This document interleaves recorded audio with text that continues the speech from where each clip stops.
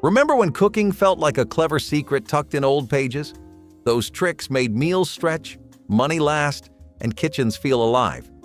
When did we stop learning from the ones who cooked before us? Making mayonnaise by hand was a test of endurance and technique in home economics classrooms. Students learned to whisk egg yolks while slowly adding oil, drop by drop, until the mixture thickened into creamy emulsion. Too fast and it would separate, too slow and it would feel endless. Teachers explained that patience was the real ingredient, along with a steady wrist. Vinegar, lemon juice, and mustard could be added for flavor, but the lesson was about control. It was not only mayonnaise they were making, it was the skill of turning simple parts into something unified. Most students found it exhausting, yet rewarding once the thick spread finally appeared in the bowl. The pride of spreading homemade mayonnaise on bread after such effort was unforgettable. While jars from the store eventually replaced the habit, students remembered the cleverness of knowing it could be made from scratch if needed. It was both practical and empowering. Stale coffee and chocolate cake showed how yesterday's pot of brew could become today's show-stopping dessert without wasting a drop. Grandma cooled the leftover coffee and whisked it into cocoa batter where its slight bitterness deepened the chocolate's richness and balanced the sweetness. The result was a cake so moist and aromatic that neighbors swore it came from a fancy bakery.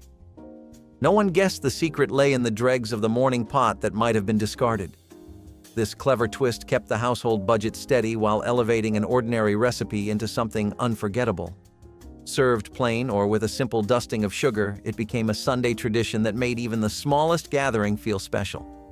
Every bite carried the comfort of familiar flavors and the quiet pride of turning what was once waste into the centerpiece of the table.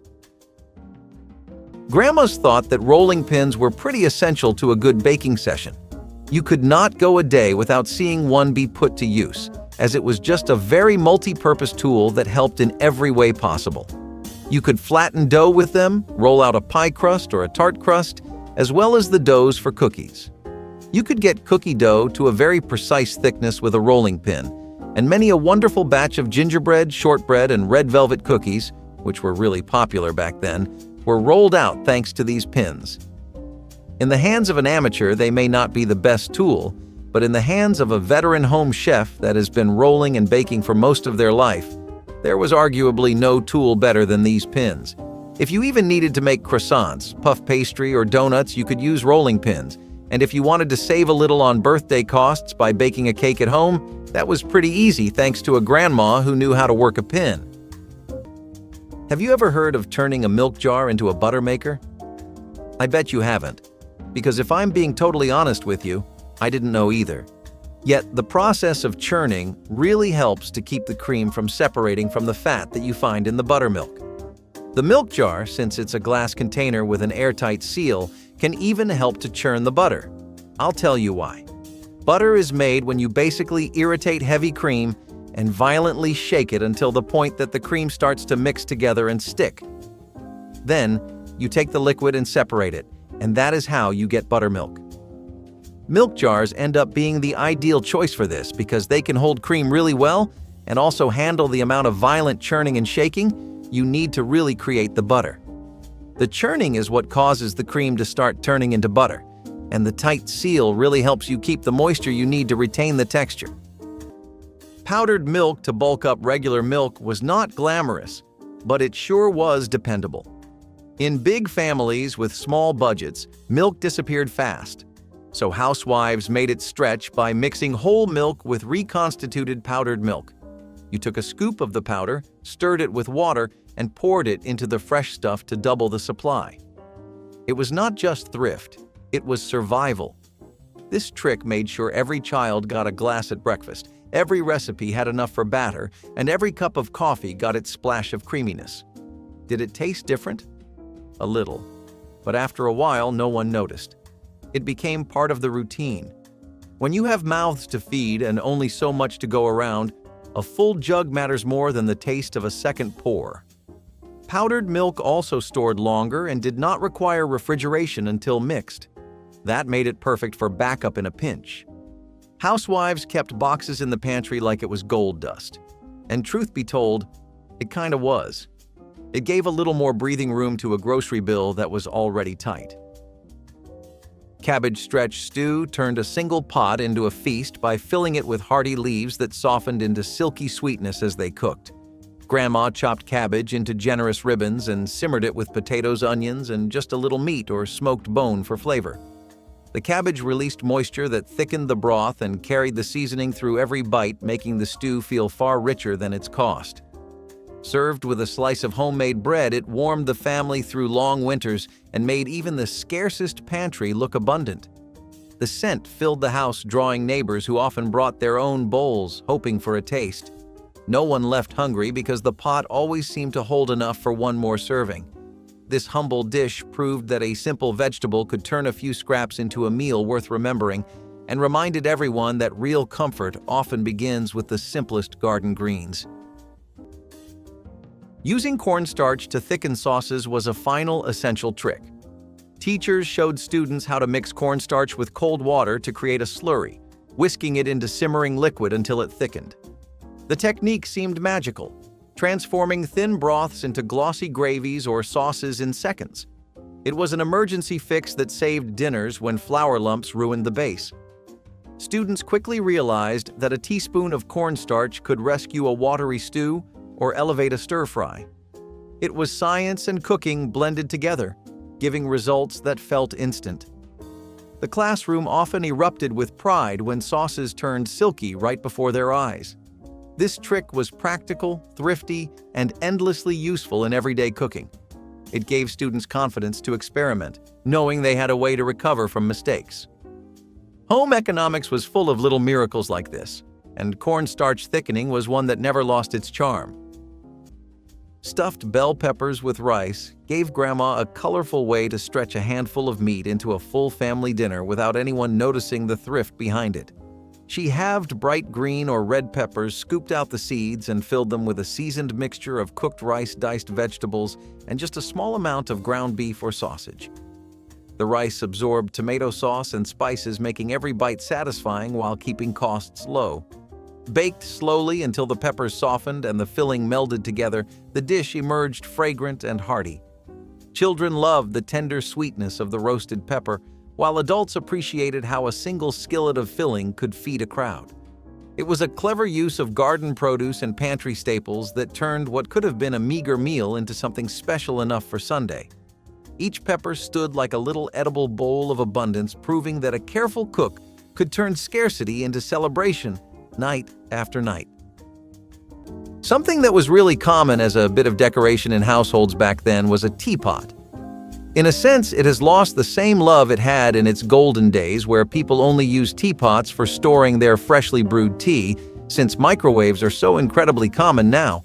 They were common in rural areas as well, which is likely where teapots became part of the cottagecore aesthetic. They were also used to brew tea, as you could steep tea leaves in them and let the hot water really soak in all of the flavors and aroma. Teapots came in different shapes and sizes, and you could always experiment and see which one worked the best for you. Potatoes are really starchy, and this gives them a lot of benefits outside the kitchen and your plate of food too. It helps them take away any kind of excess salt from your dish by just making sure that you don't have excessive moisture. As we have gone through so many times in this video already, the moisture amount in your food needs to be just right for a lot of things to work, as they ideally should. Potatoes, being composed almost entirely of starch, have a massive capacity for absorbing all kinds of liquids. You put raw potatoes into some kind of soup, stew, or sauce, and just watch as it takes away the liquid and salt.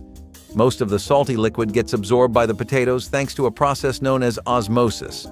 This is what happens when liquids or water move from one object to another to balance out the overall concentrations.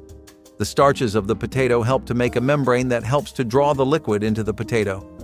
Plus, besides just that, potatoes are really good at diluting salt. Why does this help? It helps to keep the salt-to-food ratio low, which ensures that your steak or burger is just the right amount of bitter and not overpoweringly so. All in all, a little potatoes on the side have more benefits than you'd initially expect. Refrigerator pickling with vinegar and sugar was how housewives brought a little brightness into their meals without a full day of canning. You sliced cucumbers, onions, or even green beans, poured over a hot mix of vinegar, sugar, and spices, then sealed the jar and let it chill. No boiling water baths, no pressure cookers, just patience and a fridge shelf. In a day or two, you had sweet, tangy pickles that added snap and flavor to otherwise plain meals.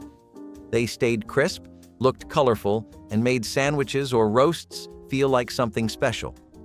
Best of all, it gave you control. You adjusted the sweetness, spiced it your way, and worked with whatever was in season. Refrigerator pickling felt homemade, but also modern. It was fast enough for weeknight dinners, but classic enough to impress guests. This trick helped housewives stay ahead, turning garden extras or produce drawer stragglers into little jars of joy. In a world where nothing was wasted, pickling meant preservation, not just taste. And every time you opened the fridge to that tangy scent, it felt like a little reward for doing things the smart way. Cooking corn in the husk was one of those lessons that made students realize the simplest tricks could deliver the best results. Teachers explained that leaving the husks on and tossing ears straight into the oven or onto glowing coals protected the kernels while steaming them inside their natural wrapper. When peeled back, the corn came out smoky, tender, and full of flavor, without butter or seasoning. The aroma of roasted husks filled classrooms and lingered in memories long after. Students learned that the husks kept moisture in, prevented burning, and saved time on cleanup. It was efficient, thrifty, and delicious, all in one. This trick carried well into picnics and backyard barbecues, where a pile of corn roasted in coals felt festive and rustic at once. For many students, it was the first time they realized how cooking could feel like magic, without fancy tools or expensive ingredients. Gelatin fruit. Molds with canned juice turned ordinary pantry items into a dessert that looked like it belonged at a holiday banquet. Grandma saved the syrup from canned peaches, pears, or pineapples and used it to flavor homemade gelatin made from unflavored packets and a little sugar. Chilled in bright molds and dotted with slices of fruit, the finished dish sparkled like stained glass on the table. Children loved the wiggly texture and sweet bursts of fruit, while adults admired how such an inexpensive treat could feel so festive. This dessert required no rare ingredients, yet impressed guests as much as any bakery confection. It was a small luxury born from thrift and creativity, showing that celebration did not depend on wealth but on imagination. Each shimmering slice reminded the family that joy could be coaxed from even the simplest shelf-stable supplies when someone cared enough to try. Crock pots were more or less the slow cookers of the past century, and they were extremely trendy in the 1970s and 1980s. You could pin their skyrocketing popularity on a lot of things, but most of it was that they aligned with the food norms of the time. Slow-cooked roasts and the like were becoming a daily aspect of people's meals once again, and besides that, people wanted to step away from hard and complicated cooking that required you to dedicate a lot of time to being in the kitchen and observing every little thing. Crockpots let you do that by just setting whatever you had on the stove and forgetting about it for a while as it slowly cooked, so you could tend to other work, chores, or just some much-needed relaxation time without any worries. One-pot meals also were some of the most widely consumed things people had, with stuff like casseroles and soups being a typical American lunch back then. Also, people really appreciated what it did for the flavor. The United States is largely a meat-eating country, and slow cooking really enriches the flavor of anything you are working with. Baking soda is a renowned cleaner across the globe. Got cat piss on your bedsheet? Somebody puked because they couldn't handle their liquor? Just a bad day? Or was that burger not fresh enough? Whatever your stink-radiating issue is, baking soda is there to clean it, but why is it such a universal cleaner? I mean, what singles this one thing out as a cleaner that works in every situation when everything else has designated specialized things specifically built to clean it?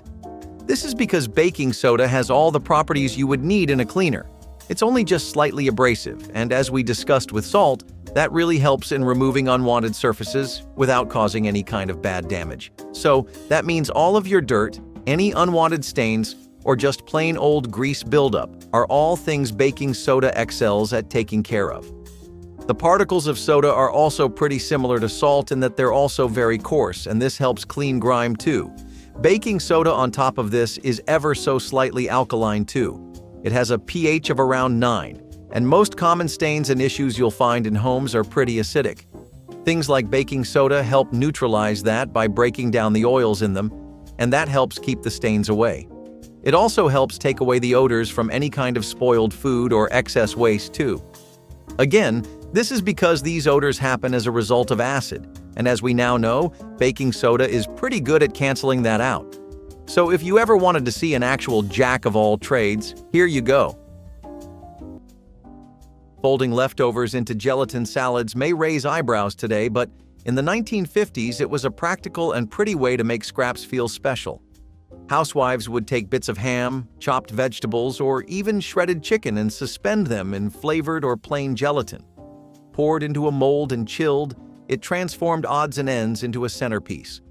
These salads might look odd to modern eyes, but back then they were admired for their color, their structure, and their thrift. You could use lemon gelatin for vegetables or tomato aspic for savory meats. It stretched small portions and added elegance to a plate, especially for luncheons or church potlucks. Kids might poke at them, but guests often smiled and served themselves a slice. It was creative, yes, but more than that, it was economical. When refrigeration was unreliable and meat was expensive, gelatin preserved and presented all at once. Housewives made the most of what was left and made it look like something fresh. Today, it seems like a trend frozen in time.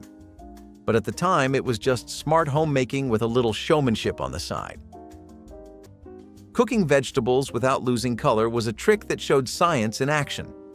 Green beans or broccoli were often used, and teachers explained that blanching in salted boiling water for just a few minutes kept vegetables bright instead of dull. Students were taught to shock them quickly in cold water afterward, locking in both color and crispness. It was a small step, but it turned something ordinary into something worth serving proudly. A plate of vivid green beans looked far more appetizing than limp gray ones. The lesson was that presentation mattered as much as flavor, and that nutrition could be preserved with a little care. It made students see vegetables differently, not as an afterthought, but as something beautiful on the plate. Families back home often saw a difference when those lessons carried over into dinner. Home economics turned vegetables into proof of skill, rather than just boiled side dishes. Jarred pickle juice reuse was Grandma's secret weapon for squeezing every drop of flavor from a pantry staple most people poured down the drain. After the last pickle disappeared, she saved the brine to boil small potatoes or to quick marinate carrots, onions, or even sliced cabbage. The salty tang and faint dill turned plain vegetables into lively sides with almost no effort or expense. Sometimes she splashed the brine into salad dressings or stirred it into deviled egg filling for an unexpected spark that guests could never quite name. Each reuse stretched a single jar through multiple meals, proving that nothing in her kitchen was ever truly finished. Children watched in fascination as leftovers transformed with a simple pour and learned that frugality could taste bright and exciting.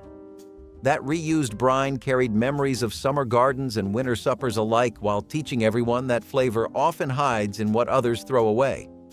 Percolator coffee pots were what people used to make their dearly beloved coffee before the age of drip coffee makers in the 20th century. This is how you would make some strong coffee, and it was done by cycling boiling water through grounded coffee.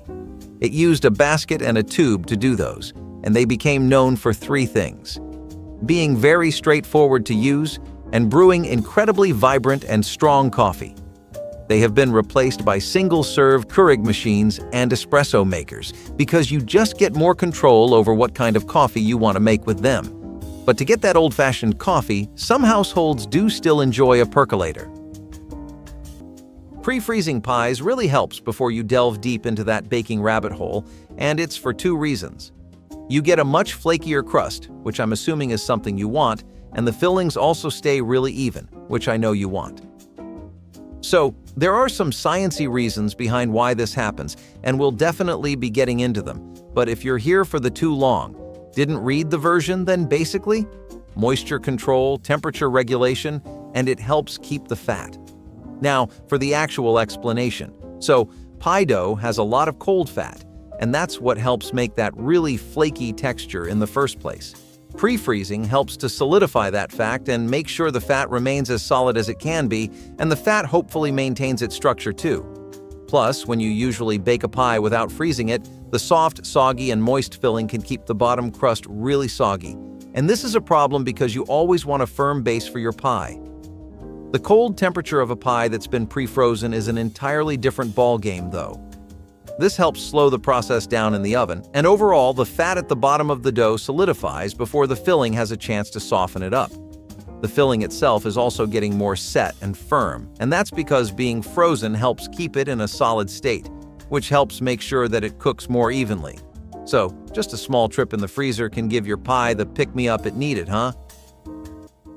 Leftover mashed potatoes turned into pancakes was a breakfast staple for families who refused to waste a single spoonful. The process was simple. You took cold, firm mashed potatoes, added a bit of flour or egg, and dropped the mixture into a hot skillet. Crisp on the outside, soft on the inside. It was comforting, filling, and downright thrifty. Housewives in the 1950s knew better than to toss leftovers. Potatoes were cheap, yes, but not so cheap you could afford to throw them out. These pancakes stretched a single dish across meals and added warmth to the morning. You could dress them up with chopped onions, garlic, or even leftover bits of cheese. Fried in bacon grease or butter, they gave off the kind of smell that made a kitchen feel alive. Kids loved them, husbands praised them, and moms appreciated the ease. Leftover night did not always mean boring. It meant clever. It meant knowing how to make something new out of what had already served its purpose. These potato pancakes did not just fill bellies, they proved that a little imagination could go a long, long way. Whipping egg whites into peaks was a test of skill that home economics teachers loved to assign. Students learned that eggs needed to be room temperature and the bowl perfectly clean, or the whites would never rise. With a steady hand on the whisk or mixer, clear liquid slowly transformed into soft mounds and then stiff peaks that held their shape. It was part science, part patience, and it felt like magic to watch. Teachers demonstrated folding sugar in gently so the air was not lost, creating the base for meringues or angel food cakes. Soufflés were often mentioned as the glamorous example, though few students actually made one. The bigger lesson was understanding how simple ingredients could change form with the right care. Many remembered the pride of turning something fragile into a dessert centerpiece. It was not just about sweetness, it was about learning control and precision in the kitchen. Home economics turned eggs into proof of mastery. Double-duty roast chicken was the ultimate lesson in using one bird for nearly a week of dinners without anyone feeling shortchanged. On Sunday, Grandma roasted the chicken with onions, carrots, and herbs, filling the house with aromas that drew every family member to the table. After carving generous slices for the main meal, she carefully saved every bone and leftover scrap. The next day, the carcass simmered into a rich golden stock that became soup or gravy, while the remaining meat found its way into sandwiches, pot pies, or creamy casseroles. Nothing was wasted, not even the drippings which flavored biscuits and vegetables for days. Each time the family sat down to another variation, they marveled that the same chicken kept giving comfort night after night. This practice was part art, part discipline, and entirely about love and foresight, turning a single purchase into a string of nourishing memories. Vintage Tupperware was particularly popular in the 1950s and 1960s, and it was known for three things. It was practical, so you could get a lot of use out of it. The designs were fresh, new, and very chic, and they had a sense of style and identity with their use of bright colors. Palettes like mint green and pink were common in the 50s, and most Tupperware also came in stronger, warmer colors like mustard yellow, turquoise, and orange. Vinegar acidic. And that's not new information. Hell, even a fifth grader these days can tell you that. At least I hope they can. Anyway, don't worry, because I'm here to tell you all about why its acidity is a factor we want to really be appreciating with this hack. See, that acidic nature helps to loosen and dissolve the burnt surface that you see on pans, the icky black stuff that sticks and just won't go away. Acetic acid is actually pretty weak, and vinegar doesn't exactly have the highest concentration of it, but its reaction with the minerals you'd find in burnt food and grease is what's interesting here. The acid actually helps break these down through an acid-base reaction and dissolution. Now those sound like fancy science words, but it basically means that this stuff is really good at helping the burnt food or grease detach from the surface of the pan. It's because vinegar is really good at cutting through stuff like that, which helps it dissolve greasy substances. I guess you can salvage that pan after all, right? Storing celery in aluminum foil was one of those little-known tricks that separated a wasteful kitchen from a wise one. Plastic wrap was not yet a common household item, and Tupperware was still a novelty for many families. So when a bunch of celery started to go limp, housewives would wrap it tightly in aluminum foil and tuck it into the fridge. This simple act worked like a charm. The foil let just enough moisture escape while keeping the celery firm and fresh. No soggy stalks, no odd smells, no food thrown out. That foil wrap could stretch a single bunch for nearly 2 weeks. Kids still got their crunchy snack, and dinner still had that satisfying snap in a soup or casserole. It sounds small, but it meant less waste and more money saved over time. Housewives passed this trick down like family folklore. You saw your mother do it, so you did it too. It was quiet, unfussy, and brilliant. In a time when food was money and money was tight, even celery got the 5-star treatment. You may not see it on a box today, but aluminum foil was a kitchen MVP before it even had the title. How to avoid lumpy gravy was one of those everyday lifesavers taught early in home economics class. Students were shown how to whisk flour into fat first, creating a smooth paste before adding liquid. This simple step, called making a roux, prevented clumps from forming and gave gravy a silky texture. Teachers emphasized steady stirring, never letting the mixture sit still long enough to scorch. Broth, milk, or pan drippings were added slowly, transforming into sauce right before their eyes. Many remembered the excitement of watching a watery mixture thicken perfectly. Gravy was important because it turned plain potatoes or meat into something satisfying. Families relied on it as a way to stretch flavor across the whole plate. Avoiding lumps may have seemed small, but it was proof that skill mattered more than luck in the kitchen. For many, this trick became one they used for the rest of their lives. Buttermilk substitutes kept baking day alive when the real thing was nowhere to be found. Grandma simply stirred a spoon of vinegar or a squeeze of lemon juice into regular milk and let it sit until tiny curds formed, giving the liquid the same tang and tenderizing power as true buttermilk. Biscuits, pancakes, and cornbread rose high and fluffy as if nothing had changed. This trick saved both time and money, while teaching younger cooks that flexibility in the kitchen mattered more than perfect ingredients. The slight acidity added depth of flavor that some preferred to the original, and many kept using the method even when buttermilk was back in stock. It was a quiet reminder that know-how could outlast shortages and that a clever cook never let the lack of a single item halt a meal. Every golden loaf or tender cake from that mixture carried the taste of ingenuity and the comfort of resourceful tradition. Something you would always find in your grandma's kitchen besides a pressure cooker, a teapot, and freshly baked gingerbread was a cake stand to display all her baked goodies on.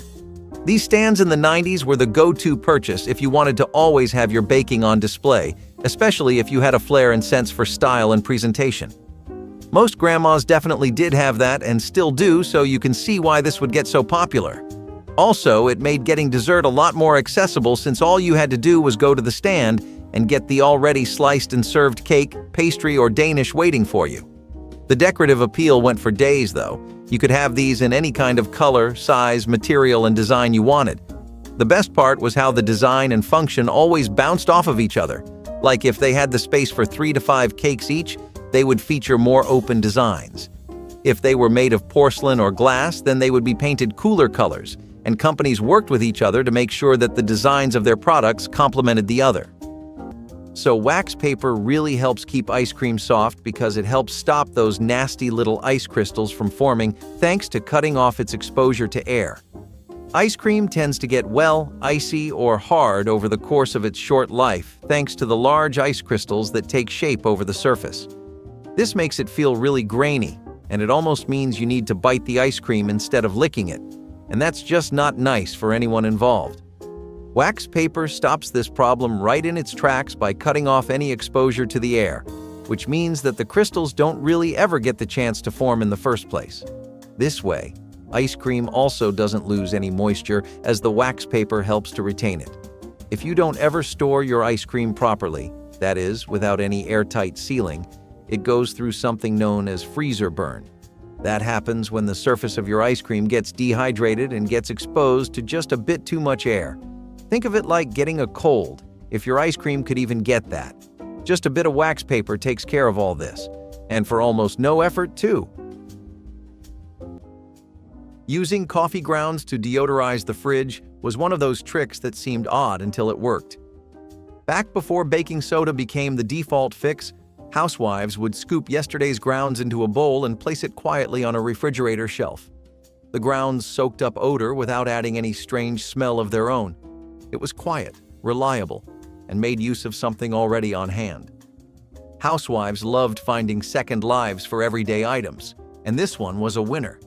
If your fridge started to smell like onions or last Sunday's roast, the grounds pulled the stink right out. And they did it naturally. No chemicals, no fuss. Plus, it made opening the door a little more pleasant, especially with company around. You might not think about it today, but back then, no one wanted their butter tasting like cabbage. This little trick helped keep flavors clean, meals fresh, and dignity intact. It was one more example of turning waste into usefulness and making the kitchen work smarter, not harder. And when you are running a household on a shoestring, that kind of wisdom matters more than anything. How to knead yeast dough correctly was one of the most hands-on lessons in any home economics class. Students were shown how to press, fold, and stretch dough with the heels of their hands until it became smooth and elastic.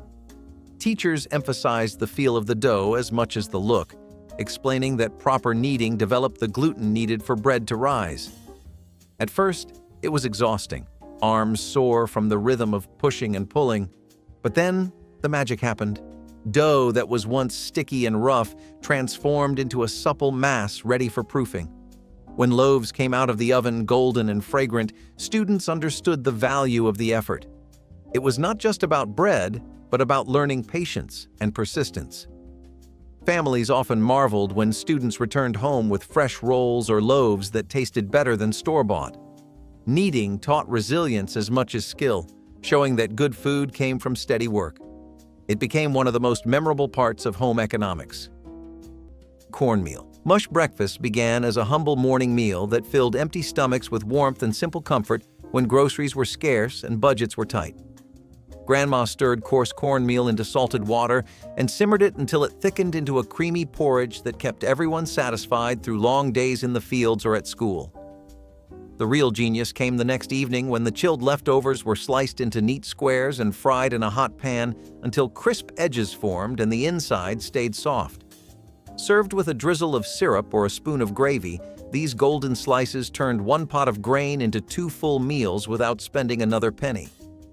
Children looked forward to the savory crunch, while adults appreciated how a single bag of cornmeal could stretch across the week. The sizzling sound in the skillet and the toasty smell reminded the family that thrift did not mean sacrifice, and that patience always rewarded the careful cook. Butter curlers were another little trinket that saw a lot of use in most households, thanks to the simple benefits of life it would let you enjoy, like very pretty-looking butter. Some home chefs were much more focused on presentation, decoration, and maintaining the ambiance with the look of their food than others. They always had butter curlers handy because at formal meals or dinner parties, this elevated the entire mood because of how good it could make your food look. Homes that had hosting and entertaining as a priority always had curlers around, and nowadays some still use them because of the flexibility it gives you. With butter curlers, you could get more controlled and moderate curls of butter out instead of large spreads that really burned through your stock and had you running to the grocer's again and again. Cloth bags can actually help your cheese age just right, and I bet that sounds like a really weird mix to you, but it's as legitimate as a mix can be. The right conditions for aging all happen inside the wonderful confines of a cloth bag, so you have that for one. Basically, to age cheese and to age it properly, you need three different things. You need moisture that's regulated, and you need a lot of air circulation. None of that means anything if your environment isn't clean, so you need to be able to prevent contamination as well as you can. Moisture regulation is really important because as it keeps aging, then cheese starts losing moisture. Cloth bags, on the other hand, are made of really breathable material and help moisture to evaporate a bit more slowly so that the cheese doesn't get too dry. Cheese aging also helps keep air balanced since the cloth bag is really porous. All those tiny little openings help air to flow around the cheese, which you really need for the health of the rind. It helps for those helpful little bacteria and molds that you find on cheese to grow. Some of those microorganisms don't deserve to die in a heat death. They make your burger a lot better. Third of all, the bag itself just works as a natural barrier against any kind of dirty substance, insect, or material. All in all, you get a perfect vibe for your cheese. Turning stale bread into homemade croutons was one of the simplest yet smartest tricks in a 1950s kitchen. Bread never lasted forever, especially before preservatives became the norm. But a housewife would never let a loaf go to waste. Instead, she would cut it into cubes, drizzle with a bit of oil or bacon grease, toss in whatever seasoning she had on hand, and bake until crisp. These croutons were then stored in jars and added to soups, casseroles, or salads for days to come. They brought crunch, comfort, and a sense of creativity to any meal. You did not need to buy anything new, just make the old new again. Kids loved them, husbands noticed them, and guests thought they were fancy. All from a slice that might have otherwise gone to the birds. It was a perfect example of homemaking in the 1950s, clever, quiet, and deeply practical. Housewives learned to turn a potential waste into a winning side dish, and the smell of toasting bread with a hint of garlic or butter, that alone could bring the whole family to the kitchen. Today, we buy croutons in boxes. Back then, we made them from scraps, with pride. Making Jell-O salad hold its shape was a practical challenge in classrooms during the 1960s and 1970s when molded salads filled tables at picnics and church suppers. Teachers explained that fruit had to be folded in only after the gelatin partially set. Otherwise, the pieces would sink or the mixture would collapse. Students stirred gently, careful not to break the wobble that was part of the charm. Cream or whipped topping could be added, but it had to be folded just so to stay fluffy. The whole process taught patience and timing, as well as a bit of presentation.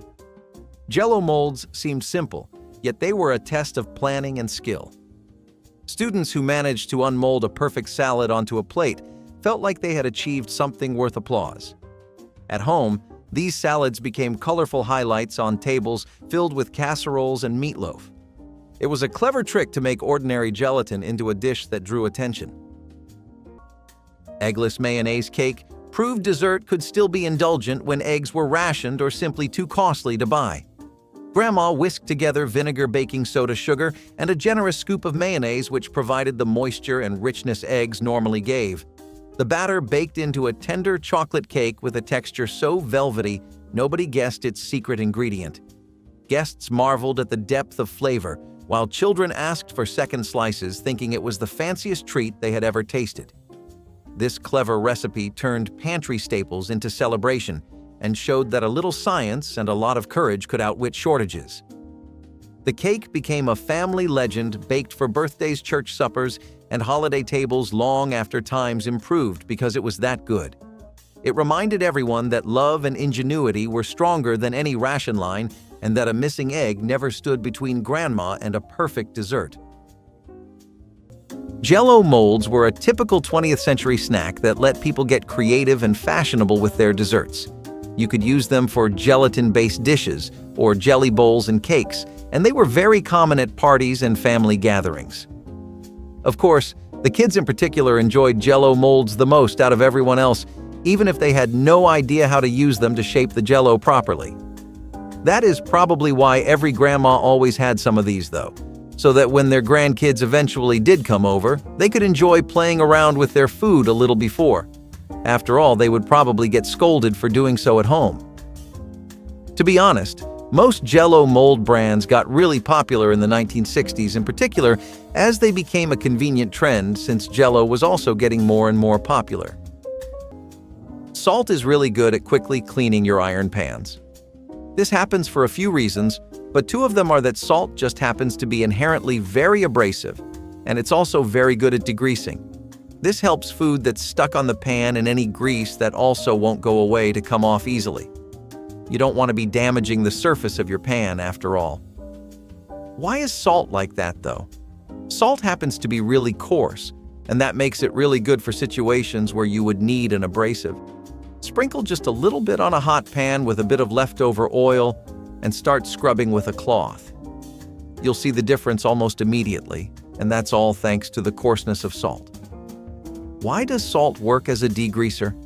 Well, that's because when you use it alongside heat, salt changes its properties a little, as most things do when they come into contact with heat. Now, salt can help to absorb and break down greasy surfaces because it helps draw that grease away.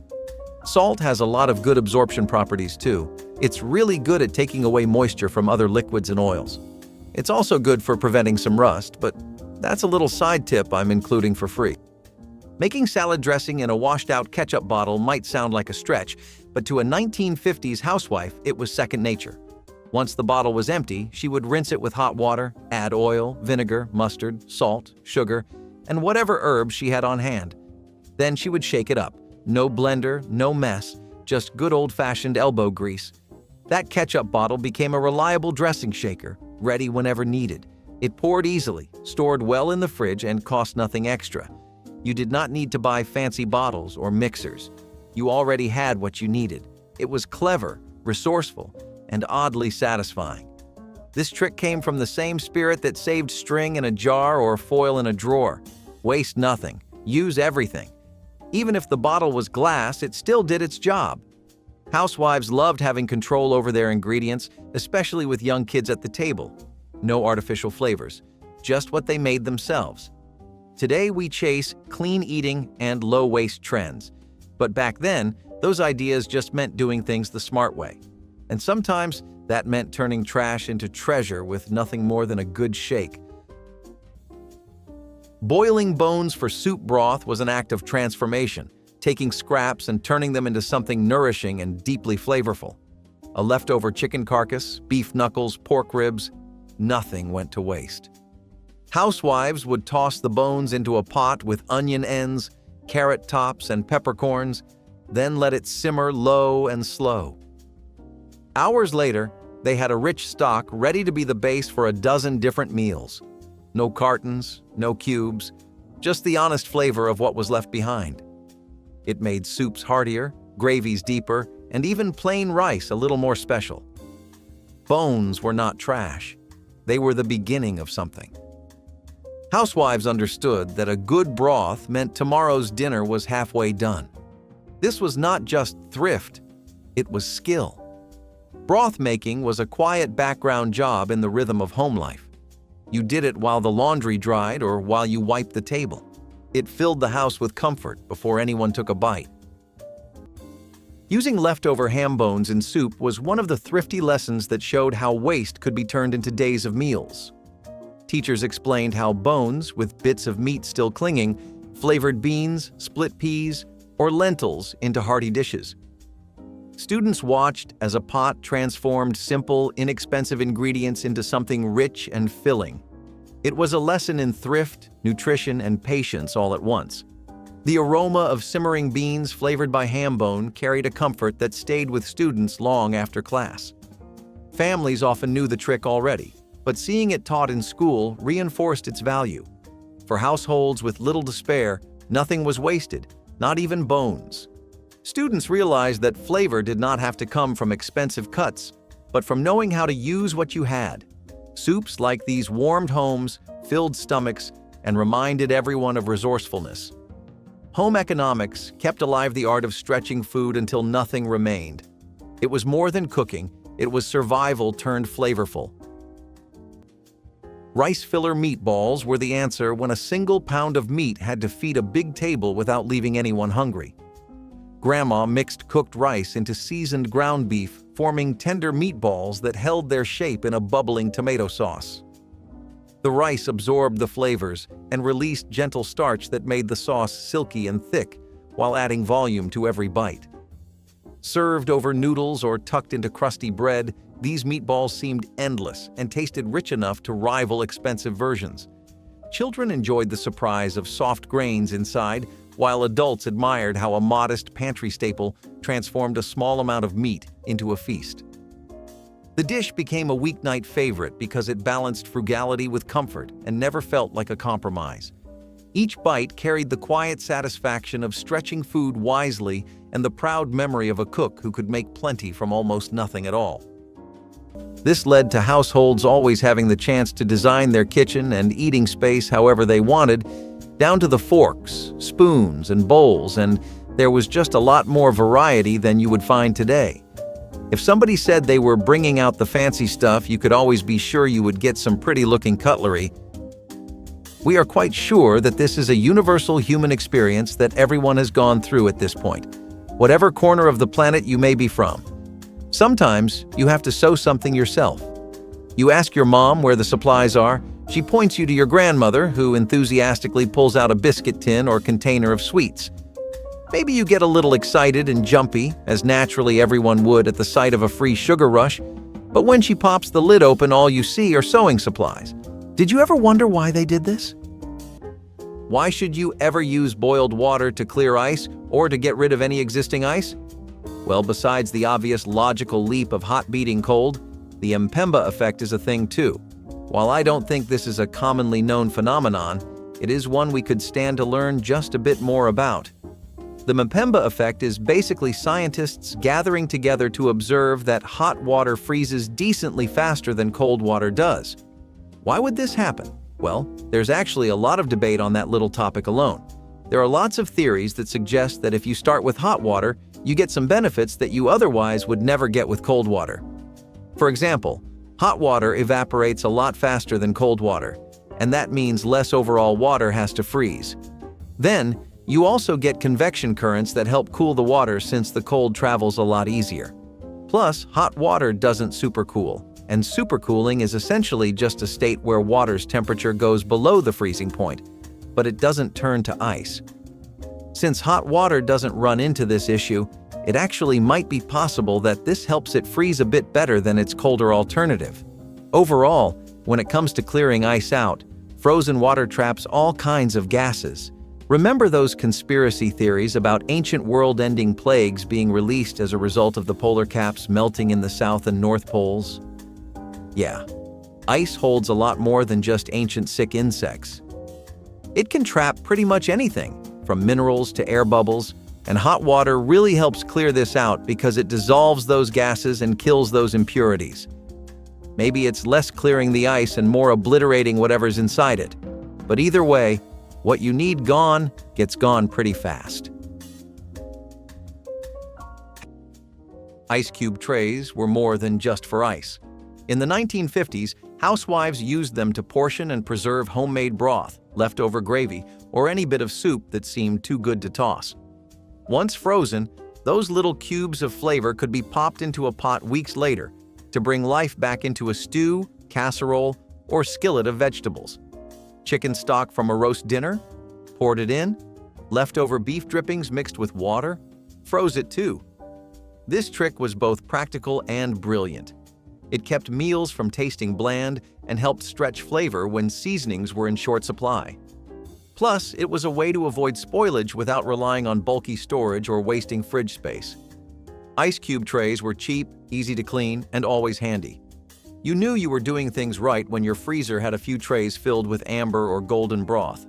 It made midweek cooking faster and tastier.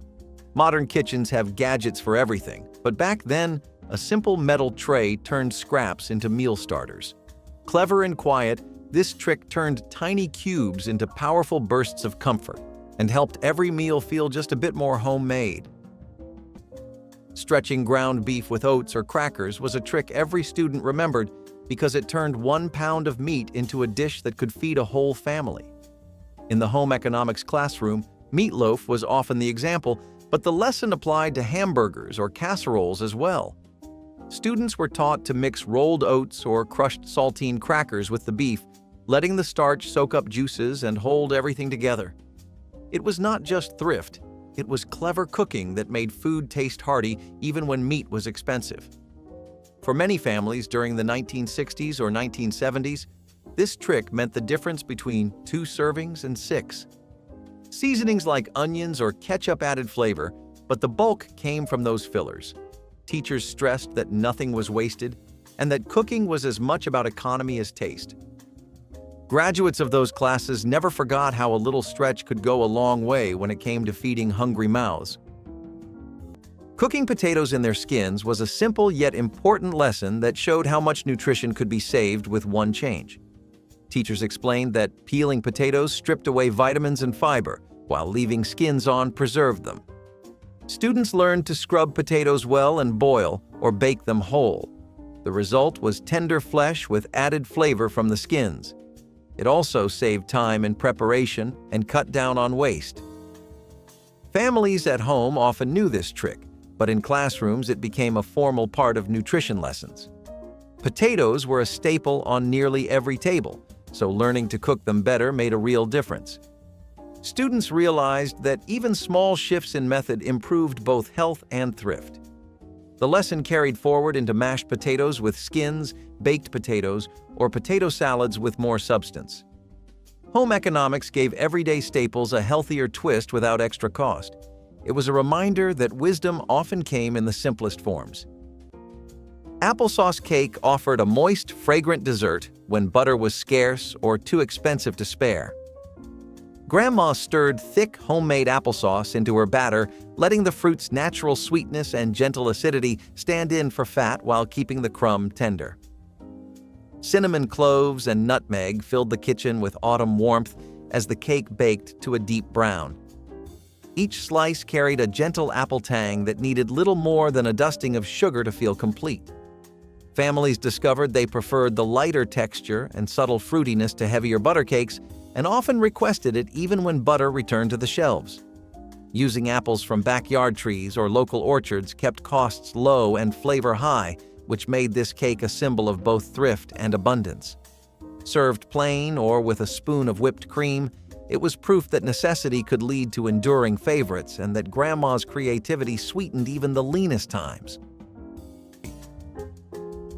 Storing herbs in an ice cube tray works incredibly well because it really helps to keep them fresh, at least as fresh as they really can be. The herbs are very fragile, and if you've spent a lot of time seasoning your food, this isn't something I need to tell you.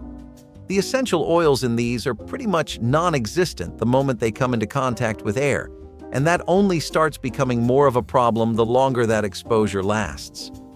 They don't do well with lighter heat either, which is why an ice cube tray works for 3 reasons. 1, it helps preserve their freshness. Okay, tell me why, right? Well, ice cube trays put a little roadblock in a neat and slightly annoying process I affectionately call oxidation, and that really helps to keep spoilage issues low. That's all thanks to the cold temperature helping the enzymes stay away from the tissues of the herbs, and in turn, the oils that are with them. 2, there's only so much space in a tray, so you only take out the amount of herbs you need, which helps you keep spoilage to a low anyway. 3rd, you always place these trays in freezers, away from any kind of light or heat, which gives the herbs the perfect environment they need to rest and chill until you need to take them out. Crushing stale cake into dessert crumbs was the final act of rescue in a house where nothing went to waste. When a cake dried out or sat too long on the counter, housewives did not toss it in the trash. They broke it up by hand or used a rolling pin to crush it into fine crumbs. Those crumbs had plenty of uses.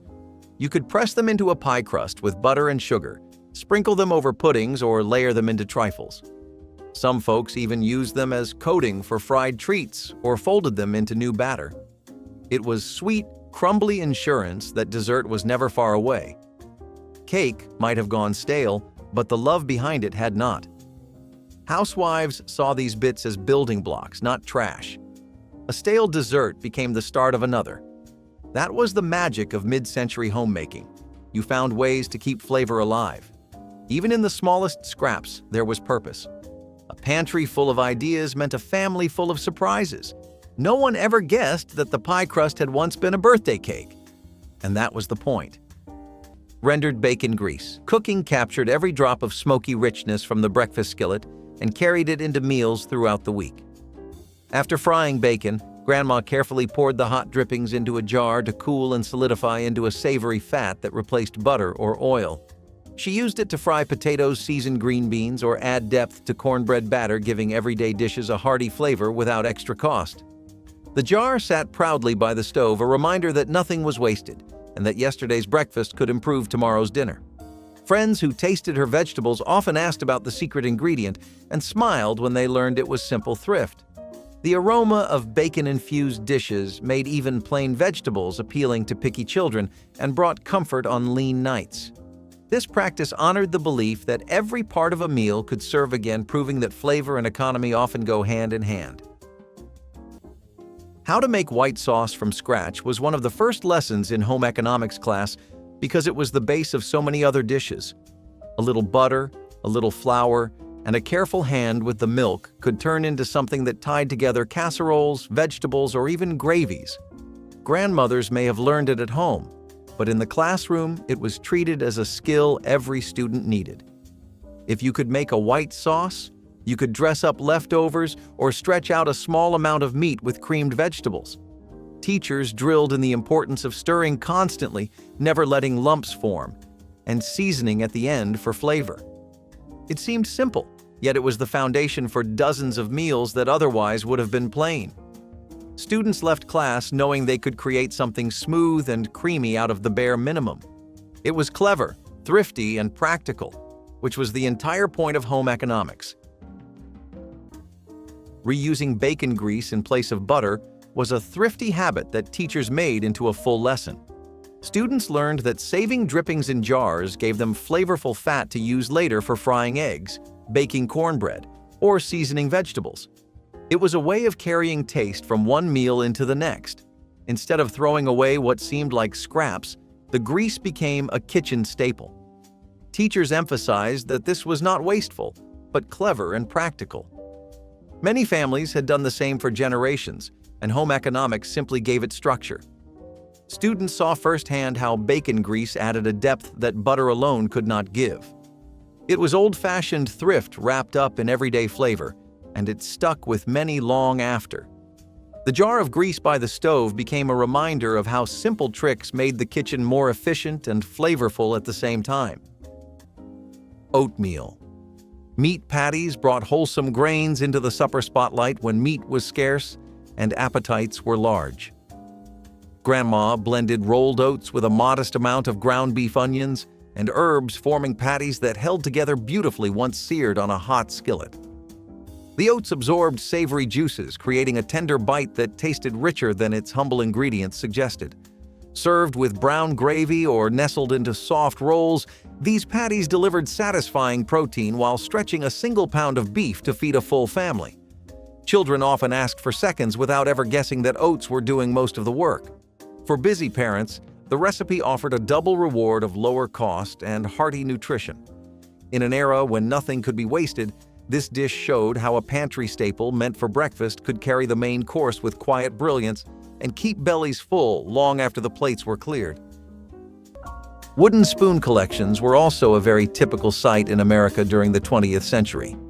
A lot of these things got as popular as they did because they lasted so long and were also pretty durable. Nowadays, it is very easy to get a replacement for something if it breaks or something goes wrong, but it was more of an inconvenience then. Wooden spoons didn't melt or warp even with daily exposure to heat, so they were used in nearly every aspect of cooking. Besides the practicalities of all of it, the aesthetic appeal was also really out there. They went along with most of the interior of homes back then, which was pretty wood-oriented, and the rustic charm and warm, dulcet tones of a well-stacked collection of wooden spoons really brought it all together. It's when the little things come together that a place really shines, you know? Cooking with canning jars is one of the most common things to do because they're built to do really well around high temperatures. People use it during sous vide, or to bake, or even when they're slow cooking. These jars are airtight, and their heat resistance really isn't a joke. You should look up how good tempered glass is when it comes to dealing with extreme heat, because it's literally the entire point of picking it out for the canning jars. The jars are usually heated to really high temperatures so that the food inside can be sterilized and preserved, and the glass actually expands and then contracts back to its original size and shape without breaking. This means you can place it on any source of heat, a stove, an oven, or even a pot of boiling hot water, and not worry about any glass exploding in your kitchen. If you cook with canning jars, then the context of slow cooking really is the best one to use them in. The airtight seal really helps to trap moisture in, which helps to boost the flavor of something by several levels.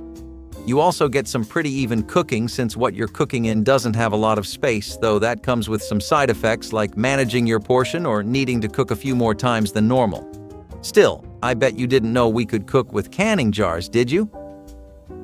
Soaking wilted lettuce in cold vinegar water was a trick passed down like a whispered kitchen secret. When lettuce started to droop or go soft, it did not get tossed. It got revived.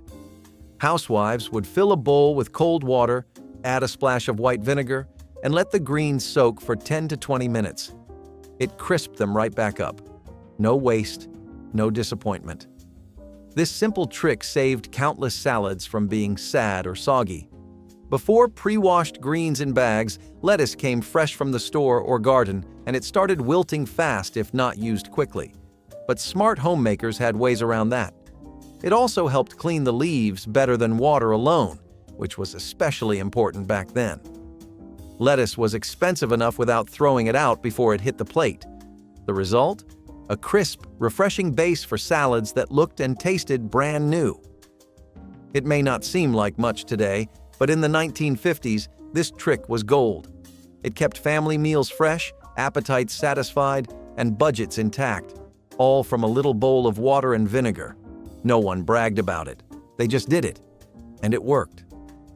The secret of fluffy biscuits was another cherished teaching moment.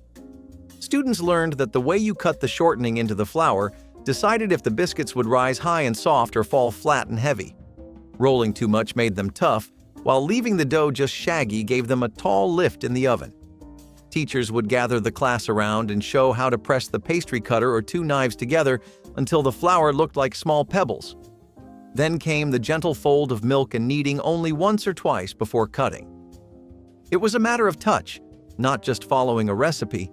The pride of seeing biscuits rise golden in the school ovens left a memory many never forgot. These were not store-bought rolls. They were warm, homemade proof of skill. Biscuits at dinner were not just bread. They were a sign that you had mastered something worth sharing. Day-old bread pudding proved that dessert could still grace the table when sugar and butter were limited, and every slice of bread counted like gold. Leftover loaves too dry for sandwiches were cubed and soaked in a custard of milk eggs and a sprinkle of nutmeg, then baked until the kitchen filled with a sweet toasted scent that drew the entire household.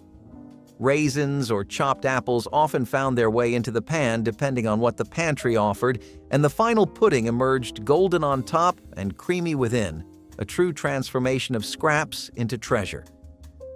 Children loved it warm with a drizzle of homemade syrup, while adults savored it cold the next morning with coffee and quiet conversation. Nothing about it felt secondhand, even though it began as scraps that might have gone to the chickens or the compost heap.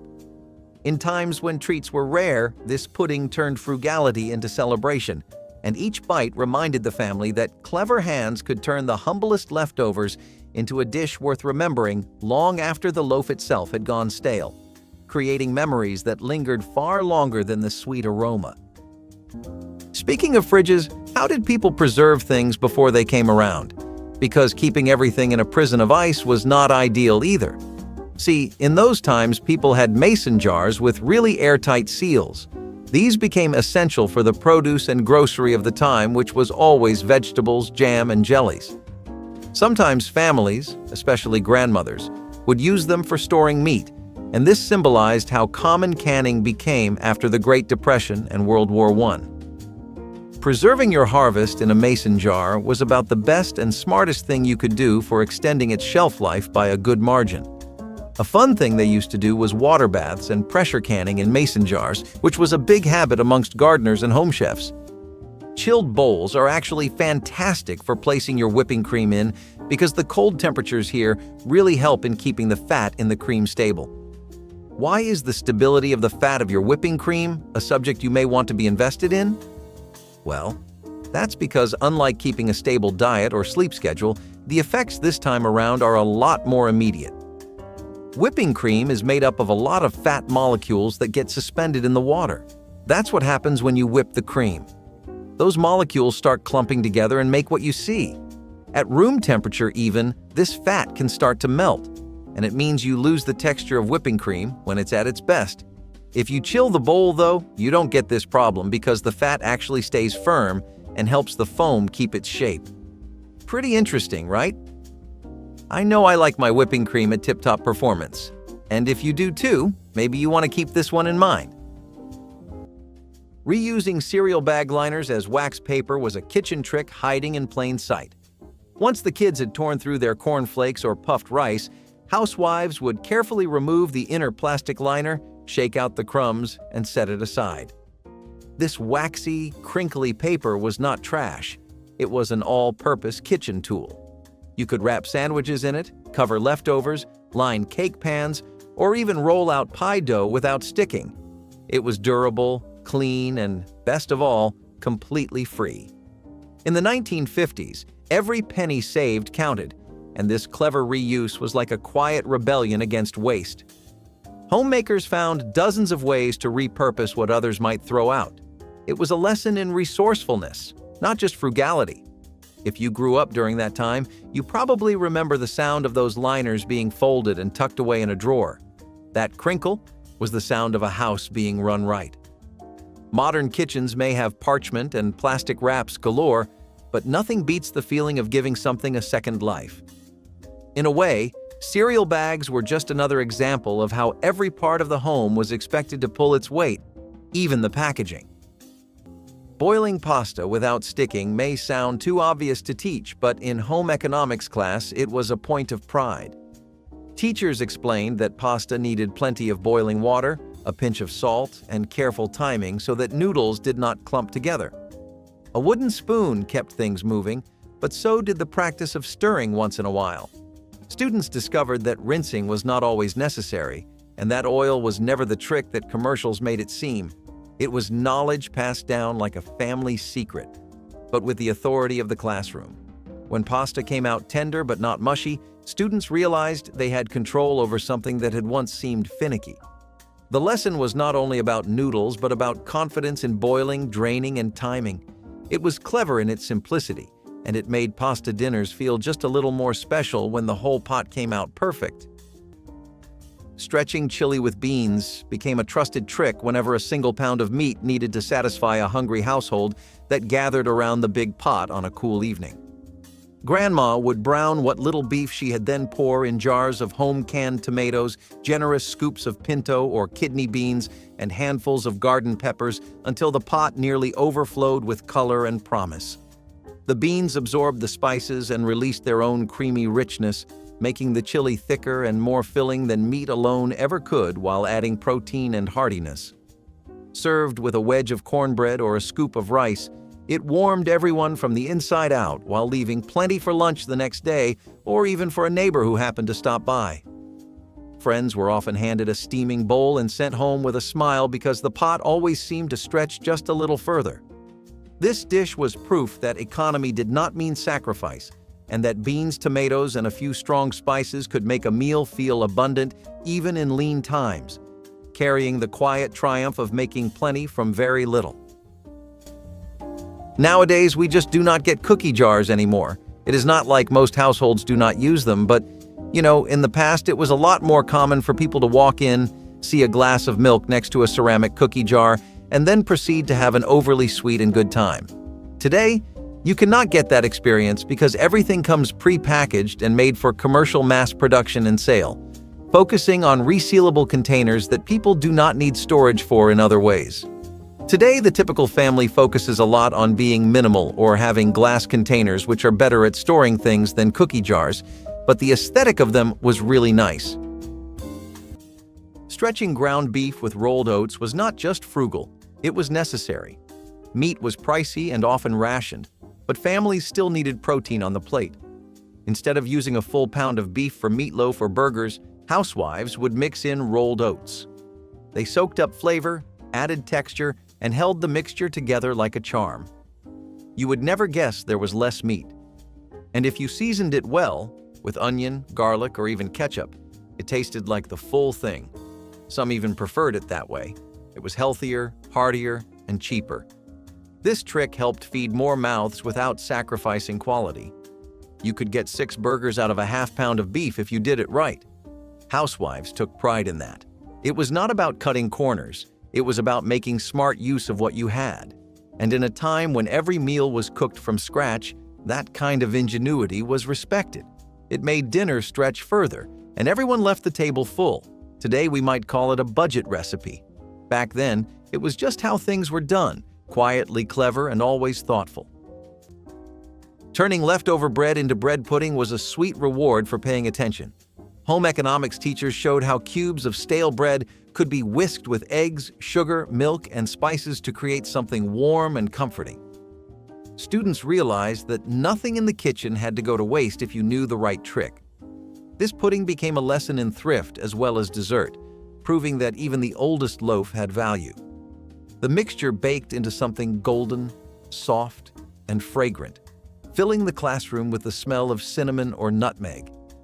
It was dessert without extravagance, made from scraps and a little imagination. The point was not only flavor, but also resourcefulness, a reminder that clever cooks could turn yesterday's leftovers into today's highlight. Many students remembered the first spoonful as proof that food did not need to be expensive to feel like a treat. That was the lasting charm of bread pudding in the classroom. Vegetable scraps. Soup turned trimmings into treasure by capturing every ounce of flavor from what others might discard. Carrot tops, celery leaves, onion skins, and the tough ends of beans were saved through the week in a chilled pot until a rainy day called for a simmering kettle of broth. Grandma added water, a bay leaf, and perhaps a pinch of salt, letting the vegetables release their hidden sweetness into a fragrant stock. Strained and served with a handful of noodles or grains, this soup tasted far richer than its humble beginnings. The family learned to see every peel and stem as a promise of another meal rather than waste. Friends who dropped by were always surprised that such depth came from what they would have thrown away. This practice taught frugality, patience, and respect for the harvest while keeping the household well-fed through seasons of scarcity and plenty alike. Butter dishes with lids were something that you would find in almost every household. Just like you would walk in most homes today and expect to find a coffee maker or a deep fryer, back then, in the age of our grandparents, butter dishes were very popular ways of storing the spread. You would keep them at room temperature instead of in the fridge, so they were always soft and spreadable, and you would protect them from any dirt. These existed even before the time of accessible and affordable refrigeration, and they were made from glass or ceramic. Usually they would be pretty fashionable too, with lots of unique designs and ornate detail put into them. So, you really want that aesthetically perfect slice of cake, right? The one that looks like it's right out of a TV ad? The one that just looks wonderfully symmetrical and like it was cut by a pro? You can't get that with a knife, despite what the TV shows. We've all been there, friend. I'll let you in on a little secret too. They probably don't use knives either.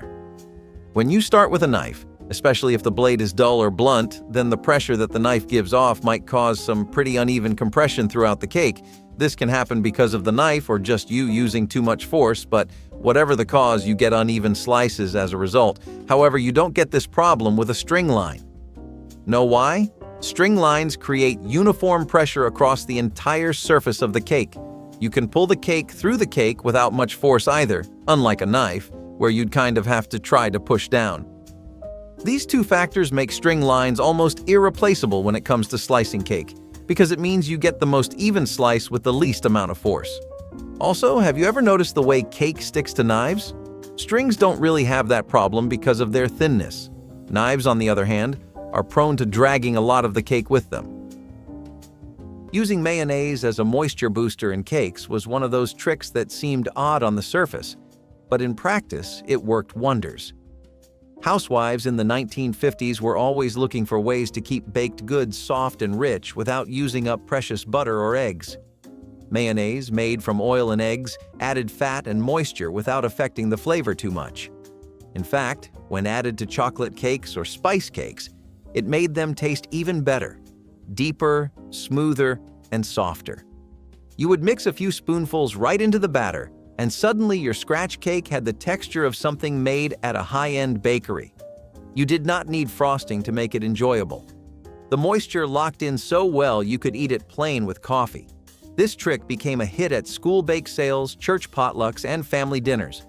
It was also a quiet lifesaver when ingredients were limited or rationed. If you had mayonnaise in the fridge, you had cake potential.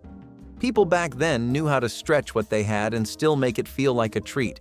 Today, it sounds like a shortcut, but back then, it was a stroke of genius. Clever, practical, and unforgettable. How to make perfect hard-boiled eggs became a rite of passage in many home economics classes. The trick was all in timing and cooling. Teachers explained that placing eggs gently into simmering water, not a rolling boil, prevented cracking and overcooking. 10 minutes of gentle simmering followed by a plunge into ice water kept yolks bright yellow rather than gray. Students practiced peeling shells without tearing the whites, a detail that mattered when serving salads or snacks. It was one of those small skills that built confidence quickly. Eggs were cheap, versatile, and always available, making them the perfect classroom ingredient. The satisfaction of slicing into a neat, sunny yolk stuck with students long after. The point was not luxury, but mastery, showing that even the simplest food could be handled with care and precision. Hard-boiled eggs became more than breakfast. They became a symbol of patience and practice in the kitchen. Milk powder magic was a quiet lifesaver when fresh milk was expensive or hard to find. Grandma kept tins of powdered milk tucked in the pantry, ready to whisk with warm water into a smooth base for baking sauces or morning oatmeal. Its long shelf life meant there was always milk for biscuits, puddings, or creamy gravies even when the dairy delivery failed. Children barely noticed the difference once the milk was cooked into custards or poured over cereal because it tasted just as comforting. This clever staple spared countless trips to the store and stretched the family budget while keeping recipes rich and dependable. It was one of those small kitchen miracles that worked behind the scenes, making every cup of cocoa cake batter or savory sauce possible during tight weeks. Even today, the memory of that dependable tin brings a sense of security and gratitude for the quiet ingenuity it represented. The meat grinders of yesterday were known as manual food mincers, and before electrical appliances and pre-packaged processed meat took over marts and homes alike, they were a kitchen staple you would find everywhere. Manual food mincers let any kind of family enjoy most kinds of food, like meat, veggies, and dry nuts as well. You could have ground meat or minced, which let them make sausages and burgers, steaks, or pâtés. So you could open up access to dumplings for dinner or a cookout with homemade burgers. A lot of meat stuffing dishes like meatloafs and dumplings were also very popular things to make, so food mincers helped in preparing those, and they were very self-sufficient and economical. So storing lettuce in damp cloths follows pretty much the exact same principles we went over while we were discussing how bread can help you get your sugar back. It's all about moisture retention. But this time around, it's also got a lot to do with regulating the temperature of the lettuce. This really helps maintain the vegetable, because lettuce usually contains a lot of water, and that makes it easily perishable. Bummer, right? Especially when we use it in so many things, which always prompts you to buy in bulk. But that may not be the right idea, since you end up with wilted and dried lettuce, and no one wants that, right? Putting a damp cloth on it helps keep it humid, which means that the lettuce gets a perpetual source of moisture. This helps to keep the moisture in for long, and the cloth itself helps to absorb moisture coming in from the air and helps buffer the temperature too. You get a consistent humidity this way and some airflow since it is a cloth. All of this works really well by giving lettuce essentially the perfect environment it needs to last longer. Jell-O as a leftover preserver may sound like a party trick today, but in the 1950s, it was a serious solution to a serious problem: food waste. Housewives would take leftover vegetables, bits of meat, or even chopped eggs and suspend them in flavored or plain gelatin. The result was a molded salad that kept longer and looked surprisingly elegant on the table. It was not about being fancy.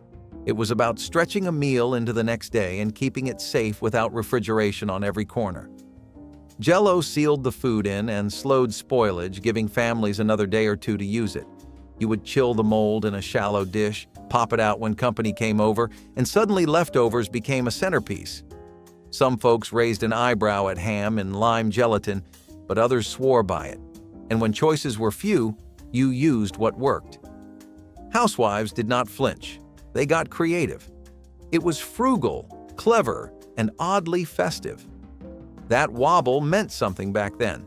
It meant no waste, full bellies, and a little color on a dinner table that needed cheering up. Cooking rice without burning was an important lesson because many families struggled with pots that stuck or scorched. Teachers insisted on the method of simmering. Measure water, add rice, cover tightly, and never stir until it was done. Students had to resist the urge to peek or fuss with the pot, since that released steam and ruined the texture. After resting, the rice was fluffed gently with a fork to separate the grains. This simple process transformed rice from a sticky mess into a side dish that felt polished and reliable. It became clear that technique mattered as much as ingredients. Families at home benefited from bowls of rice that no longer tasted charred or clumped. For many students, it was the first time rice came out right every time. That small success built confidence, showing that even tricky basics could be mastered with practice and patience. Home economics gave rice a new reputation for consistency. Vegetable garden stone soup turned neighborhood generosity into a steaming pot of nourishment on cool evenings when everyone's harvest was thin. Families gathered with baskets of odds and ends, half a cabbage, a handful of beans, a few carrots or onions, and Grandma welcomed them all into one large kettle. As the vegetables simmered together, their flavors mingled into a fragrant broth far richer than any single ingredient. Children chased each other while adults shared stories around the fire, waiting for the soup that belonged to everyone. No one worried about exact measures or missing spices because the real recipe was cooperation and trust. When the ladle finally dipped into the golden liquid, each neighbor left with a warm bowl and a deeper sense of belonging. The meal cost almost nothing, yet fed hearts as much as stomachs, proving that community spirit could turn scraps into a banquet, and that sharing was the most filling ingredient of all. Candy dishes would usually always be filled to the brim with wrapped sweets, especially if we are discussing the holiday season. As soon as you had October roll around, people would start preemptively planning their best Halloween ideas and what candies they were going to get to fill up the dishes this year. Many even had really decorative designs to them, like colorful or cut glass and spooky patterning. It was all a part of setting up the vibe of your home back in the day. Going out shopping for new and in-style candy dishes is a thing of the past now. But when people engaged in this activity, it was a bonding event for families. So was emptying those dishes every week, by the way. String is actually really good, not just for slicing your cake and your desserts, but for stringing up and trussing your poultry too. It helps keep the bird in a compact and even shape, which, as you may have obviously guessed, helps ensure that the bird cooks evenly too. Trussing your poultry with string helps to make sure that the bird is cooking evenly because of the fact that it helps maintain the overall shape of the bird. The legs and wings stay close to the body instead of away, and this helps the heat travel overall a lot more easily throughout the bird. You get uniform cooking this way, which is always better as opposed to, well, ununiform cooking. The poultry really keeps its moisture too, which is always good because, let's be honest, nobody likes eating a dry bird. The tight packaging helps to make sure the moisture doesn't get away, and the meat overall stays a lot more tender and juicy. Trussing also has an unexpected benefit, but since the body stays tighter and more together, the presentation ends up looking better too. This is a part of why trussing your bird around Thanksgiving became such a massively practiced hobby across the United States. After all, when the occasion is special, you don't just want to make a good bird, you want to make it look pretty sitting there with all the toppings too. Then there's the stuffing, which always tends to kill everyone's vibe when it overflows. The aesthetic appeal of the bird, combined with how it just overall cooks a lot better and stays more crispy too thanks to the even baking, means that there's almost never a reason not to trust your bird. Wax paper pie crust rolling was a small, neat miracle in every baker's routine. The trick was simple. Place dough between 2 sheets of wax paper, then roll it flat without ever touching the counter. No flour clouds, no sticking, no cleaning up bits of dough from every corner. It made rolling faster and neater and helped keep the crust light. Housewives found that pie dough came out more even, less dry, and easy to lift into the pan without tearing. Wax paper acted like a gentle buffer, holding everything in place and making cleanup a breeze. In a kitchen where mess meant more work and time was precious, this trick was a quiet revolution. You did not need a fancy mat or special tools, just a roll of wax paper from the drawer and a steady hand. Even the rolling pin stayed clean, and once the pie was in the oven, you tossed the paper with no fuss. It was neat, clever, and all about working smarter. Tricks like this helped make dessert feel possible even on the busiest, tightest days, and that meant everything. How to clarify soup broth was one of those seemingly small lessons that showed students the difference between plain cooking and refined cooking. Teachers explained that skimming foam during simmering and straining through cloth or fine sieves kept broth clear, golden, and appetizing. It was not about changing flavor, but about presentation and pride. A clear broth looked cleaner, more professional, and carried a sense of care.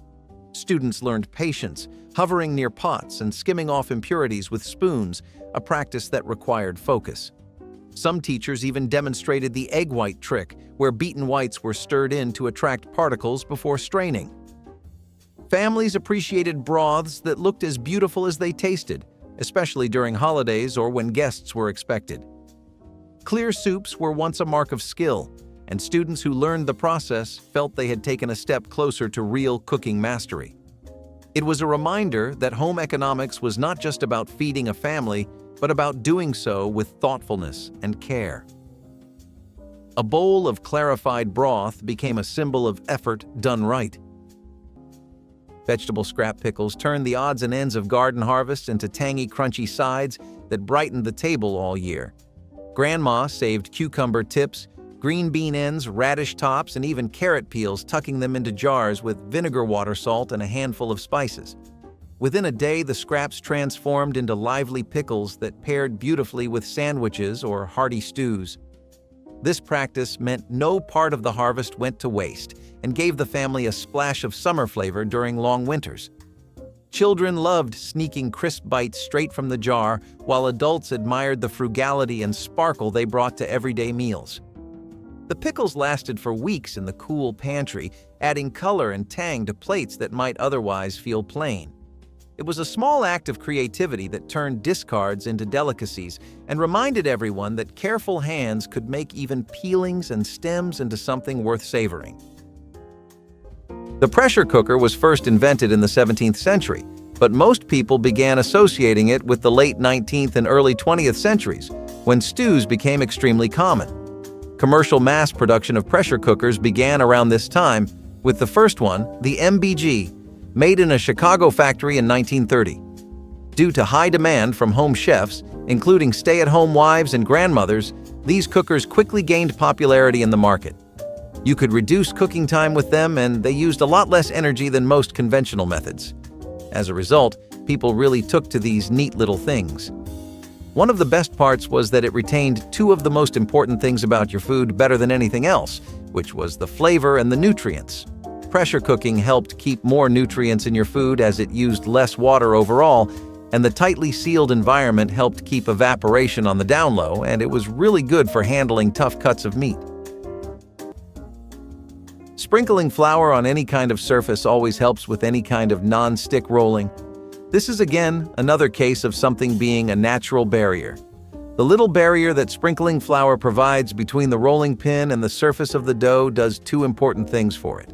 One, you reduce the overall friction, and two, you prevent the dough from sticking. Now, why does that happen?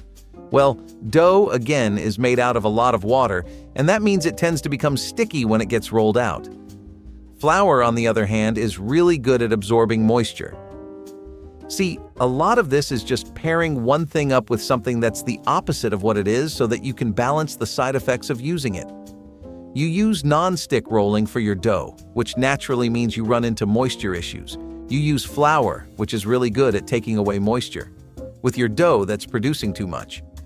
That barrier also works as a little powdery layer between the surface and the dough, and this really helps the dough not stick to the pan.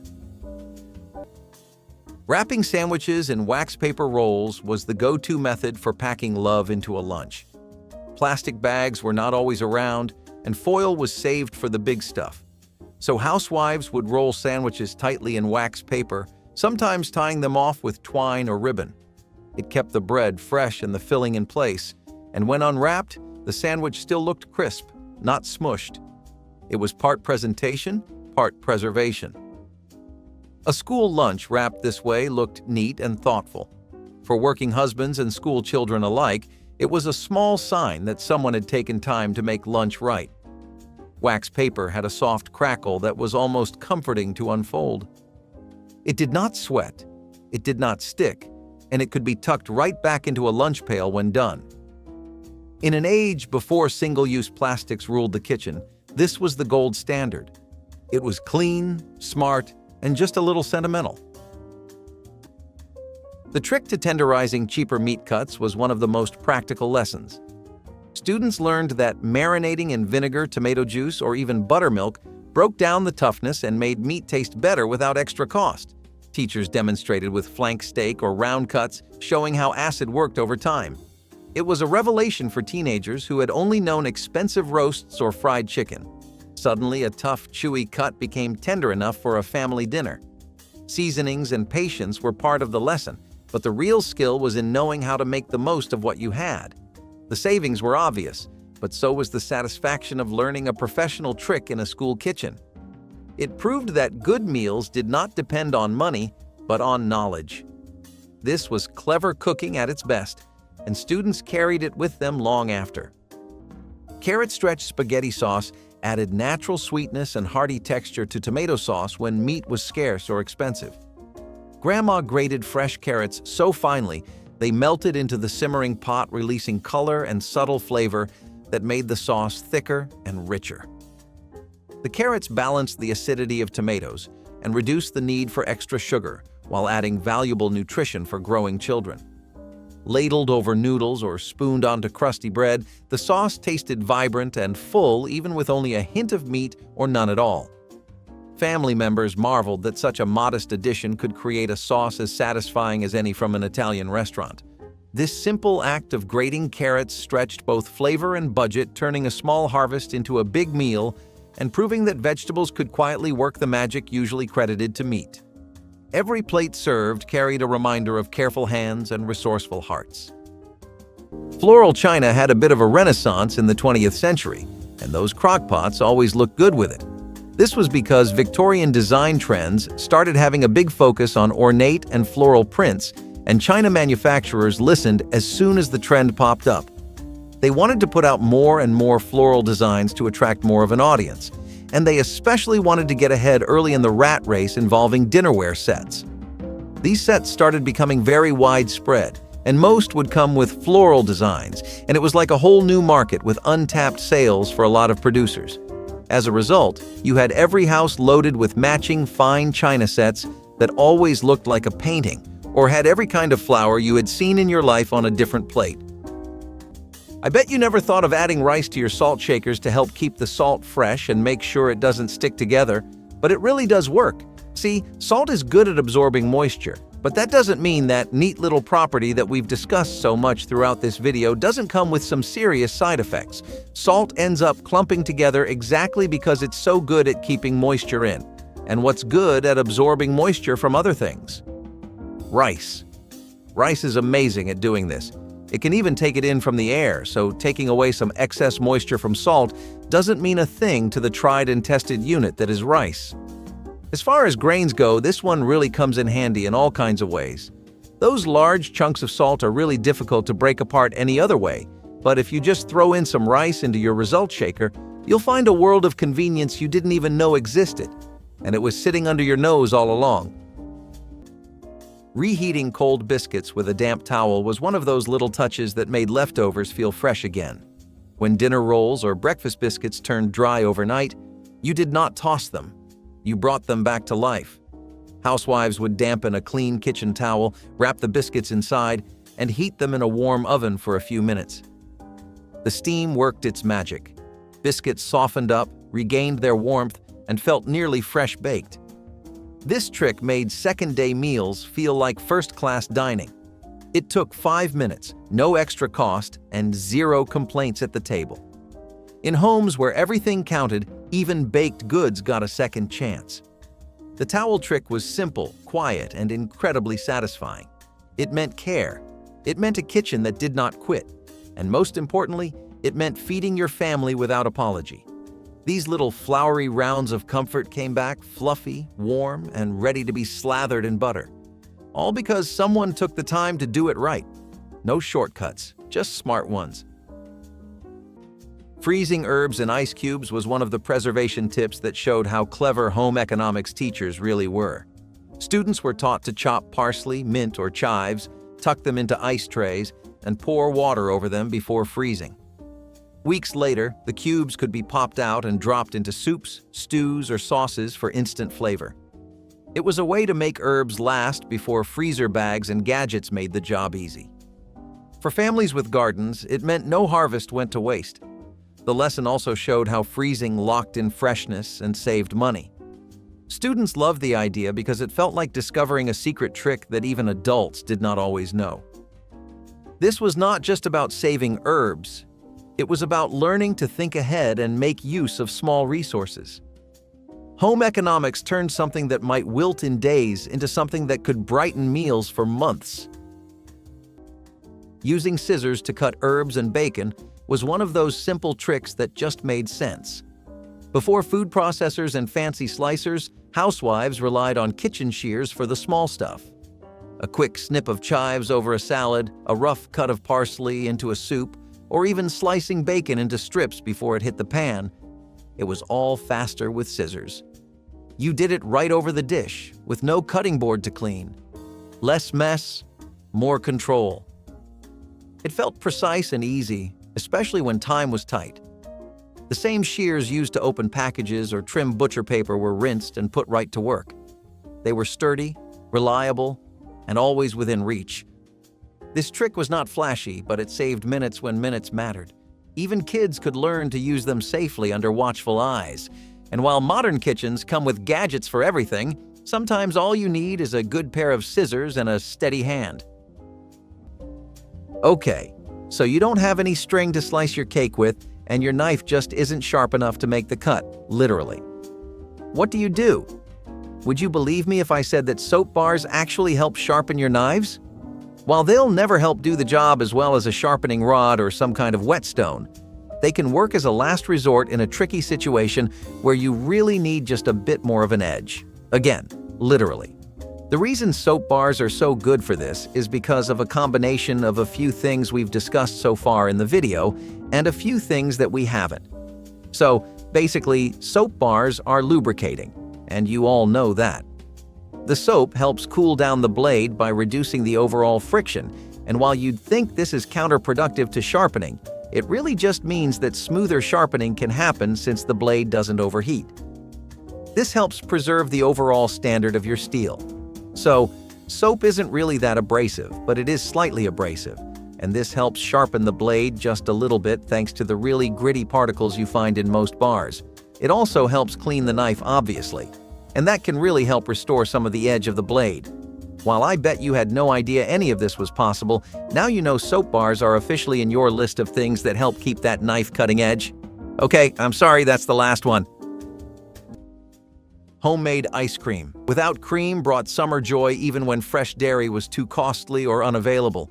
Grandma chilled evaporated milk sweetened with sugar and vanilla, then churned it by hand in a metal crank freezer packed with ice and salt. The mixture thickened slowly into a smooth, frozen treat that rivaled any parlor cone. Children took turns turning the handle, laughing as the cold seeped through their mitts, while adults anticipated the first creamy scoop.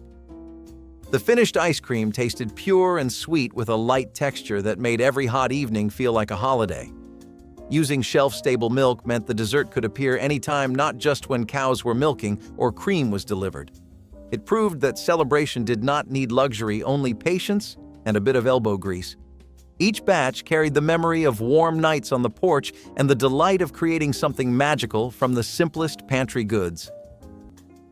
Reviving stale bread with steam was one of those tricks that felt like a small miracle. Teachers showed students how to wrap a stale loaf in a damp towel and place it in a warm oven.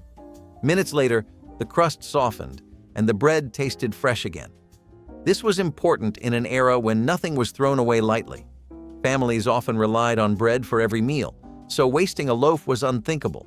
Students realized that even something considered ruined could be saved with a clever method. It was thrift in action, but it was also comfort, because fresh bread made meals feel complete. At home, this trick often impressed parents who had resigned themselves to stale slices. The aroma of reheated bread filled classrooms, reminding everyone how powerful simple fixes could be. It was a lesson that showed food was never truly lost if you knew how to bring it back. Two-day mashed potatoes showed that yesterday's dinner could become today's favorite without wasting a single spoonful. After Sunday supper, Grandma saved every bit of mashed potato in a cool crock, then mixed the leftovers with a beaten egg flour and a sprinkle of herbs the next evening. She shaped the mixture into small cakes or croquettes and fried them in a hot skillet until golden and crisp outside while remaining fluffy within. Served with gravy or eaten by hand, these potato cakes were eagerly awaited by children who claimed they tasted even better than the original mash. This tradition turned a common side dish into a highlight of the week and taught everyone that leftovers were opportunities, not burdens. Families embraced the ritual, knowing that nothing from the previous meal would go unnoticed or unused. Each bite carried the quiet satisfaction of thrift and the joy of making something delightful from what might otherwise have been forgotten. Recipe books with tabs was a really practical habit that grandmas retained throughout their tenure as the best cook in the entire family. Back then, you did not have a notes app or the ability to switch between 120 Google Chrome tabs, but you had to keep your favorite recipes in easy access anyway. Recipe books were also something that grandmas in general would make pretty often because they wanted to preserve their best hits and pass them down for their kids. And their absolute favorites would often be marked with colorful tabs. It also helped to keep things organized according to the situation at hand. Sometimes, you needed an appetizer or a side dish quickly, and you didn't have time to flip through the entire book to locate it. In times like those, it was great to have a recipe book with tabs. So, you're all no stranger to the concept of heat being really good at sterilizing things. That goes for pretty much every kind of food you've ever had, but it also goes for your bottles too. Why? Well, heat actually kills a lot more things than you might know. It kills pretty much any kind of bacteria, virus, and fungi. And while I'm not trying to imply you wouldn't know that, what I do think is that people, myself included, aren't aware of just how many bacteria there are on surfaces around us. Actually, the number is staggering. They all die of around 212 degrees Fahrenheit though, and that's the temperature of boiling water. This helps to completely obliterate most of these organisms on a cellular level, which is pretty metal if you ask me. The high temperature literally breaks them down into nothing, and they either become inactive because structurally they either just can't work anymore or they are outright killed. Pretty neat, right? Not only do you end up getting your water bottles sterilized, but they end up becoming as clean as they can be too. Using evaporated milk as a cream substitute was an essential 1950s kitchen trick. Cream was expensive, spoiled fast, and was not always easy to find at the corner store. But evaporated milk came in a can, lasted forever, and delivered the richness housewives needed to whip up sauces, soups, and desserts. They would shake the can, open it, and pour it right into the pot like a secret ingredient. It thickened things beautifully and gave food that silky texture people usually only got at diners or supper clubs. It worked in coffee, mashed potatoes, fudge, even homemade ice cream, and it cost a fraction of what fresh cream did. Housewives swore by it, not because they had to, but because it worked. If you were lucky enough to have 2 cans, you could even whip it for pies or pudding toppings. It sounds like a hack today, But back then, it was just kitchen smarts. The pantry always had a few tucked away. In a time where smart substitutions meant the difference between skipping dessert or having something sweet, evaporated milk stepped in as the quiet hero. It made frugal feel fancy, and that mattered more than anyone let on. Home economics showed that nature had already designed the perfect cooking vessel, and all it took was a little heat and trust in the process. It was one clever secret everyone was proud to carry home. Making salad dressing from pantry staples was a core skill passed down in nearly every home economics class. Bottled dressing might have been convenient, but teachers insisted that students learn how to whisk oil, vinegar, mustard, and seasoning into something far fresher. The exercise taught ratios, technique, and the importance of balance between fat and acid. A pinch of sugar or herbs could tilt the flavor, and suddenly, a plain bowl of lettuce transformed into something worth eating. Students took pride in creating a creamy vinaigrette or tangy French dressing with their own hands. Families at home quickly noticed when their children dressed salads with something new, something that tasted sharper and brighter than the bottled varieties. It was inexpensive and practical, a lesson that good food did not need to come from a store shelf. Beyond flavor, it showed that independence in the kitchen came from small skills built piece by piece. Students walked away with confidence, knowing they could turn the simplest pantry staples into a polished dish. Home economics elevated salad dressing from an afterthought into a point of pride. Homemade noodle dough saved trips to the store and delivered comforting bowls of pasta from nothing more than flour, egg, salt, and a little water. Grandma kneaded the dough until smooth, rolled it thin across the floured table, and sliced ribbons by hand with a steady rhythm that children loved to watch. The fresh noodles cooked in minutes and soaked up broth or sauce far better than the packaged kind. During cold winters, they often became the star of chicken soup, turning a modest pot into a meal that felt rich and generous. Making noodles at home cost pennies and turned a simple supper into a family event as everyone joined in to cut or hang strands to dry. The flavor and texture were unmatched, and the satisfaction of creating a staple from scratch gave each serving a special pride. It was a timeless skill passed down through generations, proving that with patience and a rolling pin, a kitchen could rival any shop. Saving bacon grease in a tin can was a ritual in every working kitchen. It sat on the back of the stove, lid popped open, ready to catch every drop of golden fat left behind after breakfast. Housewives did not waste what could be reused, especially not something as flavorful and versatile as bacon grease. It was their secret weapon for cooking eggs, frying potatoes, making gravy, or giving soups a richer taste. A spoonful could make bland vegetables taste indulgent. It was practically its own seasoning. The grease hardened as it cooled and would keep for weeks without going bad. You did not refrigerate it, you just trusted it. Bacon was not something eaten every day, but when you had it, you made it count. Even the drippings were valuable. Housewives taught their kids to pour it safely, and it was one of the first cooking lessons many daughters learned. You knew the home was cared for when you saw that tin. And if you brought it out for company, it meant you were serious about flavor. Today, we toss grease without thinking. But back then, bacon grease was pure kitchen gold. Nothing went to waste, not even the fat from your breakfast. So clothespins really help when it comes to sealing bags, and that's thanks to their effective design. This is because the clothespins help to close the bag without any kind of secondary tool. You don't need pins and a staple, or needles and a thread, or anything really. All you need is a clothespin, which comes built in with a spring-loaded clamping mechanism. Why is this important? Well, it lets the clothespin hold on to items like a bag extremely hard. You kind of want to do that with something as important as your bag. The closure helps to keep any unwanted air outside too, and that means that anything in your bag stays fresh and doesn't get spoiled. It could be your lunch, it could be a salad, or it could be a product that's not supposed to touch air. Plus, clothespins are really reusable, so there's no reason not to be using these. Quick pickling cucumbers was a fun project that students loved because the results came so quickly.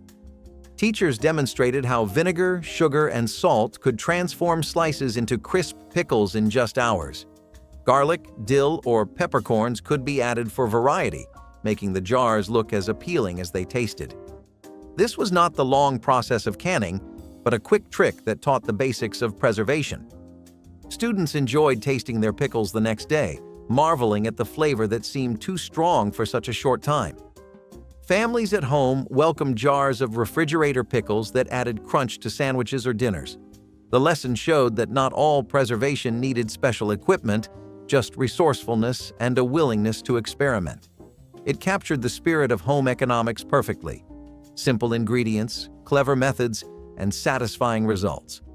Pickling cucumbers this way turned an ordinary vegetable into something bright and refreshing without much effort at all. Split pea and ham bone soup made the most of a holiday ham long after the main feast ended by drawing every ounce of flavor from the leftover bone. Grandma simmered the bone with green split peas, carrots, celery, and onions until the peas softened into a creamy, hearty soup. The marrow and smoky bits of meat released slowly, creating a broth so rich it needed little seasoning beyond salt and pepper. Served with thick slices of bread, it warmed the family through cold evenings and kept hunger at bay for hours. What began as scraps became a dish that felt celebratory in its own right, and neighbors often stopped by when they caught the scent drifting from the kitchen window. This soup demonstrated the art of patience and respect for ingredients, showing that real thrift was also real abundance. Every ladleful told the story of meals that never truly ended and love that lasted well past the holiday itself. Canned fruit cocktail as a dessert base was the sweet secret at the end of many 1950s meals. With real fruit hard to keep fresh and budget stretched thin, those little syrupy cans were a godsend. Cherries, pears, peaches, grapes, all diced and ready to pour. Housewives would layer the fruit with whipped cream, gelatin, or cottage cheese to create something that looked fancy and felt indulgent. It was easy, fast, and colorful. Kids loved it, husbands asked for seconds, and guests never complained. These desserts came together with minimal effort but plenty of flair. You might call it ambrosia, fluff, or just fruit salad, but it was more than the sum of its parts. A few spoonfuls brought color to a beige dinner and comfort to tired families. These cans lined pantry shelves like promise in a tin. Whether topped with shredded coconut, marshmallows, or a dollop of cream, the cocktail did its job well. And it did so with the kind of quiet reliability that defined homemaking in the 1950s. How to stretch milk with powdered milk was a lesson in thrift that many households quietly appreciated. Teachers instructed students to mix powdered milk with fresh, creating more without losing flavor. This stretched supplies during tight times when buying more milk was not possible. For children who drank glasses daily, it meant nothing changed on the table. In cooking, it gave sauces and puddings the same creaminess without extra cost. Students discovered that careful blending made the difference, since lumpy powdered milk gave the trick away. Once mastered, it became nearly impossible to notice. Families valued the savings, while students gained respect for how creativity solved problems in the kitchen. It was not just about milk. It was about making more out of less. This simple trick carried the spirit of home economics, where thrift and skill came together. It was a reminder that even shortages could be overcome with clever thinking. Sweet corn fritters turned leftover kernels from summer suppers into crisp golden cakes that worked for breakfast, lunch, or a quick evening bite. Grandma whisked corn with a simple batter of flour, eggs, and milk, then dropped spoonfuls into a sizzling skillet where they puffed and browned in minutes. The natural sweetness of the corn paired perfectly with a drizzle of honey or a sprinkle of salt depending on the mood of the meal. Served hot, they brought the memory of sunny fields to chilly winter tables and stretched a small amount of produce into something hearty. Farmers loved them for using every ear to the last kernel, while city families enjoyed their easy preparation and cheerful flavor. They were portable enough for lunch pails and fancy enough for church socials, which made them a year-round favorite. A platter of these fritters proved that nothing from the garden ever had to go to waste and that simple ingredients could still feel like a treat. Flour and salt meat stretchers were not about taste. They were about survival and smart thinking. When a pound of meat had to feed 6 or 7 people, there was no room for waste. Home cooks would mix the meat with a cup or two of flour, sometimes seasoned with pepper or dried herbs, and add a heavy pinch of salt. That mixture got turned into patties, crumbles, or meatballs. The flour made it stick together, and the salt helped pull out the flavor from the scraps of beef or pork. Sometimes an egg was added, sometimes not. Fried in a pan or baked in a loaf tin, it held its shape and filled the plate. Kids did not ask what was in it. They were just glad to have a warm dinner with something meaty at the center. These stretchers kept food on the table long after the groceries had run out. You will not find this trick in today's glossy cookbooks. Nobody wants to admit that flour can make meat go twice as far, but ask anyone who lived through the hard years, and they will tell you it was a trick worth knowing. Wilted lettuce salad was not just about saving soggy greens. It was about making the most of what the garden gave, even past its prime. When lettuce started to wilt in the heat or after a few days indoors, families did not toss it. Instead, they poured hot bacon grease mixed with vinegar over the top, reviving the leaves into something tender and flavorful. The heat wilted the lettuce just enough, and the vinegar gave it a punch of brightness. Bits of onion or crumbled bacon were added when possible, but the core of the dish was that sizzling pour. It turned tired lettuce into a warm salad with more depth than any cold dressing could offer. You did not need much to make it feel special. It was a moment when something old felt new again. In a time of extreme frugality, it captured the mindset perfectly. Do not throw it out. Just use it differently. Wilted lettuce was not a fallback. It was a quiet trick that helped people feel like they still had a choice at the table. The proper way to cream butter and sugar was the foundation for nearly every cake and cookie taught in home economics. Teachers explained that beating the two together created air pockets, making baked goods light instead of dense. Students practiced with wooden spoons or mixers, learning that patience and thoroughness were essential. It was not glamorous work, but it was transformative once cakes rose fluffy or cookies spread just right. The sound of spoons scraping bowls became part of the rhythm of the classroom. Recipes that had once turned out heavy suddenly tasted bakery-worthy. Teachers reminded students that this one step determined the success of countless desserts. Families at home noticed the difference too, when their children proudly presented cakes that actually matched the pictures. It was proof that technique could be more important than ingredients. Creaming butter and sugar became a lifelong skill that carried into kitchens well beyond school. Pan drippings gravy ensured that every drop of flavor from a roast found its way to the table instead of the trash. After removing the meat, Grandma deglazed the hot pan with water or stock, scraping up the caramelized bits before whisking in flour for a silky sauce. This golden gravy transformed plain potatoes, biscuits, or rice into a feast and gave the family an extra meal from the same roast. Children waited eagerly to mop up every trace with crusty bread, while adults savored the depth that only those browned drippings could give. The practice honored the belief that nothing in the kitchen should be wasted, and that the best tastes often came from what remained behind. Pan drippings gravy turned an ordinary dinner into a memorable one and stretched Sunday's roast across several nights of comfort. It showed that economy and luxury can share the same spoon when a careful cook refuses to let flavor slip away. Saving butter wrappers for greasing pans was one of the quietest and cleverest habits in a 1950s kitchen. After using a stick of butter, a housewife would fold the wrapper neatly and store it in the fridge or freezer. When it came time to bake, she would pull it out and use the residue to coat cake tins, cookie sheets, or muffin trays.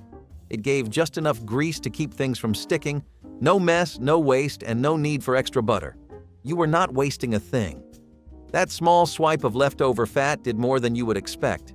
It smelled like something was about to be baked, even before the oven warmed up. Housewives passed this trick down without thinking, and their daughters folded the wrappers just the same.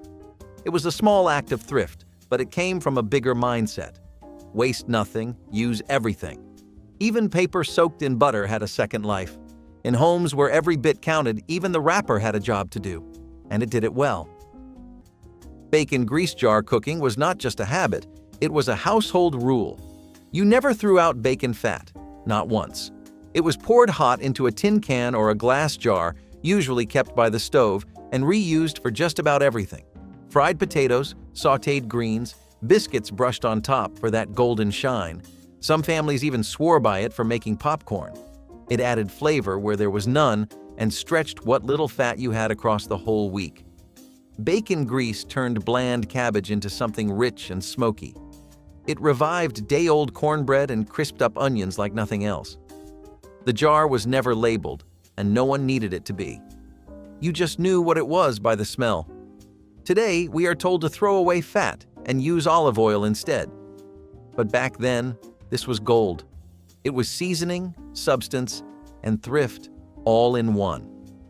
And even though it is missing from most cookbooks now, that old bacon jar still lives on in a few quiet kitchens that remember its worth. Leftover gravy shepherd's pie transformed yesterday's roast remnants into a brand new dinner that tasted even better the second time around. Grandma layered savory gravy mixed with chopped vegetables and tiny bits of meat beneath a thick blanket of buttery mashed potatoes, then baked it until the top browned and crisped. The hidden filling bubbled up into the potatoes, creating pockets of rich flavor that delighted every forkful. Families loved the surprise of discovering carrots, peas, or tender meat inside what looked like a simple potato dish. This recipe kept waste to a minimum and stretched a small amount of leftovers into a meal that could feed everyone again. It was a lesson in economy that never felt like compromise and a comforting tradition that turned scraps into something worthy of celebration. Each serving proved that nothing from yesterday needed to be thrown away when a creative cook had a warm oven and a little imagination. Old-fashioned corn pudding was sweet, soft, and surprisingly hearty, especially for something that came from such humble beginnings. In the 1930s, cornmeal was dirt cheap and endlessly useful, and this dish was one of the cleverest ways to turn it into a filling side: a bit of cornmeal, water or milk, and just enough sugar to make it feel special. Eggs were sometimes added, but often it was just flour, grease, and corn. It came out like a custard or a thick bread pudding, depending on what you had. Baked slowly, it developed a crust on top and a warm, spoonable inside that made it a family favorite. People would eat it hot out of the oven or cold the next morning, sometimes drizzled with molasses or a pat of margarine. It was both side dish and dessert, depending on your mood. There were no store-bought sweets for most folks back then, so corn pudding gave just enough sugar and softness to count as a treat. And for children, it was a rare bite of comfort in a world where food often felt like medicine. It was poor man's pudding, but it tasted like something richer. Simple sugar syrup for fruit preservation was one of those skills that turned harvest into sweetness that lasted. Teachers taught students how to boil water and sugar together into syrup, then pour it over peaches, berries, or cherries sealed in jars. The syrup locked in flavor and color, keeping fruit edible for months. Students learned about sterilizing jars, sealing lids, and storing safely. For many, it was the first time they saw how summer could be saved in glass. Families loved having jars of preserved fruit ready in winter, when fresh produce was scarce. The process felt like magic, turning fragile fruit into something enduring. It was also practical, teaching thrift by preventing waste from gardens or markets.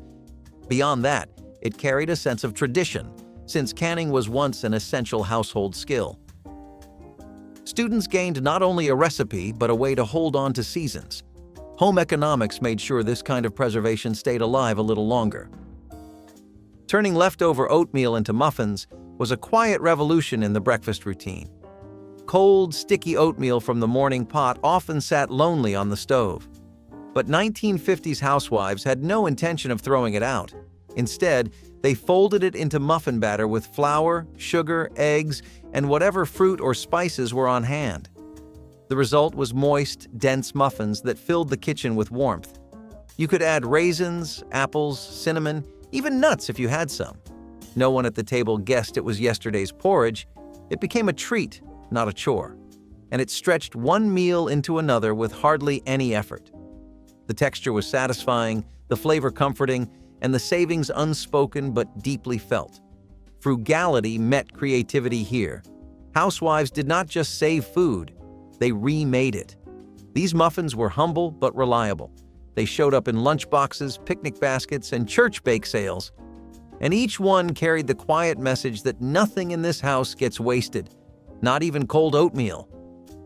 Skillet roasting coffee beans at home was an act of love and patience. Before electric roasters and fancy blends, families would buy green coffee beans in bulk and roast them right in their kitchens. A heavy cast iron skillet was all you needed. You kept the beans moving constantly to prevent burning, usually shaking the pan or stirring with a long spoon over medium heat. The smell was smoky, earthy, and almost intoxicating. You had to listen closely for the first crack, that sharp popping sound that told you the roast was beginning. Some people liked a lighter roast, others waited for a darker color and fuller aroma. Once cooled, sometimes wrapped in a damp towel, they were ground by hand or in a manual grinder and brewed fresh. It was a whole process, but it made your morning cup feel earned. Today's coffee comes pre-roasted, pre-ground, and sealed in plastic. But back then, roasting your own beans was a skill that saved money, deepened flavor, and filled the house with the kind of smell that told you the day was starting right. Rice-stuffed baked apples were one of those meals that towed the line between dinner and dessert. Apples stored well through winter, and rice was cheap, filling, and easy to cook. Together, they made something practical and gently sweet. You hollowed an apple, stuffed it with cooked rice, and baked it until it softened and started to collapse. If you had cinnamon or brown sugar, great. If not, a pat of lard did the trick. Some added milk to make it creamier. It was not fancy or meant to impress, but it filled stomachs and made children smile. In a time where smiles were hard to come by, that counted. These apples were often served after a bowl of soup or beans as a way to end on something soft. They warmed the kitchen and reminded folks that even hard times had gentle endings. Preventing fruit pies from soggy bottoms was a lesson in both science and thrift because nobody wanted to see wasted effort on a mushy crust. Teachers taught students to sprinkle flour, breadcrumbs, or cornstarch into the bottom crust before adding fruit. These simple barriers absorbed juices as the pie baked, leaving the pastry crisp instead of limp. Students learned the importance of thickening agents, how cornstarch set up firmer fillings, and how flour balanced moisture. It was more than keeping pies pretty.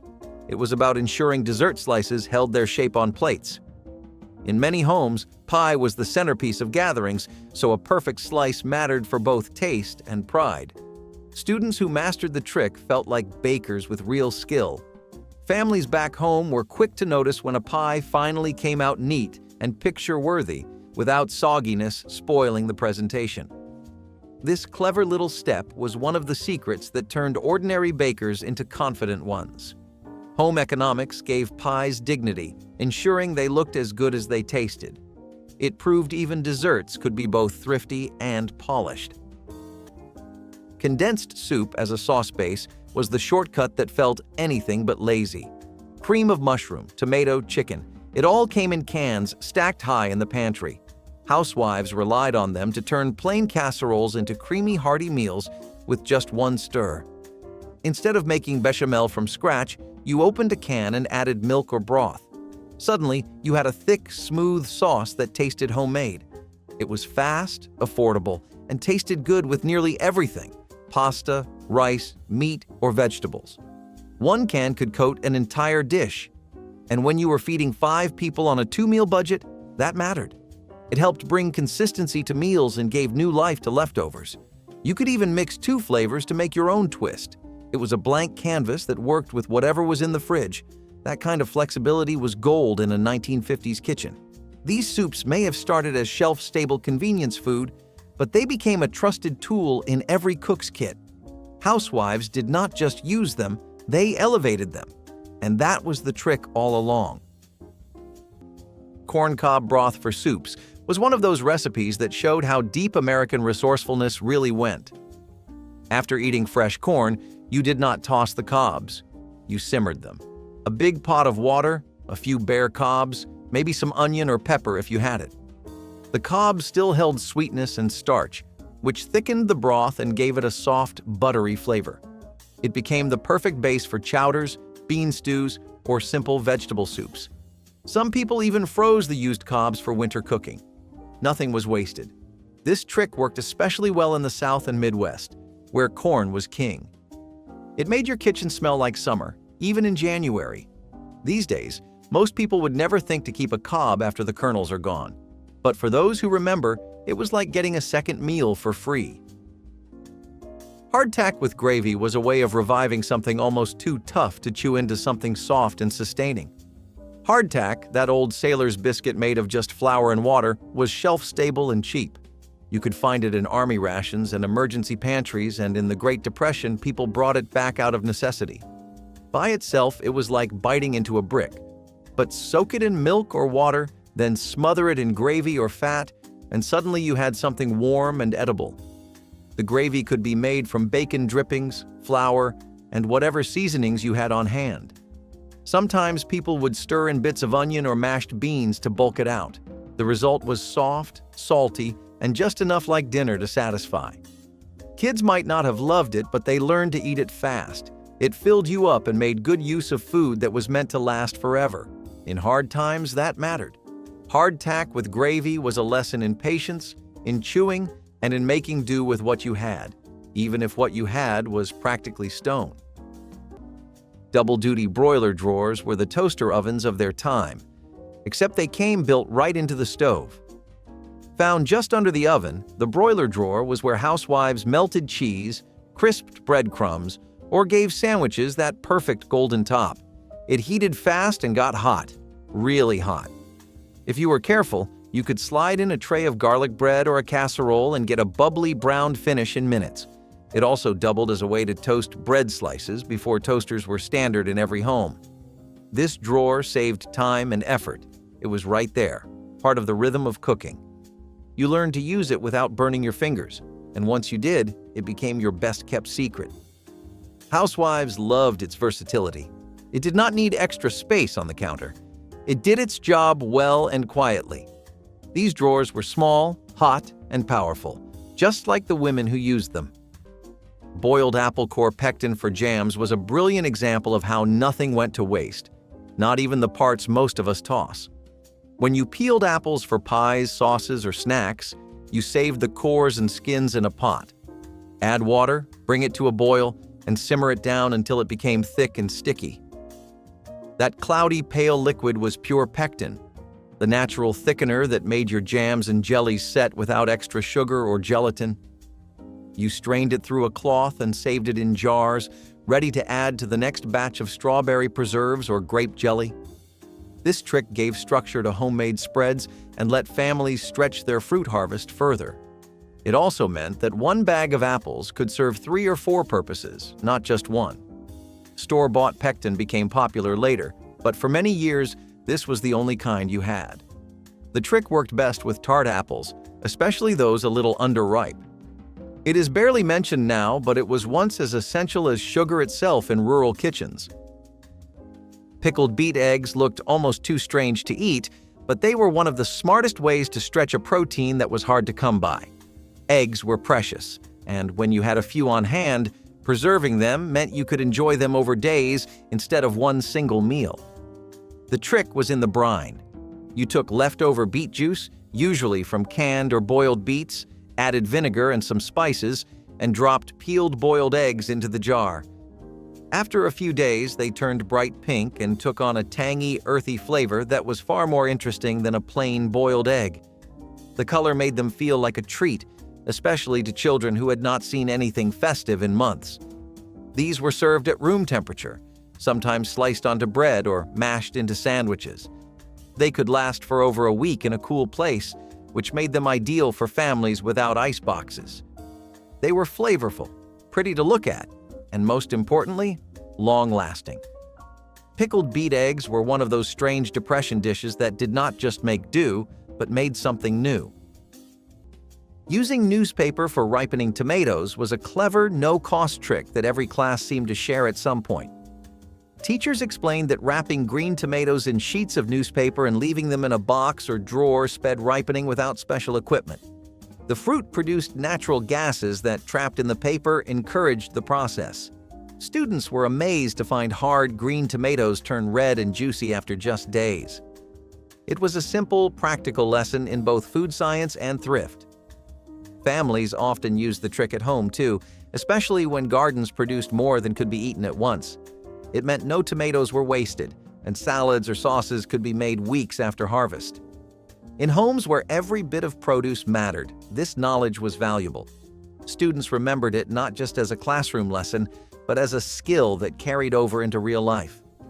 Home economics proved that even yesterday's newspaper could stretch today's food supply. It was the kind of small, clever trick that left a lasting mark. Using cookie cutters for sandwich appeal was a trick every clever 1950s housewife kept in her back pocket.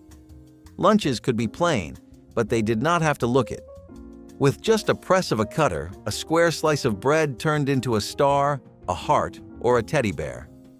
Suddenly, that same old peanut butter and jelly became a little surprise tucked into a lunchbox. It was not just for kids either. Bridal showers, garden teas, and baby luncheons all saw trays of shaped finger sandwiches stacked just so. Even ham on white looked fancier when cut into circles and layered like petals. This trick was all about charm without extra cost. You used what you had and added care. It gave lunch a little lift, and for children in school or husbands at work, that small delight meant something. Housewives knew food was about more than hunger. It was about comfort, joy, and effort. A cookie cutter was not just a baking tool. It was a reminder that home cooking came from the heart, right down to the edges of the crust. Cold water shrinking for pie shells is one of those clever tricks almost lost to time. When you blind bake a pie crust, baking it without filling, it tends to puff or slump. Today, people use weights or beans to hold it in place. But back then, you would drop the shell briefly into a bowl of cold water just before baking. The sudden chill made the dough contract, hugging the pan tighter and holding its shape. It was a small act with a big result. No gadgets, no guesswork, just a bowl of cold water, a steady hand, and a bit of faith. This method worked especially well for custard pies or fruit pies that needed a crisp bottom.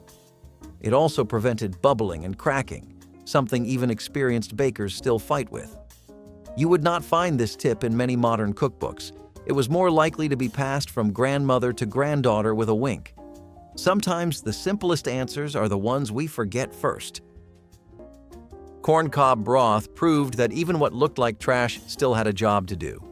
After eating the corn kernels, usually boiled or cut from the cob, people would save the cobs and toss them into a pot of water. Add a few onion peels or garlic skins, and you had the beginnings of a mild, slightly sweet broth. It was not strong, but it had body. You could use it as a soup base, to cook rice or beans, or even sip it hot with a pinch of salt. Some families swore it helped stretch out meals when nothing else was left. In many kitchens, this broth was a weekly ritual in summer when corn was in season. The cobs would sit in the pot all day, simmering slowly until they gave up their last bits of flavor. It was depression logic at its finest. Do not waste what you cannot replace. Even stripped bare, the cobs still had something left to give. This broth turned scraps into sustenance, and sustenance into a survival tool. The rule of mise en place was never called fancy in home economics classrooms, but its importance was drilled into every student. Teachers encouraged gathering all ingredients, measuring them, and setting tools out before starting to cook. This simple act made recipes flow smoothly and reduced mistakes. Students learned that organization in the kitchen was as important as creativity. Forgetting salt or losing track of butter mid-recipe often meant failure, so mise en place became a quiet but powerful rule. It was a skill that applied beyond cooking, teaching planning, and discipline in small, everyday ways. Families noticed when meals at home ran smoother because their children learned to prepare first. Though students did not know the French term, they practiced it every class without fail. Years later, many remembered that organization was the real foundation of good food. Home economics gave them structure as much as skill, and it showed in every dish that succeeded. Using dish towels to proof bread was a trick rooted in simplicity and trust. Before plastic wrap and modern proofing boxes, 1950s housewives would set their bread dough in a bowl, cover it with a clean kitchen towel, and find the warmest corner of the kitchen. The towel kept the dough safe from drafts, dust, and drying out. It also breathed, allowing the yeast to rise properly without trapping too much moisture. You could fold it gently over the bowl and check back an hour later to see the magic happen. Proofing bread was never about high-tech tools. It was about warmth, patience, and rhythm. The dish towel was part of that ritual. Every good baking day began with the smell of yeast and a soft cotton cloth ready to cover the future loaf. Housewives had a feel for timing that no machine could match. They watched dough rise like it was an old friend returning home. And the towel was more than fabric. It was a part of the process, passed down through habit and handed across generations. Powdered milk foam for dessert topping was a moment of real creativity hiding in the back of the pantry. When fresh cream or eggs were out of reach, powdered milk stepped in, and with the right touch, it fluffed into something that passed for whipped topping. You mixed the powder with cold water, chilled it down as much as possible, and beat it with sugar until it grew light and airy. Sometimes people added a splash of lemon juice or vanilla to round out the flavor. It was not quite whipped cream, but it was good enough to top a pudding, finish a Jell-O mold, or crown a square of sponge cake. And it made desserts feel finished, even if the ingredients were missing in action. Kids did not question it. They just remembered the sweet, creamy taste. It was affordable, shelf-stable, and dependable. That was the magic of it. Nobody uses powdered milk like this today, but it once stood in proudly when nothing else could.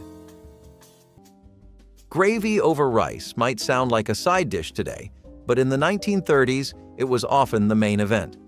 When meat was scarce and vegetables were few, the leftover drippings from a roast, or even just some bacon grease and flour, got turned into gravy. Pour that over a pot of plain boiled rice, and suddenly you had dinner. It was salty, it was filling, and it used things that might otherwise go to waste. Gravy made even the blandest starch taste rich, and rice was a cheap staple that went a long way. Families would keep jars of fat and reuse every spoonful, sometimes adding a splash of milk or a bit of onion for extra depth. It was not about variety, it was about sustenance. One bowl of this could keep you full through a whole day's work, and that was all anyone hoped for. Some children grew up thinking this was a real meal, not realizing it was born of necessity.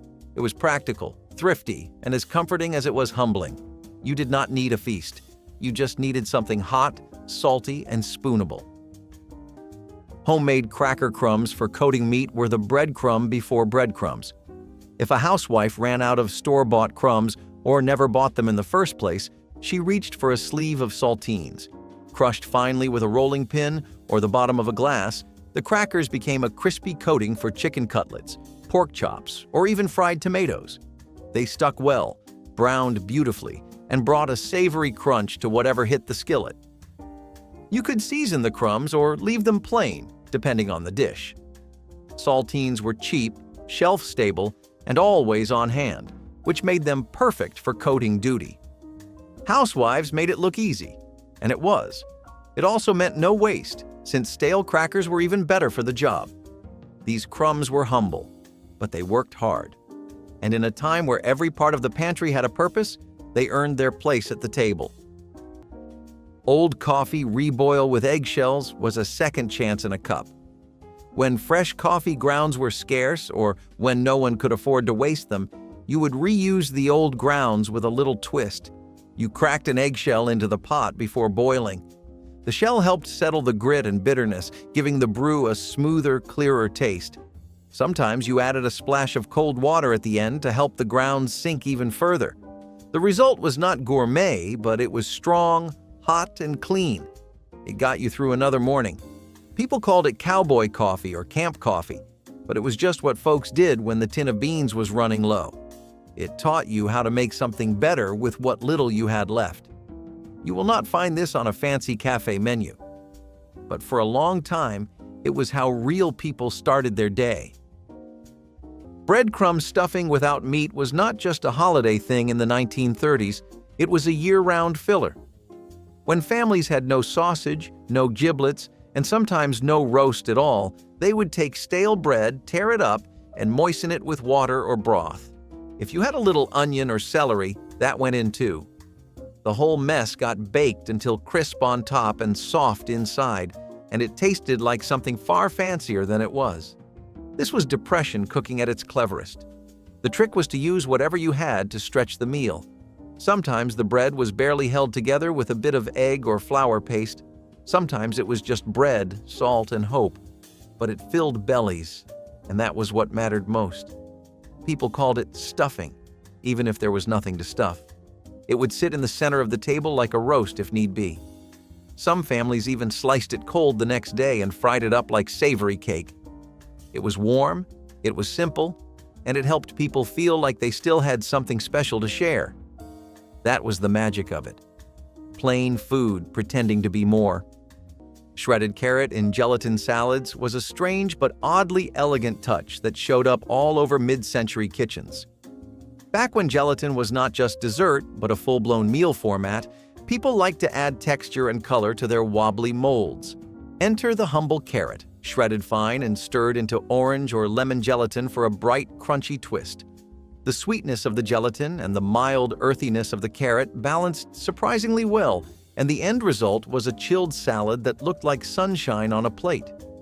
You would find it served at potlucks, funerals, church luncheons, and any meal where presentation mattered more than explanation. Sometimes folks added pineapple or raisins too, giving it a sweet-sour profile that people either loved or politely ignored. Still, the shredded carrot stuck around because it was easy, inexpensive, and made the mold feel a little more like food and less like decoration. It is one of those dishes people remember from their grandmother's house, even if they never quite liked it. But in its own weird way, it was beautiful. On the other hand, pemmican is a traditional food developed by indigenous peoples of North America. They were a very ideal way to preserve meat, fat, and berries all in one for long-term storage, and it's probably one of the earliest examples we have of portable food that was put in a compact form because it needed to. It was ideal for travel, trading, and quick consumption, all factors that American industries and companies would keep in mind going forward. How does all this work, though? Bison, deer, and elk are all good sources of lean meat and were herded by indigenous peoples for a long time. All the meat from these animals would be dried, either through sun-drying it or through smoking it. In place of that, rendered fat like tallow would be mixed with the powdered dried meat, and this would seal the meat, preventing any air from interacting with it and excess moisture ruining the drying process. Berries also would contain acidic compounds and antioxidants that would help kill microbe activity overall and help reduce spoilage, and the final mix of this would be molded into cakes and balls and put into compact containers. If you made pemmican properly, it could actually last all year or even more than that, and it was packed with all kinds of nutrition that were important for a nomadic lifestyle. In short, this was a wonder food, and it was built to take care of everything you would need nutritionally. Sweetening with birch bark was one of the most ingenious and almost completely forgotten cooking secrets passed down through native traditions. Long before refined sugar ever touched American soil, Native American cooks knew that certain birch trees contained a natural, subtle sweetness hidden within their sap and inner bark. By carefully harvesting thin strips and boiling them down, they created a lightly sweet syrup or infusion that could flavor drinks, breads, and even savory dishes without overwhelming them. It was a sweetness that whispered rather than shouted, blending seamlessly with the smoky, rich flavors of open-fire cooking.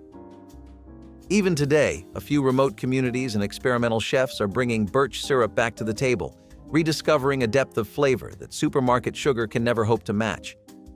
But when it came to cooking full meals without pots or pans, there was one natural vessel that changed everything: giant pumpkins, hollowed out and transformed into Earth's own slow cookers. Rendered bacon grease was one of those things every household in the 1930s held on to like it was gold. When you could not afford fresh butter or oil, the fat left over from breakfast bacon became your miracle ingredient. After the skillet cooled, people would scrape the drippings into jars and stash them away for everything: beans, biscuits, gravy, cornbread, even cooked vegetables. It was smoky, salty, and rich, and it turned even plain cabbage or boiled potatoes into something comforting. If you were lucky enough to have some cracklings left in the mix, all the better. Bacon itself was a luxury, but the grease stretched that flavor over a dozen meals. Nothing went to waste, not even the fat in the pan. Families would pass these jars down week to week like heirlooms, and it was not uncommon for a mother to teach her child exactly when the grease was good and when it had gone off. It kept things edible, and in a lot of homes, it kept the whole meal together. It is not just a trick. It was a survival tactic that added flavor when seasoning was a distant dream. A spoonful of bacon grease could mean the difference between bland and bearable. Gelatin mold leftover savor might sound like a punishment today, but back then, it was a point of pride. Once gelatin became affordable and easy to prepare, people found all kinds of ways to use it, especially as a vessel to stretch meals and make use of leftovers. You had a little ham, some canned peas, a scoop of last night's macaroni salad. Mix it all into lemon or tomato gelatin and pour it into a mold. Chill, unmold, and suddenly you had a centerpiece. It was cold. It was colorful. It was the future, or so they said. These savory gelatin molds were featured everywhere from homemaker magazines to government-sponsored nutrition guides. They promised frugality, beauty, and innovation all in one jiggly dish. Housewives with limited means could make a full meal look polished and party-ready. People even had specific molds for specific meals. Rings, domes, fish shapes, you name it. It may not have always tasted great, but it looked impressive. And that counted for something. Somewhere between waste, not, and show-off, gelatin found its niche. If you would bury root vegetables in the crown, then you were literally taking advantage of the natural regulation of the earth. This was a common practice that people did to keep vegetables as fresh as they could be and extend their shelf life, and it was something you'd see a lot throughout the winter. Basically, in the colder months, since the ground tends to maintain a consistently cool temperature, it helps slow the metabolic process of most vegetables down. This helps to stave off the decaying process, but the temperature of the soil during the winter is actually a lot lower than you think. It's literally just a few degrees Fahrenheit above the freezing point, and this way, not only do you get to preserve your fruit, but the overall nutritional content and texture get preserved too. Most vegetables also really need to be hydrated properly, or they'll shrivel up and die, and soil acts as a natural wellspring of moisture, so you get that covered easily. Ash baking was one of the most brilliant and humbling ways Native American cooks created bread without any tools, fancy ovens, or even a proper surface.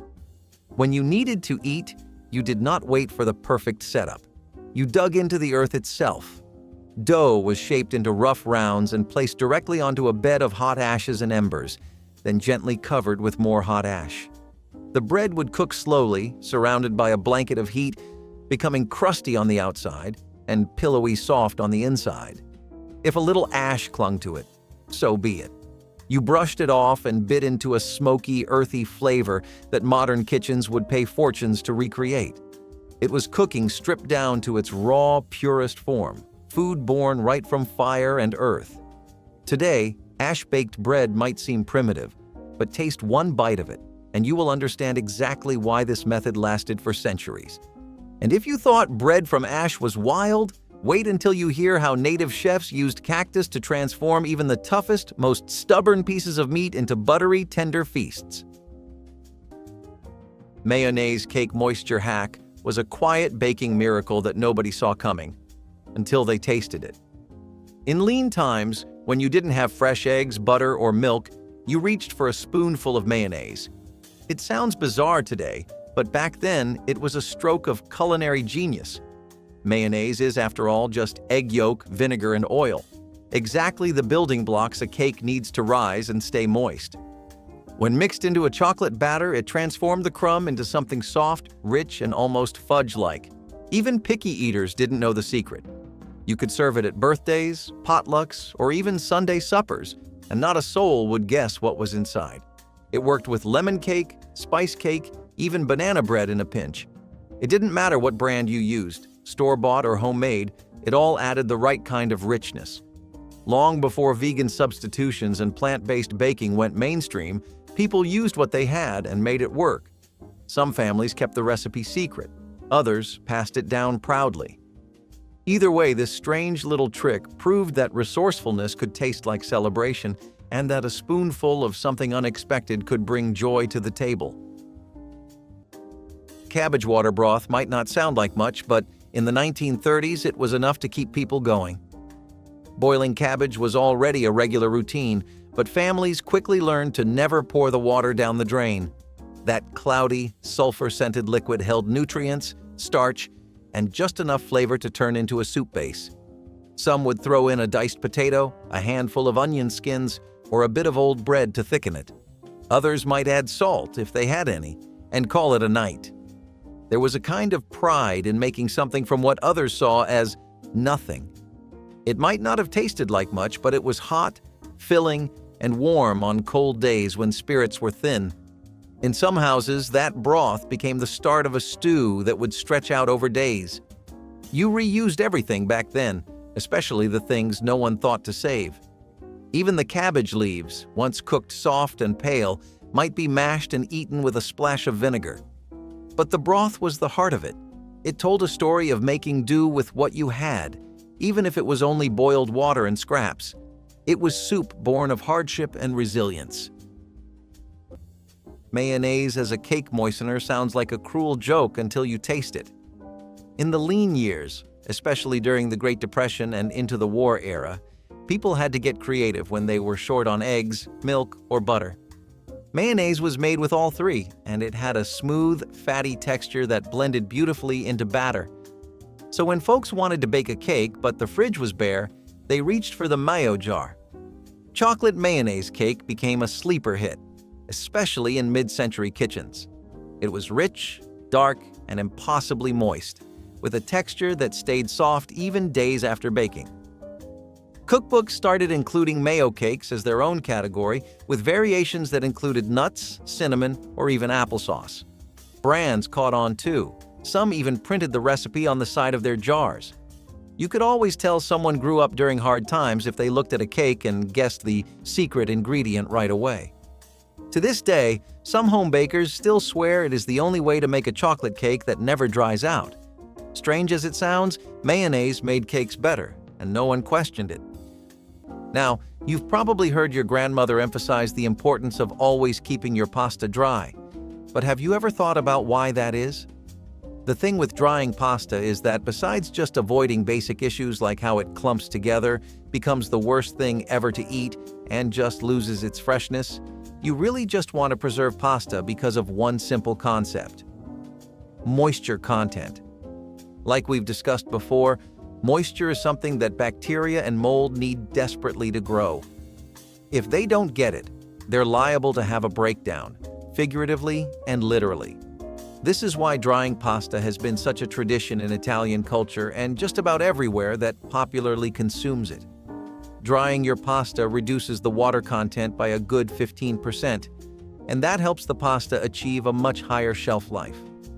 I'm talking months, and if you really know how to preserve, then even years. Don't believe me? Trust me, there's an Italian on YouTube with an essay on it. Acorn meal might not sound glamorous today, but to Native American cooks, it was a golden ticket to rich, sustaining nutrition. In a world where wheat and cornmeal were not always reliable, acorns from oak trees were gathered in huge numbers, then carefully leached to remove bitterness. The result was a fine, nutty flour that could be used to make breads, thick soups, or even hearty porridges. Acorn meal carried a deep, earthy taste that felt heavier and more nourishing than modern flour, and it was packed with oils and minerals that kept bodies strong through brutal winters and hard seasons. It was slow, careful work, but it paid off with food that could last for months. And unlike store-bought flour today, acorn meal reminded every bite of where it came from. But even when bread was needed quickly, native chefs had a trick up their sleeves, heating river stones until they became the perfect natural griddles for making flatbreads on the fly. Pan-toasting stale bread for crumb coating was not just clever, it was essential. You did not throw out old bread. You let it dry, you crumbled it with your fingers, and you tossed it into a hot skillet to toast. No oil, no butter, just dry heat. The smell alone was comforting, warm, nutty, toasty in a way that made you feel like something good was coming. Once browned, you could crush it finer and use it to coat fish, chicken, or vegetables before frying, or sprinkle it on casseroles to give them a crisp top layer. It gave texture and taste to anything soft or soggy. Kids who grew up on this trick remember the sound of that skillet scraping across the stovetop more than they remember store-bought breadcrumbs. Today, most people buy theirs in boxes, but those never taste quite the same. Pan-toasted crumbs were a small act of resourcefulness, born from the kind of hunger that made you see potential in every stale slice. Molasses milk was poor man's cocoa, and for many families it was the closest thing to a sweet treat they could manage. All it took was a splash of hot milk, sometimes powdered, sometimes fresh, and a spoonful of molasses stirred in. The result was dark, rich, and full of iron, with a strong flavor that kids either loved or learned to tolerate. It had warmth, it had sweetness, and it came with none of the cost of chocolate, which had all but vanished from most households during the 1930s. Molasses was one of the most common sweeteners at the time because it was cheaper than sugar and had a longer shelf life. It also felt hearty, like something that was doing your body good, even if the cupboard was nearly empty. Some families drank this before bed. Others served it in place of breakfast. It was a quiet comfort, often ladled out in chipped mugs, handed off with a tired smile and a reminder to sip slowly. Molasses milk might not sound glamorous today, but back then, it tasted like safety. And that was worth more than anything else. Celery salt on cottage cheese might not sound like much, but for mid-century dieters, it was a little miracle. In the 1950s, cottage cheese was hailed as the queen of health foods, low in fat, high in protein, and endlessly adaptable. But let us be honest, it was bland. Enter celery salt. Just a dash gave it a briny, herby kick that made the whole bowl come alive. It was cheap, shelf-stable, and sprinkled on everything from tomato slices to hard-boiled eggs. But with cottage cheese, it had a real glow-up. This combo became a go-to lunch for housewives watching their waistlines, often served on lettuce with half a pear or a canned peach on top. It looked like a diet plate, but tasted like something more satisfying. You could find this suggestion in health columns, diet booklets, and women's magazines from coast to coast. It was a trick born of scarcity and self-restraint, dressed up to feel like something fancier. Even today, a bite of cottage cheese with a little celery salt feels like stepping into a lunch counter from 70 years ago. Quiet, cool, and just a little strange. So, this one might take you for a spin, and I'm not sure if most of you would even be familiar with the concept. Potting your butter is a pretty historical technique, but not one that's especially popular in United States history or culture.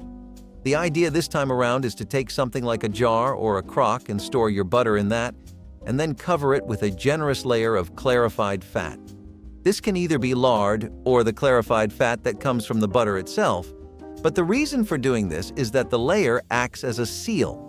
It helps to keep the butter fresh, and that's because the water and milk solids from butter are removed. What you get is pure, unadulterated butterfat left. Since it is pure, it's less likely to spoil in comparison to whole butter. Protecting it from the air also does the usual routine of keeping it safe from airborne germs and microbes. People used to do this a lot because in rural areas, even when refrigeration was a thing, it hadn't become a widespread or accessible practice. In cold places, for example, the mountain ranges here, storing these pots in dark basements would help push the shelf life up even more. The trick of smoking corn husks for deep, sweet flavor might sound simple today, but it was revolutionary in the world of ancient cooking. Corn was life to many native communities, not just a crop, but a living gift. Every part of it was precious, especially the husks. By soaking them lightly and laying them over hot coals or wrapping food inside them, cooks could infuse whatever they were making with a smoky, sweet richness that no wood or spice could ever truly replace. Smoking corn husks became a way to turn plain dishes into something sacred, layering that faint sweetness into meats, vegetables, even simple bread. It was an invisible ingredient, a secret handshake between the land and the plate. Today, a few high-end restaurants still use this trick, usually without telling you, because the result feels so natural, so impossibly rich, that diners are left wondering what kind of sorcery they have just eaten. But corn was not the only plant they turned to for hidden flavor and power. If you knew where to look, even the tallest pine trees offered a secret recipe for survival. Gravy powder from pan scrapings was the kind of invention that came from hunger and a good sense of timing. After roasting or frying, the browned bits at the bottom of the pan were never wasted. They were scraped, dried slowly in the oven or near the stove, and then ground into a coarse powder that could last for weeks. A spoonful stirred into hot water gave you instant gravy, no bouillon cubes, no jars, no packets. It tasted real because it was. That powder held the memory of every meal it came from: roast chicken, seared chops, bacon ends. Some cooks even mixed it with flour and lard to make little gravy starter balls, ready to go at a moment's notice. The flavor was deep, smoky, and hard to pin down because it came from life, not a label. Today, we throw those scrapings away. We clean pans too quickly. But back then, this was the best part. It turned yesterday's effort into tomorrow's comfort. Boiled bread dumplings were a Depression lifesaver when meat was gone and vegetables were thin. Families took stale bread, ends or crusts, and soaked them in water or milk until soft. Then they added flour, maybe an egg, and salt or onion. This got rolled into dumplings and boiled until firm. They soaked up broth and stretched soups into meals that could feed 5 instead of 2. The texture was dense, like a sponge that clung to every drop of flavor. Sometimes they were served with just gravy or fat drippings. They were not pretty, but they filled you up and gave the illusion of plenty. And in a time when illusions were all you had, that meant something. Bread dumplings turned trash into dinner, and that was enough. Vinegar pie filling thickener was one of those odd tricks that worked better than it had any right to. Older fruit pies often came out runny, too sweet, or flat. A splash of vinegar helped in 2 ways. First, it cut the sugary taste and brought the fruit's brightness back. Second, it helped the flour or starch bind the filling together. Some even said it helped fruit hold its shape. You saw this most in old apple or berry pies, where just a teaspoon gave the flavor a sharp little kick. It was not something most people noticed, but if it was missing, you could tell. The sharp smell faded in the oven, leaving behind something more balanced. A clean slice, no leaks. Some tricks are bold. This one just did its job, and did it well. Honey preservation is basically one of the few bounties of nature that will almost never betray you. It's good for your skin. It helps to boost your gut health. It doesn't ever go bad. And now I'm going to tell you all about how it preserves itself better than anything else.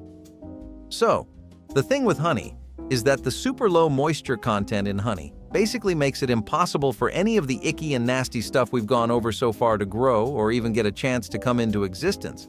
Honey's also really acidic, and it falls anywhere between 3.2 and 4.5 on the pH scale. This helps to curb stomp the growth of any gross bacteria and fungi, so it's got a natural preservative quality in that. Anything that's got a strong acidic background naturally will do that. But honey works better for a few other reasons, like how honey naturally exudes something called glucose oxidase. When you combine this with just glucose, or sugar, you get hydrogen peroxide. This is a natural microbe hunter, and it basically destroys bacteria on sight. Honey has a high sugar content already and is largely made up entirely of glucose and fructose, so go figure. Long story short, the thing is just built different and built strong. Spicing meat with wild juniper and sage instead of store-bought seasonings was a mark of true culinary craftsmanship long before organic became a buzzword. Juniper berries with their sharp piney taste and sage leaves with their deep, smoky aroma were easy to find across wide swaths of native lands, and together they created one of the oldest and most unforgettable flavor combinations known to man. Hunters would rub juniper directly onto fresh meat before roasting it over fires, allowing the resins to seep into the flesh and protect it from bacteria while infusing it with mouth-watering flavor. Sage was burned, brewed, and crushed into spice blends that transformed even the toughest game meats into savory, aromatic feasts. And just when you think seasoning meat could not get any more poetic, native chefs took it one step further, discovering a way to use wild berries not just as food, but as a way to glaze and preserve fish in the most mouth-watering way imaginable. Cabbage leaf meat preservers were the poor man's parchment paper. When you had a small cut of meat and needed it to stay moist, you wrapped it in cabbage leaves. The leaves kept the juices in, added a faint sweetness, and softened up into something you could eat alongside the roast. You could bake it, steam it, or even tuck it into a skillet with a lid. The trick worked with ground meat, too. Stuffed cabbage rolls were just a natural evolution. It was popular among Eastern European immigrants, but caught on fast across rural America. The cabbage acted like a seal, but it was edible, cheap, and always around. People grew cabbage in their gardens and used every bit of it. Today, we use foil or fancy bags to lock in moisture, but back then, a cabbage leaf did the job just fine. Lima bean stew was one of those one-pot miracles that got families through the leanest stretches of the 1930s. Dried lima beans were cheap, easy to store, and when soaked and cooked slowly, they turned creamy and rich. Families would simmer them all day with scraps of carrot, onion, or potato, whatever they could find. If they had bacon grease or lard, a spoonful added body. If not, salt and thyme would do the job. There was no recipe, just instinct and adaptation. Sometimes the beans were mashed into a thick paste, sometimes left whole and floating in broth. The stew could stretch over 2 or even 3 days, especially if you kept adding water or leftover vegetables. Kids might complain, but mothers knew. This pot was the difference between full and hungry. In many homes, the smell of beans bubbling away was a kind of comfort. It meant there would be something to eat tonight. It was frugal food with just enough warmth to feel like dinner. In hard times, lima bean stew taught you patience, resourcefulness, and the power of cooking what you had, not what you wished for. Potato chip casserole topping was one of those strange little tricks that somehow made dinner feel like a treat. Back in the day, people did not have access to fancy breadcrumbs or crunchy imported cheeses, and boxed mixes were still a novelty. But they almost always had a bag of plain potato chips sitting around, maybe a little stale, maybe half-eaten, maybe on sale. So when it came time to top a casserole, instead of breadcrumbs or fried onions, cooks reached for that crinkled bag, crushed it up in their hands, and sprinkled the pieces across the top. Into the oven it went, and out came something golden, salty, and unexpectedly satisfying. That simple potato chip crust made otherwise bland casseroles feel indulgent, and the trick was proudly passed down in community cookbooks, church bulletins, and lunchroom chatter. It was cheap, it was crunchy, and best of all, it used something people already had. There were even recipes that told you to mix the crushed chips with melted margarine or powdered cheese before baking, because if you were going to commit to a topping, you might as well go all in. There is just something so right about a casserole with a potato chip crown. Lye curing your fish has been the alkaline all-rounder for all your fish preservation-related needs for centuries. This traditional preservation method takes full advantage of lye and shows you just how much of an MVP it really is. This process actually goes back to the very early times of Asian cultures, and the reason behind how this works is pretty interesting. Lye as an alkaline solution raises the pH level of a fish by like 2-folds, and this would typically look like the fish being treated in a diluted solution of lye that's been mixed with water and salt. Basically, fish has a lot of protein in it, which, is no surprise, right? What you might not know is that the alkalinity of lye disrupts that protein and makes it a lot more resistant to spoilage. It changes the whole structure, so now you don't just have protein, you have Protein Pro. Get it? I'll see myself out. Anyway, it doesn't just do those enhancements, it also boosts your catch of the day's resistance to those filthy microbes that keep popping up every 2 minutes. Pretty neat, right? Using ash to soften beans faster without soaking overnight sounds like a wild trick from another world, but for Native American cooks, it was just another part of making the impossible work. In times when waiting 12 hours for beans to soften was not an option, they found a genius shortcut that we have almost completely forgotten. By adding clean wood ash into the pot, the alkaline properties would work their way into the beans, breaking down the tough outer skins and speeding up the softening process. It was not just about saving time either. In many ways, it was about survival. A quicker meal could mean a safer night, a full stomach before a long journey, or simply a little more freedom in a hard world. Even today, chefs who understand this trick know that beans softened this way have a richer, earthier flavor you simply cannot get from a modern soak. It is a reminder that real food was about more than recipes. It was about trust in the land itself. And if you think cooking with ash is clever, wait until you see what they did with clay and fire to make meat so tender it would almost melt in your hands. Potato boil water for gravy base is one of those tricks that feels too simple to matter until you taste it. When you boil potatoes, the water turns cloudy and thick with starch. Most people pour it down the drain, but the old cooks saved it. That cloudy water was liquid gold, perfect for thickening gravies, stews, or even making a quick roux without needing butter or flour. It added body and just a hint of potato flavor, which paired beautifully with meat scraps or leftover vegetables. It was warm, filling, and somehow made everything else taste richer. You could stir in pan drippings or a spoonful of mustard or vinegar and have something that passed for a real sauce. Nothing fancy, but deeply satisfying. This trick barely shows up in cookbooks today, even though it worked better than some of the thickeners you find on store shelves. It was a quiet skill, one you learned by watching, not by reading. And once you knew it, you never threw out potato water again. Ketchup sandwiches were not a joke back then. They were survival. 2 slices of white bread, a squeeze of ketchup, and that was lunch. When fresh tomatoes were too expensive or gone altogether, the bottle stood in. It was cheap, it was sweet, and it gave just enough tang to fool your brain into thinking you had a real sandwich.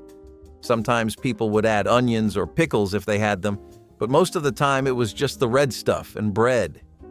And you would be surprised how many kids looked forward to it.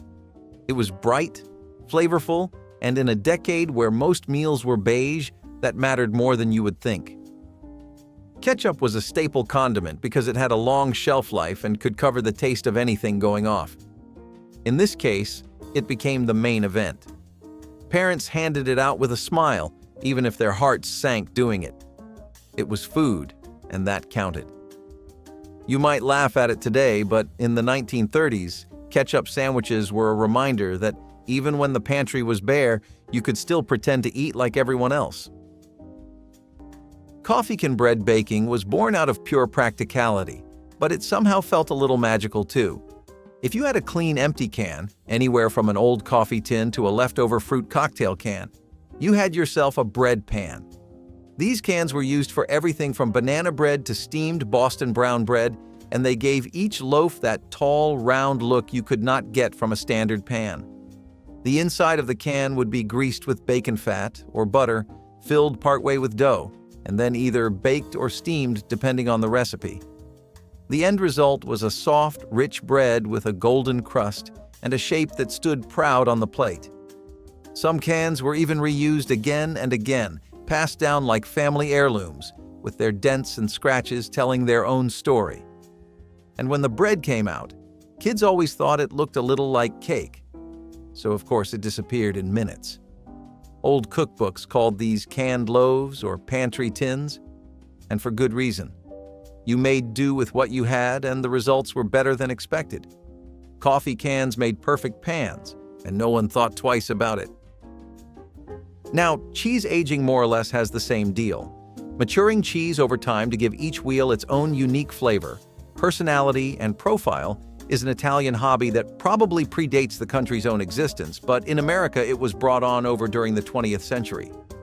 The science behind cheese aging basically has a lot to do with breaking down the fat of your regular unchecked milk fats into free fatty acids, which for our purposes, let's just say they have a lot more taste and flavor. Now, the other process is proteolysis, and during the entire cheese aging, enzymes that were taken from the milk and the bacterial cultures used to make the cheese help to break down the proteins that are there.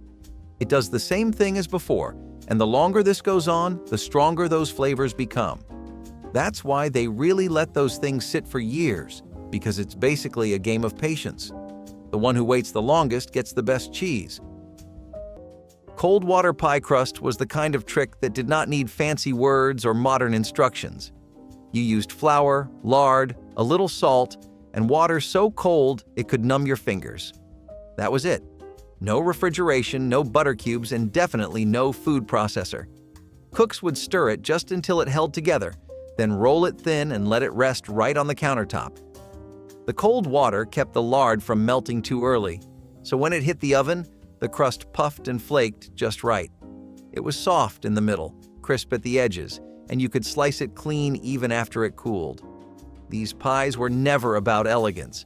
They were about making do, impressing no one but keeping the family full.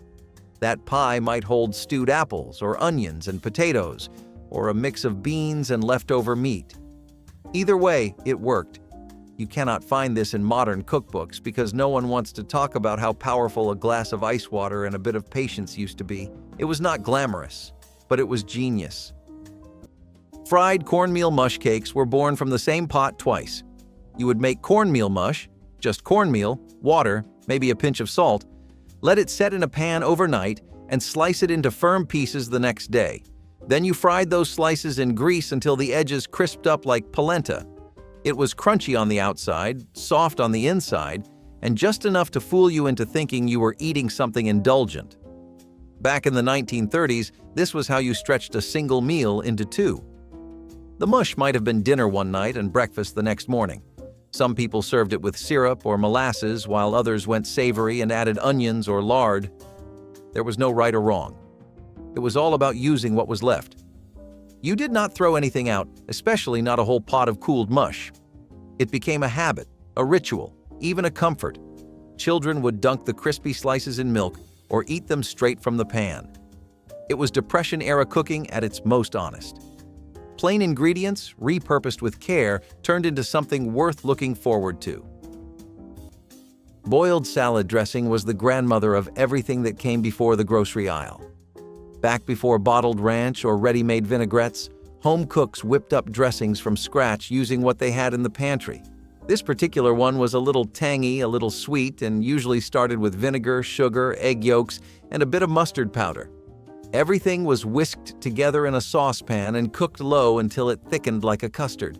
The result was creamy and tart, perfect for potato salad, coleslaw, or even spooned over hard-boiled eggs. Some versions added flour or cornstarch to help it hold better in the fridge, while others kept it simple. It might not have had the smooth pour of modern dressings, but it had soul and a flavor people still remember. You would find it tucked into the back pages of church cookbooks, labeled Grandma's Dressing or Sweet Egg Sauce. When chilled, it firmed up a little, which made it ideal for picnic salads that had to last in the summer sun. It tasted like resourcefulness. It tasted like memory, and it was surprisingly good. Rennet preservation, on the other hand, is a whole different animal. Rennet is an enzyme that's traditionally made from ruminant animals like cows, goats, and sheep. It helps to make cheese because it coagulates milk and causes the proteins in it to curdle and separate. This transformation is pretty much the sole reason why fresh milk even becomes cheese, and I'm going to explain to you how all this works. So, when you mix rennet with milk, it has the enzyme rennin in it. This specifically hits the primary protein in milk, which is casein. Imagine if somebody basically made really specific cuts in your limbs, causing the rest of your body to clump together. Maybe not the most descriptive example, but that's pretty much what happens. What you get left with is whey, and that's drained off. The leftover curds are then processed into different types of cheese. See, people didn't do this because they really love cheese, though. They did it because it was the ideal way to use your milk. Milk would spoil incredibly fast, and for people who were either living a very day-to-day life, taking it as it comes, that just wasn't fitting in with their routines or priorities. Clay pot slow cooking was not just a recipe. It was a way of pulling flavor out of the earth itself. Native American communities would form thick-walled pots from river clay, baking them slowly in open fires until they were strong enough to hold the richest stews and slow-roasted meats you can imagine. The secret was patience. Cooking meat in these pots over smoldering coals allowed the juices to stay trapped inside, cycling through the dish again and again, infusing every bite with pure, concentrated flavor. No fancy Dutch oven, no stainless steel miracle cookware. Just ancient craftsmanship and a bond with nature so strong you could taste it. The slow, even heat of a clay pot gave even the toughest cuts of meat a tenderness you would not believe unless you had tried it. In a world before timers and thermostats, this was real mastery. And the taste? It was as close to magic as food can get. But clay was not the only tool they used to summon incredible flavors. Sometimes, the real secret was hidden in something even lighter than air, something that grew tall all around them: corn husks. Evaporated milk whipped cream was the sort of dessert trick passed between neighbors, not down through cookbooks. When cream was too expensive or just plain missing from the fridge, you reached for that dented can of evaporated milk in the back of the cupboard. You chilled it until it was ice cold, sometimes freezing it for 10 minutes, and then beat it with a whisk or mixer until it fluffed up. If you added a little sugar and a drop of vanilla, you almost could not tell the difference. It would not hold shape as long as the real thing, but it made a bowl of canned peaches or gelatin salad feel like a special treat. Children did not care if it came from a cow or a can. If it looked creamy, that was enough. You could even fold it into puddings or layer it in trifles. The trick was to keep everything cold and to know when to stop mixing. Today's cookbooks skip this entirely. They assume everyone has heavy cream or will just buy whipped topping. But the old way worked just fine, and it felt like magic every time it turned out right. Jelly omelets were the kind of oddball depression dish that worked better than expected. Eggs were easier to get than meat, especially if you had chickens, but they still had to stretch. So when there was no bacon or sausage, people got creative. They spread jam or jelly inside a folded omelet and served it like breakfast dessert. Grape, apple, strawberry, whatever you had, often homemade and preserved.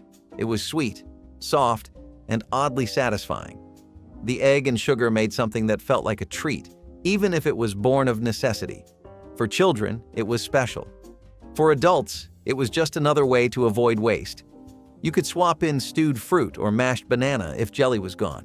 It was quick, flexible, and checked every box for a depression meal. It might seem strange today, but it made sense back then. When food was limited, taste mattered more than rules.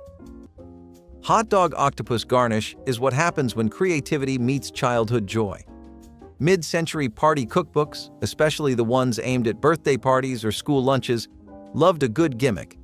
And turning an ordinary hot dog into a smiling octopus? That was peak culinary fun for kids. The trick was simple. Slice one end of a hot dog into strips, boil it for a minute or two, and watch the legs curl outward like tentacles. The result was a goofy, wiggly hot dog that looked like it belonged in a cartoon and tasted like backyard summer. Parents would set them on top of mac and cheese, mashed potatoes, or even tuck them into lunchboxes with a smiley face drawn in mustard. It cost next to nothing but made kids feel like they were eating something special. These octopus dogs became so popular that some cookbooks devoted whole sections to fun food just like it. It was a different kind of food styling, one that made meals exciting without any fuss or frosting. And really, when you are 5 years old, who would not love a sea creature made of meat? Freezing in snow is self-explanatory, but there's actually a bit more that goes on there besides what meets the eye and what common sense would tell you up front. People relied on freezing in snow, and yes, preserving food in snow, especially meats and proteins, thanks to the insulation properties and temperature regulation, was a fantastic idea. Just some good old-fashioned human resourcefulness and ingenuity rising to the occasion. Love to see it, right? While there's not a lot to say about the scientific aspect of all of this, there is a lot to talk about when it comes to the cultural aspect. See, this became a community hobby for people that lived in predominantly cold areas, ones with long winters, or people who just lived in rural places and communities away from urban hubs and industrialization. Gathering snow, making snow caves, storing the meat properly, packing it. All of this became a tradition that was spread through families, and it honestly brought people closer together. While I get that just hearing about it in a video might not drive that point home, but if you take a look at how people were living in rural communities before refrigeration, then it's actually sweet. Kids would help out with making pockets in the snow, adults would spend their day cleaning the meat for the community, and it was all just this nice, fair division of responsibility that taught everyone to work, care for food, and gave them some neat skills. Rock boiling is one of those lost arts that feels almost too wild to be real, but it absolutely was, and it still works today if you know how to do it. Picture this. You have no metal pot, no pan, nothing but a fire, a handful of food, and a riverbank full of stones. Native American cooks would heat large, clean rocks directly in the fire until they were almost glowing, then carefully drop them into hollowed-out bowls made of bark, animal hide, or clay. The heat from the stones would bring the water to a bubbling boil almost instantly, allowing them to cook stews, boil roots, or even prepare medicinal teas without ever burning the vessel. It was a skill that could mean the difference between an empty belly and a full one. And it was not just functional. It gave the food a subtle mineral richness you cannot replicate any other way. Today, rock boiling feels almost mythical, a forgotten page from a cookbook written by the earth itself. And speaking of earth, some of the most astonishing bread you have never tasted was baked without an oven, without a pan, and sometimes without anything more than a pile of hot ashes. Dough fluffing with vinegar and baking soda was one of those chemistry tricks that made you feel like a magician in the kitchen. No eggs? No problem. A splash of vinegar in your batter, mixed with baking soda, gave just enough lift to make pancakes, muffins, or quick breads rise like they had all the right ingredients. It fizzed as soon as you stirred it in, and you had to work fast. Those bubbles did not last forever. But if you timed it right, you got a tender crumb and a soft center without needing eggs or even milk. It was a lifesaver when rationing hit or when payday was still a few days away. Vinegar was cheap, baking soda was shelf-stable, and together they turned nothing into something. Modern recipes tend to leave this out, pushing people toward eggs or dairy substitutes. But vinegar and soda were the real original hack. They worked quietly, without a fuss, and gave families hot breakfasts and passable cakes even in the leanest times. Celery and onion soup was bare bones, but it comforted. In homes where meat was missing and vegetables were gone by midweek, all you had were scraps. Celery tops, onion peels, maybe a clove of garlic. These simmered in water for hours, making broth that tasted better than expected. If you had grease or drippings, they went in. Bread crusts were added for body, and sometimes a bit of flour thickened it.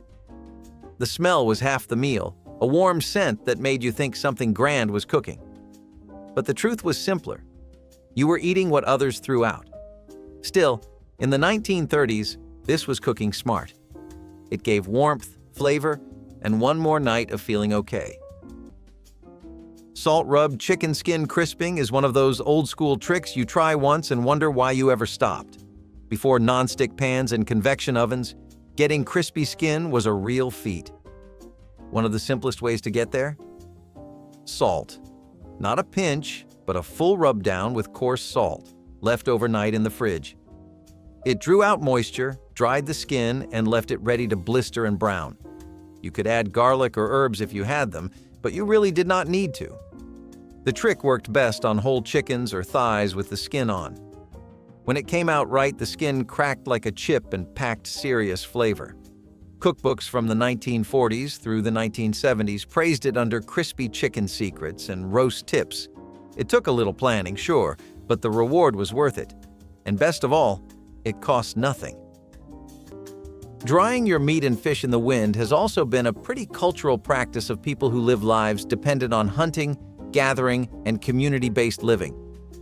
Drying in the wind actually works better because the wind accelerates the evaporation process by getting rid of the moisture that your protein, fish, red meat, or chicken releases on its own.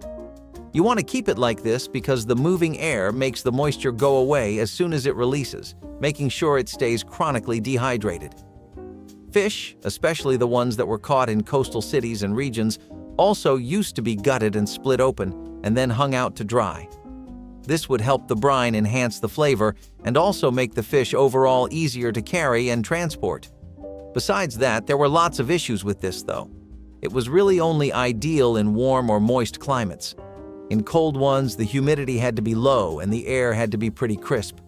Also, you had to keep moving and turning the fish or meat so that it would dry evenly and that the moisture was even going away.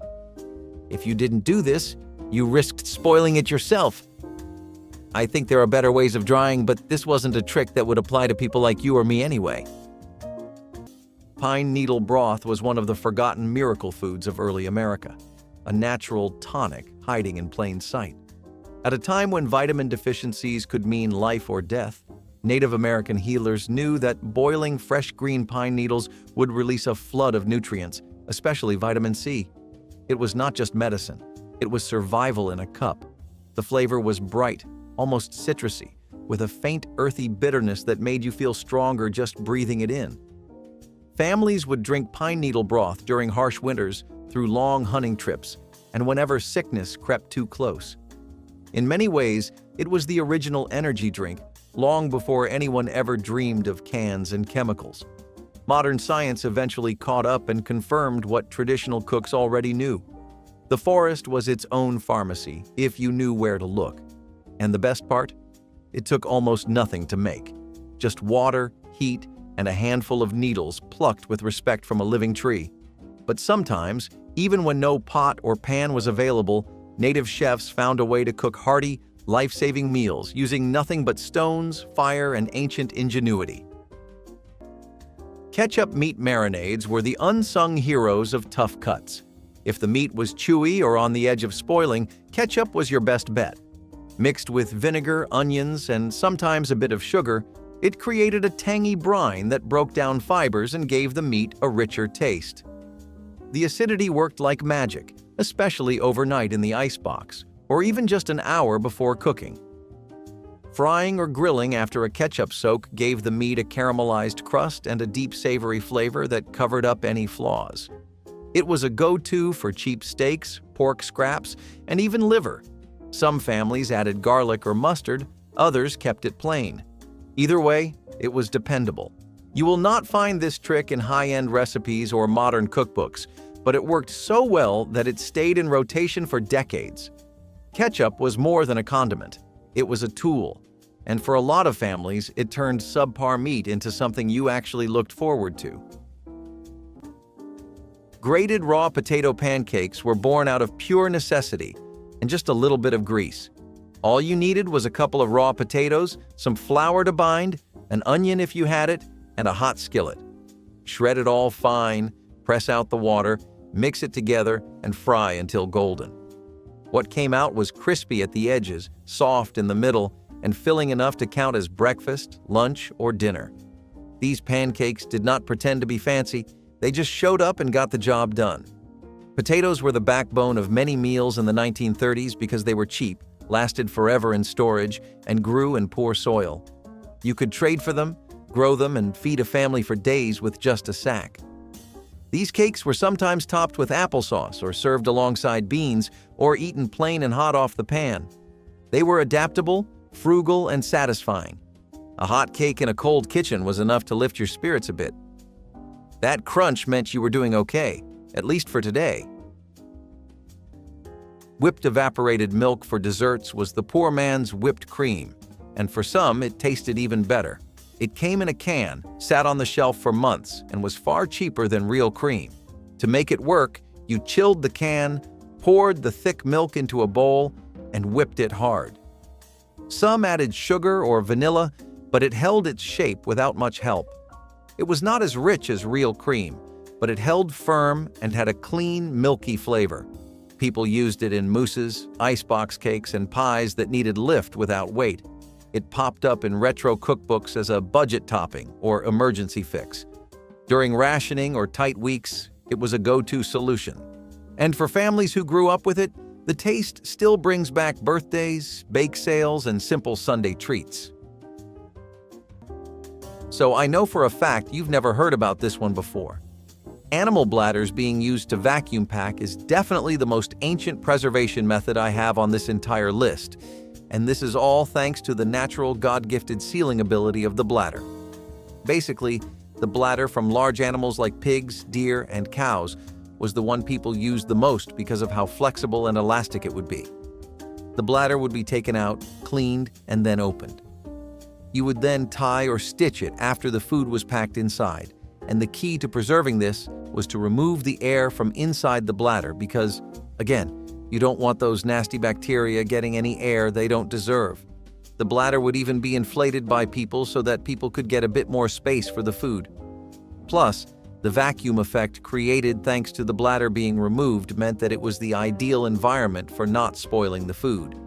If we talk about history, then people like early explorers and fur traders would rely on bladders for trade and would pass them to nomadic tribes and communities traveling through the areas. It was also very popular in Arctic regions. There are many risks though, and it requires a lot of skill, because if you don't clean it properly, you just risk contamination badly. Cactus as a natural tenderizer sounds almost too strange to believe, but it was an everyday trick in many native kitchens. Certain varieties like prickly pear are packed with natural enzymes that break down tough muscle fibers in meat. By rubbing raw cactus slices over a piece of game meat or even marinating it in cactus juice, they could turn chewy, sinewy cuts into tender, flavorful meals that needed almost no extra cooking. It was pure kitchen magic, pulled straight from the harshest landscapes. In places where hunting was hard and every scrap of meat mattered, this trick was not just clever, it was survival. No waste, no frustration, just another example of how nature handed over its secrets to those who knew how to listen. The best part is that cactus does not mask the flavor of the meat. It simply softens it, letting the real richness shine through. Even today, modern chefs have started waking up to this forgotten genius. But it was not just fresh meals that mattered.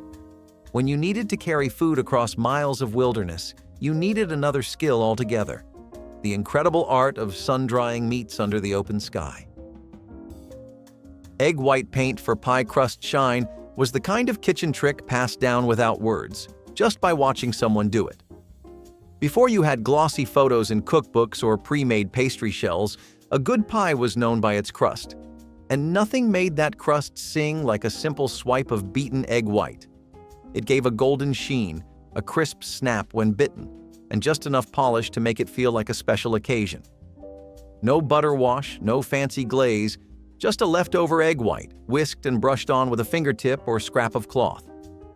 It was used on both sweet and savory pies, and sometimes even on biscuits or rolls for that bakery look. You could even sprinkle sugar or seeds on top, and the egg white would help it stick. Today's recipes might tell you to use milk or yolk, but the old cooks knew egg whites gave the cleanest, crispest finish. It was quiet elegance from a cupboard that had very little to give. Homemade noodles made from just flour and water were a Depression staple that turned bare cupboards into something hearty. No eggs, no fancy tools, just a rolling pin, a knife, and some determination. Families would mix flour with water until it formed a stiff dough, then roll it thin and cut it into strips or shapes. The noodles were left to dry or boiled right away and dropped into soups, stews, or even just salted water. They soaked up flavor like a sponge, which was perfect when you had more broth than solids. Making noodles became a family affair, with children helping to roll and cut on floured tables.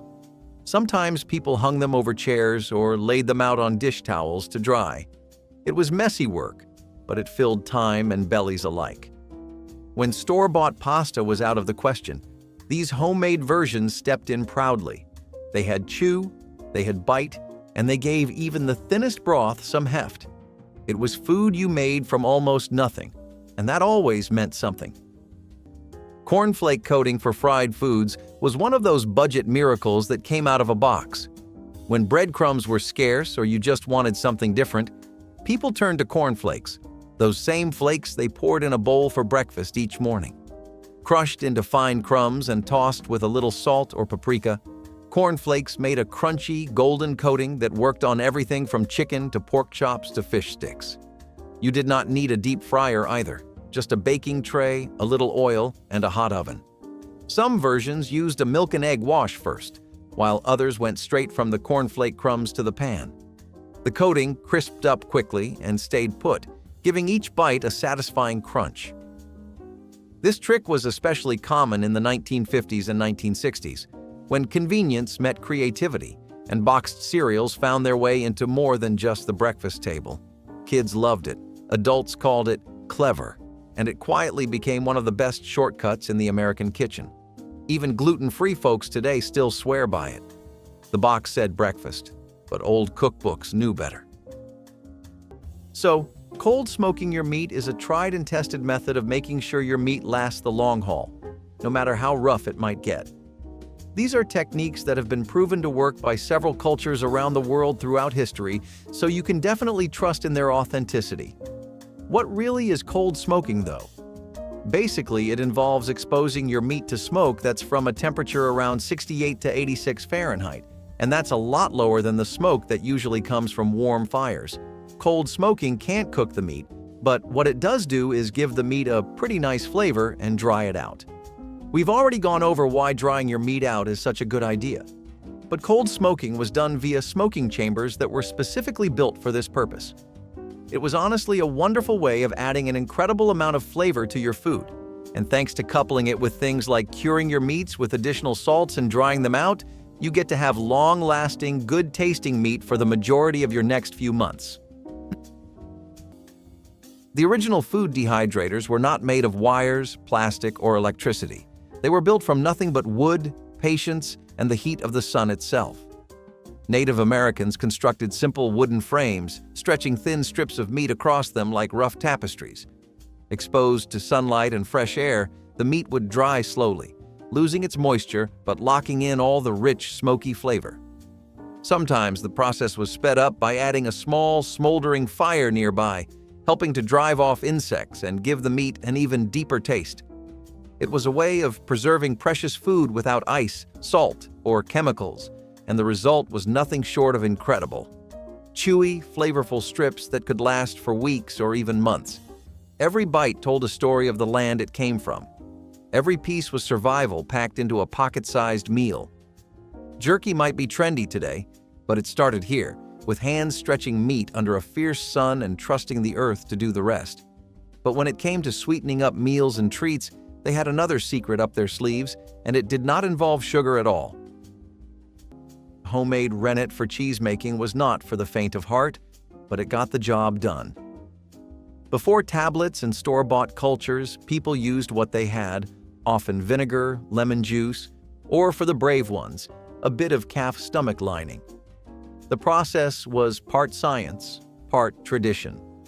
You warmed milk gently, stirred in the curdling agent, and waited for the magic to happen. Once it separated into curds and whey, you strained it through cloth and pressed it into soft rounds or blocks. Some added salt or herbs, others kept it plain. The taste was fresh, a little tangy, and deeply rewarding. It was not just about saving money, it was about knowing how to make food from the ground up.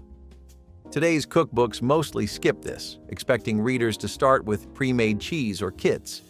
But the old method taught patience and respect for the process. Cheese was no longer something you bought. It was something you made. Apple skin tea was what you made when even the scraps had scraps. In homes where nothing went to waste, apple peels left over from canning or pie making were gathered and boiled into a weak but fragrant tea. It smelled sweet like cider, even if the taste was faint. Sometimes people added cinnamon sticks or cloves, but most of the time it was just water and skins. Served hot, it warmed your hands and gave you the sense that you were drinking something more than water. In a time when every ingredient had to pull double duty, this was how you honored what little you had. Apple skin tea was often sipped at night after supper when the fire had burned low and the day's work was done. It was not about nourishment so much as comfort. A hot mug of anything in the Great Depression was an act of care. You felt it going down, slow and steady, and it reminded you that sweetness could still be coaxed from the barest leftovers. Soda pop in cake batter sounds like a kid's prank, but for decades it was a real kitchen trick. and one that actually worked. When families were short on eggs, butter, or milk, they found that a can of cola or lemon-lime soda added not just sweetness, but airiness to boxed cake mixes. The bubbles acted like a leavening agent, giving the batter a lift and a fluffiness that surprised even skeptical bakers. Lemon-lime soda went into yellow cakes and cupcakes, while cola paired beautifully with chocolate. The result was a moist, tender crumb that needed no buttercream to be good. Sometimes people would even mix flavored gelatin powder into the batter to amp up the color and make it match the soda. Bright pink for strawberry soda, green for lime, orange for, well, orange. It was part dessert, part science experiment, and always a hit at potlucks and school parties. You would find versions of this in cookbooks with titles like Fun with Cake Mixes or Desserts for a Crowd. Even today, some bakers swear it is the fastest way to get a light, fluffy cake without worrying about what is in the fridge. And they are not wrong. Now, the next thing we have is packing your meat in saltwater brine. The reason this works is because saltwater brine is a method of preserving food by submerging it in a mix of salt, water, and ingredients like herbs and spices for aromatics. Salt pretty much gets rid of any kind of moisture that you don't need and makes an environment that promotes longevity in your protein by getting rid of any bacteria that would cause spoilage. The concentration of salt is around 10%, and when dissolved in water, you basically get a bath with some really nice preserving effects. Curing ingredients, like the ones used in cold smoking meats, are often things like sugar, nitrates, or spices that people would add to the brine. This would help add flavor and make sure the meat keeps its color, just like how we discussed before when nitrates came up. Brining would typically take a while, but that would depend on the kind of meat you were using and its size. It wasn't really just people who were living centuries ago that did this.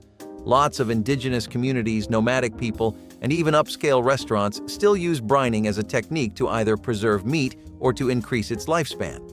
Brining helps to bring flavors out because the meat stays submerged for so long, the flavors get infused. The next time you want to figure out how to take your meat up a notch, maybe try a saltwater brine. Using pumpkin shells as nature's crockpots was one of the most visually stunning and practical techniques Native American cooks ever invented. Imagine carving out a big, sturdy pumpkin, filling it with a mixture of meats, roots, grains, and herbs, and setting it carefully near a low, steady fire. The thick pumpkin walls would slowly roast from the outside while the food inside simmered gently, absorbing all the sweet, nutty flavors of the squash itself. The pumpkin became pot, oven, and seasoning all in one, with no waste and no need for heavy metal tools. When the meal was ready, you simply cut into the tender pumpkin itself and ate it alongside the hearty stew it had helped create. It was a way of turning even the simplest gathering into a feast. And if you thought cooking in pumpkins was impressive, just wait until you see how native cooks used nothing but green leaves and open steam to create fish dishes that tasted like a gift straight from the earth itself. Stretching meat with oats was a kitchen practice that meant the difference between one dinner and several. Ground beef was expensive, and there were times when even the smallest amount had to feed the whole family. Your grandfather knew that mixing rolled oats into the meat gave it more bulk, held it together, and made it go further. The oats also absorbed seasonings and juices, adding a nutty texture that made burgers, meatballs, and meatloaf taste heartier. It was an honest way to keep plates filled without spending more. This was not some hidden secret either, since many cookbooks and neighbors shared the idea during lean times. Oats were cheap, easy to store, and always available, so they became the natural choice. A single pound of beef could now serve twice as many people, and no one complained because the flavor was still there. Families grew up on this trick, never realizing how much it saved their parents each week. Wax paper butter roll storage was a simple solution with a whole lot of heart behind it. You took softened butter, mixed in whatever you had, maybe garlic, maybe parsley, maybe just a pinch of salt, and rolled it into a log using wax paper. Then it went straight into the freezer. When dinner came around, you would slice off a coin or two and melt it over hot vegetables, baked potatoes, or a skillet of greens. It felt luxurious, even when the ingredients were humble. Some people called them compound butters, but back then, they were just a practical way to stretch flavor and save time. You always had something on hand to make dinner feel a little more finished. The wax paper kept it clean, neat, and easy to slice without wasting any. It also let families portion out butter when it was rationed or in short supply. Today, we lean on spice mixes or bottled dressings, but back then, a wax paper roll of homemade butter was a quiet form of planning ahead and a small bit of comfort that waited patiently in the freezer. Beet green stir-fry was a shining example of how the 1930s turned scraps into sustenance. When you bought or harvested beets, the leafy tops were never discarded, they were cooked. In fact, they were often more valuable than the beet itself. Families would wash them carefully, chop them up, and saute them in bacon grease, lard, or whatever fat they had. Add a sprinkle of salt or a bit of vinegar, and you had a side dish that tasted far better than its humble roots. The greens were full of nutrients and gave meals color and texture. In cities and rural homes alike, people grew beets in small plots, and nothing was allowed to go to waste. These greens cooked quickly, wilted down, and took on the flavor of whatever you cooked them in. Served alongside potatoes, beans, or cornbread, they added just enough brightness to break up the monotony. It was not fancy, it was smart. Beet greens helped families stretch their gardens, their groceries, and their budgets. You might not miss them now, but back then, they made the difference between a plate that looked full and one that looked empty. Bread crust pie lattice was the ultimate make-do solution for bakers who hated to waste a single scrap. Instead of tossing out the crusts from sliced sandwich bread, especially the heels, home cooks braided or layered them across the top of a pie. You would soak the crusts briefly in a little milk or brush them with melted butter to soften them up, then shape them into rustic strips. They would toast up golden in the oven and give the pie a rough, homemade charm that you just could not fake. It was not flaky like traditional crust, but it held its shape and added a chewy, buttery layer to each slice. This trick showed up in Depression-era and wartime cookbooks as a way to conserve flour, since making a second crust from scratch was not always an option. It worked best on fruit pies or pudding pies that needed a topping but did not require full coverage. You would be surprised how many old-timers still remember this with a kind of fondness, those scrappy little pies made with crusts no one wanted. And the best part? It actually tasted pretty good. We're going to end the list on an age-old trick, and I'm sure some of you can already guess. You pickle in vinegar, and yes, the cartoons, the movies, and your grandparents were all right. It really does work. A lot better than we'd like to think, really. You can soak just about any kind of food in this, too. You can even throw in eggs and meat, not just vegetables and different kinds of fruits. This solution of vinegar, salt, and water, as well as sugar and spices, results in this really tangy and sour flavor, which for some is an acquired taste, but it extends the shelf life of whatever you're cooking with by miles. So the pickling solution involves white vinegar with water and salt. Some people throw in garlic, dill, and coriander or peppercorns in there. The vinegar and water mix can either be heated or just poured cold, but the important part, and really the one where all the magic happens, is when you submerge it. The acidity of the vinegar helps to preserve the food a lot, while the sealing ensures that it stays fresh. Depending on the spices you throw in, your fruit or meat can get a lot more flavorful too. In the South of America, loads of people would pickle okra or cucumbers or even beets, especially during the Depression. They made such good appetizers, they were convenient to carry, and they helped things last longer. Honestly, it's just a win-win-win-win all around, and what else can you ask for in life? Fish wrapped in leaves and steamed over coals was a method so simple and brilliant that it feels almost sacred now. Native American cooks would gather wide, sturdy leaves like those from corn, squash, or even certain wild plants, and use them as natural steam pockets. A freshly caught fish, often seasoned with wild herbs and crushed berries, would be carefully wrapped and placed near smoldering coals or atop heated stones. As the heat rose, the moisture trapped inside the leaves would slowly steam the fish, keeping it impossibly tender, flaky, and infused with the faint, earthy flavor of the leaves themselves. When the leaves were finally peeled back, what you found inside was a dish so fresh and alive you could almost taste the river still running through it. Meals like these were more than food. They were rituals of respect for the land. And speaking of sacred gifts from the earth, Few treasures were more important to survival and celebration than the humble acorn ground and transformed into something that would feed generations. Boiling cloth bags of pudding was one of those homely tricks that saved energy and made dessert possible. Instead of baking in the oven, your grandfather's family would fill a cloth bag with a sweet batter of flour, sugar, dried fruit, and spices, then tie it shut. The bag was dropped into simmering water and left to cook slowly. Hours later, the pudding was removed, firm and fragrant, sliced and served like cake. It required no oven fuel, no special pans, and only the most basic ingredients. Families cherished these puddings at holidays because they felt festive without needing luxuries. The cloth bag could be washed and reused, keeping the tradition going for years. Each slice was proof that desserts could be made from scraps and patience. It was not fancy, but it filled plates and brought smiles when sweetness was hard to come by. Clever, thrifty, and warming, it was dessert born from hardship that still felt like a treat. Cornflake-topped casseroles were the crunchy secret to making church suppers feel just a little more exciting. Instead of breadcrumbs, which were not always available or affordable, women crushed cornflakes and sprinkled them over the top of creamy dishes. The flakes baked into a golden crust that added texture and flavor. It was a clever way to use a cereal that was already in most kitchens, turning breakfast into a topping.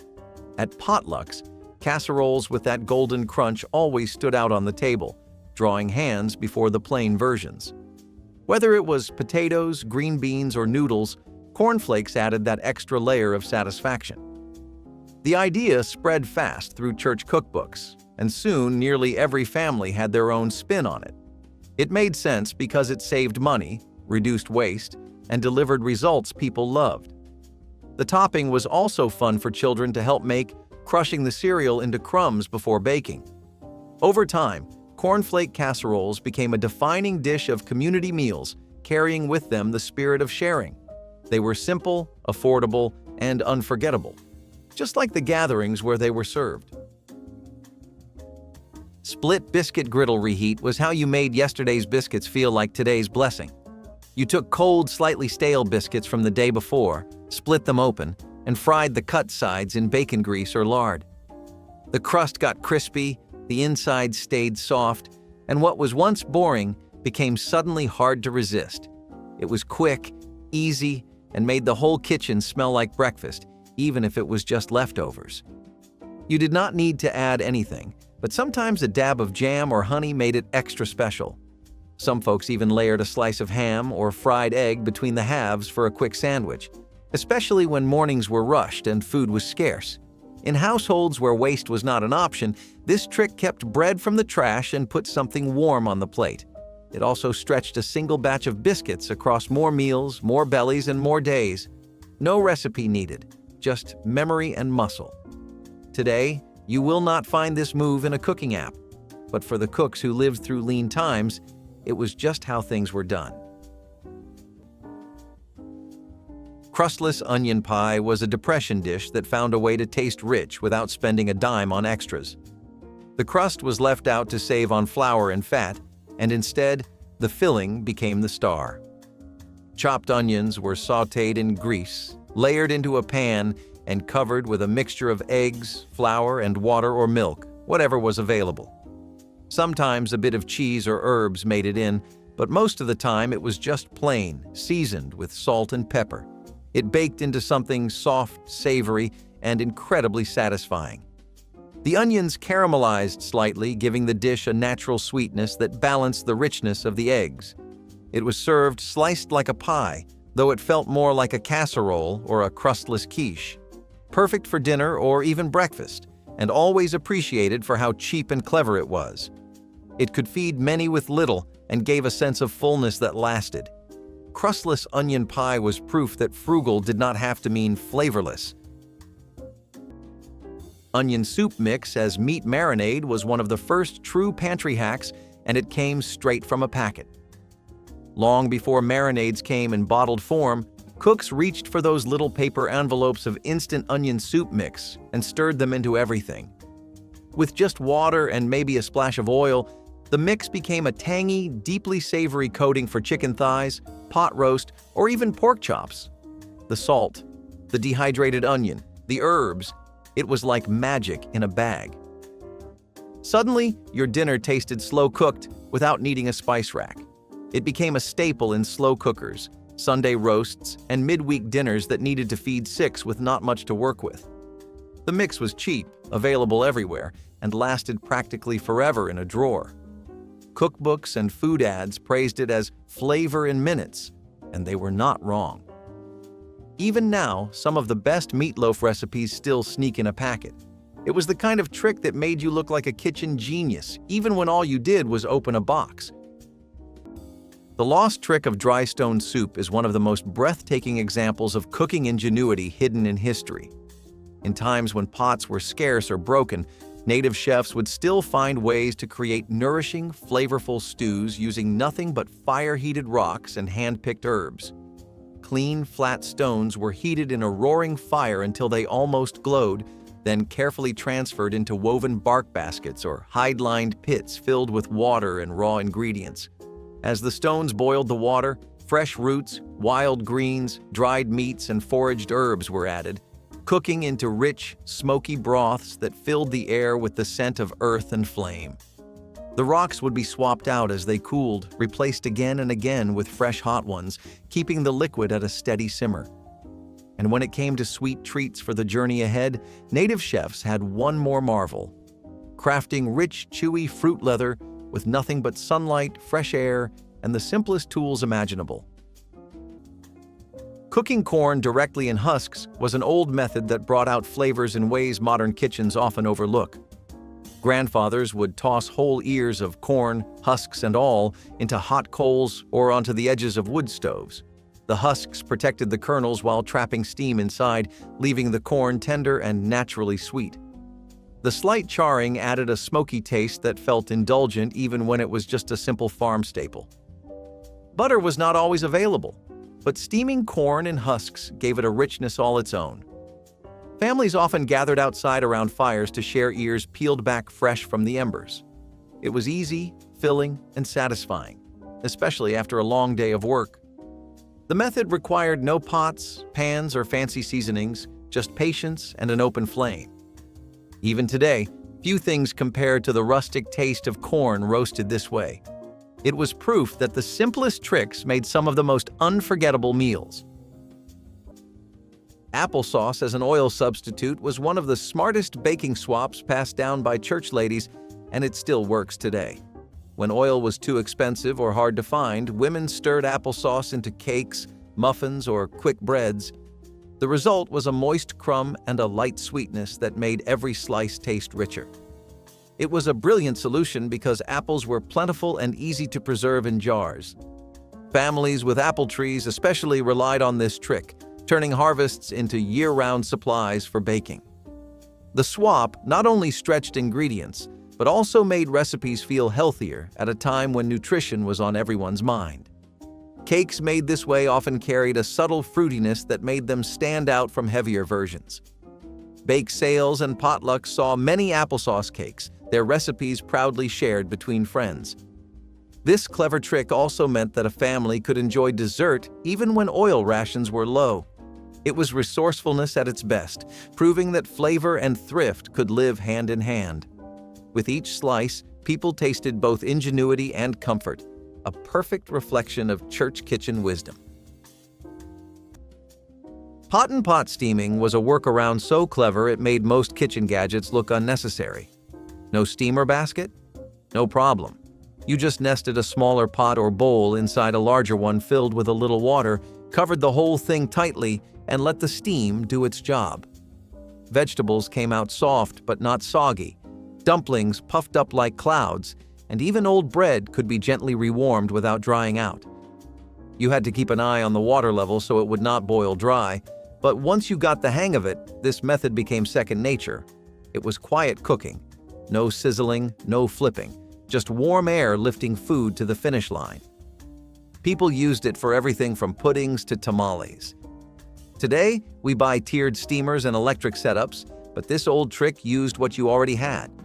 It turned basic pots into tools of precision, all without spending a dollar. And for many home cooks, that made all the difference. Sour milk biscuits were what happened when nothing could go to waste, not even spoiled milk. In the 1930s, refrigeration was rare and expensive, so milk often turned sour before it could all be used.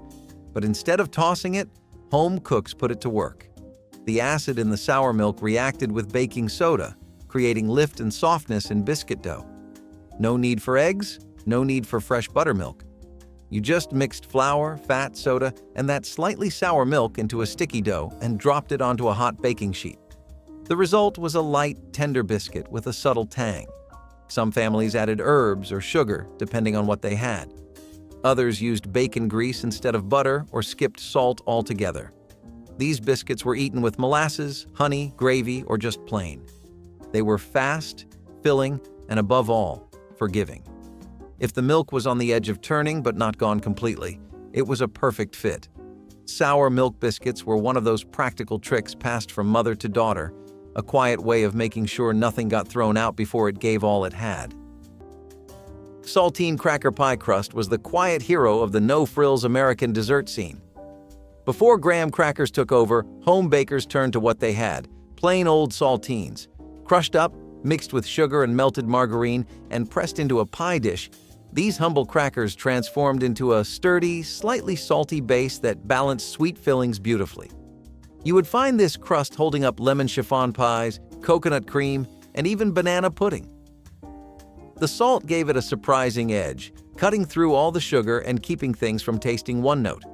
Sometimes cooks would toast it in the oven before adding the filling, just to give it extra crunch. And while it never became a household staple like graham cracker crusts, it held on as a clever trick among thrifty bakers. If your pantry was low and your guests were coming soon, this crust saved the day.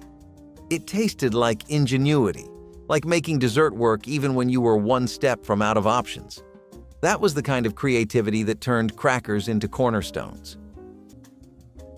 Roasting root vegetables directly in campfire coals was one of the simplest yet most powerful cooking methods passed down through generations. Without ovens, pots, or fancy tools, native cooks understood that the earth's hidden foods, things like carrots, turnips, onions, and yams, could be transformed into sweet, hearty meals with nothing more than time and fire. Raw roots were buried in the hot, glowing coals of a dying fire, slowly roasting under layers of ash and heat. As they baked, their natural sugars caramelized, their fibers softened, and what once was hard and bitter became soft, rich, and deeply satisfying. Pulling a roasted root from the coals was like uncovering buried treasure, the skin blackened and crisp, the inside steaming and tender. And speaking of patience, some of the sweetest flavors ever created by native chefs required even longer waits, like gathering and boiling maple sap into a clear, nourishing water that tasted like spring itself. Stretching milk with powdered milk was a clever kitchen fix that made supplies last longer without anyone noticing. When fresh milk was limited, grandfathers would mix it with reconstituted powdered milk to increase the volume. The flavor stayed close enough that children never knew the difference, and the household budget stretched further. Powdered milk was shelf-stable, cheap, and always on hand, making it the perfect backup when fresh deliveries were unreliable. This trick was especially useful for baking, cereals, or cooking, where small changes in taste went unnoticed. Families who relied on daily milk found comfort in knowing there was always enough. It became one of those silent household practices that kept everything running smoothly. Today, powdered milk is often overlooked, but back then it was a staple that quietly carried families through lean times. It was not glamorous, but it worked, and that was all that mattered. Clever, simple, and effective, it was a survival tool hidden in plain sight. Cracker crust pies were another example of how church ladies could take the simplest ingredients and make them shine. When flour or butter was scarce, they crushed saltine or graham crackers into fine crumbs and mixed them with sugar and a little fat to create pie shells. This meant no rolling pins, no dough failures, and no wasted ingredients. The crusts held firm enough to support creamy fillings like chocolate pudding or lemon custard. At potlucks, a cracker crust pie was a crowd pleaser because it tasted indulgent while still being practical. It was an affordable way to make dessert without relying on expensive ingredients that were not always on hand. The genius of it was how flexible the crust was, adapting to both sweet and tart fillings. Many women passed the trick along in church cookbooks, keeping it alive for new generations. It was not just a substitution, but a whole new tradition that carried its own charm. The simplicity of cracker crust pies is why they still appear in nostalgic kitchens today. They remind us that cleverness often comes from making do with what you have. Sugar syrup canning seals were a sweet solution when real canning tools were hard to find. Before vacuum lids and pressure gauges became common, families often relied on a thick sugar syrup poured directly over fruit in jars. As the syrup cooled, it hardened just enough to create a glossy seal that kept out air, moisture, and insects. This sticky barrier helped preserve both the vibrant color and the shape of whatever was inside: juicy peaches, fresh strawberries, plums, or crisp apple slices. When you opened one of those jars in the dead of winter, the fruit still looked and tasted like summer. It wasn't perfect, but it was clever. The syrup was made with nothing more than boiled sugar and water, sometimes enhanced with a squeeze of lemon juice, a cinnamon stick, or a clove for a whisper of spice. While wax sealing was also common, syrup was simpler and added flavor. It was a preservation method born out of creativity, one that turned humble pantry staples into long-lasting comfort. Today, you won't find this in many modern cookbooks or safety guides, but in hard times, it was one of many tricks that brought color and sweetness to a season that offered neither. Baked rice and onion casserole was simple, plain, and deeply dependable. In the hardest years of the 1930s, families needed meals that filled the belly without emptying the pantry, and this one checked every box. You started with raw rice, mixed it with chopped onions and whatever fat you had: bacon grease, lard, even a dab of margarine. Sometimes a splash of milk or broth went in for moisture, but often it was just water and a bit of salt. The whole thing was baked slowly in the oven until the rice swelled, the onions softened, and the top formed a thin, crisp crust. It smelled like comfort and tasted like survival. There was nothing fancy in it, but that was the point. It worked. You could serve it hot for dinner or eat the leftovers cold for breakfast. Some added beans, others stirred in eggs to bulk it up. But even in its bare form, it felt like a full meal. It was the kind of dish that disappeared fast because it was familiar, filling, and just warm enough to carry you through. Cast iron lid baking was born out of necessity and kept alive by sheer determination. When families had no access to an oven, or when it was too hot to fire one up, they made do with what they had. And what they had was a heavy cast iron pot, usually with a domed lid. Flip that lid over, set it on a flame, and you had a perfectly usable griddle surface for baking bannock, soda bread, or flat cakes. Some folks even propped up the lid with bricks and piled coals on top to create an improvised oven. It took practice to keep the heat even, but the reward was hot bread on a day you thought there would be none. This method showed up in everything from log cabins to war kitchens, and it never let people down. Cast iron held heat like nothing else, and when times got tough, it doubled as bakeware, skillet, and roasting pan. The lid was more than a cover, it was a secret weapon. These tricks rarely appear in modern books, but they kept people fed for generations. Zwieback toast was the kind of food that got made, stored, and reused until there was nothing left but crumbs. Originally a German recipe, Zwieback is twice-baked bread, meaning it is baked once, sliced, and then dried out in the oven until crisp. During the 1930s, it became a go-to staple for households trying to stretch bread that was starting to go stale. The result was crunchy, dry, and perfect for storing without refrigeration. It could be softened with warm milk and sugar for children or crumbled into puddings and meatloaf fillers to bulk out recipes. Some families even soaked it in broth or fruit juice for dessert-like treats. When biscuits were gone and crackers were out of reach, Zwieback toast filled the gap. It had a mild flavor and could go sweet or savory, depending on what you added. People loved it for its reliability. It would not mold, spoil, or turn on you. You could keep it in a tin for weeks and still count on it to do its job. For babies and the elderly, it was soaked soft. For everyone else, it was just one more way to stretch bread far past its shelf life. Leftover cereal meat coating was a trick that came straight from the back of the box.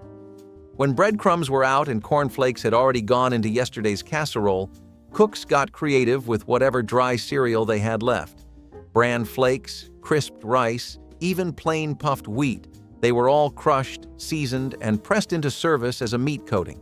The idea was to roll a cutlet or drumstick in milk or egg, then dredge it through crushed cereal to make a crunchy crust. It was cheaper, often healthier, and surprisingly effective.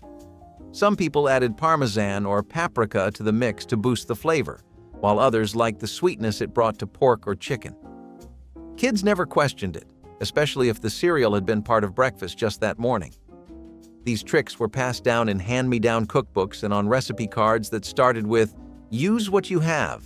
And that is really what it was about, making dinner work without running to the store. Sometimes the best recipes came from the bottom of the box. Cooking fish on wooden planks was an old outdoor trick that gave ordinary meals extraordinary flavor. Grandfathers would place fillets on soaked planks of cedar or oak, then set them near fire or coals. The wood steamed and smoked, infusing the fish with a rich aroma while keeping it moist. This method required no fancy pans or seasonings, just wood and patience. The result was a meal that tasted both rustic and refined, perfect for family gatherings or camp suppers. It was also practical, since the fish did not stick to pans and cleanup was easy. The technique carried a sense of tradition, passed down from native practices and embraced by homesteaders. Sharing fish cooked this way was a memorable experience, blending nature, flavor, and simplicity. Even when money was scarce, this trick made a humble catch taste like a feast.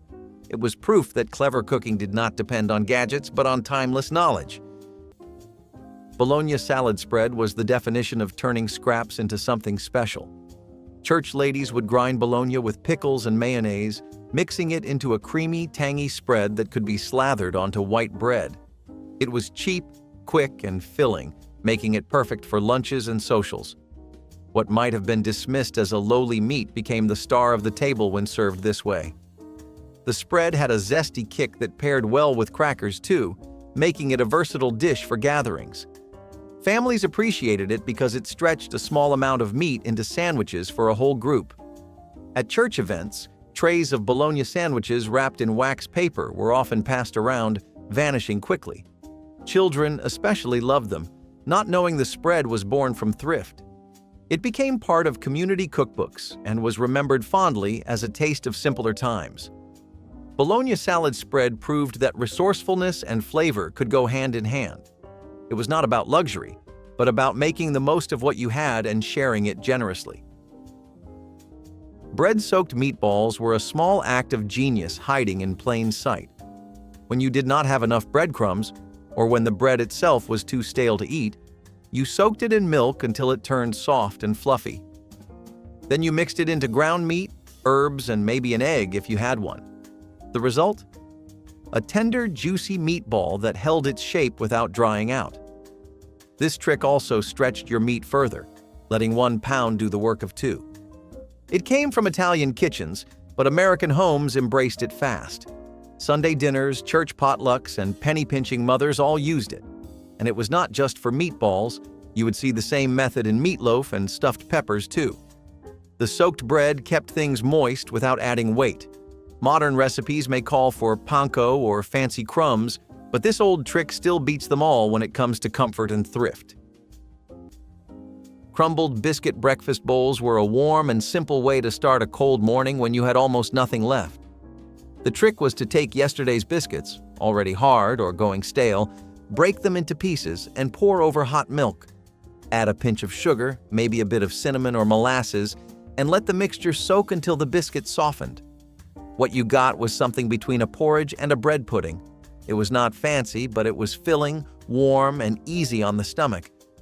In the 1930s, breakfast was often made from leftovers, and this one was a favorite among both children and adults.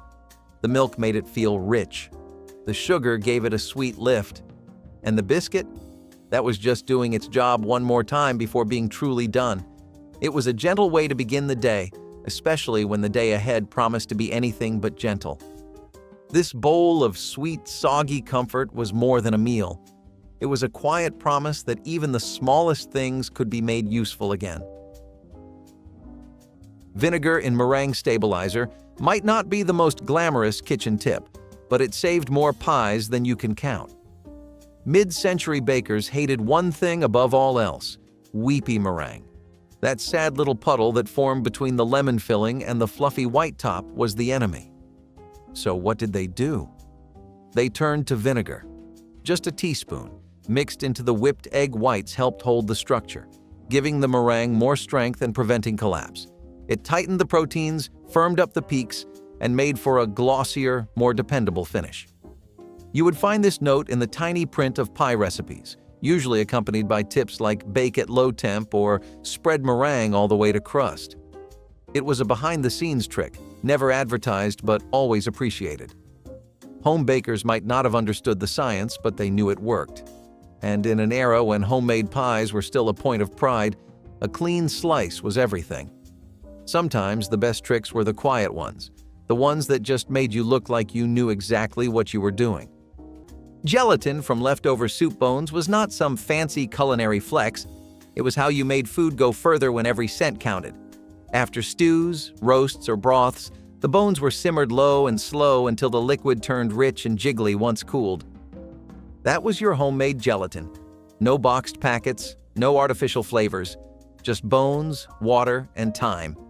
You could use it to set savory aspics, stretch stews into filling cold meals, or add body to gravies and sauces. Some families poured it into molds with vegetables or meat shreds, creating those odd but beloved gelatin loaves you still hear about. It was thrift, protein, and texture all in one bowl. When chilled, it held shape like store-bought gelatin, but with flavor and nutrition store versions could not touch. Modern recipes barely mention this anymore, maybe because the process takes patience. But for families who had little to spare, it was a quiet way to hold on to every bit of goodness the meal had to offer. Maple sap water, the original sweet cooking liquid, was one of nature's purest gifts and one that Native American communities mastered long before the first colonists ever set foot in North America. In early spring, when the nights were still cold but the days warmed just enough, sap would begin to flow through the veins of maple trees. Native foragers would tap these trees carefully, gathering the clear, slightly sweet liquid that poured out. It was not yet the thick, sticky syrup we think of today. Instead, it was a crisp, refreshing, faintly sweet water that could be drunk straight or used to cook rice, stew, or even brew lightweight, revitalizing teas. To drink maple sap water was to drink hope after a brutal winter. But as delicious as maple was, native chefs had another dark, overlooked ingredient that added both flavor and unexpected health benefits to their meals. And it came straight from the heart of the fire itself. Oatmeal meat extender was one of the smartest tricks to come out of wartime cooking, and one of the least noticed. The idea was simple. Take a little meat and make it go further by adding rolled oats. Mixed with ground beef, eggs, and seasonings, the oats absorbed flavor, held moisture, and blended in so well that most people did not even notice. They made the meat stretch without sacrificing texture, and they were cheap, filling, and always on hand. This trick became especially common in meatloaf, burgers, and even meatballs, anywhere a little extra bulk was needed. Cookbooks from the 1930s and 1940s praised it as a nutritious alternative or thrift-friendly filler. Some families used it so often that it just became the default. You might even say the oats carried the meal without getting credit. That is what made it brilliant. It was not flashy, but it worked. And when you were feeding 6 people on a 2-pound package of meat, that quiet brilliance made all the difference. Onion skin dye for pickled eggs was one of those beautiful accidents that turned necessity into tradition. When eggs were hard to come by and pickling became a way to preserve what little you had, people looked for natural ways to add color and depth to the brine. Boiling onion skins, red or yellow, released pigments that stained the eggshells and even tinted the whites with subtle amber or rose tones. It was a quiet, rustic kind of beauty. No artificial dyes, no fancy techniques. Just leftover peels that most folks would have tossed. The flavor stayed the same, vinegary, firm, and savory. But the look was something else entirely. These eggs were packed into jars, gifted during holidays, or brought out when guests came over, turning frugal food into something you could be proud of. The trick is almost forgotten now, replaced by food coloring or store-bought brines. But for those who remember, it was always a little bit of magic pulled from the scraps. Plain boiled wheat berries were a dish that reminded people just how far they had come, and how far they still had to go. Wheat berries are whole, unprocessed kernels of wheat that take a long time to cook and an even longer time to chew. But during the Depression, they were affordable, full of fiber, and could be bought in bulk. Families would boil them for hours, softening them just enough to be spooned into bowls like porridge. Sometimes a bit of salt or molasses was added, but most of the time it was just grain and water. The texture was dense, almost nutty, and the feeling of fullness lasted longer than most other meals. It was common on farms and in rural communities where wheat was grown or traded directly. The simplicity of it made it reliable, and when paired with a piece of bread or a spoonful of jam, it could pass as breakfast or dinner. Some families toasted leftover wheat berries to reuse in stews or baked them into loaves. No part of the grain was wasted, and no meal was taken for granted. This was not food for pleasure. It was food for survival. Bacon grease as a biscuit fat substitute was not just clever, it was common sense. When butter was too pricey or scarce and shortening was rationed, folks used what was already in the pan. Bacon grease, saved in a can or jar near the stove, became the go-to for biscuits, cornbread, and frying. It added depth, richness, and just a hint of smoke. Strained to remove bits, chilled until firm, it worked like lard and made everything taste better. You saw it in Southern cookbooks, recipe cards, and wartime pamphlets. For many, it was just the way things were done, and if someone threw it out, they probably did not grow up cooking. It was humble, it was honest, and it made unforgettable biscuits. Canning tomatoes on the porch was as much a tradition as it was a necessity. When the summer gardens produced more than anyone could eat, your grandfather and grandmother would set up boiling pots outdoors to bottle the extras. It kept the kitchen cool and gave them room to work with cases of jars and baskets of fruit. The sound of lids popping tight meant food for the winter, long after the vines had withered. Fresh tomatoes were peeled, cooked down and sealed away, ready to become soups, sauces, or stews months later. The porch became a workshop of bubbling water, steam rising in the heat, and neighbors lending a hand. It was not only about storage, but also about pride in keeping the harvest alive. Families relied on those jars when store shelves were bare or when money was thin. Today, canning has almost vanished, but back then it was the quiet heartbeat of survival and togetherness. Salt rub for crispy chicken skin was the kind of trick that worked better than it had any right to. You rubbed coarse salt into the skin of a whole chicken, thighs, breasts, wings, everything. Then let it rest overnight in the icebox uncovered. The salt drew out moisture, tightened the skin, and left it primed to blister and crackle in the oven the next day. No need for basting or fancy glaze, just dry heat and a little patience. When it roasted, the skin puffed and crisped like potato chips, golden and full of flavor. Underneath, the meat stayed juicy. Some cooks even added a bit of ground pepper or paprika to the salt rub for a touch of color and spice. That contrast, crispy on the outside, tender inside, was what people remembered most. This dry brining method was passed from one cook to the next without much fuss because it just worked.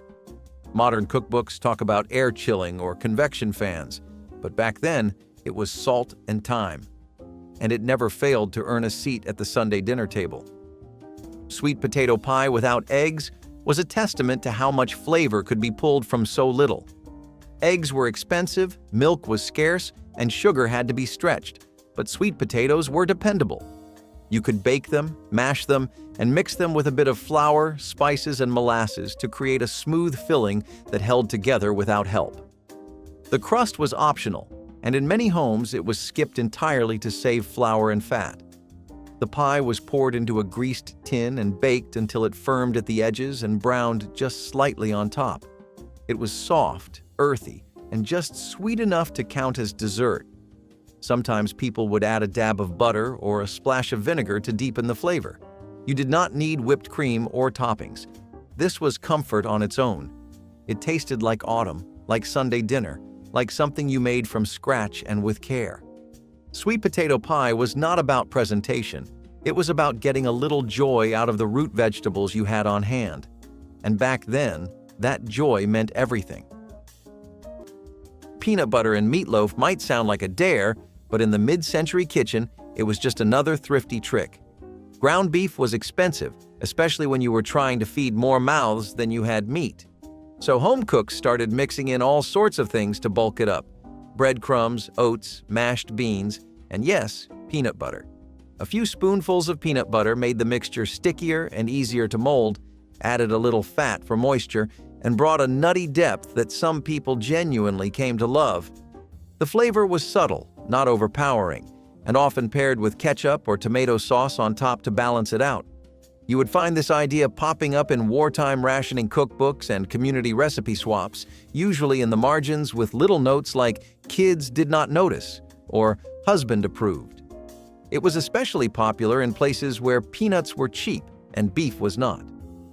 These meatloaves were humble, hearty, and surprisingly flavorful, and when baked right, they held together beautifully. The next time you are low on ingredients and high on curiosity, try it. You might understand why people kept doing it even after the war ended. Deer fat candles were one of the most imaginative and resourceful ways Native American cooks kept their meats tender and richly flavored over long, slow roasts. After rendering down the fat from deer or elk, they would form simple candles, which were set up to drip slowly over roasting meat on open spits or stone racks. As the fat melted, it would baste the meat continuously, keeping it moist, savory, and infused with a deep, wild flavor that no bottled sauce or glaze could ever match. This technique did not just make the food taste better, it helped preserve it longer, coating the meat with protective fat layers that held in moisture and kept bacteria at bay. But when it came to baking bread, Native cooks had another kind of magic altogether, capturing the very air itself to make dough rise without a single packet of yeast. Canned fruit syrup as sweetener was the secret sauce behind dozens of desserts and drinks when sugar was rationed or expensive.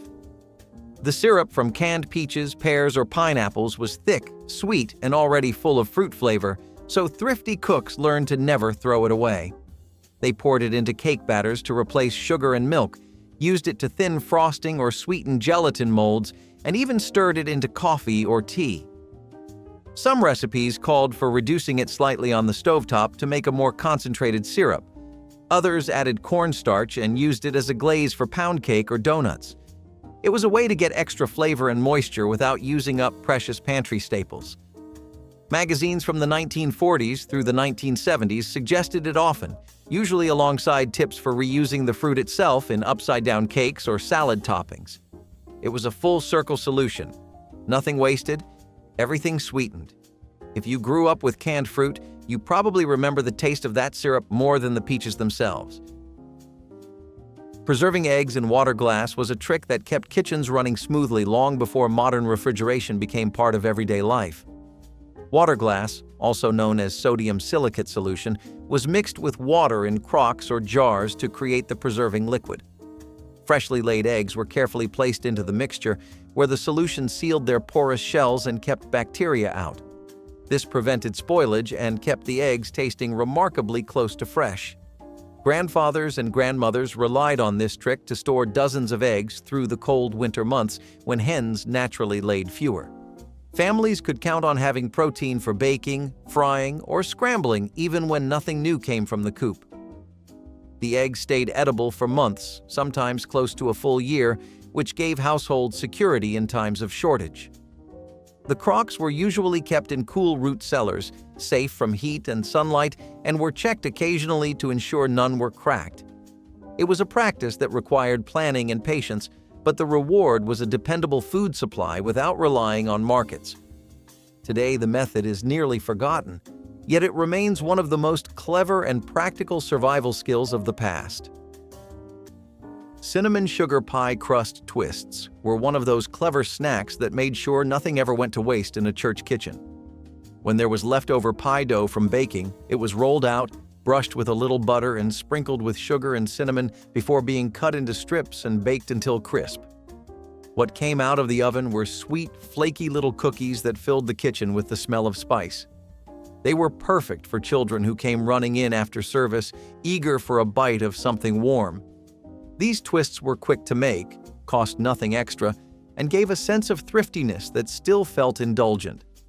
At church socials, trays of them would disappear in minutes because they were easy to grab and eat by hand. Many families passed down this trick as part of their pie baking routine, treating it as the baker's reward for making dessert. They were a small joy born from careful use of every scrap, and their memory lingers in the kitchens where nothing was ever wasted. Prune whip dessert was the fiber-rich cloud that showed up at church luncheons and retirement homes across the country. It was sweet, airy, and oddly elegant, made by pureeing stewed prunes, folding them into stiffly beaten egg whites, and chilling the whole thing until it held its shape.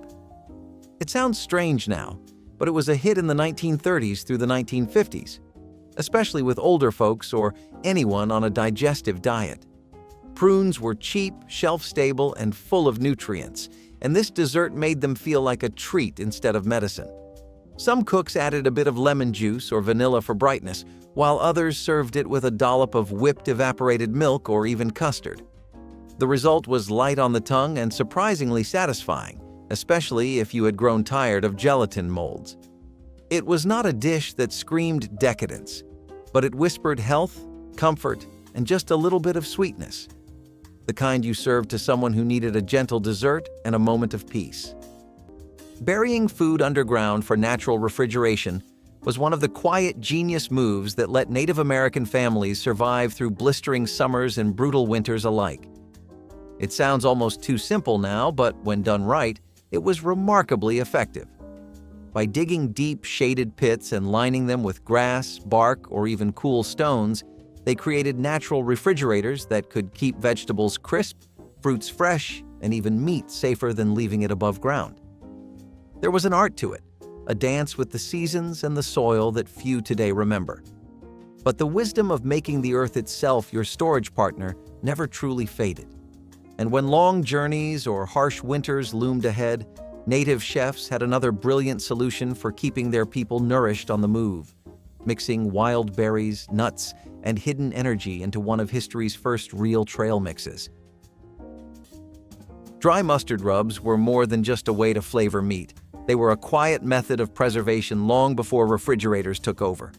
A generous dusting of dry mustard, often mixed with salt, pepper, and a few pantry spices, was rubbed deep into cuts of pork, beef, or even game. The mix helped dry the surface, seal in juices, and gave the meat a subtle bite that came alive once cooked. These rubs worked especially well when meat had to be kept cool in a cellar or icebox and used over several days.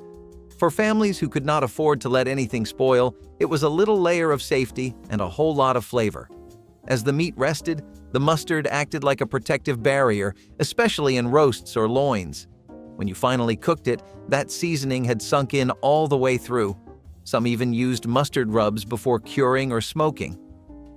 These days, we rarely think about spices as preservers. We expect refrigeration to do the work. But back then, a tin of mustard powder was one of the most useful things in the pantry. Mashed potato donuts were a wartime favorite that combined comfort, frugality, and just enough indulgence. They started as a way to use up leftover mashed potatoes, especially the cold, sticky kind no one wanted to reheat. Mixed with flour, sugar, eggs, and spices, the dough was rolled out, cut into rings, and fried until golden. The potatoes made them tender on the inside, with a crisp outer shell that held up well to a dusting of powdered sugar or a quick dip in glaze. The texture was somewhere between a cake donut and a fritter, and they were surprisingly filling. These showed up in cookbooks throughout the 1940s and 1950s, usually listed under budget baking or no-waste desserts. They were popular at church events, bake sales, and family breakfasts, where everyone needed something sweet and satisfying. People even used boxed instant mashed potatoes when real ones were in short supply. It was not just about saving money, it was about turning scraps into something worth looking forward to. And in kitchens where not a spoonful could be wasted, these donuts made every bite count. Pressure-cooked chicken was a revelation before slow cookers became the standard in American homes, and church ladies embraced it with open arms. Using stovetop pressure cookers, they could turn tough or inexpensive cuts of poultry into tender, juicy meals in a fraction of the time it normally took. This was a godsend for busy families and for women preparing large meals for church suppers, because it saved both hours and money. Instead of roasting for long stretches, chicken could be cooked quickly, with the pressure sealing in flavor. The meat was moist, the broth rich, and the process efficient enough to keep up with the pace of community gatherings. Recipes for pressure-cooked chicken often appeared in church cookbooks, teaching new cooks how to master the technique. For families on tight budgets, this trick meant they could make poultry stretch further without losing quality. It was clever, practical, and delicious, the kind of trick that showed church ladies always knew how to work smarter in the kitchen. Baking with sorghum syrup was a trick that came from times when sugar was too costly or scarce. Sorghum, grown in fields across the South, was boiled down into a thick, sweet syrup. It was cheaper, plentiful, and stored well, making it the perfect stand-in for sugar in cakes, cookies, and breads. Grandfathers often recalled how the deep, earthy sweetness of sorghum gave baked goods a unique flavor that store-bought sugar never matched. Families grew to love the taste, and recipes were passed down through generations. Using sorghum also meant independence, since it could be produced locally rather than purchased. During lean years, it made baking possible when other sweeteners were out of reach. A drizzle of sorghum on biscuits or cornbread was a treat in itself. It was more than just a substitute. It was a reminder of how creativity and resourcefulness kept kitchens alive. Sorghum syrup was not just sweet, it was survival made delicious. Cooking over aromatic wood like cedar was not just about building a fire. It was about infusing every meal with a living, breathing memory of the forest. Cedar, mesquite, alder, and hickory were prized not only for their heat, but for their ability to lend food an unmistakable perfume. Smoky, sweet, slightly bitter, and deeply grounding. Native chefs knew exactly which woods would turn a plain cut of fish or meat into something unforgettable. Fresh salmon might be roasted low over cedar planks, absorbing the wood's oils and scent, while rich game meats might get a kiss of mesquite's sharper bite. These woods were more than fuel. They were ingredients, carefully chosen like spices. And when it came to protecting meats from drying out or burning, native chefs did not just stop at wood. They found a way to wrap their food in the earth itself, locking in flavor with a method so smart it almost feels magical. Tomato juice as a soup-based starter was one of those ideas that seemed too simple to matter, until you tried it. When canned broth was hard to find or too expensive, people needed something flavorful, shelf-stable, and easy to stretch. Tomato juice fit the bill perfectly. It added color, acidity, and a rich, savory base that made even the most basic vegetable soup taste like it had simmered for hours. It was especially popular in the 1940s and 1950s, when canned juices were lining grocery shelves and meat was either rationed or just plain pricey. Recipes would call for a cup of tomato juice, some diced potatoes or cabbage, and maybe a scoop of rice or beans. Suddenly, dinner was done. You could serve it with crackers or cornbread, or even pour it over noodles if you had them. It was quick, clean, and cost next to nothing. Some families even poured leftover tomato juice from canned tomatoes right into the pot. Waste not, want not.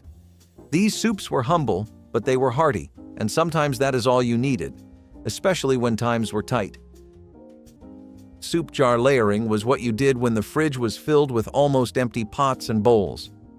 It wasn't a fancy technique, it was survival with a creative twist. When you had a little bit of leftover vegetable soup, a spoonful of bean chili, half a cup of chicken noodle, and a ladle of creamy tomato, you didn't throw any of it out. You poured them, one on top of the other, into a glass jar. The layers formed colorful stripes: green, red, yellow, beige. Some families even called it striped stew.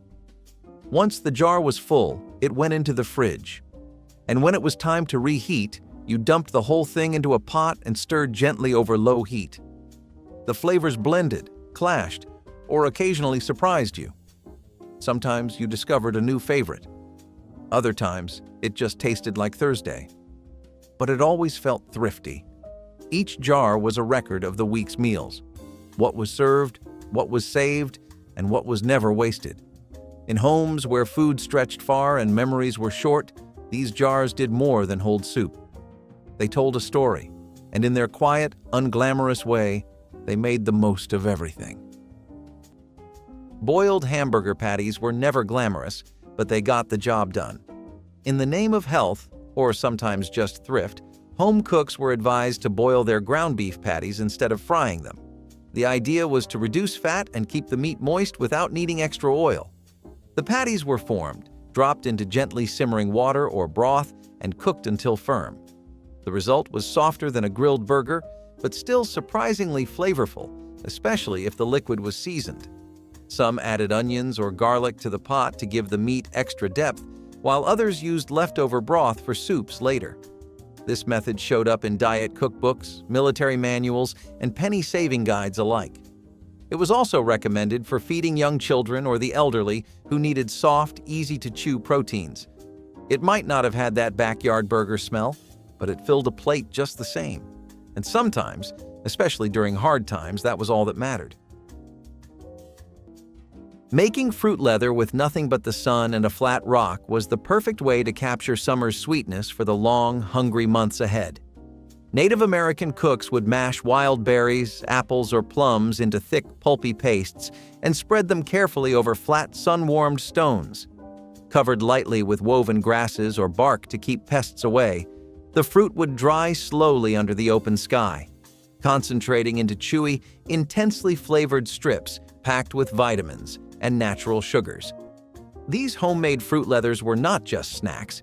They were essential travel rations, dessert after lean meals, and precious gifts given between families and tribes. And while these sweet creations came from the land's generosity, another treasure was pulled from its hidden places too, one that changed cooking, trade, and survival forever: the gathering of salt from natural licks deep in the wild. Homemade root beer in stone jugs was a tradition that blended fun, flavor, and ingenuity. Using sassafras roots, sugar water, and yeast, grandfathers would brew their own bubbly drinks at home. The mixture fermented just enough to create carbonation, making it fizzy and refreshing without being strong. Families often kept jugs tucked away in cool spots, waiting days until the drink was ready. It was a treat for children and adults alike, especially during warm summers when store-bought sodas were too costly or unavailable. Brewing root beer turned kitchens into little workshops of science and patience. The smell of sassafras filled the air, and the sound of corks popping was part of the excitement. It connected people to the land and to old traditions, since sassafras was foraged or traded. Sharing a glass was about more than taste. It was about celebrating something made with your own hands. It was one of those clever traditions that brought joy without spending much. Potato donuts might sound strange today, but in thrifty kitchens of the past, they were a clever way to stretch ingredients and make a treat feel more filling. Leftover mashed potatoes or grated boiled potatoes were mixed right into the dough, giving the donuts a soft, moist texture that regular flour alone could not match. A splash of milk, a spoonful of sugar, and a dash of nutmeg or cinnamon turned the plain mixture into something that felt special. Once fried, the outside crisped up golden, while the inside stayed tender and just slightly chewy. Sometimes they were dusted with powdered sugar or rolled in cinnamon sugar, and sometimes they were enjoyed plain with a hot cup of coffee. Families swore by them as a way to avoid waste, and children loved the novelty of a donut that tasted a little different. Potato donuts proved resourcefulness could turn scraps into a sweet indulgence. Using crushed cornflakes as coating was a frugal yet clever solution that gave fried foods a golden crust without needing expensive breadcrumbs. Cornflakes were often on hand for breakfast, and when crushed, they became the perfect substitute for coating chicken, pork chops, or even vegetables. The flakes crisped beautifully when fried or baked, creating a crunchy texture that made meals feel indulgent. Moms appreciated that it saved money, reduced waste, and still delivered flavor and appeal. Kids loved the extra crunch, which turned ordinary dinners into something exciting. Sometimes seasonings or Parmesan cheese were added to the crushed flakes for variety, but the basic trick worked on its own. It was one of those small hacks that elevated everyday meals into something memorable, showing how creativity could turn a cereal box into the foundation of dinner. Bologna salad spread was the unsung hero of thrifty sandwiches in the 70s. Housewives would grind leftover bologna, mix it with mayonnaise and pickle relish, and spread it onto white bread for an inexpensive lunch that tasted indulgent. It stretched meat further than slices ever could, making one package last several days. Children thought it was a treat, especially when tucked into lunch boxes with potato chips or carrot sticks. The spread had a tangy bite that felt different from plain lunch meat, and it became a signature flavor for many families. It was fast to prepare, easy to store, and endlessly adaptable, with some adding chopped onions or mustard for variety. In an era when waste was frowned upon, turning scraps into something craveable showed real ingenuity. Housewives understood that presentation mattered, and when cut into triangles or paired with crackers, this humble spread felt surprisingly polished. It was proof that resourcefulness could feed both bellies and pride without breaking the budget. Pickled okra was one of those clever preserving tricks that kept garden bounty on the table long after summer ended. Church ladies would fill jars with okra pods, vinegar, garlic, and spices, sealing them up to store for the months ahead. The brine softened the vegetable just enough while keeping its crunch, creating a tangy, flavorful side that paired well with heavy meals. At potlucks, a jar of pickled okra could cut through the richness of casseroles and meats, adding variety and brightness. Families who grew okra in backyard gardens relied on this method to prevent waste, turning surplus harvests into something special. It was also a clever way to bring color and texture to cold weather meals when fresh vegetables were harder to find. The jars themselves lined pantry shelves like jewels, each one a testament to planning and thrift. Pickled okra was more than food. It was a sign of care, ensuring nothing went to waste and every meal had balance. Smoking meat in the backyard shed was one of those timeless practices that kept food safe without refrigeration. Grandfathers built simple smokehouses from wood or stone, using controlled fires to cure meat slowly. The smoke not only preserved the meat, but also gave it a flavor unmatched by fresh cuts. Hams, sausages, and fish hung for days or weeks, soaking in the smoke until they were ready.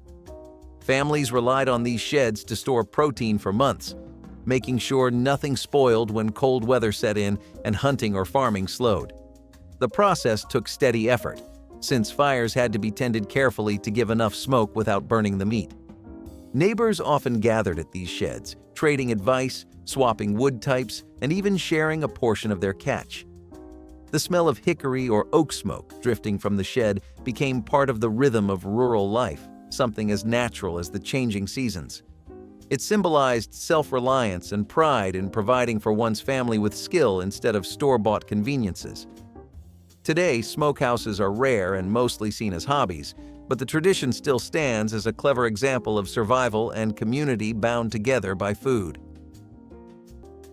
Clay-coated meats were one of the most astonishing ways Native American cooks sealed in moisture, flavor, and nutrients without a single modern tool.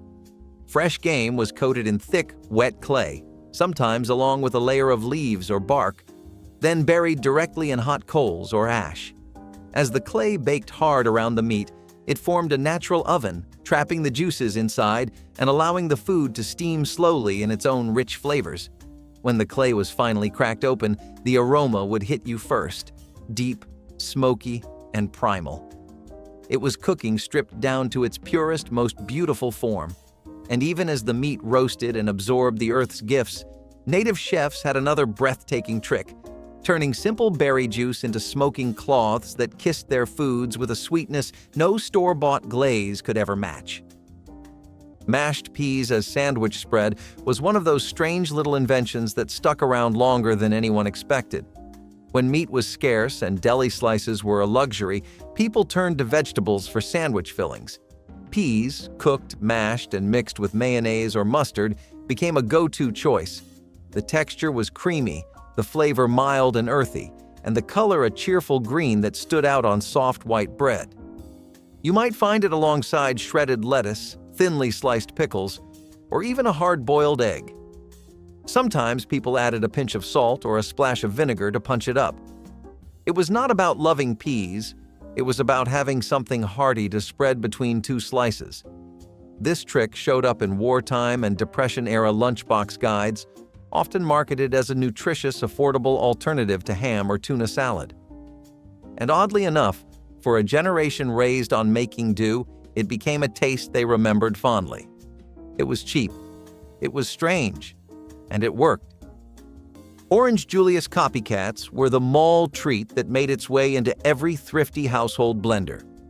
Housewives learned that a can of frozen orange juice concentrate, blended with milk, sugar, and sometimes a splash of vanilla, created the same frothy drink without the trip downtown. Children begged for them after school, husbands enjoyed them on hot afternoons, and neighbors saw them as proof that homemakers could replicate anything. The mixture was creamy, sweet, and refreshing, a little luxury that cost only pennies per serving. It was thick enough to pass for indulgent but still light enough to feel wholesome, which fit perfectly with the health-conscious trends of the decade. Housewives clipped variations of the recipe from magazines and passed them around at church gatherings, each one swearing hers tasted just like the real thing. The magic was not just in the flavor, but in the feeling of beating the system, of making store-bought luxury at home. Stretching chili with kidney beans was a practical trick that turned a single pound of ground beef into a pot large enough to feed the whole family, and sometimes the neighbors too. Kidney beans were cheap, canned, and easy to store, and when added to chili, they gave bulk, flavor, and nutrition. Moms browned the beef with onions, poured in tomatoes, spices, and beans, and soon had a meal that felt hearty and filling, even if the meat portion was small. It was a dish that worked equally well for casual weeknights or community potlucks, proof that frugality could still deliver flavor. The beans carried the seasonings beautifully, stretching both the budget and the sense of abundance at the table. For children, it was comfort food, and for parents, it was survival strategy. Stretching chili with kidney beans was a simple yet ingenious trick that showed how every can could double the impact of precious ingredients. Stretching chili with kidney beans was a practical trick that turned a single pound of ground beef into a pot large enough to feed the whole family, and sometimes the neighbors too. Kidney beans were cheap, canned, and easy to store, and when added to chili, they gave bulk, flavor, and nutrition. Moms browned the beef with onions, poured in tomatoes, spices, and beans, and soon had a meal that felt hearty and filling, even if the meat portion was small.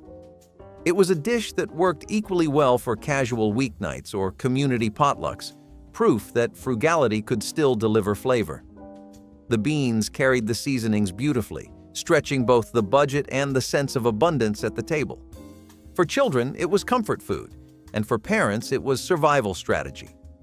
Stretching chili with kidney beans was a simple yet ingenious trick that showed how every can could double the impact of precious ingredients. Turning rendered fat into soap showed just how little was wasted in those earlier kitchens. After roasting or frying meat, the leftover fat was collected and stored until enough was gathered for soap making. Mixed with lye and water, it hardened into bars that cleaned as effectively as anything from a store. Grandfathers remembered a time when buying soap was a luxury, and this homemade version kept households supplied. The process was smelly and messy, but the end result was useful and reliable. Every bit of animal, from fat to bone, was valued for what it could provide. This trick tied together cooking and cleaning in a cycle of practicality. Even when money was tight, families could stay stocked with something essential. It was a reminder that nothing had to go to waste, not even grease. Soap made from kitchen fat was not glamorous, but it worked, and that was all that mattered. Cucumber vinegar soaks were a quick way to brighten the table when fresh vegetables were hard to come by. Church ladies sliced cucumbers thin, tossed them into vinegar and sugar, and left them to chill. After just a short soak, the cucumbers took on a crisp, tangy flavor that worked perfectly alongside heavy casseroles or fried meats. The sharpness of the vinegar balanced out starchy or greasy dishes, making meals feel lighter and fresher. During summer potlucks, bowls of these cucumbers were always emptied fast because they were refreshing and simple. It was an inexpensive side that felt new every time, no matter how often it appeared. The trick was that the vinegar kept the cucumbers firm and flavorful, so they could be made ahead without going limp. Families often passed around jars of these during hot months, and many recipes appeared in community cookbooks. Kids grew up expecting that every picnic table would have a plate of them. They were not just salad, but a cooling relief in the middle of sweltering afternoons. It was proof that even the simplest tricks could feel like a luxury when done with care. Pineapple upside-down bundt cake was one of those whimsical desserts that instantly caught attention on a 70s table. Housewives already knew the appeal of the classic pineapple upside-down cake, but baking it in a bundt pan gave it height, curves, and a presentation that seemed far fancier than the ingredients suggested. Canned pineapple rings, bright red cherries, and sticky brown sugar glaze lined the bottom of the mold, so when it was flipped out, it looked like something pulled straight from a magazine. Guests thought it was sophisticated, but the truth was it took no more effort than the original recipe. It was a playful nod to the growing trend of bundt pans in every kitchen, where recipes could be repurposed for new shapes and styles. Housewives leaned on this trick whenever they needed to impress without the fuss of pastries or layered cakes. The cake looked polished, tasted rich, and had the bonus of stretching one can of fruit into a dessert that fed a crowd. It was a dish that celebrated presentation as much as thrift, showing how far creativity could take you. Spam and pineapple skillet suppers were a tropical twist on the thrifty meals that defined the 1960s kitchen. Spam was cheap, filling, and shelf-stable, but it needed a little creativity to keep it interesting night after night. Moms found inspiration in Hawaiian flavors, slicing spam into cubes and browning them before adding canned pineapple chunks for sweetness. The pineapple cut through the saltiness of the spam, and when served over rice or noodles, it became a colorful, filling family dinner. This dish symbolized the way mid-century households embraced convenience foods while still searching for variety. It was inexpensive, it used pantry staples, and it carried just enough flair to feel adventurous. Kids loved the sweet and savory contrast, while parents appreciated how a single can of meat could be stretched into a full meal. Spam and pineapple skillet suppers showed how far a little canned fruit and processed meat could go when guided by ingenuity. Oven-dried breadcrumb savor was less of a recipe and more of a way of life. Any time you had bread that went stale, and back then that was often, you dried it out in the oven, crushed it by hand, and stored it for later. Nothing got tossed. These homemade crumbs were used for coating fish, thickening soups, binding meatloaf, and topping baked casseroles. A batch could last weeks if you kept it dry and cool. Some people seasoned them with herbs or garlic powder, while others kept them plain and let the dish carry the flavor. Cookbooks from the 1940s and 1950s listed breadcrumbs as an everyday ingredient, not something you bought at the store. They called them pantry gold and treated them with care. It was a small step toward stretching every meal and making use of everything, and it came with that quiet pride of not letting good food go to waste. These crumbs had a texture you could not get from store-bought. More rustic, more honest. They turned the ordinary into something that felt home-cooked and personal. Using newspaper to ripen fruit was one of those small, clever fixes that worked without fancy gadgets. When tomatoes or bananas were still green, your grandfather would wrap them in newspaper and leave them in a warm corner of the house. The trapped gases and warmth helped them ripen faster and more evenly. It was cheap, practical, and surprisingly reliable. Back then, wasting fruit was unthinkable, so this method gave every harvest a second chance. Families used it to bring in tomatoes from the garden before the frost or to make store-bought bananas ready for baking. The newspaper trick turned waiting days into just a night or two, keeping meals on schedule without spending extra money. It was not something written in manuals, but passed down from experience and observation. Today we buy fruit ready-made, but once upon a time, ripening your own was part of daily life, and everyone knew how. Molasses peanut brittle was a fundraiser favorite, born from the need to create sweets with inexpensive ingredients. Church ladies boiled molasses until thick, stirred in roasted peanuts, and spread the mixture onto pans to harden. The result was a glossy, dark candy that snapped with a satisfying crunch. Unlike fancy chocolates, brittle could be made in large batches with very little cost, making it ideal for bake sales or holiday bazaars. Wrapped in wax paper and tied with ribbon, it became a gift as well as a treat, carrying with it the flavor of old-fashioned kitchens. The molasses gave it a rich, almost smoky sweetness that paired perfectly with the earthy peanuts. It was a candy that felt sturdy, lasting long enough to be enjoyed over weeks. For communities raising money, peanut brittle was as much a tradition as the event itself. It was a clever, practical sweet that balanced thrift with indulgence, proving that simple ingredients could still create joy.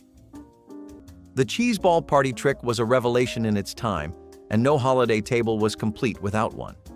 Housewives mixed cream cheese with dried beef, scallions, or herbs, rolled it into a sphere, and coated it in chopped nuts to give it flair. It looked extravagant, but in truth it was inexpensive, easy, and endlessly adaptable. A few simple ingredients transformed into a showpiece that impressed neighbors and entertained guests. It became a centerpiece of cocktail parties with crackers lined neatly around it, and guests breaking off pieces as if it were something gourmet. The trick was that it could be made hours or even a day in advance, saving time for the host. Housewives loved anything that made them look polished without spending too much money or labor. It was not just cheese, it was social confidence shaped into a ball. The 70s were full of gatherings, and this recipe proved that you did not need wealth to make a statement. Homemade TV dinner trays were a clever 1960s trick that let families enjoy the novelty of frozen meals without buying expensive store-bought versions. Moms used foil pans to portion leftovers into single servings, freezing them so they could be reheated later. This not only reduced food waste but also gave busy families quick meals ready for hectic nights. Before microwaves were common, these trays were reheated in the oven, making dinner convenient and organized. For kids, it felt special to have their own individual tray with compartments just like the TV dinners advertised on television. Parents appreciated the savings, since making their own trays cost far less than buying prepackaged meals. It was also a way to stretch Sunday roasts or large batches of stew into multiple dinners during the week. Homemade TV dinners reflected the spirit of the decade, balancing modern convenience with frugal practicality. They stand as an example of how 1960s moms used resourcefulness to give their families the best of both worlds. Orange juice glazed carrots were the kind of dinner party dish that felt fancier than it was. Carrots were cheap and easy to store, but no one really got excited about them until you added a splash of orange juice and a bit of butter. The acid in the juice softened the carrots just right, while the sugars caramelized slightly, giving everything a glossy finish. It made a plain root vegetable taste bright, warm, and a little unexpected. This trick started appearing in cookbooks in the 1950s and really caught on in the 1960s when citrus became a trendy flavor in savory foods. Some cooks added a dash of honey or cinnamon, while others left it clean and simple. It was easy to make, easy to scale for a crowd, and looked beautiful on the plate. This was the kind of side dish that made people feel like they were eating something a little more refined, even when it cost barely $1 to make. A little citrus went a long way, and carrots never looked back. Crisping cracklings for cornbread was a favorite move in kitchens where nothing was wasted. When pork was rendered for fat, the crunchy bits left behind were saved as cracklings. Grandfathers stirred these into cornbread batter before baking, adding texture, flavor, and protein. The result was a golden pan of cornbread with crisp surprises in every bite. It was filling, nutritious, and kept families satisfied when meat was scarce. Crackling cornbread became more than food, It was a memory of gatherings around the table, where every slice carried the taste of thrift and ingenuity. This simple addition turned a humble bread into a complete meal. Served with beans or greens, it could keep a family full for hours. The practice showed how every part of an animal was valued, down to the last crunchy morsel. Today, the idea seems unusual, but back then, cracklings in cornbread were a sign of clever cooking and smart living. Canned milk frosting was a budget-friendly way to make desserts feel indulgent without using expensive cream. By whipping evaporated milk with sugar and flavorings, church ladies created a smooth, fluffy icing that paired perfectly with cakes or cookies. It was cheaper, easier to store, and still had the richness people craved. The trick meant even families with limited access to dairy could enjoy frosted treats. At bake sales, cakes topped with this kind of icing sold quickly because they looked just as beautiful as any bakery creation. The flavor was subtly caramelized, which made it stand out from regular buttercream. Children loved it because it was sweet and soft, while adults admired the thrift behind it. Community cookbooks often included this recipe, passing it from one household to another. It showed that indulgence did not always need expensive ingredients, just clever thinking. Frosting made this way was not only practical, but also memorable, leaving behind a taste tied to church gatherings. It was a simple solution that brought sweetness to tables everywhere. Frozen vegetable medleys and casseroles were a staple of 1960s kitchens as moms leaned on convenience without giving up the appearance of hearty, home-cooked meals. Bags of frozen peas, carrots, and green beans were affordable, stored easily, and required no peeling or chopping, which saved precious time. When stirred into casseroles, they added both volume and color, transforming even simple dishes into something that looked plentiful. This clever trick made it easy to feed larger families without relying solely on expensive fresh produce or meat. It was also a way of adding nutrition without much effort, something every busy mom appreciated. Frozen vegetable medleys quickly became a dependable pantry item, used not only in casseroles but also in soups and skillet meals. They reflected the shift toward modern convenience foods while still carrying the values of thrift and practicality. For many, the sight of bright green peas and orange carrots peeking out from a bubbling casserole is a nostalgic memory of comfort and home. The secret of grease preserves is one of those survival tricks that almost defies belief today. After cooking meat, Native American chefs would save every drop of rendered animal fat, pouring it carefully over shredded or chopped pieces of the meat inside clay pots or animal bladders. Once sealed, the fat hardened into a protective barrier that kept bacteria and air out, preserving the meat for weeks, even months. This was not just storage. It was insurance against famine, sickness, and scarcity. Meat preserved this way stayed rich, flavorful, and nutritious, providing vital energy when fresh food was impossible to find. Every time someone dipped into a pot of grease preserves, they were eating a lesson in patience, gratitude, and survival. But even the best preserved meat needed help lasting through long journeys or seasons, and sometimes the land itself offered the perfect cold pantry, hidden just beneath your feet. Milk toast for sick days was as gentle as food could get. It was the go-to recovery meal when your stomach was queasy, your appetite was gone, or you just needed something soft and warm. The idea was simple. Toast a slice of plain bread, place it in a shallow bowl, and pour over warm milk, sometimes sweetened with a bit of sugar, sometimes sprinkled with cinnamon. The toast softened into something halfway between soup and cereal, easy to eat and even easier to digest. For generations, this was comfort food in its purest form, especially for children, the elderly, and anyone too worn out to chew.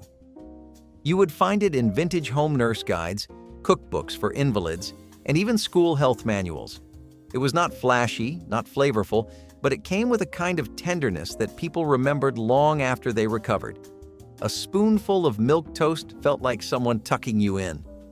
In a world full of rich broths and fancy juices, sometimes all you needed was bread, milk, and a quiet moment to rest. Keeping lettuce crisp with damp towels was one of those quiet tricks that every grandfather seemed to know without ever needing a manual. Refrigerators with crisper drawers were not common in every household, so a simple towel soaked lightly in water became the next best thing. Lettuce heads would be wrapped gently and stored in a cool corner or ice box. The damp cloth slowed wilting, kept leaves from drying out, and added days of freshness to a vegetable that otherwise spoiled quickly. Families depended on greens for salads, sandwiches, and suppers, and wasting even one head of lettuce felt like throwing away money. The towel method stretched groceries further and kept meals looking more appetizing. A plate of limp, tired lettuce was never as welcome as one with crisp, bright leaves. This clever trick was taught in kitchens and passed quietly across generations, a testament to making do with little. Today, many people do not even think about it, but back then, a damp towel was the line between waste and dinner. Pickle roll-ups became a surprise favorite in lunchboxes and potlucks, and they proved how far simple pantry items could be stretched. Housewives would smear cream cheese across slices of deli ham, place a pickle in the center, and roll the whole thing into a tidy bundle.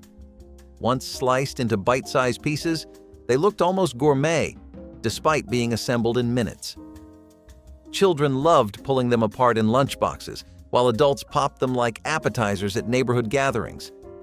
They offered a crunchy, tangy bite wrapped in something hearty enough to pass for indulgence.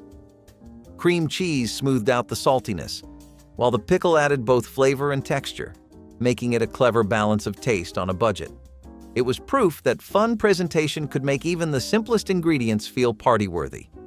A few slices of ham, a jar of pickles, and some cheese created a dish that stood out on any table. Baking with condensed milk was one of the most useful tricks in 1960s kitchens because it allowed moms to combine the sweetness of sugar and the richness of cream in a single can. Sweetened condensed milk was inexpensive, stored well in the pantry, and could be used in dozens of ways, from pies to cookie bars to layered desserts. Families often relied on it when fresh dairy or sugar was too costly or not available, and it became a dependable base for treats that tasted far more indulgent than their frugal ingredients suggested. Moms loved it because it simplified recipes, shortened preparation time, and always produced dependable results. Kids loved it because everything it touched seemed to taste sweeter, creamier, and more comforting. Whether poured over fruit, baked into bars, or stirred into puddings, condensed milk was a multi-purpose staple that stretched budgets and still delivered flavor. It was another example of how clever cooking turned convenience products into cornerstones of family traditions that lasted well beyond the decade. Frozen orange juice cakes delivered brightness to even the simplest gatherings. Housewives discovered that concentrated frozen orange juice added zing to pound cakes, icings, and glazes, creating desserts that felt fresh without relying on costly produce. A spoonful of concentrate packed more punch than squeezing oranges, and it kept well in the freezer. Pound cakes livened up with orange zest became a crowd pleaser at potlucks and coffee hours. It was a shortcut that elevated simple baking into something memorable, proving that a small trick could carry big impact. Housewives cherished recipes that turned pantry staples into desserts that wowed guests, and this was one of the best. Leftover ham bone soup was a trick that proved nothing in the kitchen ever had to go to waste. Church ladies could take a single leftover ham bone, one that most people might have tossed, and turn it into a pot that could feed an entire family. By simmering the bone for hours, every bit of flavor and richness was drawn into the broth. Beans, lentils, or whatever garden vegetables were available would be added to bulk it up. This not only stretched the ham to its absolute limit, but also made the soup filling and nourishing. Children might not have realized that what they were eating came from scraps, because it always smelled and tasted like a meal prepared with intention. At church suppers, this kind of dish meant one family's leftovers could become another family's shared meal. Ham bone soup often tasted even better the next day, which meant it carried households through more than one dinner. It showed the quiet wisdom of thrift that church ladies held dear. Nothing was wasted, and everything was put toward filling plates. It was a humble recipe that embodied both economy and generosity. Infusing oils with wild herbs long before it became trendy was second nature to native cooks who understood that flavor did not come from stores, but from the living world around them. Fresh herbs like sweetgrass, wild mint, sage, and juniper were gathered and carefully steeped in animal fats or pressed plant oils, allowing their potent essences to slowly bloom and transform the base oils into something extraordinary. These infused oils were drizzled over roasted meats, stirred into thick stews, rubbed onto flatbreads, or even used for medicinal purposes. Every bottle or pouch of herb-infused oil was a time capsule of the land's abundance, a way to capture fleeting seasons and extend their gifts into the colder, harder months. Even today, chefs trying to recreate authentic indigenous flavors find themselves returning to these ancient, pure methods. And while infusing oils with herbs might sound refined and elegant, Native American cooking was never about luxury. It was about survival. Using cold cellars instead of refrigerators was a practice rooted in necessity. Grandfathers dug cellars into the earth or used existing basements to store food at a steady, cool temperature. Root vegetables like carrots, turnips, and potatoes were kept in bins of sand or sawdust to preserve them for months. Apples were stacked carefully, and cabbages hung from rafters to slow spoilage. The earth itself provided the refrigeration, keeping food edible long after harvest. This system meant families could rely on their crops through the winter without needing electricity. It also gave a sense of security, knowing that there was always something stored below ground. Visiting the cellar to gather ingredients was part of daily routine, a reminder of careful planning and foresight. Today, we take freezers for granted, but once it was a point of pride to keep a cellar stocked. Clever, reliable, and simple, it was one of the most effective survival tricks of the time. Coffee can ice cream was as much about the fun as it was about the dessert itself. At church picnics, children and adults would roll sealed coffee cans filled with cream, sugar, and flavoring back and forth across the grass until the mixture froze. It was simple science and community entertainment rolled into one. This trick did not require an ice cream machine or electricity, which made it perfect for outdoor events. Everyone got to participate, laughing as they pushed and shook the cans. When the lids were finally pried off, the reward was a sweet homemade ice cream that tasted better for all the effort behind it. Flavors could be as simple as vanilla or as playful as chocolate chips tossed in at the end. Church ladies loved how it brought people together because the process was just as important as the final dish. It turned dessert into an activity which made it unforgettable for the children who grew up with it. Looking back, coffee can ice cream was not just about thrift, but about joy. It was a perfect picture of community in action. Miracle Whip salad dressing was a secret weapon in fruit salads and slaws, offering a tangy sweetness that regular mayonnaise lacked. Housewives relied on it when they wanted to make dishes stand out without adding expensive ingredients. Grapes, apples, or shredded cabbage tasted brighter when dressed in it, turning simple produce into something special. It became the dressing of choice for picnics and church suppers, with recipes passed around between friends. The balance of sweet and tangy fooled people into thinking it was a unique family recipe, even though it came straight from a jar. It was affordable, easy, and dependable, which was exactly what busy households needed. Miracle Whip was not just a condiment, it was a kitchen trick to make ordinary dishes taste fresh. It is the kind of thing that made 70s cooking feel both practical and playful at once.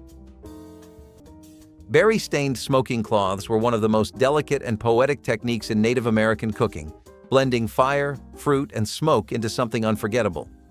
Thin cloths, sometimes made from woven plant fibers or carefully prepared hides, were soaked in mashed wild berries like blueberries, strawberries, or elderberries. Once stained with the juice, these cloths were wrapped gently around fish, meat, or even roasted roots before being suspended over smoldering fires. As the smoke rose, the berries' natural sugars would slowly caramelize, seeping into the food and layering it with a faint sweetness that tasted like summer itself. And while berry cloths offered sweetness, there was another way native chefs added rich, subtle layers of flavor to every meal, by mastering the ancient art of infusing oils with the wild herbs that surrounded them. Cooking potatoes in wood ashes was a trick straight from the campfire days. Your grandfather knew that you did not need pots or pans to make a good meal if you had patience and a fire. Potatoes were tossed into the hot ashes, covered and left to cook slowly. The skin would char, the insides would steam, and when peeled open, the flesh was soft, smoky, and rich. It was a food of farmers, hunters, and workers who needed nourishment on the go.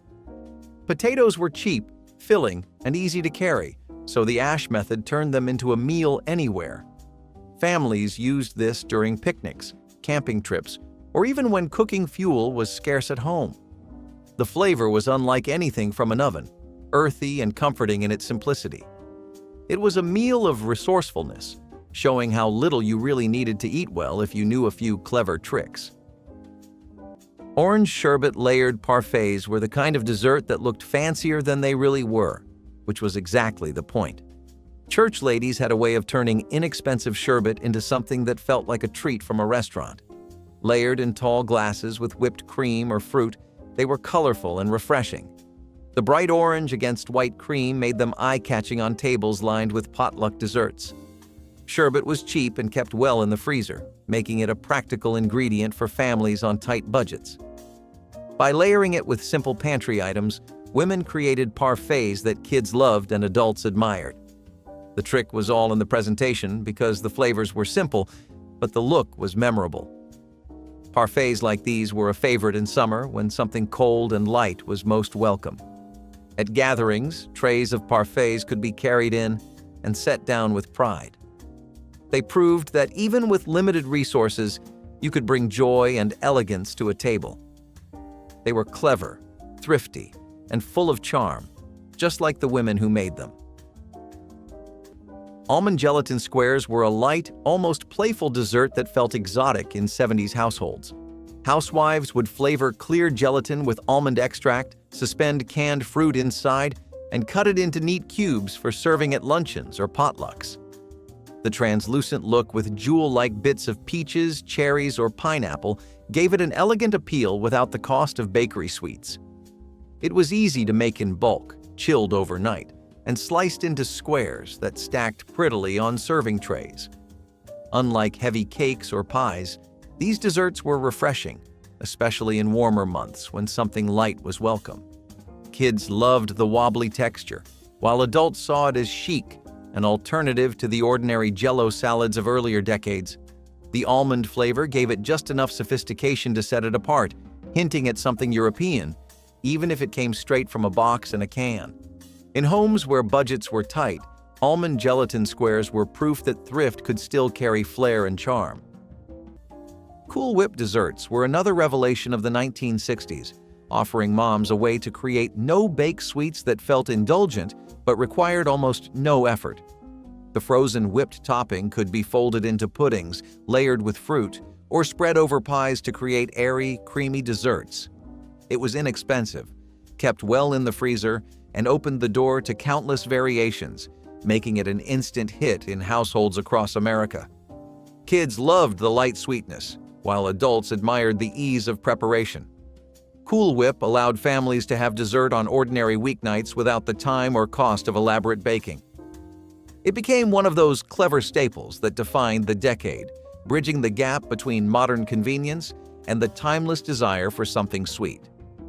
Its versatility made it an essential tool in 1960s kitchens, ensuring that no family gathering lacked a touch of sweetness. Turning river stones into griddles for perfect flatbreads is one of those ancient tricks so clever it almost feels like a fairy tale.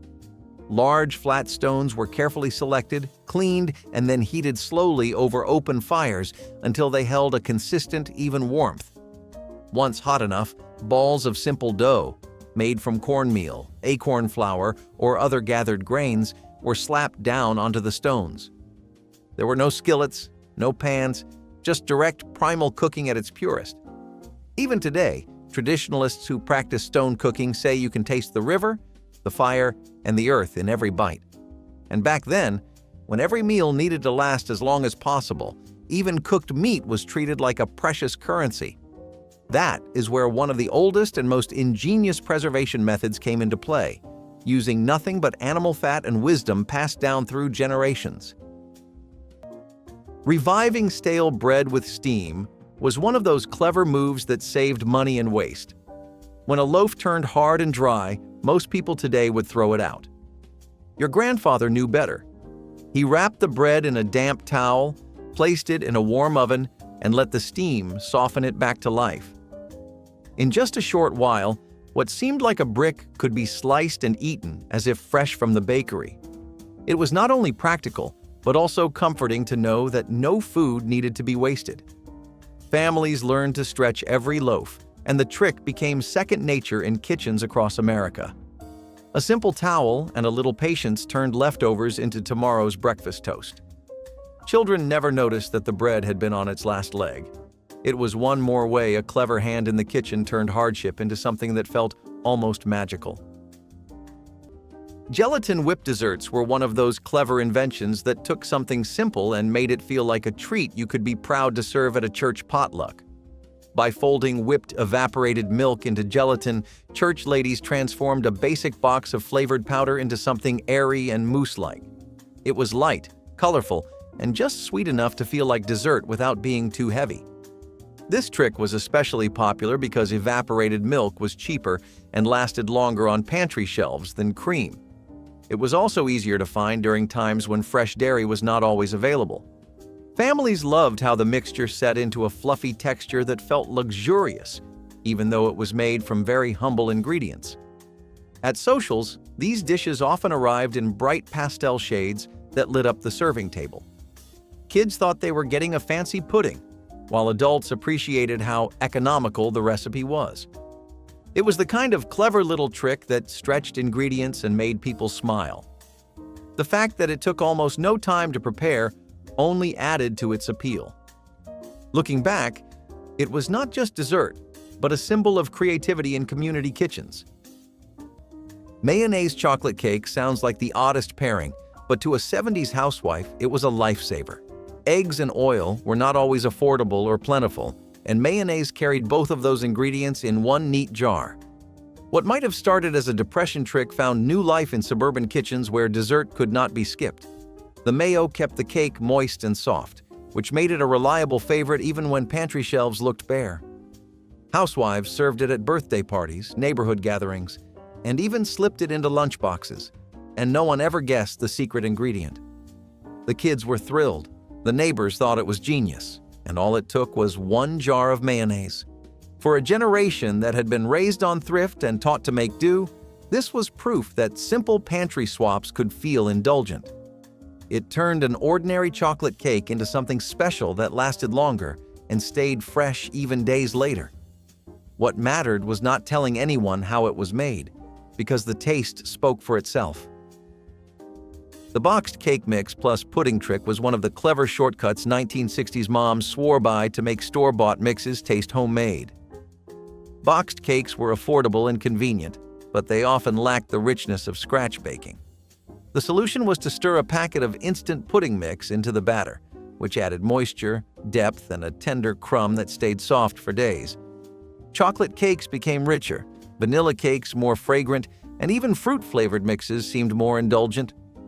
This little hack quickly spread by word of mouth and appeared in countless community cookbooks because it was simple, affordable, and guaranteed success. Kids loved the texture, dads praised the flavor, and moms were relieved that they could deliver bakery-quality cakes with little effort.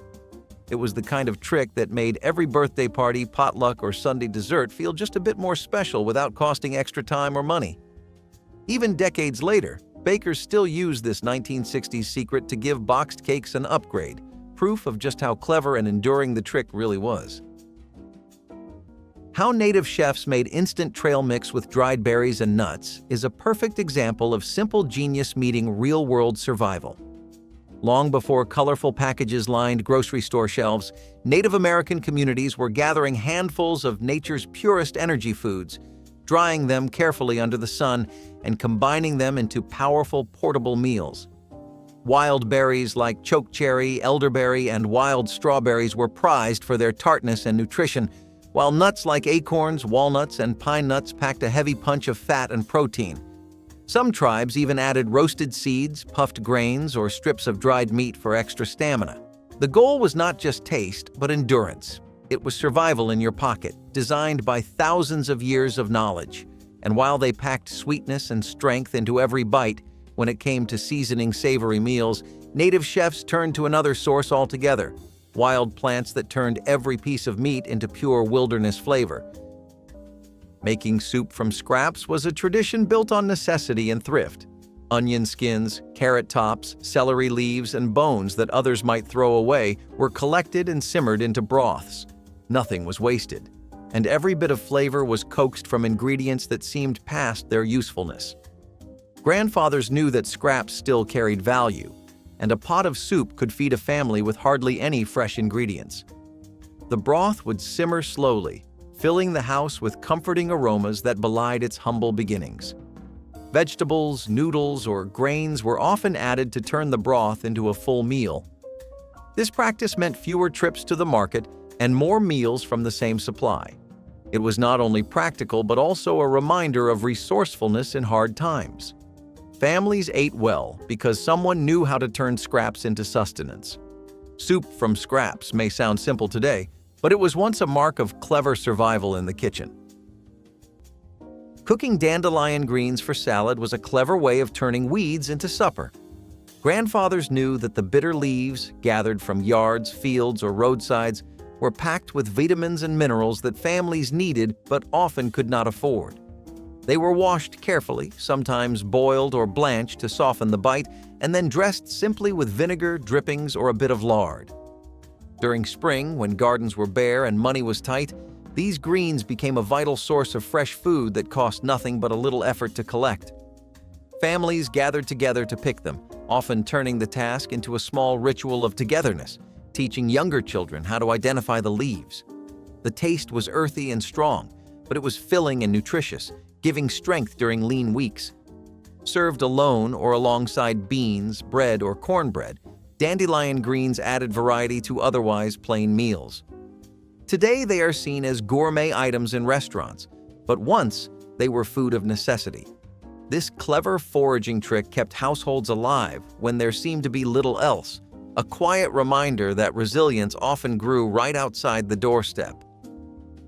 Soup mix seasoned dips were a staple of church basement gatherings, where snacks needed to be quick, cheap, and plentiful. The classic version used onion soup mix stirred into sour cream, creating a dip that tasted far fancier than its humble origins. This little packet transformed plain dairy into something flavorful and addictive, perfect for chips, crackers, or cut vegetables.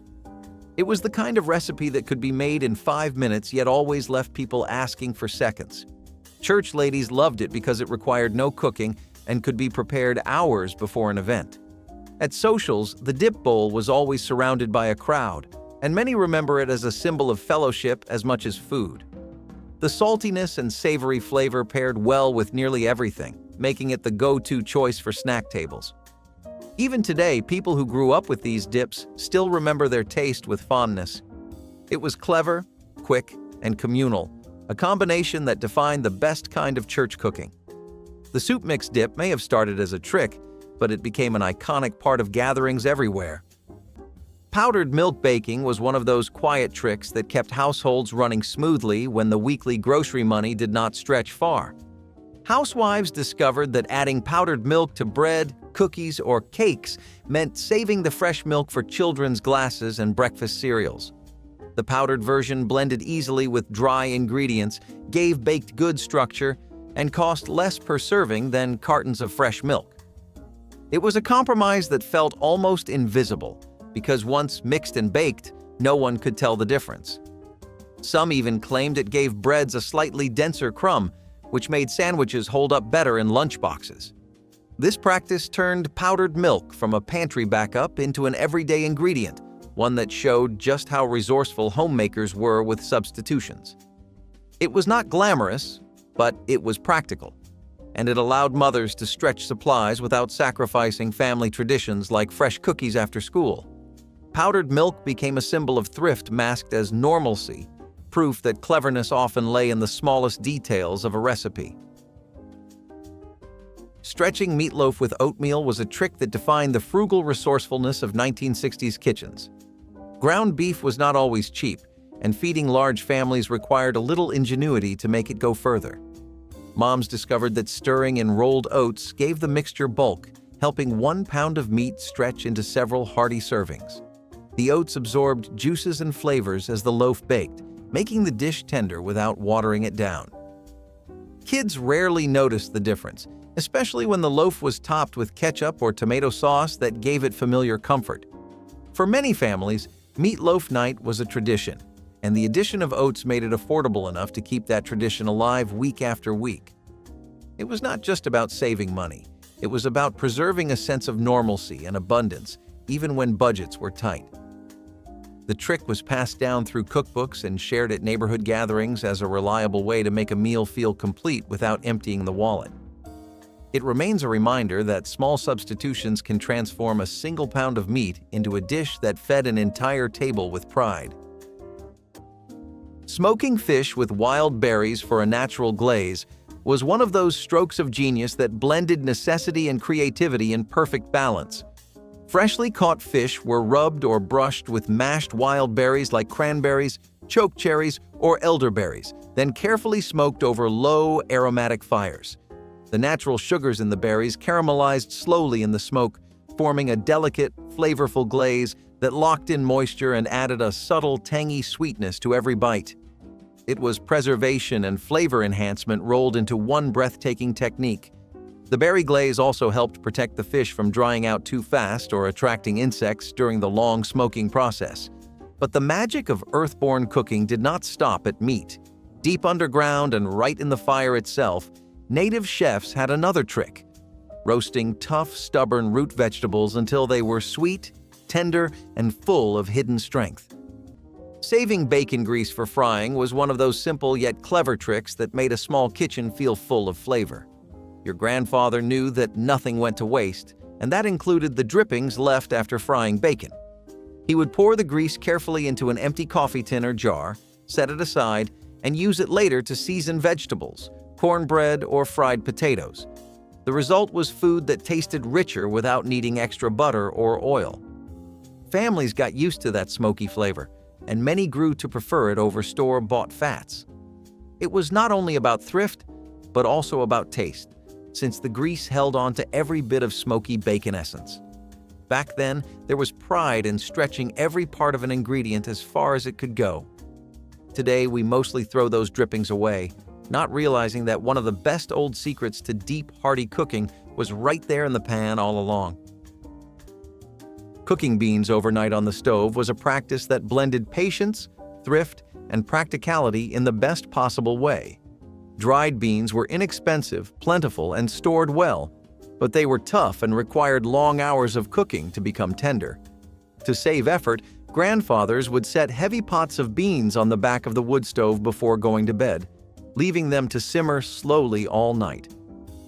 By morning, the beans had softened perfectly, absorbed seasonings, and were ready to feed the entire family without further fuss. This slow simmering method let the beans soak up flavors from onions, garlic, herbs, or even scraps of leftover ham bone tossed into the pot.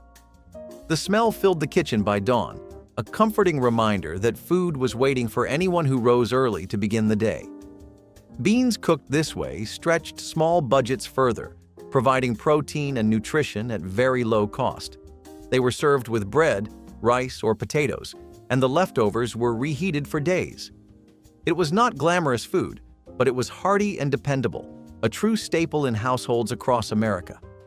This clever trick proved patience was often the most powerful kitchen tool. Homemade pudding mix jars were a quiet kind of genius, a way to make dessert on demand without buying packaged brands. Church ladies would blend sugar, cornstarch, cocoa, and powdered milk into neat jars or tins, ready to be cooked with water or fresh milk when needed. This meant families could whip up a sweet treat in minutes without running to the store. It was thrifty because the bulk ingredients cost less than pre-made mixes, and it was satisfying because the flavors were richer. Vanilla and chocolate were the most common, but there were endless variations depending on what was on hand. These jars lined cupboards and were shared as gifts at church events, wrapped in cloth with recipes tied on. The idea was both practical and personal, making desserts feel homemade even when the steps were simple. At potlucks, puddings made from these mixes often appeared in pies or parfaits, and no one could tell they came from a jarred shortcut. It was about preparing ahead of time, making sure sweetness was always within reach. Clever, economical, and heartfelt, these mixes became a tradition of love as much as thrift. Waffle iron hash browns were the answer to crispy potatoes without the mess of frying. Shredded potatoes pressed into the iron crisped on both sides at once, freeing housewives from standing over a skillet with popping grease. It was neat, quick, and just inventive enough to feel like a brand new dish. The trick spread quickly through kitchens and community cookbooks, turning a breakfast staple into a gadget-driven shortcut. Kids loved the crisp edges, husbands appreciated the speed, and wives loved that the cleanup was minimal. It gave old waffle irons new life beyond breakfast, which was a welcome bit of resourcefulness. The result was golden, crunchy potatoes that looked just as appetizing as fried ones, but with far less fuss. A housewife in the 70s might not have had time for extra steps, but she had plenty of cleverness to spare.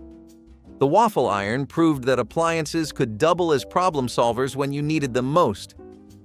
Bologna boat sandwiches were a playful invention that brought a little fun to lunchboxes and after-school snacks. Bologna was inexpensive and widely available, so moms looked for new ways to keep it interesting. By slicing a round of bologna and curving the edges, they created little cups or boats that could be filled with cheese, relish, or chopped vegetables. The result was a small, filling bite that felt more exciting than a plain sandwich. Kids loved the novelty of eating food shaped like boats, and moms appreciated that it was cheap, quick, and easy to prepare in batches. These little creations showed how 1960s moms understood the power of presentation in making ordinary ingredients feel special. They stretched lunches without adding cost and turned humble bologna into something memorable. Though they have disappeared from most tables today, they stand as a reminder that sometimes the cleverest kitchen tricks were also the simplest, making mealtimes just a bit more fun during a decade when families still gathered around the table every day. Salt harvesting from natural licks and how it changed food forever is one of those hidden stories that shaped survival more than we realize. In a world without grocery stores or factories, finding salt meant everything. Native American communities knew where the land bled salt, places where groundwater left behind crystals, or wild animals led the way to salt licks hidden deep in forests and valleys. They would collect the precious mineral by hand, scraping or boiling it out of muddy springs, then carefully drying and storing it for trade, cooking, and medicine. Salt preserved meats, flavored stews, and replenished bodies worn down by long journeys or brutal seasons. It was not a luxury, it was a lifeline. But salt was not the only way native chefs elevated their meals. When it came to pure, haunting flavor, they had another secret weapon. The living aroma of the woods themselves turned into smoke and magic. Using vinegar to tenderize meat was a clever way to make cheaper cuts taste like something far more expensive. Grandfathers would marinate beef, pork, or chicken in vinegar, sometimes mixed with herbs and spices before cooking. The vinegar broke down tough fibers, softened the texture, and carried flavors deep into the meat. This trick turned flank steak or stew beef into a dish fit for Sunday supper without needing prime cuts. Vinegar was cheap, easy to store, and always available, which made it the perfect kitchen tool for families working on tight budgets. Even the smell of meat soaking in a vinegar marinade became tied to home cooking and frugality. Long before bottled tenderizers filled grocery shelves, this was the natural solution. It allowed every scrap of meat to be useful and delicious, keeping families fed when resources were scarce. Clever and practical, this simple trick showed how one pantry staple could transform a meal into something memorable.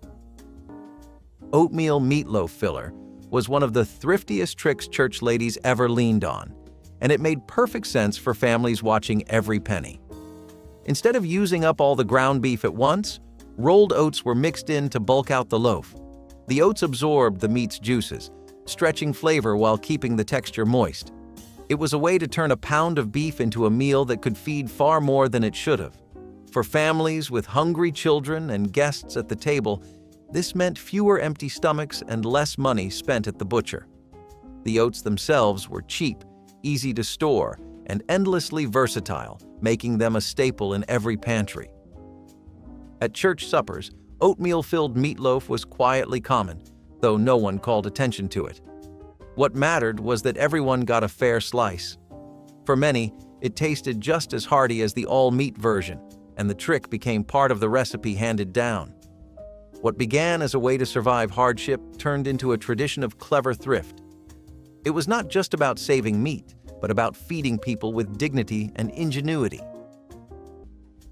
Grape jelly meatballs sound strange, but in the 70s they were the darling of every cocktail party.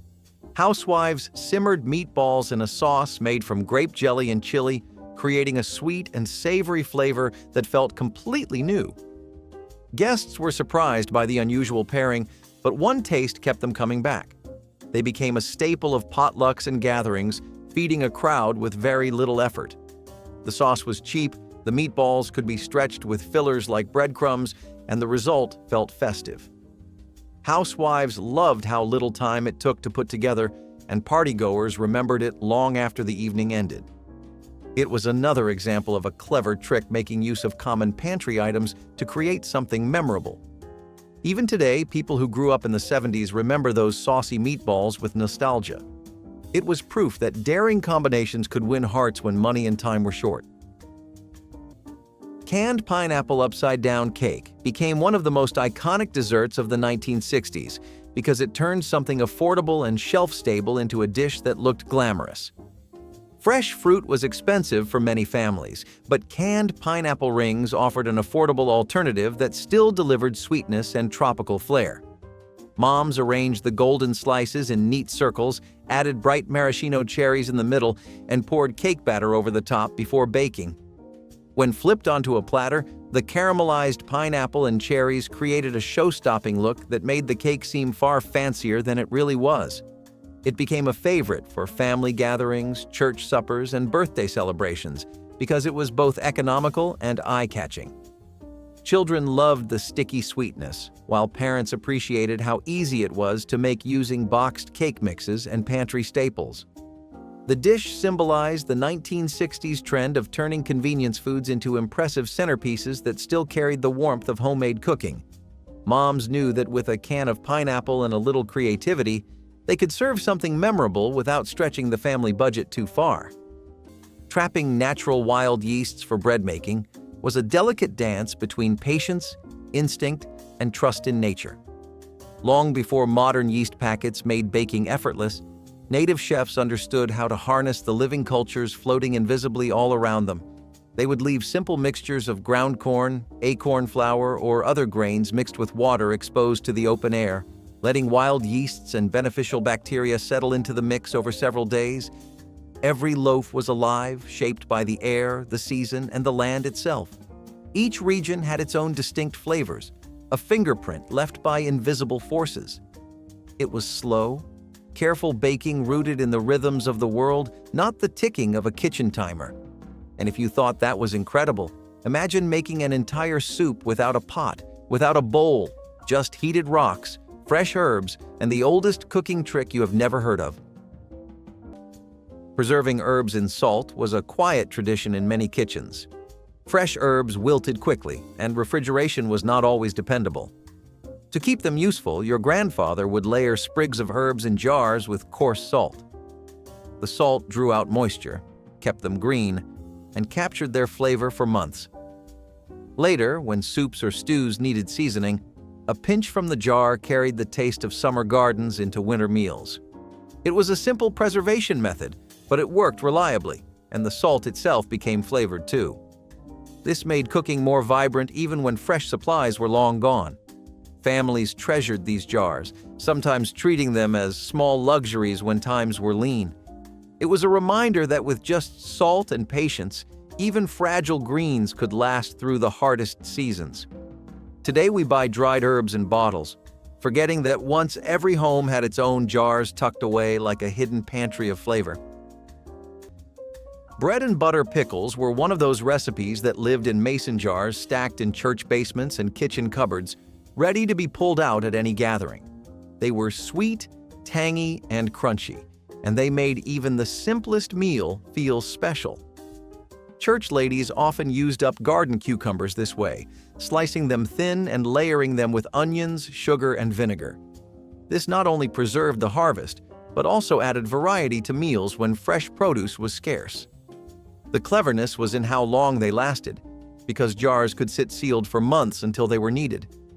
At potlucks, a plate of bread and butter pickles was never just a side dish. It was a reminder of planning, patience, and care. They dressed up sandwiches, balanced out heavy casseroles, and added brightness to plates full of starches and meats. Kids might sneak them from the jar before supper, while adults savored their nostalgic flavor. Making these pickles was more than just cooking. It was part of the tradition of feeding not just one household, but the entire community. They were sweet in flavor and sweet in meaning. Leftover meatloaf sandwiches were nothing fancy, but they were a weekday miracle in 70s homes. Housewives knew that one meatloaf could stretch across several meals if handled wisely, and cold slices tucked between bread made school lunches go further. A slab of meatloaf with ketchup on white bread kept kids full, while thinner slices paired with mustard and onion became work lunches for husbands. It was not wasteful, it was resourceful, and everyone felt like they got something different, even though it was the same dish. Housewives often cooked meatloaf in bigger batches for exactly this reason, knowing that leftovers were not a burden but a solution. Sandwiches transformed last night's dinner into today's lunch, which was a small act of clever planning. Families saved money without ever feeling like they were missing out on fresh food.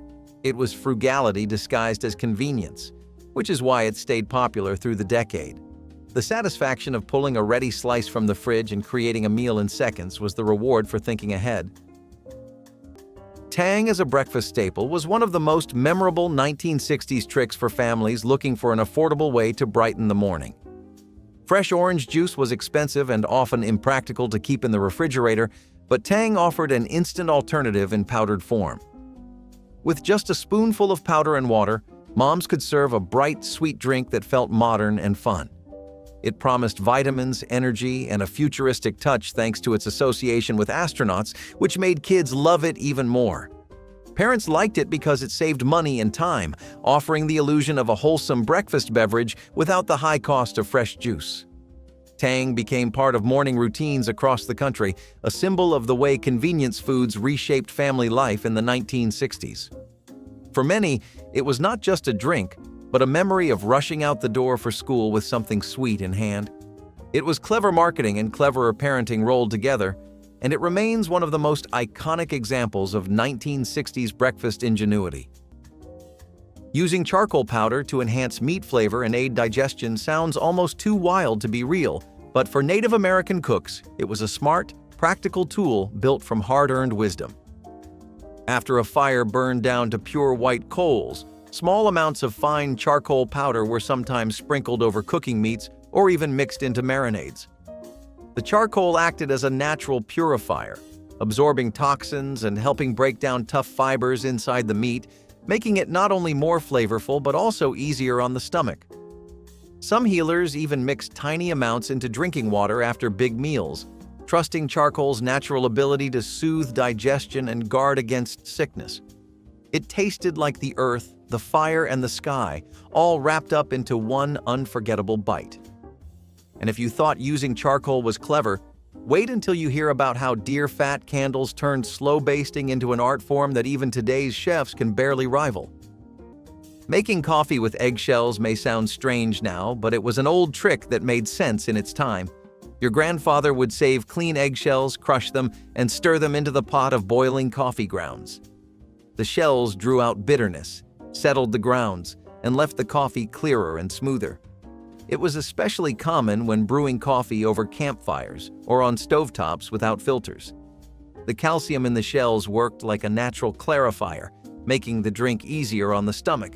Back then, coffee was precious and no one wanted to waste it or choke down a bitter cup. This trick gave every pot a mellow flavor that store-bought blends could not match. It was simple, cheap, and effective, the kind of trick passed down by word of mouth rather than written in a book. It showed that clever thinking could turn even the most ordinary morning into something quietly remarkable. Homemade mayonnaise was one of those tricks that made church ladies feel like magicians in the kitchen. Before jars of mayonnaise were widely available, women learned to whisk oil and egg yolks together until they became a smooth, creamy spread. It was not easy because the mixture could break if handled too roughly, but when it worked, it felt like an accomplishment. Homemade mayonnaise was used in sandwiches, potato salads, and vegetable spreads, bringing a fresh richness that people remembered fondly. It was also far cheaper than buying prepared versions, which made it a smart choice for large families or community meals. Church ladies often passed down tips on how to get the texture right, and recipes appeared in local cookbooks to guide beginners. The flavor was sharper and fresher than store-bought, which gave simple dishes an extra kick. At potlucks, someone always had a mayonnaise-based salad that was proudly made from scratch. It was another reminder that thrift and taste did not have to be separate. Making something out of simple pantry items and skill was a badge of honor. It was clever, frugal, and satisfying. Cracker Barrel cheese logs were the retro answer to snacking boards long before charcuterie became fashionable. Housewives would mix cheese with spices or herbs, roll it into logs, and coat it in paprika or sesame seeds for flair. Served with crackers, it became the highlight of parties and church gatherings, giving everyone something to nibble on without emptying the wallet. The appeal lay in its simplicity. It looked indulgent, but took little time or money to prepare.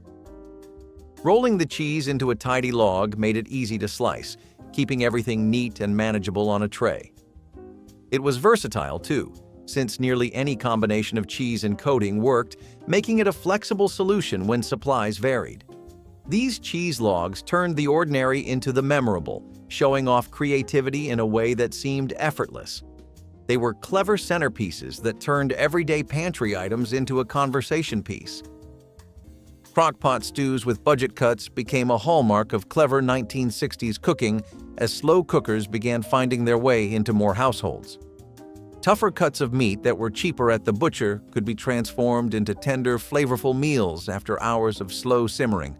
Moms would add potatoes, carrots, onions, and broth, letting everything meld together while they went about their day. The result was a warm, hearty stew waiting by dinner time, made possible by a method that turned thrift into comfort. This trick saved money, reduced stress, and kept family meals consistent even in busy households. It also marked a shift toward modern appliances, making life easier while still honoring the tradition of cooking from scratch with what was available. Kids loved coming home to the smell of a crock-pot meal filling the house, and parents appreciated how far it stretched the grocery budget. Crock-pot stews with budget cuts were more than food, they were a sign of changing times, where clever tools and resourceful recipes kept families fed and happy. Turning leftover ham bones into soup was more than just resourcefulness, it was tradition. After a big meal, when the ham was mostly gone, the bones still held enough flavor to stretch for days. Your grandfather would drop it into a pot with beans, peas, or lentils, letting it simmer slowly. The result was a broth that carried the rich taste of the ham into every bite. Vegetables and scraps were added, making the soup hearty and filling without needing fresh meat. Nothing went to waste, and a single holiday ham could feed a family long after the feast. These soups warmed homes in the winter and kept bellies satisfied when budgets were tight. They became a reminder that real cooking was about using what you had, not what you wished for. The smell of a ham bone simmering on the stove was a comfort all its own, proof that thrift could still taste like celebration. Rice custard pudding was the perfect example of transforming leftovers into something entirely new. Instead of tossing out the rice from dinner, church ladies combined it with eggs, milk, sugar, and spices to create a creamy dessert that could feed a family. Baked until golden on top, the pudding was sweet, filling, and surprisingly elegant for such humble beginnings. At church suppers, it was served warm with a sprinkle of nutmeg or cinnamon, giving it a homely but satisfying touch. This trick kept food waste at a minimum and turned ordinary staples into special treats. Families appreciated that it made use of every grain, and children loved the soft, custard-like texture. The pudding carried with it a sense of comfort and thrift, becoming a regular in church cookbooks and family recipe boxes. It was a dish that looked backward to tradition while still feeling fresh at every table. Rice custard pudding was proof that with just a little imagination, yesterday's leftovers could be today's dessert. Bread crust pizzas were the cleverest way to make use of scraps that kids normally tossed aside. Instead of throwing crusts in the bin, 70s housewives would save them up, spread tomato sauce across the surface, sprinkle a bit of shredded cheese, and bake them until golden. What might have been waste became a tray of miniature pizzas, each one bite-sized and perfectly suited for after-school snacking. Children loved the novelty of holding something that looked like a pizza but fit right in their hands, and mothers loved that nothing was wasted. It was thrifty, filling, and quick to pull together on busy afternoons. Sometimes little toppings like sliced olives, pepperoni scraps, or even leftover vegetables were added, giving the illusion of a variety platter without ever buying extra ingredients.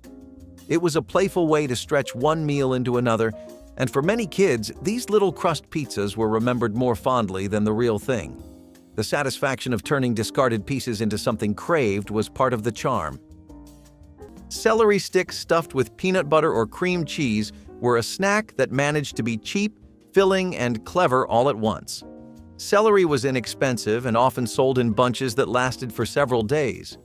By filling the hollow stalks with peanut butter or cream cheese, moms created snacks that satisfied hungry children while providing protein or dairy without spending much.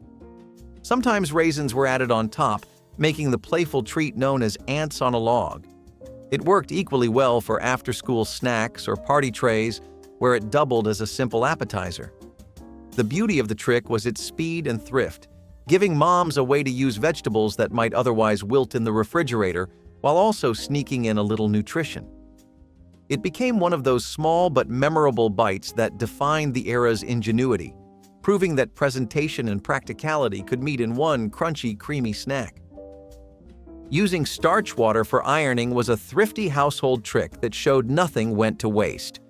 After boiling potatoes or rice, the leftover water was saved instead of poured away. Grandfathers and grandmothers alike knew that this starchy liquid could be brushed, sprinkled, or sprayed onto clothes before ironing. It stiffened fabric, smoothed wrinkles, and gave shirts or linens a crisp finish that looked sharp without spending extra money. This was long before spray starch bottles lined grocery shelves, and it worked just as well.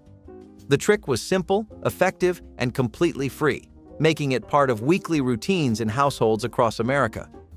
Families appreciated the polish it brought, especially when appearances mattered at school, in church, or at the workplace. It was one of those quiet lessons in resourcefulness, showing children that clever thinking stretched what little a household had. A pot of boiled rice might feed the family, and its water could keep clothes presentable too. Clever tricks like this proved that nothing in the kitchen was ever truly wasted, and that every byproduct had another purpose. Zucchini bread was born out of necessity when church gardens were overflowing with more zucchini than anyone could eat. Instead of letting them go to waste, church ladies grated the extra squash into batter, turning a humble vegetable into a moist and sweet loaf. With cinnamon, nutmeg, and sugar, the zucchini blended right in, leaving behind only a soft texture and rich flavor. At bake sales, slices of zucchini bread were wrapped and sold quickly, often becoming one of the most popular items. The cleverness was in transforming an unwanted surplus into something comforting and profitable. Families appreciated it too, because kids who might wrinkle their noses at zucchini happily ate it when it was baked into bread. It was also a frugal trick, since it stretched flour, eggs, and sugar into more servings without using extra costly ingredients. For many, the smell of zucchini bread cooling on the counter became tied to church events and fall harvests. It was proof that nothing needed to go to waste if you had creativity in the kitchen. Sweet, simple, and resourceful, zucchini bread became a classic church recipe for good reason. Rolled jam pinwheels were a sweet answer to leftover pie dough, making sure no scrap went unused in church kitchens. Instead of tossing out the extra trimmings, women rolled the dough flat, spread it with jam or jelly, sprinkled a little sugar, and baked it into spiraled cookies. The result was crisp on the outside, gooey in the center, and irresistible to anyone nearby. These little pinwheels often became a reward for children hovering around the kitchen, eager for something warm. At church events, trays of them were passed around alongside coffee, proving that even scraps could become a memorable treat. They carried with them the lesson that nothing in the kitchen should be wasted, no matter how small. Each batch was different depending on the flavor of jam on hand, which gave them a charming variety. Rolled jam pinwheels were thrift, tradition, and comfort rolled into one, a little bite of sweetness that showed off everyday cleverness. Macaroni salad with Miracle Whip was the bright, tangy dish that seemed to appear at nearly every picnic, potluck, and backyard gathering throughout the 70s. Housewives would boil up generous pots of elbow macaroni, drain them, and then fold the cooled noodles into Miracle Whip instead of traditional mayonnaise. Chopped celery, diced onions, and colorful bell peppers were often added for crunch and freshness, making it both filling and cheerful to look at. The sweetness of the jarred dressing gave the salad a signature flavor that was instantly recognizable, and it was unlike anything made with regular mayonnaise. It felt lively and distinct, which is why people remembered it even decades later. This salad was cheap to make, easy to prepare in large quantities, and versatile enough to serve either as a side dish or as a simple light meal. Children happily scooped it cold out of the refrigerator, husbands paired it with sandwiches for lunch, and neighbors expected to see it sitting proudly on church supper tables. It was dependable, frugal, and endlessly adaptable, which is why it stayed in rotation for so long. For housewives, it was a guaranteed hit that required little more than pantry staples and one simple jar of Miracle Whip. Cottage cheese with fruit as dessert was a reflection of both thrift and the health craze that swept through the 1960s. Cottage cheese was inexpensive, high in protein, and versatile, making it a favorite for moms who wanted nutritious yet budget-friendly meals. Pairing it with canned peaches, pineapple, or fresh berries turned it into a dish that looked and tasted like dessert without the cost of cakes or pies. Kids enjoyed the sweetness of the fruit, while parents felt good about serving something lighter and healthier. This trick fit perfectly into the culture of the decade, where diet foods and health trends were rising in popularity. It was quick, affordable, and practical, proving that desserts did not always have to be elaborate to be satisfying. Families remembered it fondly because it struck the right balance between indulgence and restraint, giving everyone a taste of sweetness while still keeping meals wholesome and economical.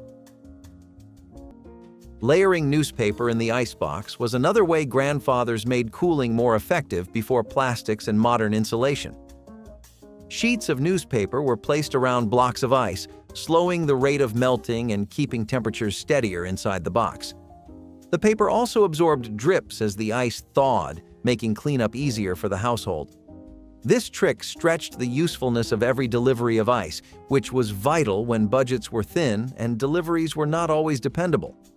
Milk, butter, vegetables, and leftovers stayed fresh longer because of something as simple as yesterday's newsprint. Families learned to line shelves, cover containers, and wrap items with newspaper, adding an extra layer of insulation and protection. It was a clever, no-cost solution that every household practiced without thinking twice because it simply worked. Children often remembered digging through the icebox, noticing the soft crinkle of paper under dishes, a sound tied to memory as much as smell or taste. Though the method faded with the arrival of modern refrigerators, it symbolized the ingenuity of an era. Newspaper kept the cold in and the waste out, proving even scraps had hidden value worth remembering. Cheese ball with nuts was the crown jewel of many church parties, a dish that felt festive while still being affordable.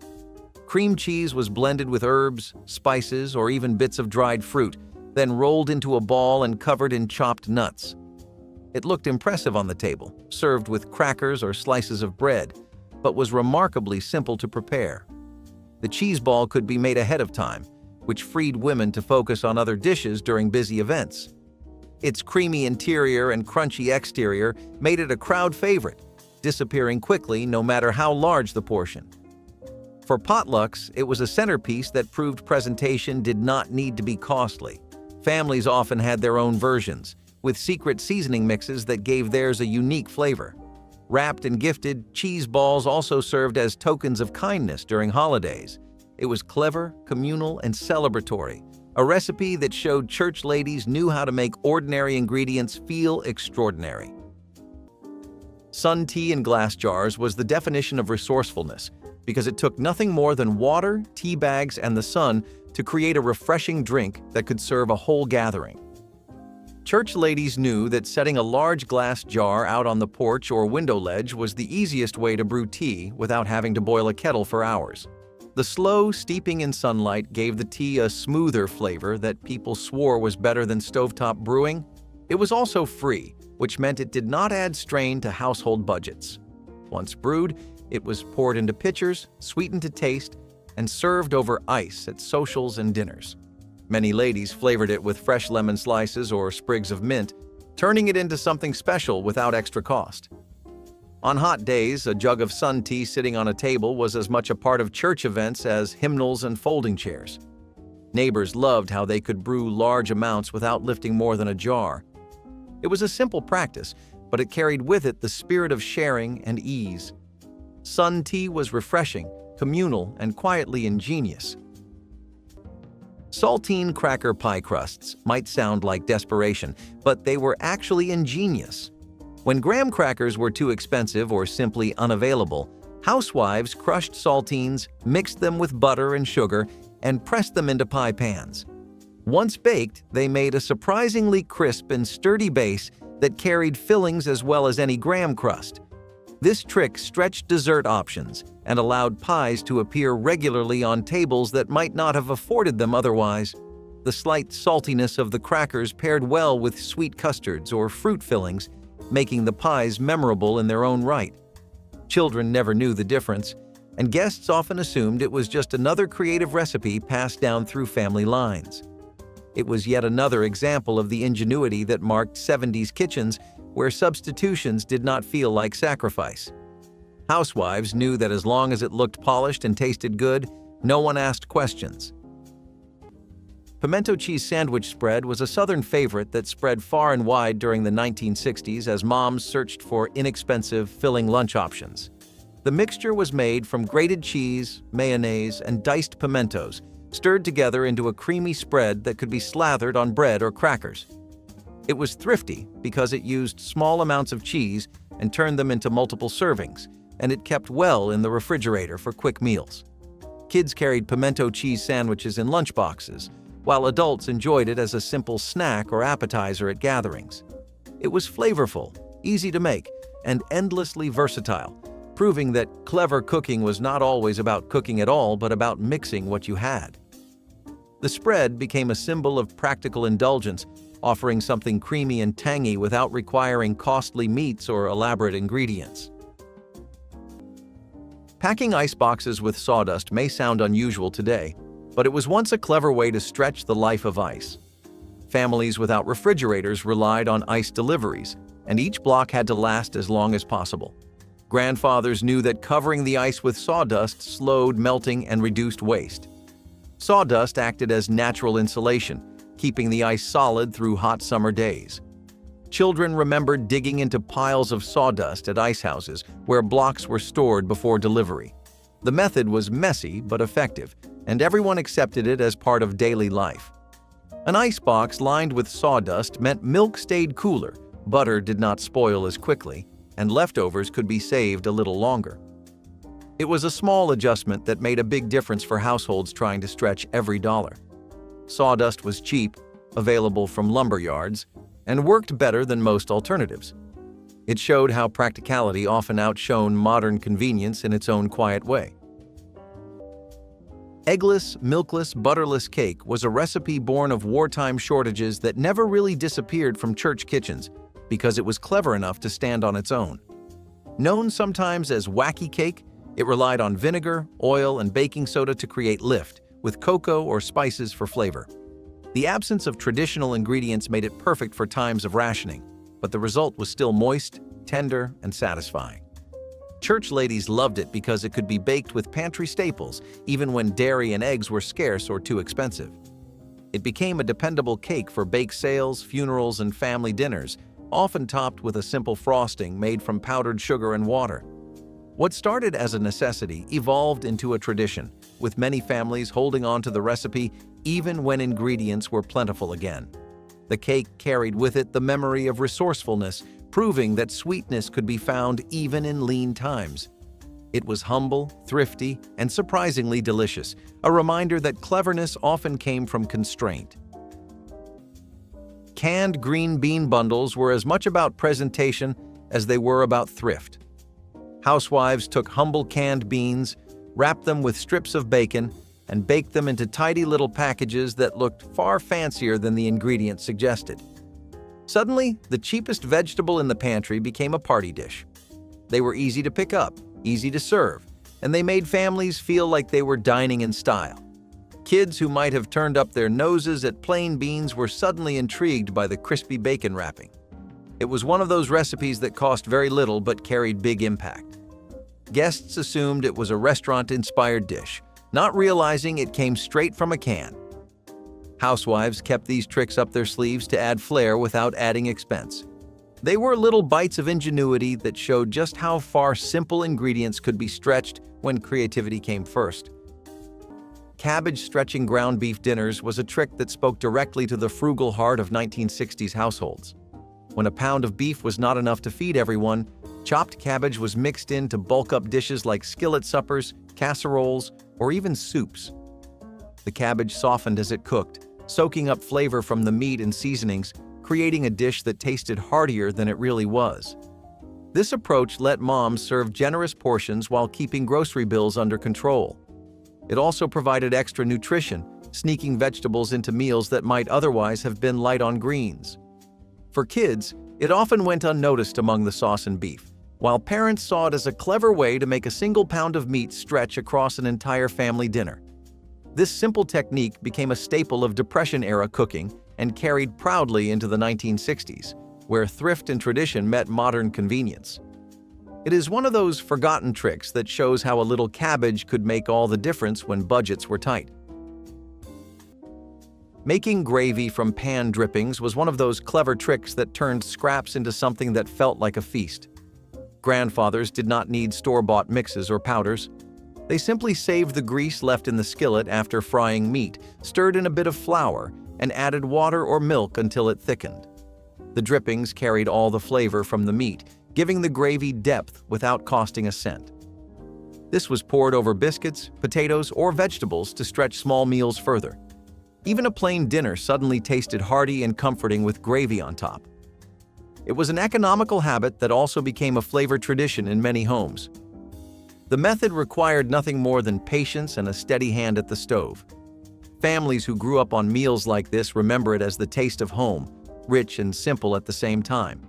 Today, most people buy mixes, but the old method proved resourcefulness always tasted better. Homemade grape Kool-Aid sherbet was one of those tricks that turned a simple drink mix into a frozen delight for children's socials. Church ladies mixed powdered Kool-Aid with sugar, water, and a little milk, then froze it into a sherbet that looked bright, cheerful, and fun. It cost very little to make, but felt like a special treat, especially in the heat of summer.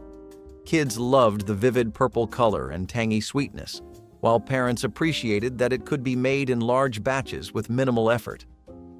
At picnics or Sunday school gatherings, tubs of this sherbet were scooped into paper cups, leaving sticky smiles everywhere. It was a clever way to turn an ordinary drink into something memorable, stretching one packet of mix into enough dessert for dozens. The trick also reflected the resourceful spirit of the times, proving that fun did not require fancy ingredients. Homemade grape sherbet became a simple joy tied to fellowship, childhood, and the warm memory of church community. Frozen pea soup hack was the kind of shortcut that only a practical 70s housewife could have dreamed up. Instead of spending hours simmering fresh vegetables, she would simply blend a bag of frozen peas into a pot of cream soup. The result was an instant burst of color and sweetness that made it look and taste homemade without the time or expense. This trick turned a plain can of cream of mushroom or cream of chicken into something lively, green, and nourishing. Housewives leaned on it for weeknight dinners when schedules were packed with school, chores, and community events. Guests thought it was thoughtful cooking, but in reality, it was thrift and convenience at its best. Frozen peas were cheap, plentiful, and stored well, making them one of the most reliable ingredients in the freezer aisle. With one whirl of a blender, an ordinary soup became a dinner centerpiece, fooling both family and visitors alike. It was cleverness in a pot, served hot and steaming with bread on the side. Stretching pancake batter with applesauce was a clever way to feed more mouths without needing extra flour, milk, or eggs. Applesauce was inexpensive, often sold in large jars, and added both sweetness and moisture that made pancakes fluffier. Mom stirred a scoop into the batter, which not only stretched the yield but also created a tender texture that families loved. It was a subtle trick that transformed a small batch of ingredients into enough pancakes to fill the breakfast table. Kids thought they were simply getting a new flavor, but parents knew it was a budget-friendly hack that kept everyone satisfied without requiring another trip to the store. Sometimes cinnamon or nutmeg was added for extra flair, giving the pancakes a warmth that felt comforting. This method also worked for waffles or quick breads, proving its versatility. It became a go-to trick for mornings when groceries were running low, but family appetites were high. Making vinegar from apple scraps was an old and clever trick that turned what others considered waste into something valuable and lasting. After peeling or coring apples for pies, preserves, or snacks, grandfathers and grandmothers would gather the scraps into jars or crocks, cover them with water and sugar, and leave them to ferment naturally. Over time, wild yeasts transformed the mixture into tangy homemade cider vinegar. It required no special tools, only patience and an understanding that nature would do most of the work. Families stored these crocks in pantries or cellars where they aged until ready to use. The vinegar was versatile. It added flavor to sauces and marinades, tenderized tougher cuts of meat, preserved vegetables through pickling, and even served as a cleaner around the house. In lean years, making vinegar at home saved valuable money since store-bought versions were unnecessary. It also offered a sense of independence, knowing every part of the apple had a purpose and nothing went to waste. This practice was more than just thrifty, it was a proud example of resourcefulness and creativity. Homemade vinegar stood as proof that clever living turned scraps into sustenance and tradition. Dandelion green salad was once a common dish that many families relied on when money was tight or gardens were bare. The tender leaves were gathered from yards or fields in early spring when they were still young and mild in flavor. Mixed with a splash of vinegar, a drizzle of oil, or sometimes even bacon drippings, the salad had a tangy bite that balanced heavier meals. Some cooks softened the greens with a quick sauté before tossing them, while others preferred the raw crunch paired with hard-boiled eggs or crumbled cheese. Children often complained about the bitterness, but thrifty parents knew these wild greens provided valuable vitamins after a long winter of preserved foods. The dish was both frugal and fresh, a reminder that nourishment could be found in the simplest places if you were willing to look. Dandelion green salad carried the spirit of making do with what the earth freely gave. Egg salad mold was one of those recipes that perfectly captured the adventurous spirit of 70s cooking. Housewives would combine chopped hard-boiled eggs, mayonnaise, and vegetables, suspend it all in gelatin, and set it in decorative molds. The result was a wobbly, colorful ring that was sliced and served at luncheons or holiday tables. While it might seem unusual today, at the time it felt stylish and impressive, a departure from plain bowls of salad. Gelatin molds were trendy, and turning egg salad into one gave it both structure and spectacle. It was a way to take the familiar and make it exciting without adding extra cost. Guests admired the presentation, while families enjoyed the familiar flavor hidden beneath the shine. For homemakers, it was another trick to prove that creativity could elevate even the humblest of dishes.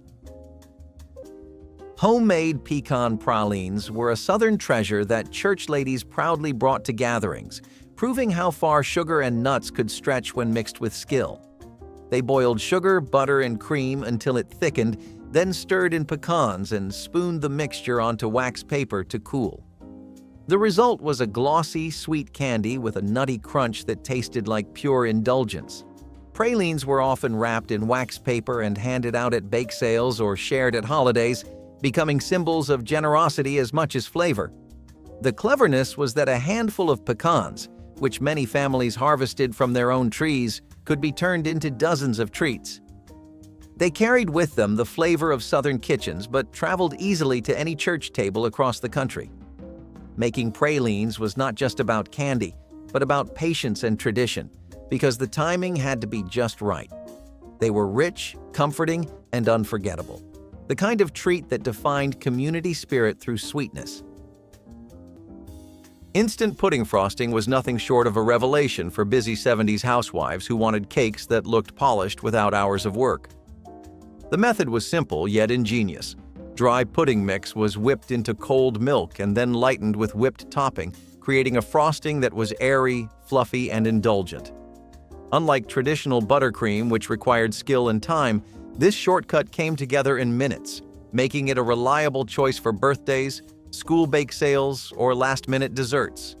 Cakes that might have seemed plain or store-bought suddenly looked bakery fresh, topped with soft peaks of sweet and creamy frosting that children absolutely adored. It was inexpensive, easy to store, and required only a handful of pantry staples, which made it especially appealing during years when budgets were tight. Housewives loved it not only because it tasted good, but because it freed up time for everything else that demanded attention at home. The frosting held its shape, lasted well in the refrigerator, and gave cakes a colorful, festive finish when tinted with food coloring. It was proof that clever kitchen tricks often outshone complicated recipes.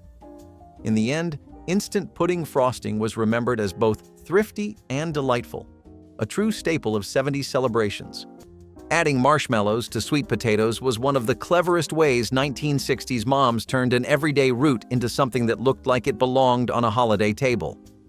Sweet potatoes were inexpensive and plentiful, but they did not always excite children or picky eaters.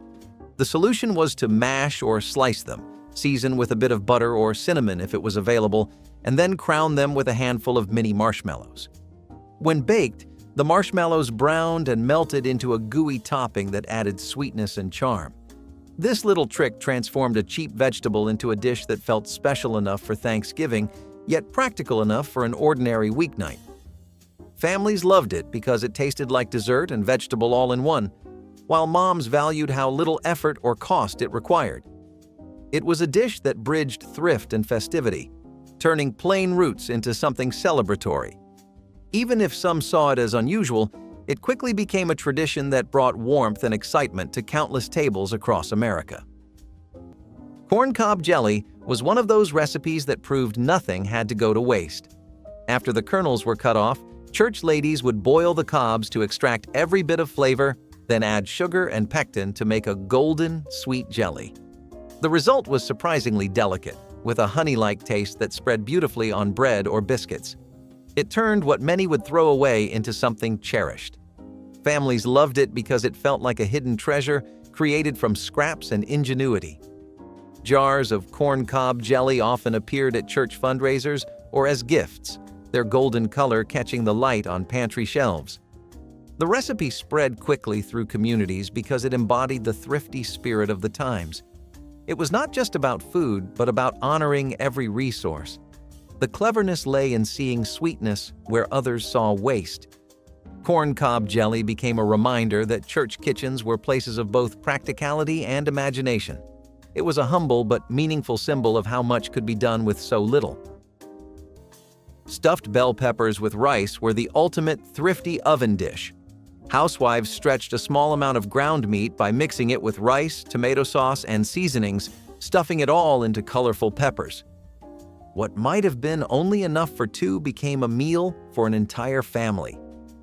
Baking them together let the flavors mingle, turning cheap ingredients into a dish that felt warm and complete.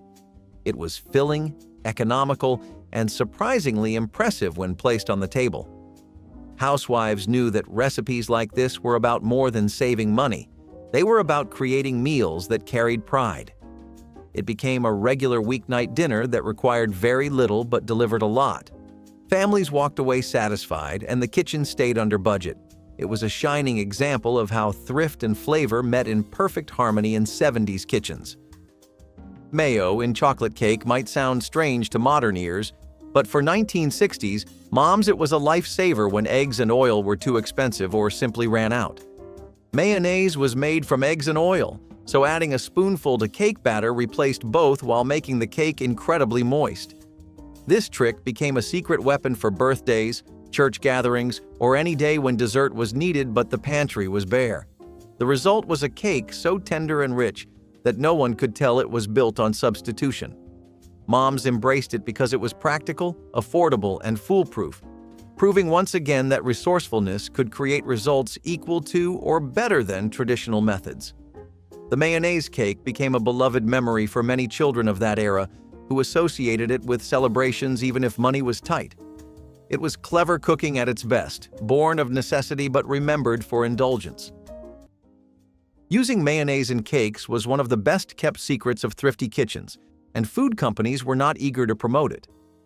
The mayo replaced eggs and oil, binding and moistening the cake batter in one simple step. The result was a cake that stayed soft and flavorful, often fooling anyone who took a bite into thinking it was made with expensive ingredients.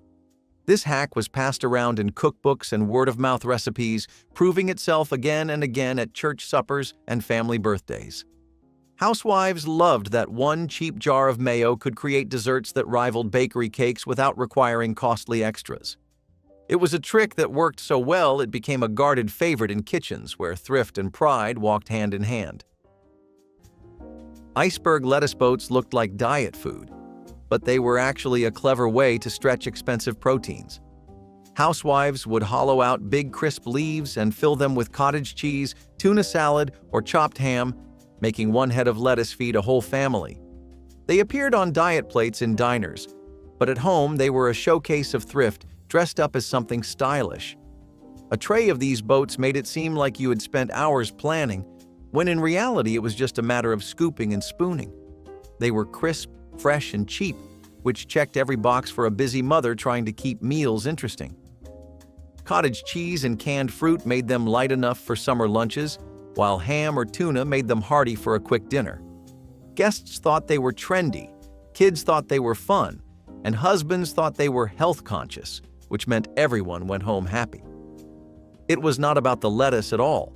It was about the illusion that this was something fresh and new. That was the true genius of 70s cooking tricks, making ordinary food feel like a special creation. Casseroles with crushed potato chips on top might sound indulgent, but they were really a thrifty invention of clever 1960s moms. Instead of throwing away the crumbs at the bottom of a snack bag, they sprinkled them over casseroles as a crunchy topping. The chips added flavor, texture, and a golden crust that made even the simplest casserole feel exciting. Popular with tuna, chicken, or vegetable bases, the crunchy topping transformed leftovers and pantry staples into something families looked forward to. It was also a way of stretching expensive ingredients by making casseroles the star of the meal rather than a side dish. The trick appealed to kids who loved the fun of finding chips baked into dinner and reassured parents who wanted nothing to go to waste. The casserole itself became a canvas for creativity, but it was the potato chip topping that made it memorable. Moms of the 1960s proved that even the last crumbs from a snack bag could turn a basic family meal into comfort food with a touch of flair. Leftover mashed potato pancakes were a clever way to avoid waste, turning cold potatoes into something new and golden. Housewives mixed the leftovers with a little flour or egg, shaping patties and frying them until crisp on the outside and soft inside. Served with a dab of applesauce or gravy, they became a breakfast favorite that made yesterday's supper feel fresh again. This simple trick kept nothing from going to waste, proving that leftovers did not need to be boring. Families loved the texture, and children looked forward to them almost as much as the original meal. They were quick, affordable, and comforting, embodying the creativity of kitchens that made the most of every scrap. Pot liquor with cornbread was not just a dish, it was a philosophy of frugality passed down in Southern kitchens. Pot liquor was the leftover cooking liquid from boiling greens such as collards, turnips, or mustard, rich with vitamins and nutrients that seeped into the water. Rather than pour it out, poor families saved it and sopped it up with chunks of cornbread, creating a meal that cost almost nothing yet was surprisingly nourishing. It was especially valued during times when meat and dairy were scarce, as it provided iron and other nutrients that kept families strong. Many considered it a delicacy despite its humble origins, and the flavor of smoky greens mixed with soft cornbread became a treasured memory. Pot liquor embodied the idea that nothing should go to waste, and even the water from cooking vegetables could become a meal in its own right. It fed generations through poverty and war, and its legacy still lingers in Southern cooking today. What some might see as scraps, poor families saw as opportunity, and pot liquor with cornbread was one of the most ingenious and life-sustaining dishes ever created out of near nothing. Stale bread pudding was the kind of dessert that felt like a miracle. You started with scraps, slices of old, hard bread that no one wanted to eat, and somehow turned them into something soft, sweet, and deeply satisfying. The recipe was simple. Soak the bread in milk, add a little sugar and cinnamon, crack in an egg or two, and bake until golden and custardy. The result was a warm, gooey pudding that felt far richer than the ingredients would suggest. For families with tight grocery budgets, this was a way to avoid waste and still have something sweet at the end of the day. In some variations, raisins or chopped apples were added when available. Others poured syrup or canned fruit over the top for a little flair. No matter how it was made, it was always a dish rooted in resourcefulness. Cookbooks from the 1940s practically sang its praises, and community recipe swaps often featured a dozen different versions. It wasn't just a dessert, it was a lesson in creativity, frugality, and the magic of making do. And if you ask anyone who grew up eating it, they'll probably say it still tastes like love. Oyster cracker toppers were one of those little tricks that 70s housewives leaned on to stretch both flavor and budget. Breadcrumbs were not always on hand, and store-bought toppings could be pricey or just out of reach, so oyster crackers became the solution. They were smashed or crushed and sprinkled over bubbling casseroles or stews, adding that extra crunch that made the dish feel complete. You might laugh at the idea today, but this was the kind of smart move that turned leftovers into something that felt like dinner instead of scraps. Kids would dig in without complaint, and husbands coming home from work thought it was just another fancy touch their wives had picked up. All it took was a small bag of crackers to dress up a whole pot of food, which meant one trip to the store could carry through an entire week of meals. They were also handy to keep around for soups, giving even the most basic broth that texture people craved. A clever cook in the 70s knew it was not about what you had, but what you could make it look and taste like. Stuffed green peppers with rice and tomato sauce were a clever way to make a little beef go a long way. By hollowing out peppers and filling them with a mixture of rice, scraps of ground beef, and tomato sauce, moms created a hearty dish that looked impressive but cost very little. The rice carried most of the bulk, while the beef added flavor and protein, making the meal balanced without being expensive. Tomato sauce tied everything together and added a comforting tang. This dish became popular not only because it was thrifty, but also because it felt satisfying and festive, with each family member served their own portion. It also fit neatly into the casserole culture of the 1960s, where entire meals were baked in one dish and served straight from the oven. Stuffed peppers remain a nostalgic reminder of how clever cooking used simple vegetables to anchor meals that brought comfort and thrift to the table. Corn fritters with syrup were a farmhouse favorite that combined savory strength and sweet comfort in one affordable dish, filling tables with both joy and practicality. Families stirred cornmeal together with eggs, flour, and either fresh or canned corn, dropping spoonfuls of batter into sizzling skillets until golden and crisp around the edges. Once fried, the fritters were stacked high on plates and drizzled generously with syrup, creating a dish that felt indulgent despite its humble ingredients. They could be served at breakfast alongside milk, at supper with beans or greens, or even eaten plain as a snack in between chores. The recipe stretched corn, one of the most dependable crops of rural life, into something that satisfied hunger and spirits alike. For children, the fritters were a treat, a rare bite of sweetness that carried excitement.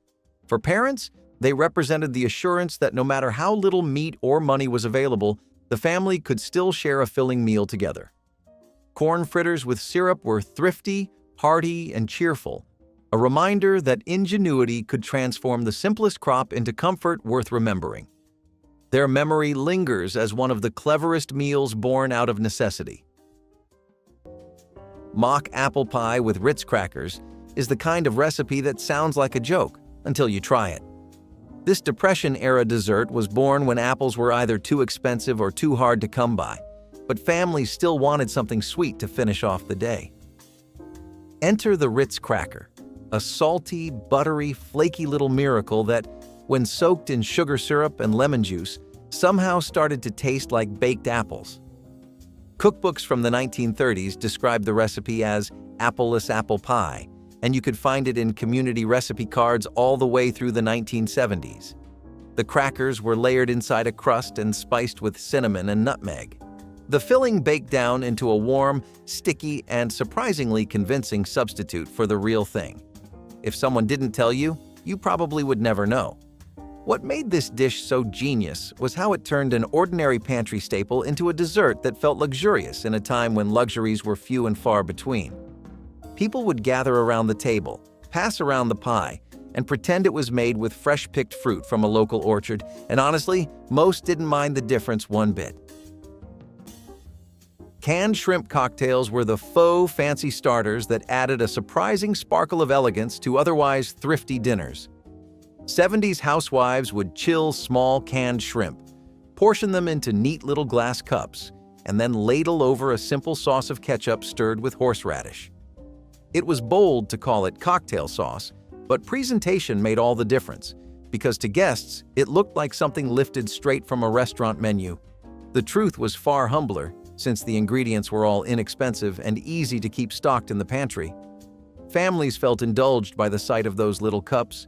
Children thought it was adventurous and exotic, and hosts could entertain guests without straining their budgets.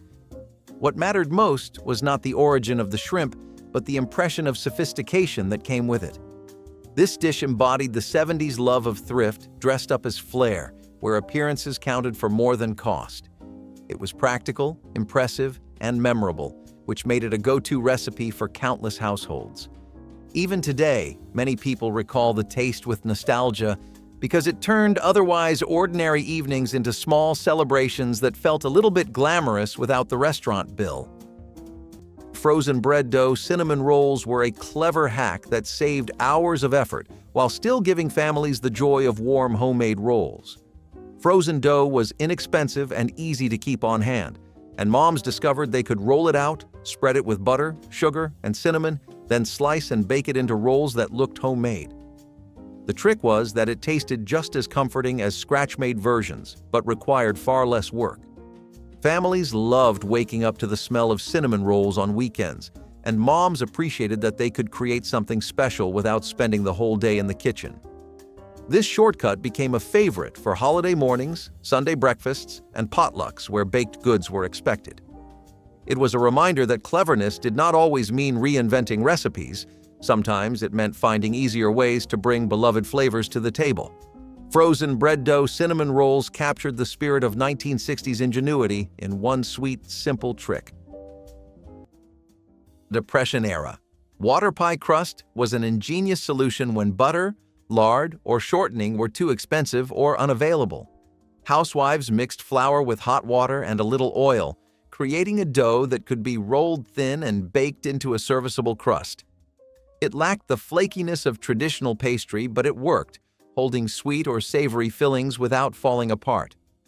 Families appreciated that dessert or dinner pies were still possible even when fats were rationed or unaffordable. It was simple, practical, and surprisingly effective, keeping traditions alive when resources were at their lowest.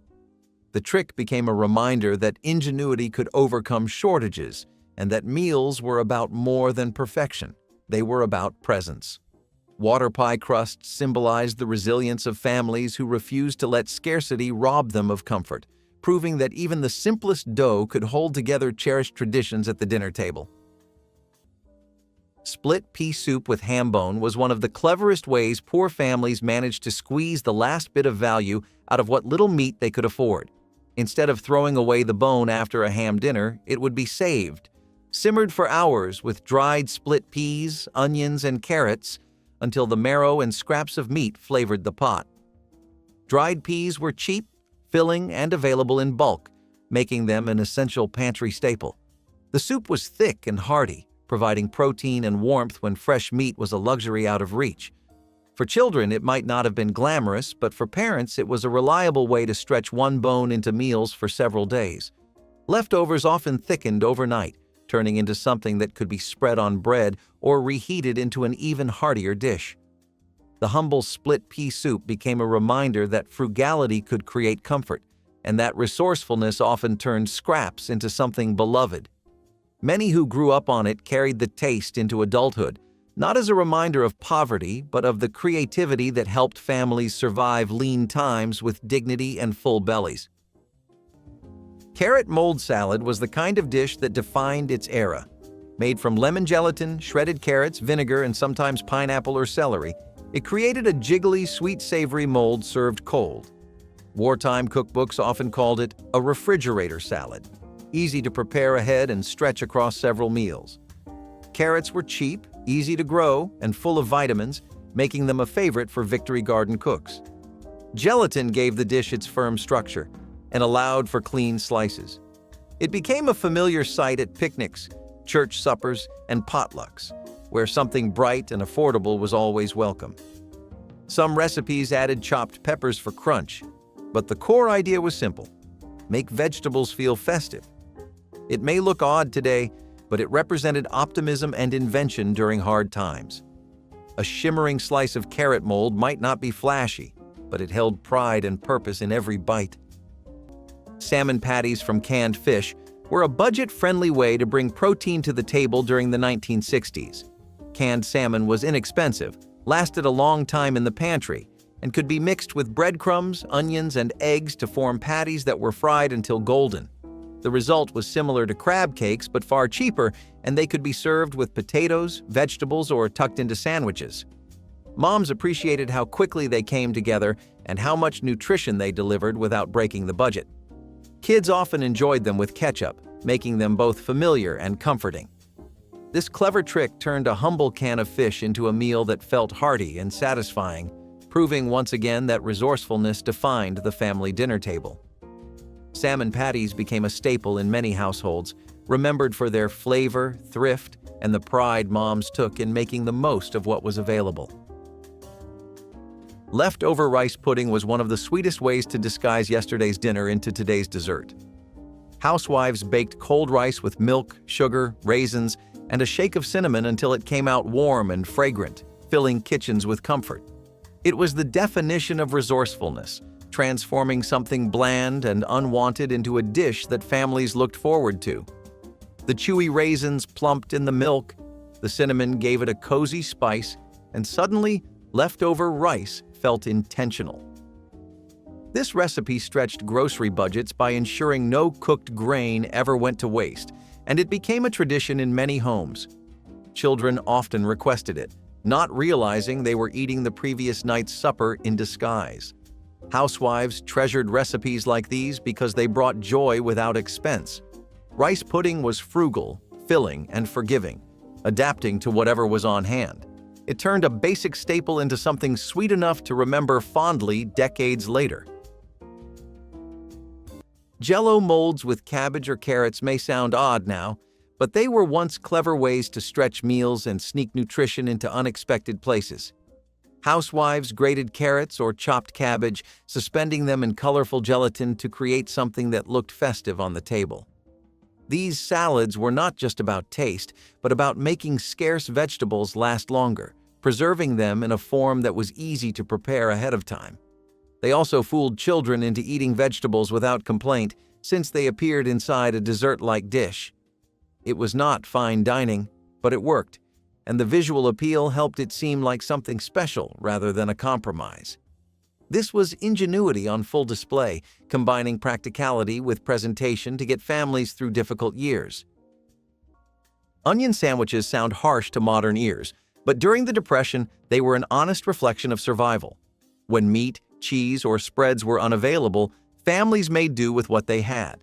Sliced raw onions were placed between buttered bread and eaten as lunch or supper. The strong bite of the onion, combined with the richness of the butter, gave just enough satisfaction to feel like a real meal.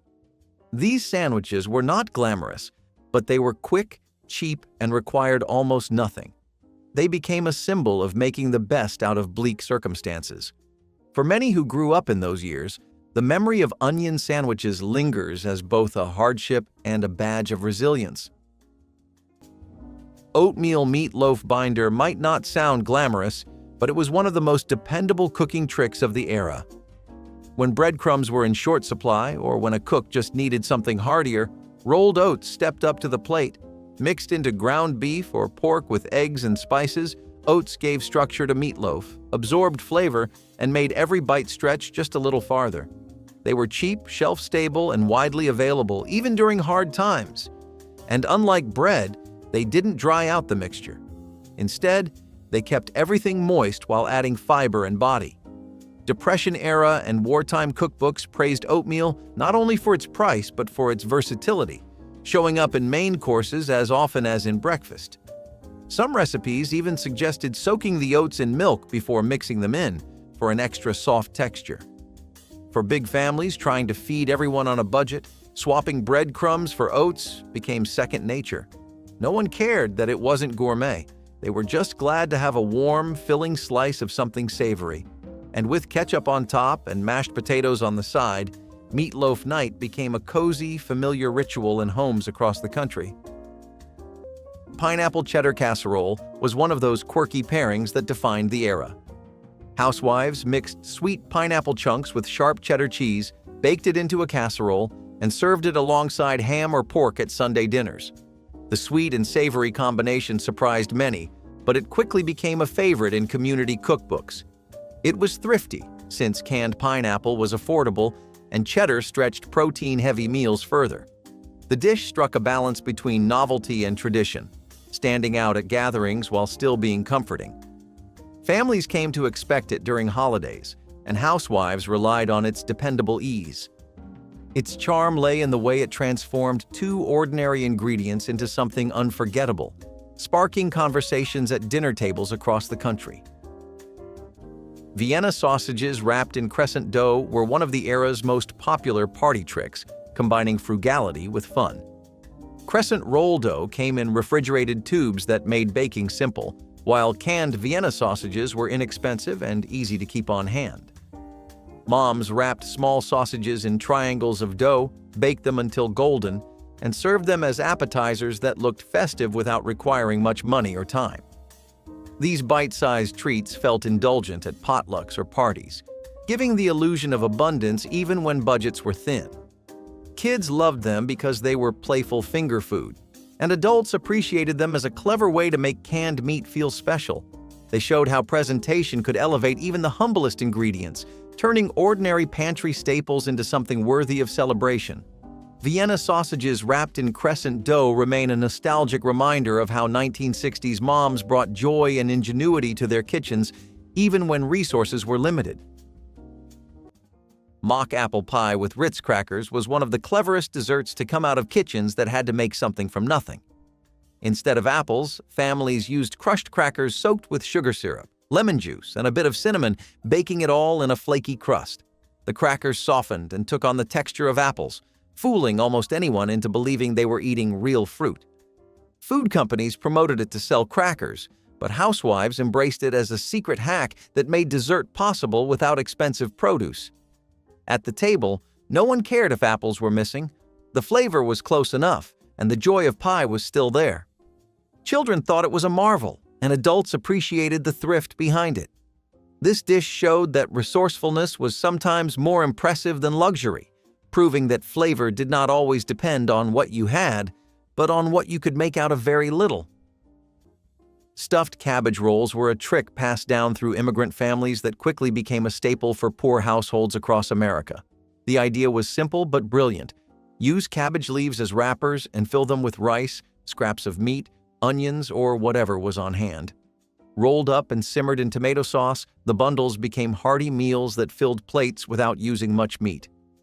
The rice stretched the protein further, and the cabbage provided bulk, which meant one small pot could feed an entire family.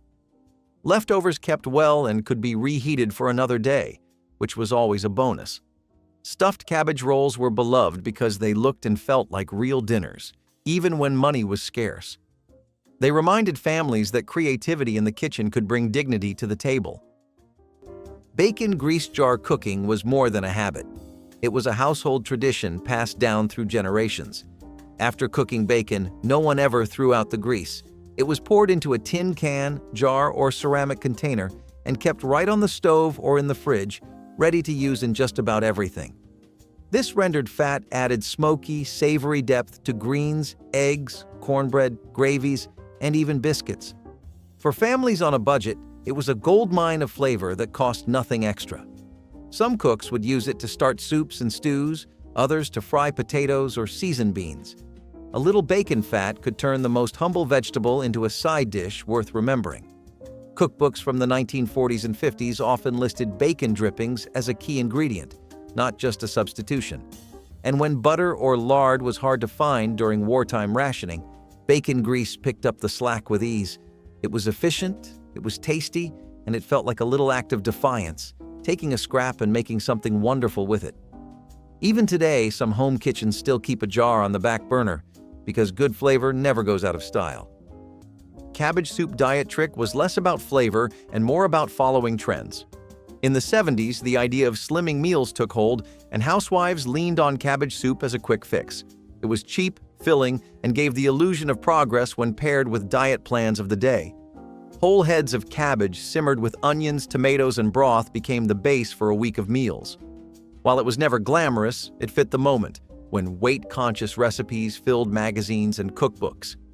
Housewives shared variations among friends, sometimes dressing it up with spices or lean meats, but the essence was always thrift wrapped in health claims.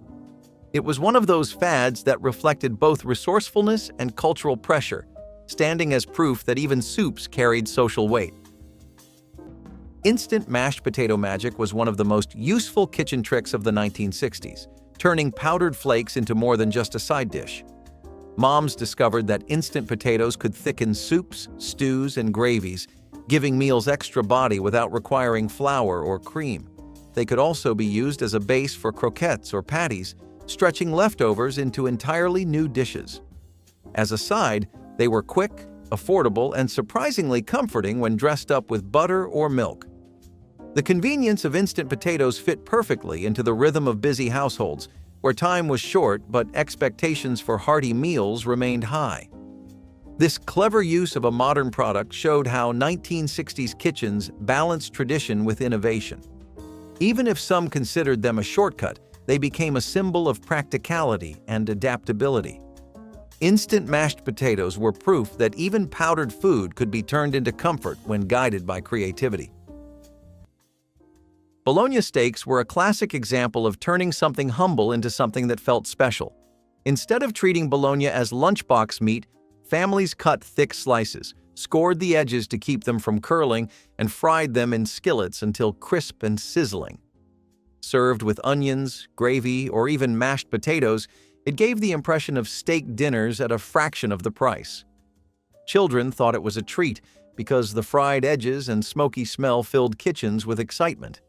For parents, it was a way to give their families something hearty and celebratory without spending money they did not have.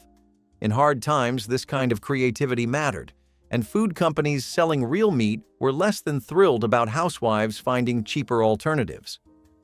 Bologna steaks became a small comfort, a reminder that even the least glamorous ingredients could be transformed into meals that felt indulgent. It was both survival and celebration in a skillet. Mock apple pie, also called Ritz cracker pie, was one of the most inventive tricks to come out of the Depression years when real apples were far too expensive for struggling families. Instead of fruit, crushed crackers were layered with sugar, cinnamon, and a splash of lemon juice to mimic the flavor and texture of apples. Once baked inside a pie crust, it fooled more than a few people into thinking it was the real thing. The trick was in how the crackers softened during baking, blending with the sugar and spice until they resembled stewed apples. Families cherished this recipe because it allowed them to serve what looked like a proper dessert without needing costly fruit. Children especially delighted in telling guests they were eating apple pie, only to reveal the secret later. It was part fun, part necessity, but it gave families pride in serving something clever that still tasted good. The mock apple pie proved that frugality could be playful as well as practical. And while it faded with time, the memory of turning simple crackers into a pie that looked and tasted like the real thing remains an enduring story of resourceful cooking. Creamed, canned corn with a flour slurry was one of those dishes that made something ordinary feel just a little indulgent. The idea was to take a can of corn, cheap, shelf-stable, and always on hand, and give it a makeover. You'd pour the corn, liquid and all, into a saucepan and stir in a quick mix of water and flour. As it simmered, the slurry thickened the liquid into a creamy, starchy sauce that hugged every kernel. Some recipes suggested a splash of milk or a dab of margarine if you had it. But even without those, the final result was comforting. It mimicked the texture of creamed corn without needing fresh cream or butter, two things that were either rationed or too expensive for many homes. This little side dish showed up at dinner tables next to meatloaf, fried potatoes, or bean patties, giving the meal a creamy contrast and helping to fill plates without much cost. It's a great example of how far a single can and a spoonful of flour could go. Cookbooks promoted this trick for its thrift, but people remembered it because it worked. Simple, smart, and warm. What more could you ask for?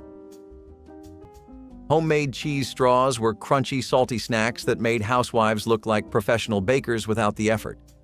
Strips of biscuit dough were twisted with cheese powder or grated cheddar, then baked until crisp and golden. They were served at bridge clubs, parties, and holiday gatherings, vanishing quickly from trays.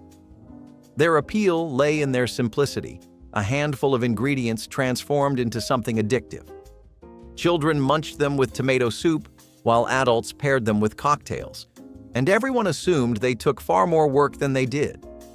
Housewives leaned on recipes like this to show skill without expense, because flour, cheese, and butter were always cheaper than buying packaged snacks. The straws were easy to shape into spirals or sticks, and they always looked festive on the table. For many families, they became the taste of togetherness, reminding everyone that a homemade touch carried more love than anything store-bought. Vinegar pie was another forgotten dessert that shined during lean years, replacing costly fruits with vinegar for tang and balance. The filling was made from sugar, butter, flour, and vinegar, baking into a custard-like texture with a flavor that was sweet yet slightly tart. Families served it warm, often dusted with a bit of nutmeg or cinnamon, making it feel far richer than it was. Vinegar pie proved that resourcefulness could stand in for luxury, offering a dessert that comforted families during times of want.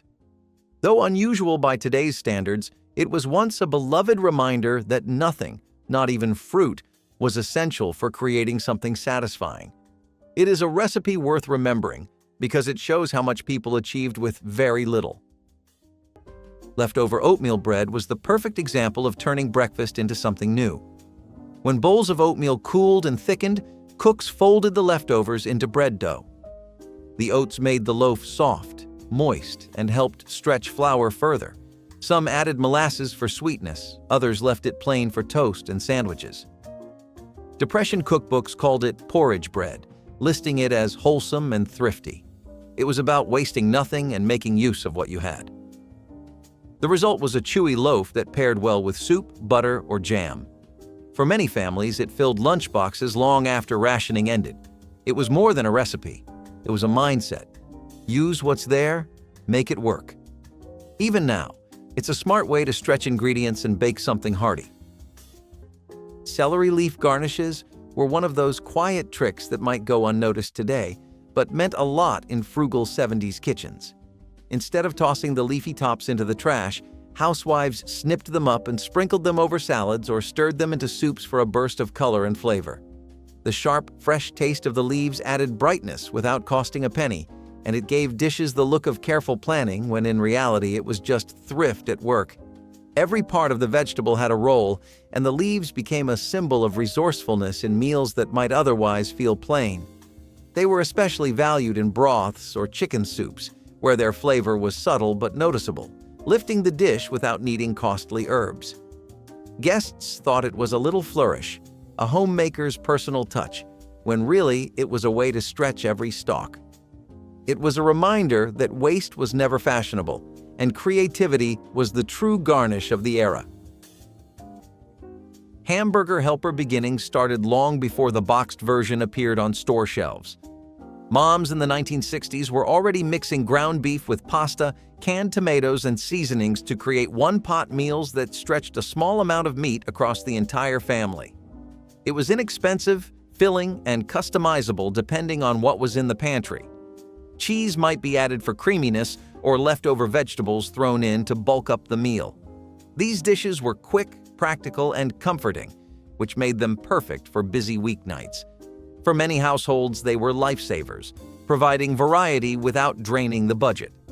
When the boxed hamburger helper finally arrived in the early 1970s, it simply packaged what moms had already been doing for years. The brand marketed convenience, but the roots of the idea came straight from kitchens where resourceful cooking had already turned thrift into tradition.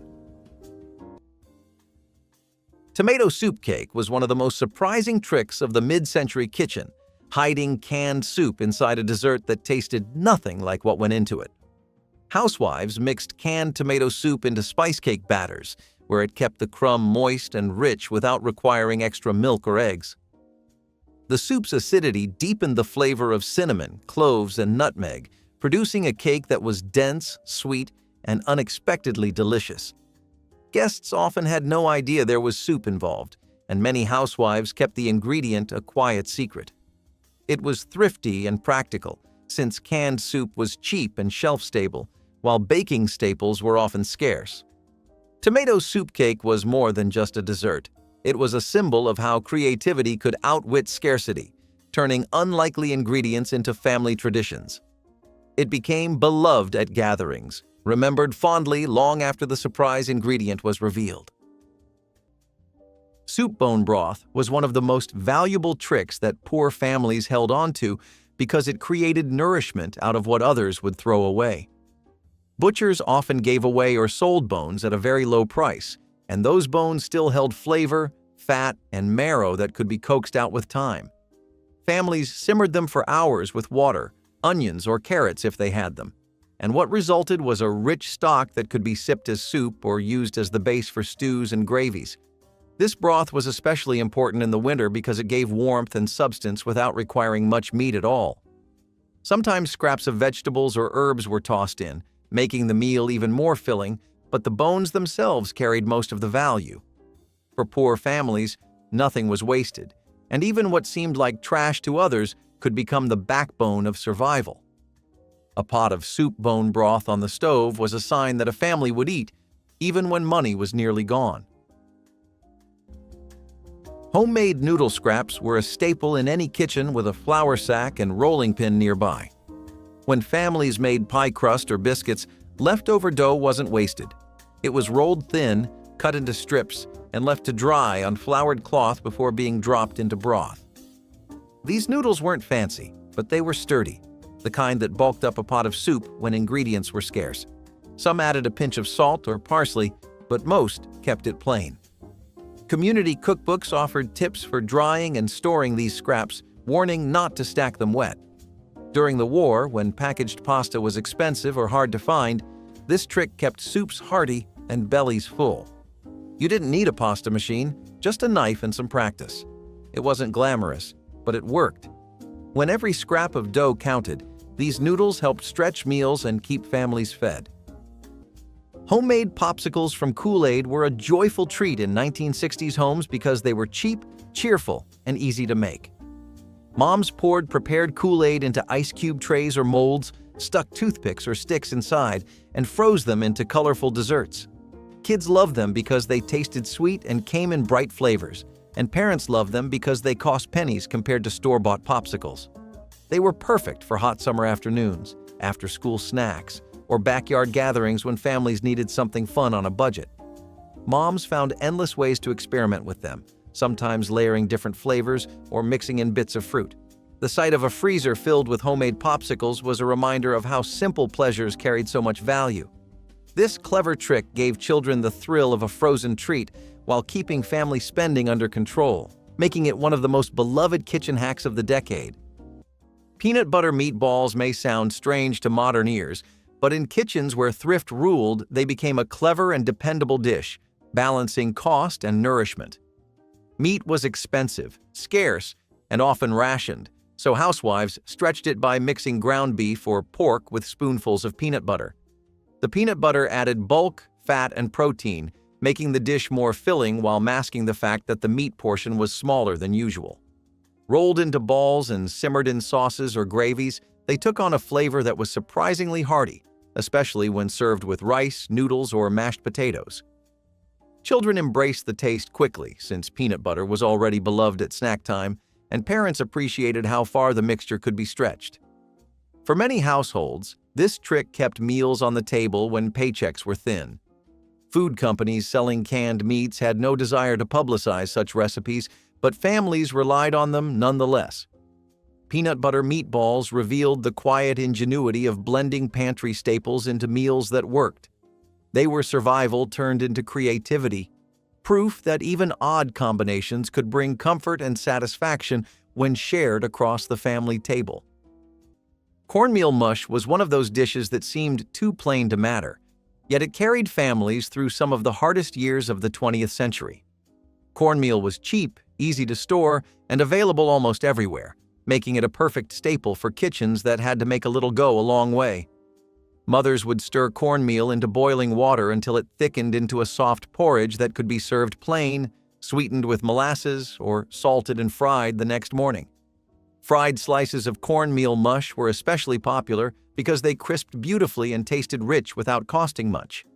Families ate it for breakfast, lunch, or dinner, depending on what else was in the pantry. Sometimes gravy was poured on top to make it feel like a proper supper, especially when meat was absent. The dish did not need much imagination to prepare, but it carried the weight of survival by being endlessly adaptable and nourishing. It was proof that even the simplest grain could keep a family fed when there was no money for flour or bread. Cold potato sandwiches were a humble invention from kitchens that had more leftovers than groceries. Leftover mashed potatoes, often cold and stiff from the night before, were mashed again and mixed with a bit of onion, mustard, or even chopped pickles. That mixture got spread between slices of bread, usually homemade or store-bought white, and served as a no-fuss lunch or light supper. It wasn't fancy, but it filled you up, and that mattered more than anything during lean years. Some families even added shredded carrots or herbs if they had them, giving the sandwich a bit more color and crunch. For factory workers or school children, it packed easily and kept well.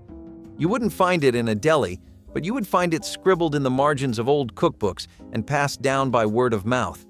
It was part of the broader philosophy of waste nothing, turning yesterday's dinner into today's meal without anyone going hungry. Strange to some now, but to many it just tasted like home. Jell-O parfait layered with canned fruit were one of the most colorful ways moms of the 1960s turned pantry staples into something that looked elegant. Gelatin mixes were cheap, fun to prepare, and could be made in bright colors that appealed to kids and adults alike. By layering cubes or cups of Jell-O with canned fruit and sometimes whipped topping, moms created desserts that looked fancy but cost very little. These parfaits were perfect for potlucks, birthdays, or weeknight desserts when something cheerful was needed to lift spirits. Children were delighted by the vibrant layers, while parents appreciated how easily they came together. It was another example of the era's emphasis on presentation, where even simple foods were arranged to look impressive. Jell-O parfaits layered with canned fruit brought thrift, fun, and creativity to the table, making them a quintessential 1960s dessert trick. Homemade mayonnaise from evaporated milk and vinegar was a kitchen hack that gave thrifty families a stand-in for the store-bought jars. When brand names like Hellmann's felt too costly, mothers whisked together evaporated milk, a splash of vinegar, and a little seasoning until it thickened into a creamy dressing. It worked surprisingly well, spreading on sandwiches and mixing into potato salads just like the expensive version. Evaporated milk was shelf-stable and cheap, so it became a reliable substitute in households where fresh milk and eggs were not always available. Families were proud of making something that tasted close enough to fool guests, and many swore they preferred it over the store version. It proved that sometimes the best tricks were the simplest ones, turning humble staples into something that felt indulgent without breaking the bank. Mock fish fillets were a prime example of how poor families learned to satisfy cravings for foods they could not afford. Fresh fish was often too expensive or simply unavailable, so mothers recreated it by using mashed beans, potatoes, or even softened bread shaped into patties and fried until golden brown. With the right seasoning and texture, the finished product resembled a fish fillet closely enough to fool the taste buds. The flavor came from onions, parsley, and pepper, if the family could spare them, and the frying process gave the patties a satisfying crunch. These imitations were not made to trick anyone into thinking they had fish, but to bring variety and novelty to dinner tables that would otherwise grow monotonous.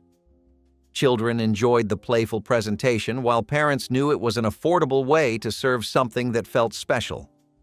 The recipe was passed around in community cookbooks, each household tweaking it with what they had on hand. It was not glamorous, but it made people smile and fed them well, which was what mattered most.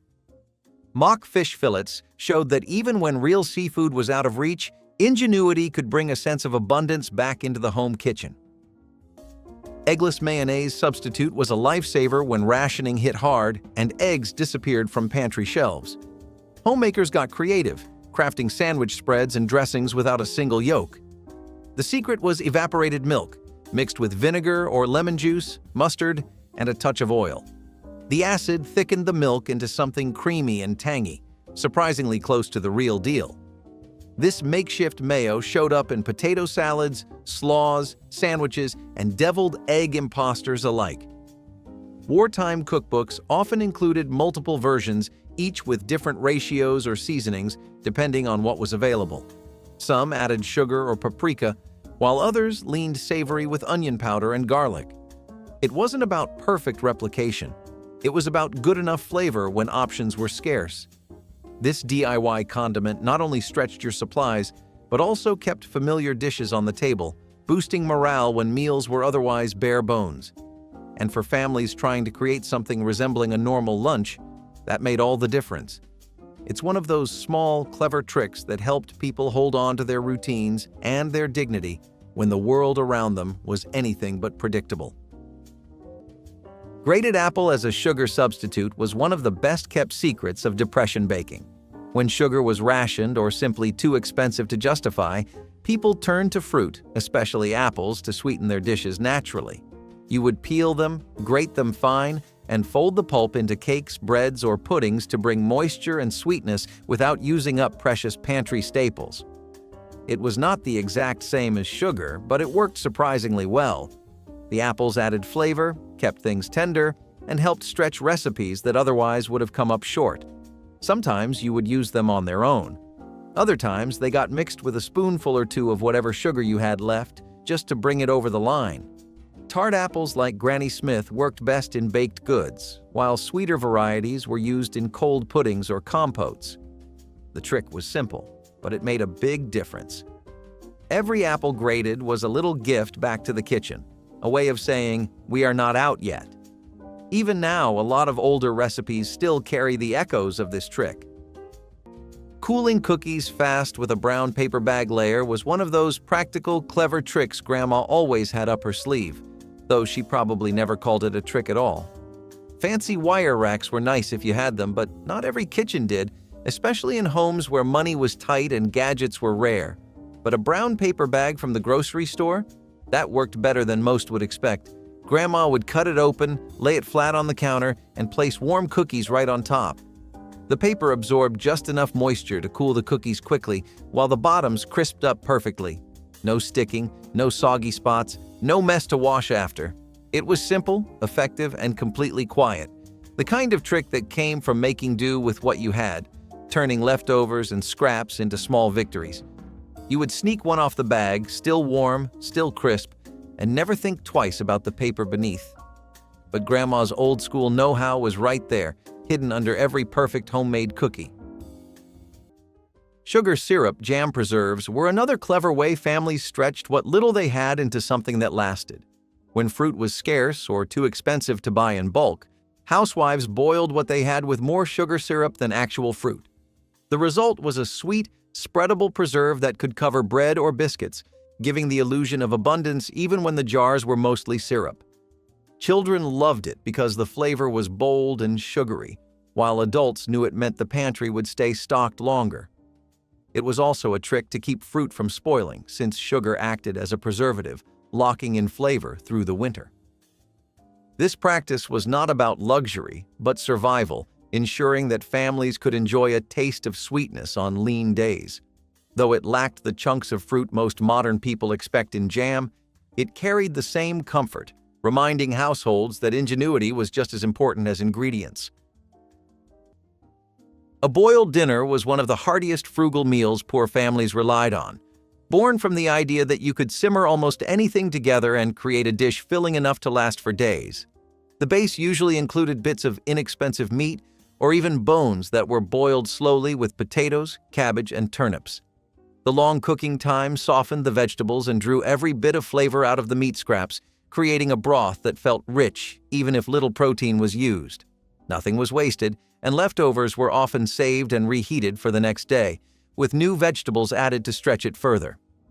This kind of dish was common in rural households and immigrant communities where thrift was already a way of life. It brought warmth in the winter and offered the satisfaction of a stew without the cost of a heavy roast or expensive cuts.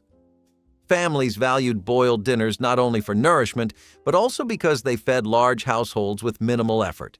It was the kind of meal that could be adjusted endlessly depending on what was available, and it gave poor families the assurance that no one would leave the table hungry, no matter how little was in the pantry.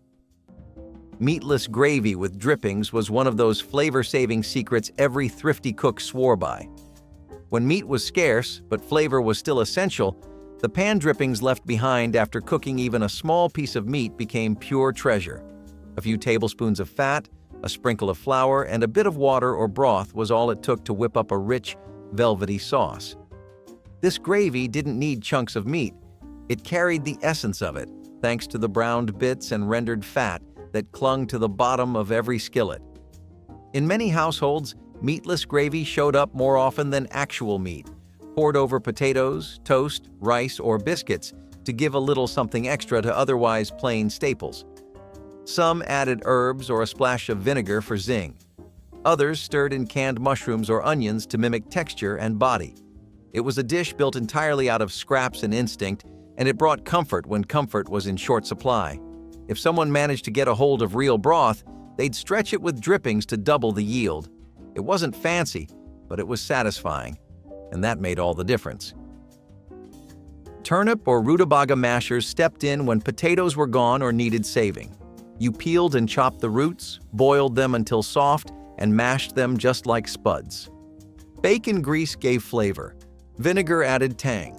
Sometimes a bit of sugar balanced out the bitterness. These mashers were often served alongside boiled meats or eaten on their own with bread. They were hearty, filling, and could take on whatever flavors you had around. People raised on mashed potatoes might have complained, but over time, this dish earned its place at the table. Turnips and rutabagas were cheap, stored well through winter, and grew in poor soil, perfect for hard times. The mash was thinner than potatoes, but it had a distinct earthiness and bite. Some families swore by it, others tolerated it. Either way, it helped get dinner on the table without spending a dime. That kind of flexibility was the backbone of survival cooking. You used what you had and you learned to like it, or at least to make it work. Thickening soups with crushed saltines might seem simple now, but back then it was quiet genius, passed down like a family secret. You would sit down to a pot of soup, maybe thin, maybe watery, and somehow by the time dinner hit the table, it was thick, rich, and hearty. No fancy flours, no expensive thickeners, just a handful of plain saltine crackers crushed right in Grandma's hands, dissolving into the broth without a trace. They soaked up liquid, adding body and depth, turning simple stews and chowders into filling, satisfying meals. Grandmas never bragged about it. They just watched quietly, knowing that small tricks made the difference between a skimpy meal and one that left everyone full and content. It was never about having the fanciest ingredients. It was about working smart, making the most of what little you had, and turning everyday staples into something that brought everyone to the table with a smile. That handful of crackers? Just another quiet, clever fix from kitchens built on stretching groceries and never wasting a crumb. Hot water pie was a dessert born from scarcity when milk, cream, and eggs were too expensive or unavailable. Instead of giving up on pie altogether, women created a custard-like filling using hot water, sugar, a bit of flour, and butter. The mixture baked into a surprisingly silky texture that resembled traditional pies, even though it was made from the bare minimum of ingredients. It carried just enough sweetness to feel indulgent while staying firmly within the budget of struggling families. Hot water pie became proof that determination could turn even the simplest pantry staples into something special. For many, it was a reminder that joy could be created out of very little, and that dessert was never completely out of reach. The drippings jar was a permanent fixture in poor families' kitchens, often sitting right by the stove. Anytime bacon, pork, or beef was cooked, the leftover fat was carefully poured into the jar rather than thrown away. That fat became liquid gold, used to fry potatoes, season vegetables, or spread on bread like butter. It brought depth of flavor to meals that otherwise would have tasted plain or thin. Families guarded their drippings jars fiercely because a spoonful of fat could transform scraps into something satisfying. It was also a way of honoring the idea that nothing from the animal should go to waste, not even the grease. In homes where butter was rare and expensive, drippings filled the role of fat in cooking and baking. Many children grew up associating the taste of bacon grease with comfort because it flavored so much of what they ate. For poor families, the drippings jar was less a choice and more a necessity that stretched their meals further than money alone could. Potato peel broth was one of those quiet genius ideas that made the most out of the bare minimum. You had potato skins piling up on the counter, and instead of tossing them out, cooks would throw them into a pot of water, maybe with an onion skin or two, and simmer it down into a golden, earthy broth. It may not sound like much today, but back then it was practically liquid gold. Rich in nutrients and surprisingly flavorful, it served as the base for soups, stews, or even gravy. Old cookbooks were filled with reminders to never waste a peel, and this was the perfect example of why. In times when every cent and calorie counted, this broth delivered on both. You could salt it lightly, strain it, and store it for later, and no one would bat an eye if it was used more than once for multiple meals. The broth could also be thickened with flour or mashed potatoes to create something heartier, especially when meat wasn't on the menu. When families had more mouths than money, this was one of the smartest ways to stretch a sack of potatoes into several meals. A humble peel became a warm, nourishing bowl of comfort. Salt pork steaming for flavor was one of those tricks passed down without ever hitting paper. When beans were on the menu, which was often, a small piece of salt pork was tied in cloth or hung over the pot while everything simmered. The pork never touched the beans. It just hovered, steaming, sweating, lending its salty, smoky essence to the bubbling pot below. It was a way to stretch flavor without using up meat. The same chunk might be reused for multiple batches, trimmed and hung again until it was dry and lean. Beans took on the taste of meat without costing you the real thing. It was economical, practical, and deeply clever.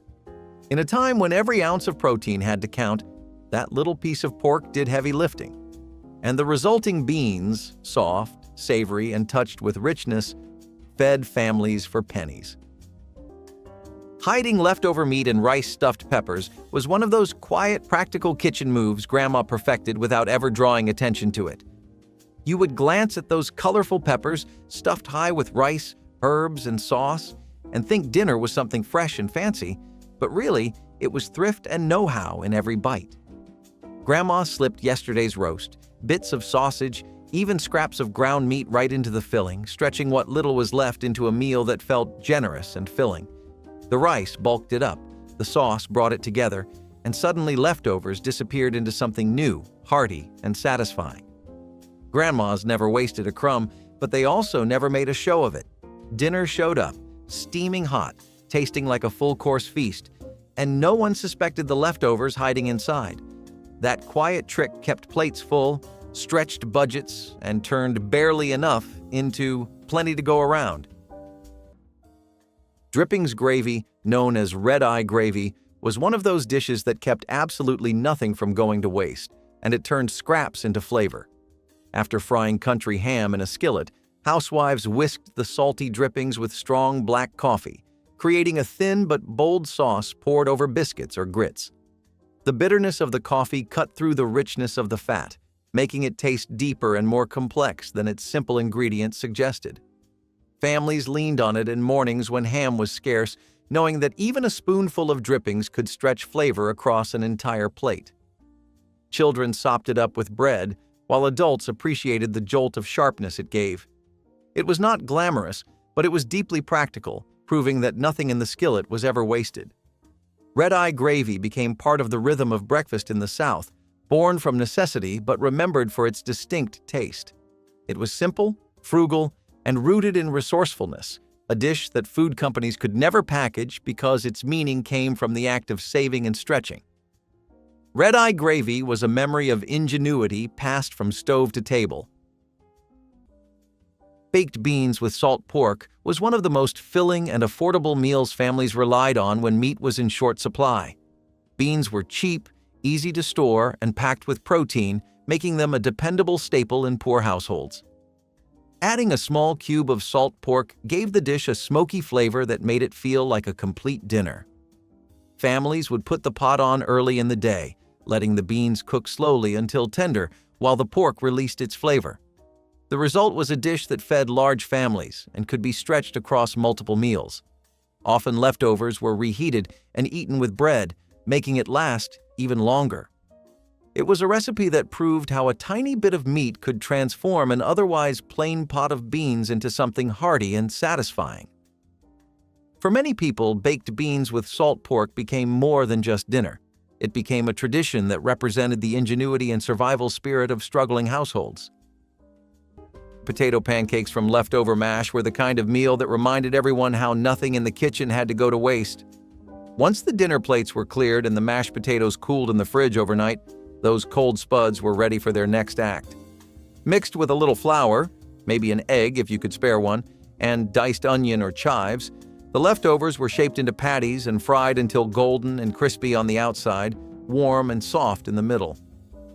These potato cakes were quick, satisfying, and endlessly adaptable. You could make them with herbs, leftover meat bits, or even a little shredded cheese if it was payday. They showed up as breakfast, lunch, or a side dish at dinner.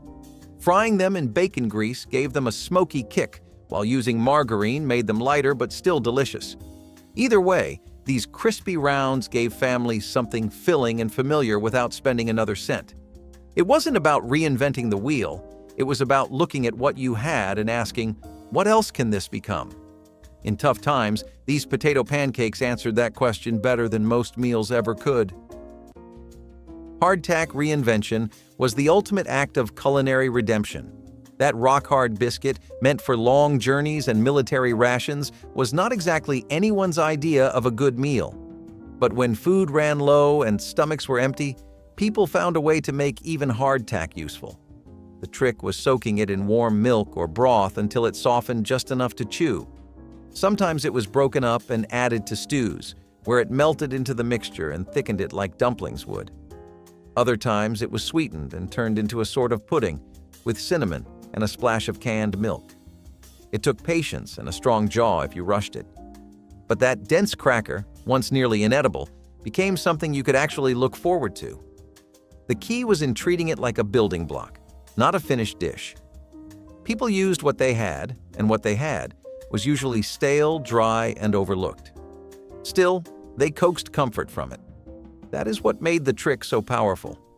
When you can turn something like hardtack into a warm, filling dish, It reminds you that no ingredient and no person is beyond saving.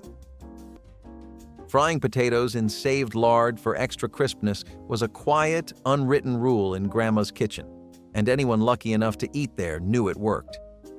Sure, cooking oil did the job, but if you wanted golden, crisp edges and rich, savory flavor that made your mouth water, lard was the answer. Bacon drippings, pork fat, or whatever was left from previous meals got carefully poured into an old jar tucked by the stove. It was never tossed. It was saved like liquid gold. When it came time to fry, Grandma reached for that jar, never saying much, just knowing it would bring those potatoes to life. They came out crackly on the outside, soft and creamy inside, tasting better than anything from a diner down the road. It was not about showing off fancy recipes. It was about resourcefulness, stretching ingredients, and making every meal shine with what you had. Grandmas learned early that nothing in the kitchen should be wasted, and those potatoes, crisp and perfect, were quiet proof of everyday brilliance passed down through generations of smart, frugal cooking. Spam and pineapple skillet meals were a clever pairing that made canned meat feel like something tropical and even glamorous, despite being born from necessity. Housewives sliced spam into neat cubes, browned them in a skillet, and tossed them with canned pineapple chunks, onions, and peppers. Suddenly, the salty meat transformed into a bright, sweet, and savory supper that felt fresh out of Hawaii, even when made in small kitchens thousands of miles away. Children loved the sugary bite of pineapple, while parents appreciated how quickly the dish came together on hectic nights. It carried with it a feeling of festivity, a reminder that even rationed or cheap foods could be dressed up to feel celebratory. Food companies sold the spam, but it was housewives who stretched it, making it taste like more than emergency pantry meat. The combination became a favorite for church suppers, potlucks, and weeknight dinners, remembered with surprising fondness even years later. It was clever, resourceful, and joyful all at once.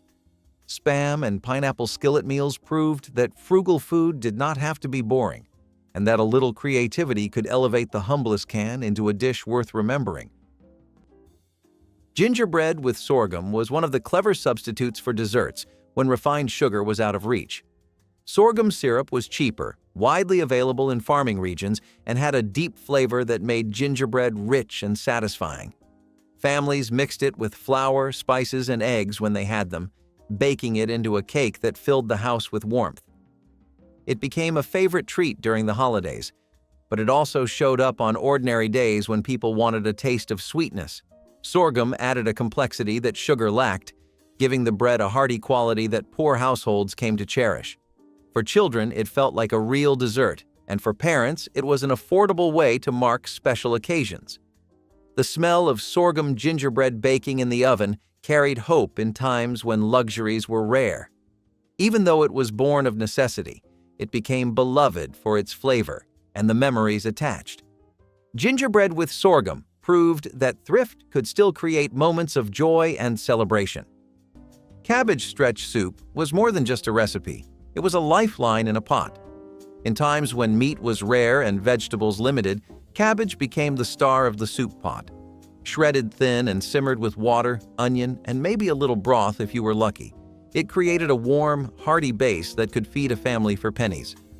Sometimes potatoes, carrots, or bits of pasta were added to bulk it up, but cabbage was always the anchor. It had the advantage of being cheap, easy to grow, and surprisingly filling. The best part? You didn't need much else. The longer it cooked, the sweeter and more tender it became, soaking up any seasoning you threw its way. Old cookbooks and wartime manuals often included cabbage soup under sustaining meals, or meatless mains, emphasizing its value for both health and economy. Some versions were inspired by European immigrants who had long relied on cabbage in their home cooking. It's not fancy, it doesn't pretend to be, but cabbage soup meant something back then. It meant warmth on cold nights, a meal that could stretch to feed everyone, and the quiet triumph of making something out of almost nothing. Apple core jelly was Depression-era thrift at its most brilliant.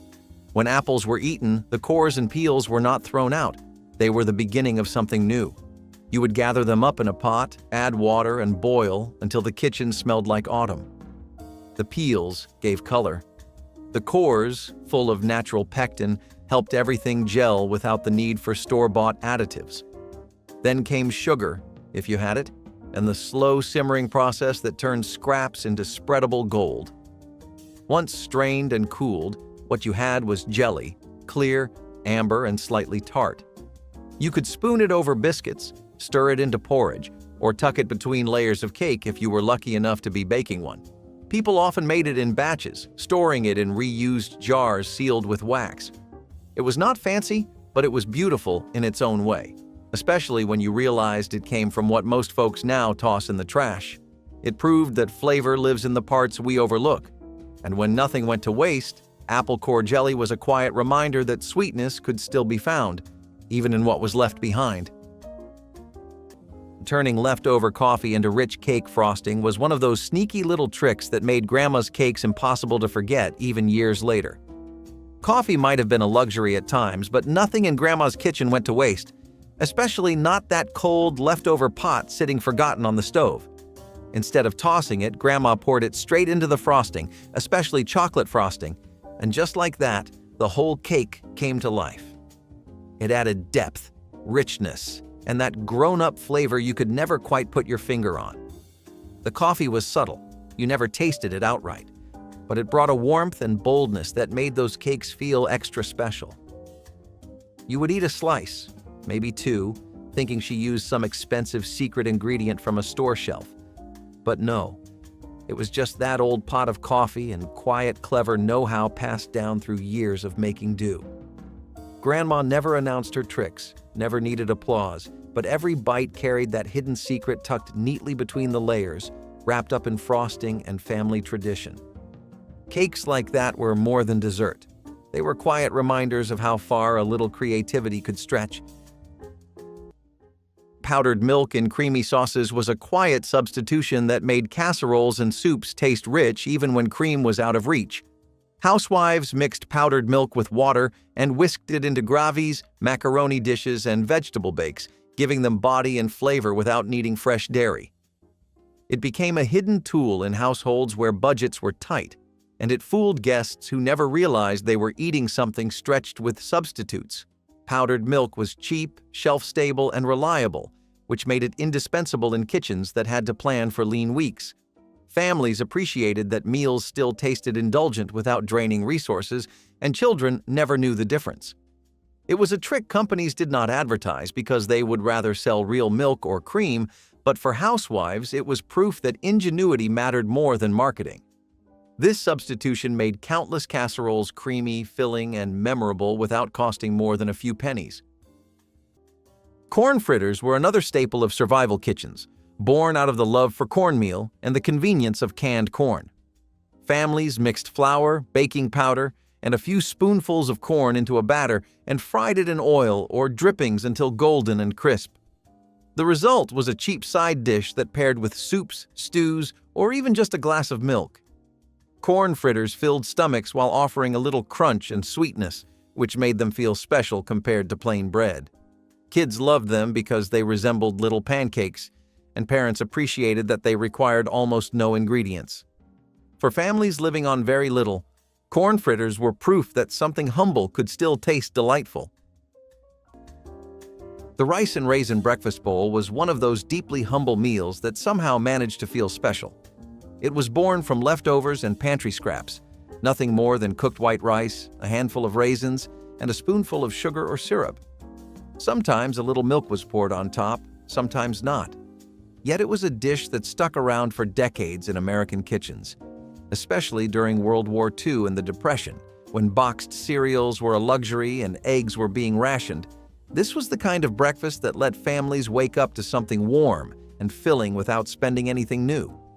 It was also incredibly versatile. Cinnamon, nutmeg, or a drop of vanilla could turn it into something closer to a dessert.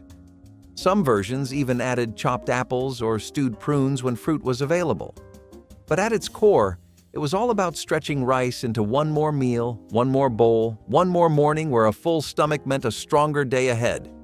For kids especially, this sweet and simple bowl was often remembered not for what it lacked, but for how good it felt to start the day with it. Canned milk fudge was the sweet reward that came from the barest of cupboards. When chocolate was either too expensive or completely missing from store shelves, families turned to what they could still find: evaporated milk and sugar. You would pour both into a pot and boil it slowly until it thickened into a soft, caramel-colored slab of fudge. No cocoa powder, no cream, and no fancy equipment. Just two humble ingredients and a lot of stirring. If you had butter or vanilla, you added a little, but most people just let it cook down until it felt right.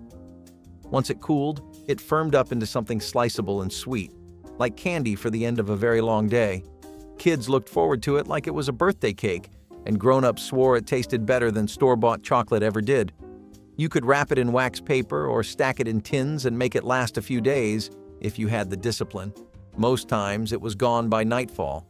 Canned milk fudge was not just dessert. It was proof that even in the leanest moments, a little sweetness could still be found if you were willing to wait for it. Fooling guests with mock apple pie using crackers sounds wild today, but for grandmas back in the Depression era, it was quiet, sweet genius. Apples were scarce, but dessert was not something you skipped, especially not when company was coming. So Grandma got clever. She crushed saltine crackers, softened them with sugar, cinnamon, and just the right touch of spice, layering them into a golden pie crust so good you would swear it was made from fresh apples. You would slice in, taste the warm filling, smell the butter and cinnamon, and never suspect the trick hiding in plain sight. Grandmas never bragged. They just served it up, smiled at the compliments, and quietly stretched ingredients when fruit was hard to find. That pie was more than dessert.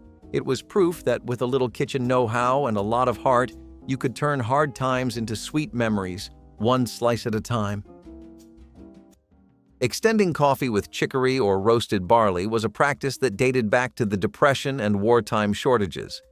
When a can of coffee had to last weeks instead of days, housewives roasted chicory root or barley until dark, grinding it and mixing it with regular coffee grounds. The result was a brew that looked and smelled like coffee, though it carried a slightly bitter or nutty edge. For families used to hardship, this was a small sacrifice to keep the ritual alive. Since morning coffee was more than a drink, it was a comfort. Children grew up remembering that flavor, not realizing it was part substitution and part survival. For many, this habit stayed long after times improved, a reminder of what ingenuity could achieve. Bread pudding was born out of thrift and necessity, and it was one of the sweetest tricks poor families held on to during the lean years. When loaves of bread grew stale and too hard for sandwiches, mothers refused to toss them out. Instead, they soaked the cubes in milk, added a little sugar or molasses, and baked them until the dish puffed up golden brown.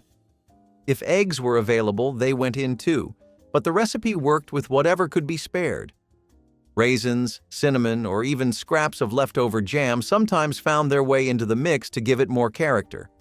The result was a dessert that felt indulgent without costing anything extra. For children, it was often the only sweet treat they saw in a week, and for parents, it was proof that resourcefulness could turn waste into joy. Bread pudding tasted like comfort, and more than that, it tasted like resilience. Reused pickle juice marinade might sound odd today, but back then it was a beloved trick that saved both money and flavor. When a jar of pickles was finished, the brine left behind was never poured down the drain. Instead, frugal home cooks would use it to marinate meats, soak onions, dress potato salads, or even brighten up beans. The vinegar and spices acted like an instant flavor booster, turning bland ingredients into something tangy, zippy, and unexpectedly delicious. Pickle brine also tenderized cheaper cuts of meat, making it a go-to solution for tougher steaks or leftover roast. In fact, the practice was so widespread that old cookbooks listed pickle juice right alongside salt and pepper in many recipes. Some even recommended saving different types of brine, dill, sweet, or hot, and matching them to particular dishes. It was all part of the waste-nothing attitude of the time. Even if your pantry was nearly empty, You could make dinner feel interesting again with nothing more than a splash of what was left in the pickle jar. It's proof that creativity doesn't need fancy ingredients, just a good memory, a bit of vinegar, and a whole lot of heart. Flour and water gravy base was born from empty pans and high hopes. When there were no meat drippings left to build a sauce, people had to get creative. Toasting flour in a dry pan until golden brought out a nutty flavor, and then you whisked in water, slowly, steadily, to avoid lumps. What you got was a base, simple, thick, and waiting for whatever you could stir in. Salt and pepper helped. So did leftover bacon grease or a spoonful of broth if you had any saved. Some added bouillon or dried herbs. Others kept it plain and used it to stretch out a thin meal of bread and boiled vegetables. The trick was patience, stirring until it bubbled and thickened, then pouring it over everything, biscuits, potatoes, or scraps of meat. It did not taste like roast drippings, but it warmed your belly and filled out the plate. In lean kitchens, this kind of trick was gold. It turned boiling water into something savory and familiar. And when you were scraping by, that kind of transformation meant more than most folks today will ever understand. Using ice water for fluffier pancakes might sound backward today, but your grandma probably knew better than most people give her credit for. Pancake batter. Getting too warm? That was the quickest way to end up with flat, dense flapjacks instead of the fluffy golden stacks you remember. Grandma never let that happen. She reached for ice-cold water, or sometimes cold milk straight from the icebox, and gently stirred it into the batter, keeping everything cool and airy until it hit the hot griddle. You would sit there, fork ready, watching those pancakes puff up like little clouds, fluffy on the inside, golden brown on the edges, wondering why hers always tasted better than anyone else's. It was never luck. It was quiet kitchen skill, passed down in small, careful habits you barely noticed. Grandmas understood breakfast could make or break your whole day, and nothing lifted the mood like a plate stacked high with warm, soft pancakes. No one ever talked about the ice water trick, but they remembered the pancakes, the kind that turned an ordinary morning into something worth sitting down for, bite after bite. Salt pork scraps and beans delivered bold flavor on a tight budget. Even the tiniest pieces of salt pork, often trimmed from larger cuts or saved in a jar, were enough to enrich an entire pot of beans. Sautéed first to release their fat, these bits added smoky, salty depth to navy beans, black-eyed peas, or pintos. You didn't need much, just enough to give the dish character. This trick was especially popular in southern kitchens and appeared in many WPA cookbooks under economy meals. Beans were cheap, hearty, and easy to grow or store, but the salt pork made them feel like more than just filler. If you had onions or garlic, those went in too. The goal was to create something warming and flavorful from almost nothing. And it worked. Families remembered these dishes long after better cuts of meat returned to the table. For many, beans and pork scraps were more than a backup. They were a tradition. One pot could feed a family and still leave enough for lunch the next day. Pimento cheese spread was one of those frugal recipes that showed how a few simple ingredients could turn into something memorable. Families mixed processed cheese with mayonnaise and chopped pimentos, creating a spread that was creamy, tangy, and bold enough to hold its own without costly meats. It was spread thick between slices of bread, packed into school lunches, or served on crackers at church gatherings. Housewives loved it because it stretched ingredients, turning one block of cheese and a jar of pimentos into days of filling sandwiches.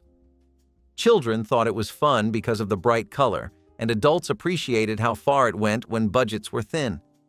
Pimento cheese became a southern staple but reached kitchens all across the country during lean decades.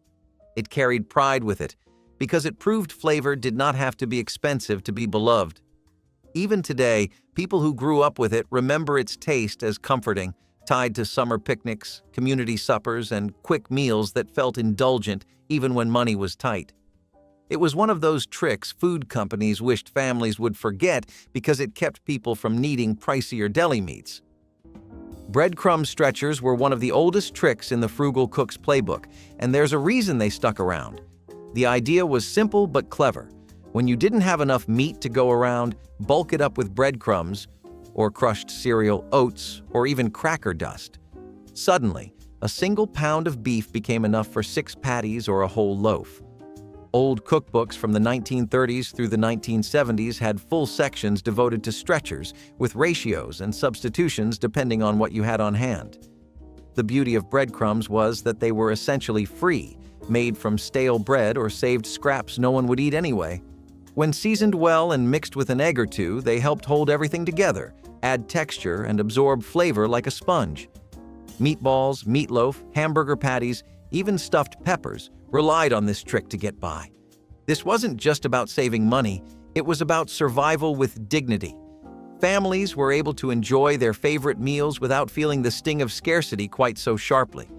In a way, breadcrumb stretchers were the unsung heroes of wartime and Depression-era cooking, quietly making dinner possible, one crumb at a time. Fried potato skins were a shining example of the rule that nothing could be wasted in a poor household.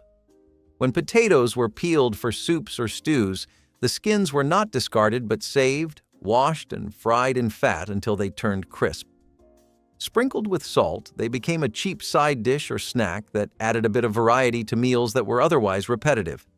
Children often loved them because they were crunchy and fun to eat, like a homemade chip. Parents valued them because they made use of every part of the potato, turning scraps into food. In communities where bartering was common, fried skins were even traded for other small goods, proving their worth beyond the dinner table. This dish taught families the value of thrift in the kitchen, where waste was not an option. Fried potato skins might have been born of necessity, but they ended up being one of the most beloved frugal tricks that turned scraps into satisfaction. Powdered milk reconstitution with mashed potato water was the kind of trick that only a truly desperate pantry could teach you. Powdered milk was a shelf-stable lifesaver, but when the supplies started running thin, families got smart about stretching every scoop. One of the best ways was to mix it not just with water, but with the starchy water left over from boiling potatoes. That murky liquid, usually poured down the drain, suddenly had a new job, adding thickness and body to the reconstituted milk. The result was creamier and more satisfying, especially in sauces, soups, or even as a drink if you chilled it well enough. Some people even used this mixture to cook rice or oatmeal, sneaking in a little more nutrition wherever they could. It was not glamorous, but it worked. And in kitchens where every ingredient counted, it was little tricks like this that made a big difference. You were not just saving money. You were getting more from what you had, squeezing every last bit of value from the food you worked so hard to find. That kind of knowledge was passed down like gold, quietly keeping families fed when options were few. Keeping sugar soft with a slice of bread sounds odd now, but back then Grandma probably did it without blinking. Sugar was not always as cheap, and nothing spoiled baking plans faster than a rock-hard, clumpy pile of sugar in the canister. The fix? Quietly slipping a plain old slice of bread right into the jar. It looked like nothing special, but it worked like magic, pulling in just enough moisture to keep sugar soft, scoopable, and ready for whatever recipe came next. You would pop open the container, expecting clumps, but somehow the sugar stayed perfect, smooth, ready for coffee, cookies, or a birthday cake. You never saw the bread hiding beneath the surface, but you saw the results in every spoonful. Grandmas never explained those tiny tricks. They just made them routine, quietly stretching groceries, saving time, and making sure nothing, not even sugar, went to waste. That humble slice of bread might not have looked impressive sitting in the jar, but it kept baking, coffee, and sweet moments running smoothly in homes that knew how much every crumb counted. Apple cider vinegar drinks, often called switchel, were the forgotten energy drink of farm families who worked long days under the sun. Mixed from vinegar, ginger, molasses or honey, and water, switchel was refreshing, inexpensive, and practical for laborers who needed hydration. Farmers carried it in jugs into the fields, sipping steadily to stay cool and energized without buying soda or bottled drinks. Children often drank it watered down and remembered the sharp tang as a taste tied to summers of heat and harvest. Housewives admired that it cost only pennies to make compared to store-bought beverages, especially during times when families guarded every cent. Food companies tried marketing alternatives, But Switchel held on in rural areas because it was reliable, flavorful, and connected to the cycles of work and community. Though it has largely disappeared today, its place once stood as vital, offering both nourishment and comfort. Families could always mix another jug, knowing it was their own, homemade, sustaining drink. Rice and raisins porridge was a dish that offered both sweetness and sustenance in households that could afford very little. Rice was one of the cheapest staples that could stretch across many meals, and cooking it in milk instead of water turned it into something creamy and filling. Adding raisins provided a burst of sweetness and a bit of chew, transforming plain rice into a dish that felt like dessert, yet doubled as breakfast or supper. Children loved the hint of fruit, and parents relied on it because it filled bowls without demanding expensive ingredients. Sugar or cinnamon might be added if available, but even plain, it was comforting and nourishing. It was especially popular during the Depression and wartime years when both money and variety were scarce. Rice and raisins porridge carried warmth and familiarity, and many who ate it as children recall it as one of the few sweet dishes they knew. It represented the cleverness of poor families who found ways to make humble staples into something beloved. A simple pot of rice, milk, and raisins could feel like kindness in a time when luxuries were few and far between. Vegetable pie with mashed potato crust was a comforting dish that made the most of humble ingredients. Instead of a flour-based pastry crust, which needed butter or lard, home cooks used leftover mashed potatoes as the top layer. Underneath was a mix of chopped onions, carrots, canned peas, or whatever vegetables were available. The mashed potatoes sealed it all in, forming a golden, crisp top once baked. This saved on rationed fats and gave leftovers a new purpose. Some cooks added cheese or poured in gravy if they had it, but even the simplest version felt satisfying. Recipes like this were especially popular in the 1940s, when meat was scarce and victory gardens were thriving. It was warm, filling, and frugal, everything a wartime dinner needed to be. More than that, it offered a sense of normalcy during uncertain times.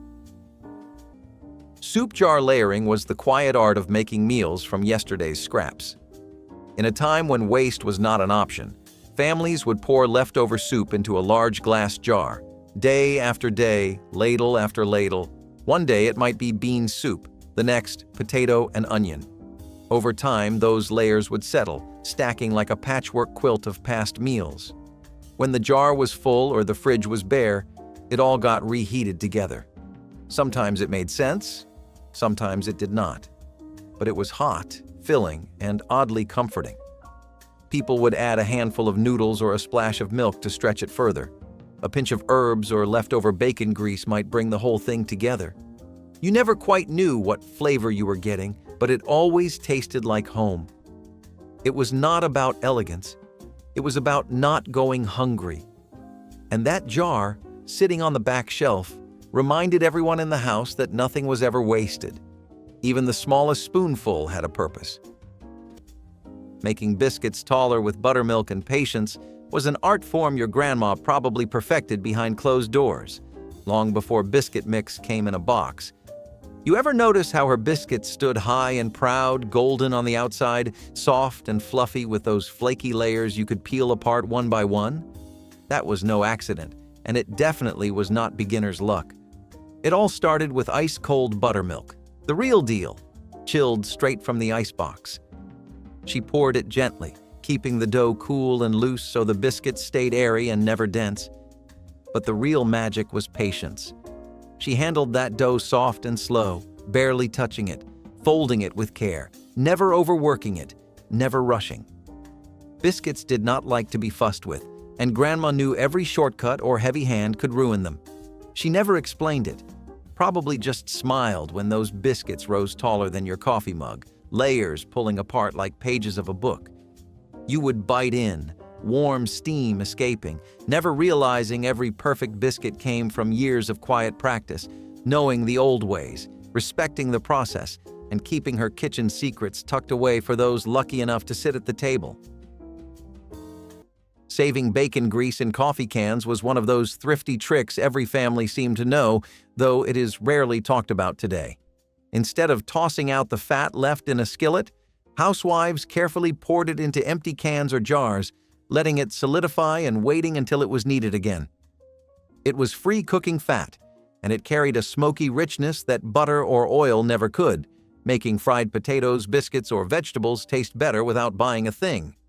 For many, this trick stretched budgets, since butter was expensive and sometimes rationed, while bacon was a more regular purchase. Families felt nothing was wasted, and every breakfast with sizzling bacon meant another meal down the road would be flavored with that same essence. It was more than a habit, it was a way of life, born from hard times when throwing anything away was unthinkable. Potato pancakes were one of the most common ways poor families made use of leftovers because nothing could be wasted in a household that was barely scraping by. When a pot of mashed potatoes went cold and stiff the next morning, it did not go into the trash, but instead into a frying pan. Mothers would form little patties out of the mash, dust them with a light coat of flour, and fry them in a skillet until the edges were golden and crisp. The result was something hearty enough to feel like a fresh breakfast or even a side dish at supper. Kids thought of them as a treat because the sizzling sound in the pan promised something different from the plain boiled potatoes they often saw on the table. Potato pancakes were flexible too, and could be eaten plain with a sprinkle of salt or dressed up with a dollop of gravy if the family had any to spare. They were filling without requiring new ingredients, which was always the goal. This trick of repurposing cold mashed potatoes meant the family stretched a single meal into two, and in times when every penny counted, that was survival. Rebaked biscuit pudding was an old-time dessert built on thrift and creativity. When biscuits dried out, they weren't tossed. They were transformed. Cooks crumbled them, soaked them in sweetened milk, and rebaked them with butter, cinnamon, or nutmeg. The result was a soft, rich pudding, similar to bread pudding but heartier. Raisins or apple bits were common add-ins, and syrup or jam on top added extra sweetness when available. The pudding came out dense, sweet, and comforting, ideal for stretching rations without feeling deprived. Cookbooks and newsletters often listed it under frugal sweets or second-day desserts, emphasizing its resourceful roots. It showed families that you didn't need fresh ingredients to make something warm and satisfying. Even if it's rarely made today, back then it symbolized the belief that nothing edible should go to waste. It wasn't just dessert. It was proof of perseverance, creativity, and care. Bread end pudding was the dessert born from scraps. In homes where store-bought sweets were rare and tossing food was unthinkable, the stale heels of loaves, what folks now call bread ends, were saved in a tin or bread box until there were enough to work with. These dry slices got soaked in milk or water, mixed with sugar, maybe an egg if you had one, and baked until soft and golden. Sometimes there was cinnamon or raisins, but most times it was just plain and sweet, with a chewy top and soft middle. It did not look like much, but it smelled like home. You could find a version of it in nearly every community cookbook printed during the Depression. Some called it poor man's pudding, others just called it Sunday dessert. The trick was to toast or dry the bread slightly before soaking it. It helped keep the final pudding from getting too soggy. And no matter how old the bread was, once it baked up with warm milk and sugar, it felt like something brand new. It was not waste, it was wisdom. Secretly sweetening tomato sauce with a sugar pinch was one of those old-school kitchen tricks Grandma probably did more times than you could count, and you never saw it coming. You would sit down to a steaming plate of spaghetti, fork in hand, and wonder how that rich, mellow sauce tasted so perfect, so balanced, with none of that sharp, bitter edge tomatoes sometimes have. The secret was a pinch of sugar, small enough not to change the flavor, but powerful enough to smooth the whole thing out. Back then, tomatoes were not always the prettiest or ripest, and canned goods could be hit or miss. But Grandma knew how to fix that. A quick toss of sugar into the simmering sauce, and suddenly, dinner tasted like it came straight from a garden patch. It was not written down anywhere. It was one of those whispered kitchen habits passed down through generations, learned by watching, never by asking. Grandmas never made a fuss over small details like that, but those quiet, clever steps turned plain ingredients into something warm, hearty, and worth gathering around the table for. one simple sugar pinch at a time. Cereal box recipes for marshmallow squares might have been advertised to sell the cereal, but resourceful moms quickly figured out endless spin-offs. The classic crispy rice treat was just the start, with marshmallows melted into butter and mixed with cereal before being pressed into pans. Mothers experimented with other cereals, from cornflakes to wheat puffs, making variations that were cheaper and often tastier than the boxed desserts. The trick was using whatever was on hand, proving that recipes were guides, not rules. This cleverness saved money while still giving children the fun snacks they craved, without relying on the company's packaged versions. It showed how families took corporate marketing and turned it into something of their own, stretching products further and reclaiming control over what they ate. Dandelion green salad was the definition of making something out of nothing, because this food was plucked straight from yards, fields, and roadsides. Poor families knew that nature itself could provide when store shelves or wallets could not. Children were often sent outside with small baskets to gather bunches of the bitter greens, which were then washed carefully and dressed with a splash of vinegar or a sprinkle of salt. It was not glamorous, but it was fresh, and it came without a price tag. Many families swore by the health benefits of these wild greens because they offered vitamins that were otherwise hard to come by when diets were thin on fresh produce. The taste was sharp and earthy, but hunger made everything more welcome, and the salad filled a gap that could not be ignored. Eating what the land gave you, even if it was a weed, was a skill that kept countless households going during hard times. The vegetable scrap stockpot was less a recipe and more a mindset. In homes where waste wasn't an option, every peel, stem, and stub found a second life. Onion skins, carrot tops, celery leaves, and even wilted herbs all went into a pot of water, simmering quietly on the stove. The result was a rich, flavorful broth that cost nothing but time. This stock formed the base of soups, stews, gravies, and casseroles during the 1930s and 40s, especially when meat broth was too costly. Some families even kept a container in the fridge labeled stock scraps, filling it until it was time to boil a batch. It was communal cooking at its core, neighbors sharing tricks, reminding one another that everything still had value. Today we'd call it sustainable. Back then, it was just good sense. And when you think of a soup that starts with scraps and ends in comfort, you see why this method lasted. Oatmeal meat stretching was not about fooling anyone, it was about feeding everyone. When a pound of ground meat had to serve a family of 6, something had to give. The trick was to cook oats just enough so they were soft, then fold them into the meat mixture with salt, pepper, and maybe a bit of onion. The oats bulked up the meat, absorbing juices and holding everything together in meatloaf, patties, or croquettes. The taste did not change much, but the yield nearly doubled. This method made its way into thousands of Depression-era dinners, not as a gimmick, but as a lifesaver. It meant one piece of meat could stretch into 3 meals. For kids, it was just dinner. For parents, it was peace of mind. You could even season the oats first for extra flavor, or mix in an egg if you were lucky enough to have one. Leftovers were sliced cold or reheated in a pan, crisped at the edges and served again. Oatmeal made meat go further, and going further was the only way to survive. That stretch, that little bit extra, kept the table full when money and meat were running low. Homemade cracker crumbs were a quiet staple in every frugal kitchen. When flour was rationed or store-bought breadcrumbs ran out, cooks turned to saltines. Crushed with a rolling pin or jar, saltine crumbs became a cheap, dependable substitute for flour in coating, binding, and topping dishes. They were used to bread fish, stretch meatloaf, thicken casseroles, or crisp up baked vegetables. Cookbooks from the 1940s and 50s recommended cracker crumbs in almost every savory recipe, and even some sweet ones. Their long shelf life and crisp texture made them a pantry hero. A box of saltines could last weeks, and the final stale bits were never wasted, just crushed into crumbs and reused. Some families seasoned the crumbs with herbs or onion powder to add flavor when cheese or spices were out of reach. It was a quiet trick that helped meals taste better when money was tight. A handful of saltine crumbs, used wisely, went farther than anyone expected.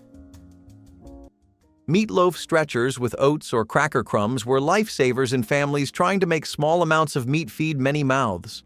Housewives blended fillers like crushed crackers or rolled oats into the ground beef, creating a loaf that looked hearty while stretching the protein further. Seasonings, onions, and sauces disguised the trick, leaving most none the wiser. Children thought it tasted great, husbands thought it was filling, and families stayed satisfied without realizing how carefully it was stretched. This trick kept food costs down while still providing something that felt substantial, and it remained a trusted secret in countless kitchens. It was less about deception and more about survival, showing that cleverness could keep meals plentiful even when meat was scarce. Egg drop soup with watered stock was an old-world trick that became common in poor American households too. The base of the soup was usually just bones or thin broth that had already been stretched as far as possible. To make it feel substantial, a beaten egg was whisked in while the pot simmered, turning into ribbons of soft protein that thickened the liquid. It was cheap, fast, and filling, 3 words that defined survival cooking. Sometimes chopped scallions or leftover greens would be added, but the egg itself was the key to making it taste like a real dish instead of just flavored water. Poor families leaned on this recipe because it delivered nourishment without demanding many ingredients. It was a small act of ingenuity that made hunger easier to bear. Cabbage soup was the very definition of survival cooking, built on the idea that you could feed a family with little more than vegetables and water. Cabbage was cheap, hearty, and filling, and when paired with potatoes, carrots, or onions, it created a soup that kept stomachs full. Families often boiled it for hours, sometimes with a bone or bit of fat to add depth, but even without meat, it was nourishing enough to serve as a meal. For poor households, it was one of the most dependable recipes because it cost so little yet went so far. During winters, it became a staple, warming people from the inside out while stretching a few cents worth of ingredients into multiple bowls. Children may not have loved its plainness, but they grew up remembering it as the dish that got them through hungry days. Cabbage soup represented endurance, showing how something humble could sustain life in times of scarcity. It was not glamorous, but it was a steady comfort for generations who had little else. Molasses swirl tricks were a Depression-era way to turn plain baked goods into something that looked and tasted more indulgent. When sugar was scarce and chocolate was out of reach, molasses stepped in. It was cheaper, shelf-stable, and full of flavor. Cooks would drizzle it into batters or doughs, then swirl it with a knife to make dark ribbons that baked into sticky, spiced patterns. You would find it in breads, cakes, and even biscuits, where the molasses added richness and depth without needing extra fat or eggs. The swirl was not just for looks. It concentrated the flavor, letting you taste that deep sweetness in every bite. It made a simple loaf feel special, like something from a bakery. And it made the kitchen smell like warm, spiced heaven. People used whatever they had: blackstrap for bitterness, light molasses for sweetness, or a mix of both. Even now, you can still find the old recipes in dusty cookbooks, marked up by hand, because a swirl of molasses did more than just sweeten, it lifted the whole meal. Making pancake syrup from brown sugar and water was one of those quiet, clever fixes Grandma always had ready when the pantry shelves got low. You would sit down to a stack of hot pancakes, butter melting, fork in hand, and never suspect the syrup came from the stove, not the store shelf. Brown sugar, simmered with water, turned into a rich, sticky syrup with deep molasses sweetness that made breakfast feel special. Store-bought syrup was expensive and sometimes impossible to get, but Grandma never let that stop breakfast from being complete.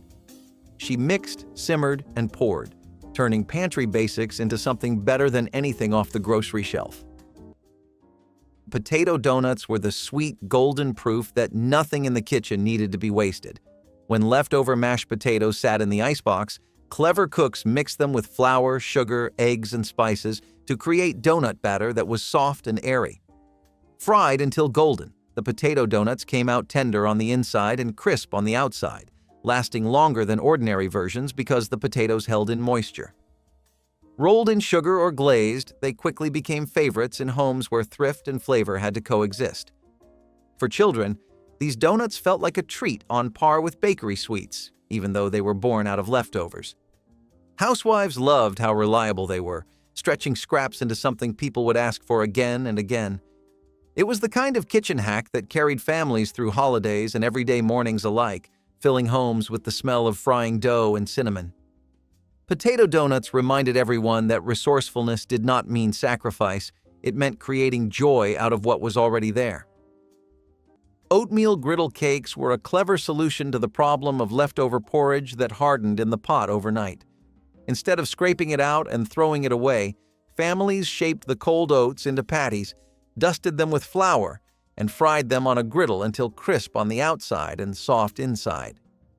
The cakes could be eaten plain, with a bit of butter if available, or even drizzled with syrup or molasses when a sweet touch was possible. They were hearty enough for breakfast, but also served as a side at supper when little else was left to put on the table. This dish showed the creativity of households that made food stretch further by giving it a second life. Kids often liked the crunch and thought it was something new, while parents saw it as practicality. It was proof that nothing, not even a pot of old oatmeal, had to go to waste. Oatmeal griddle cakes carried families through many mornings when resources were scarce. Sour milk baking substitutes were a reliable trick from the old kitchen playbook. When milk spoiled, and it often did without refrigeration, homemakers didn't panic. They baked with it. The acidity of sour milk, paired with a bit of baking soda, gave baked goods a fluffy rise and a rich flavor that mimicked buttermilk. Cookbooks from the 1930s and 40s treated sour milk like an essential, with entire sections dedicated to how to use it in cakes, biscuits, or pancakes. Some cooks even soured fresh milk intentionally with lemon juice or vinegar just to keep recipes consistent. And it wasn't just about avoiding waste. It was also about making delicious, fluffy food out of things that would have otherwise been tossed. Housewives during wartime learned to see every ingredient as usable, and sour milk was no different. Even today, some bakers still insist that sour milk makes better cornbread than anything else. It was one of those tricks that stuck because it worked, and because it proved that even spoiled food could still feed a family. Vinegar as a tenderizer was one of those tricks that quietly revolutionized Depression-era cooking. Tough cuts of meat were often all you could afford, gristly, chewy, and almost impossible to enjoy unless you knew how to treat them right. That is where vinegar came in. Just a quick soak in a vinegar-based marinade would soften the meat, break down the fibers, and help it absorb flavor. You did not need anything fancy. A splash of vinegar, a little salt, and maybe some dried herbs if you had them. Let it sit for a few hours or overnight, and suddenly that cheap cut of meat became something worth savoring. It was not about masking the toughness, it was about transforming it. Vinegar brought out the best in whatever you had, and it worked just as well on vegetables too. You would see it used in greens, stews, and even in boiled dishes to brighten up bland or starchy flavors. It became a staple because it was affordable, shelf-stable, and incredibly versatile. And the best part? It gave home cooks a sense of control when everything else felt uncertain. Turning potato water into soup base was one of those humble, brilliant moves Grandma pulled off without ever calling attention to it. After boiling potatoes for dinner, most folks drained that cloudy, starchy water straight into the sink, but Grandma never wasted a thing, especially not something so useful.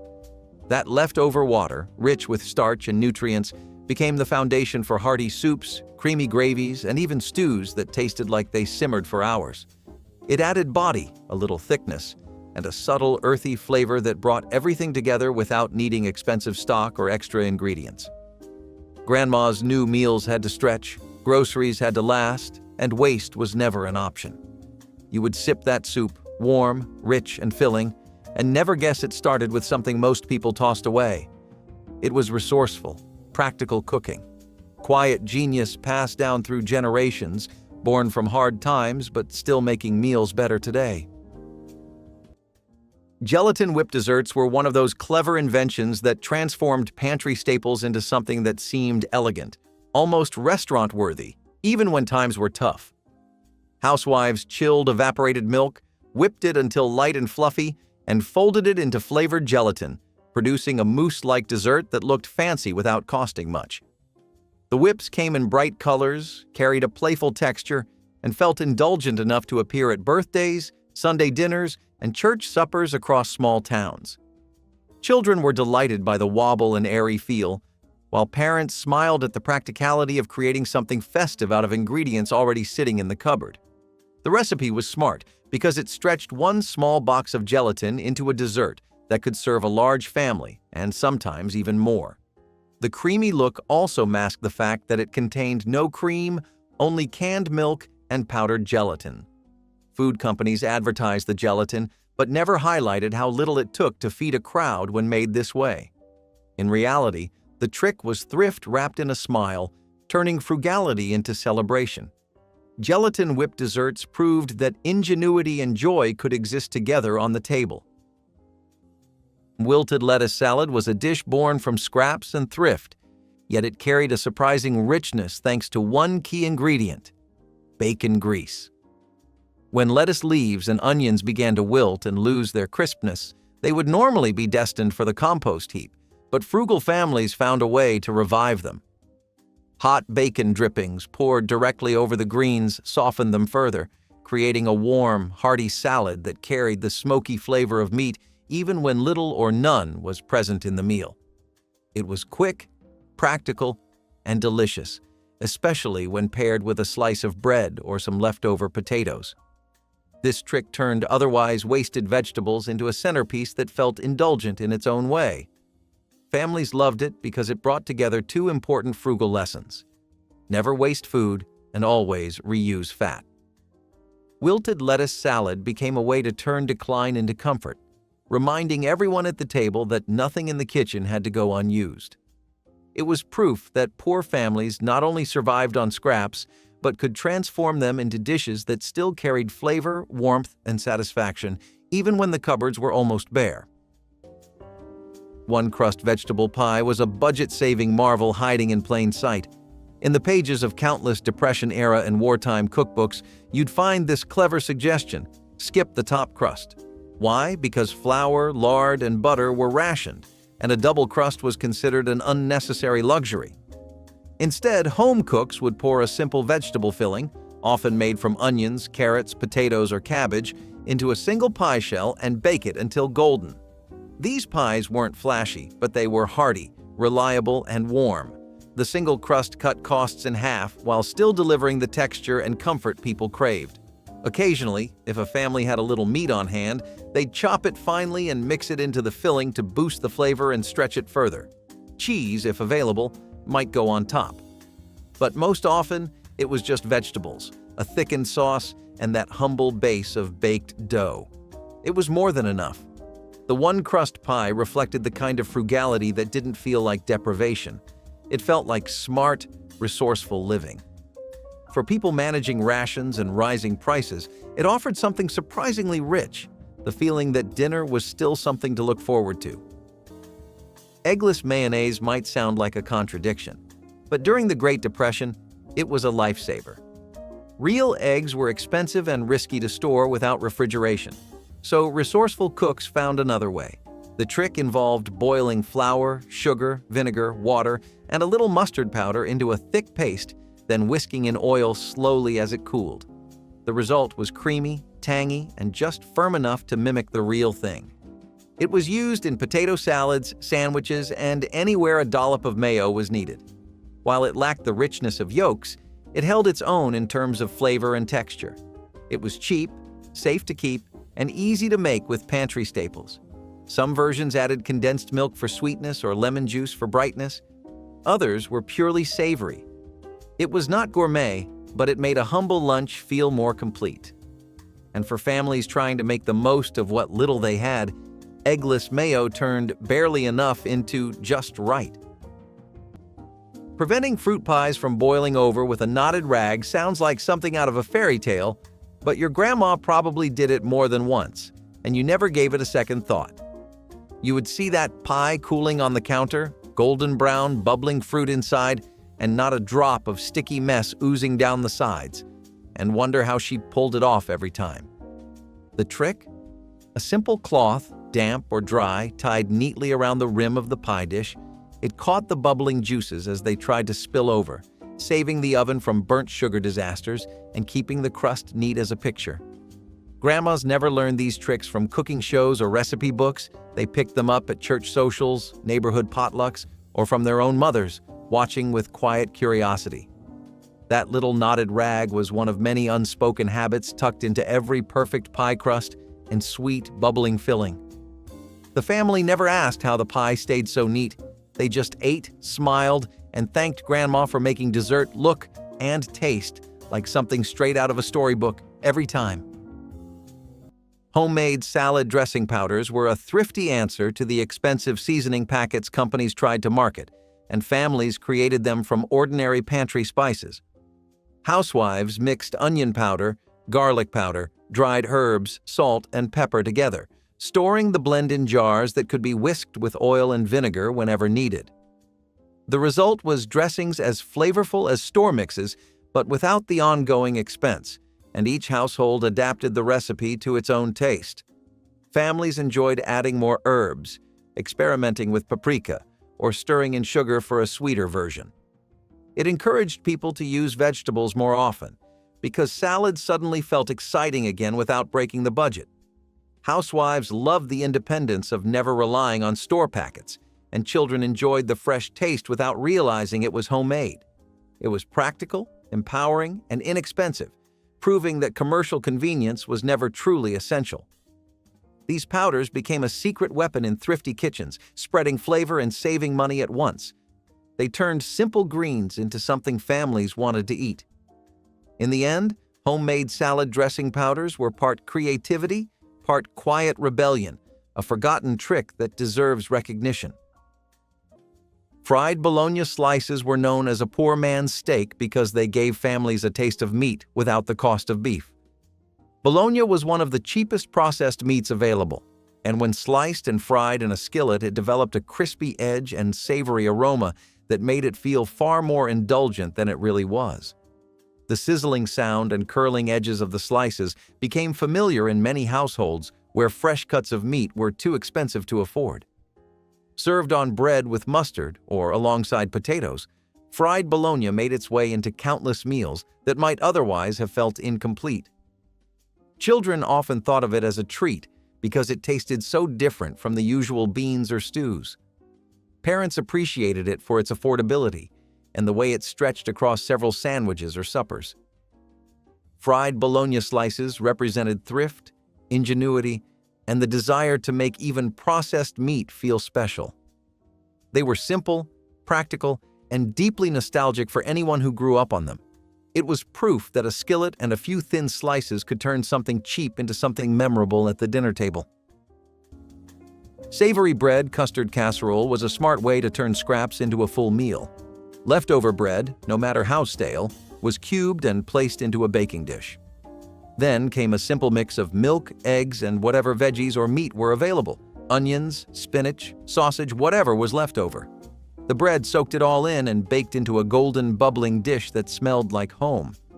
Some added cheese on top, others used buttered crumbs or drippings for crunch. No two versions were alike, and that was the beauty of it. Wartime cookbooks and church recipe leaflets often featured it under names like strata or custard bake. They all relied on the same idea: make something delicious with what's already on hand. Whether served for breakfast, lunch, or dinner, it was warm, flexible, and filling. Bacon grease saved in tins was a quiet pillar of Depression-era cooking. Every time bacon hit the pan, the drippings were poured into an old coffee can or mason jar, waiting to be used again. That grease-flavored beans, fried eggs, popped popcorn, and even baked into cornbread. Nothing was wasted. The fat added a smoky depth that plain oil or lard could not match. It solidified into a creamy spread when cooled and was sometimes smeared on bread in place of butter.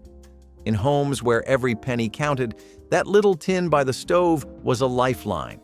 You measured it carefully, used it sparingly, and appreciated every spoonful. Even the smell of it heating up in the pan signaled that something good was coming. Saving bacon grease was not just a habit, it was a system of flavor preservation, one that turned scraps into satisfaction and made basic meals taste bold. Quietly boosting stews with Worcestershire sauce was one of those old kitchen secrets Grandma kept to herself. But it made all the difference. You would walk into the house, smell that stew simmering low on the stove, rich and savory, and swear there was some special seasoning hidden in there.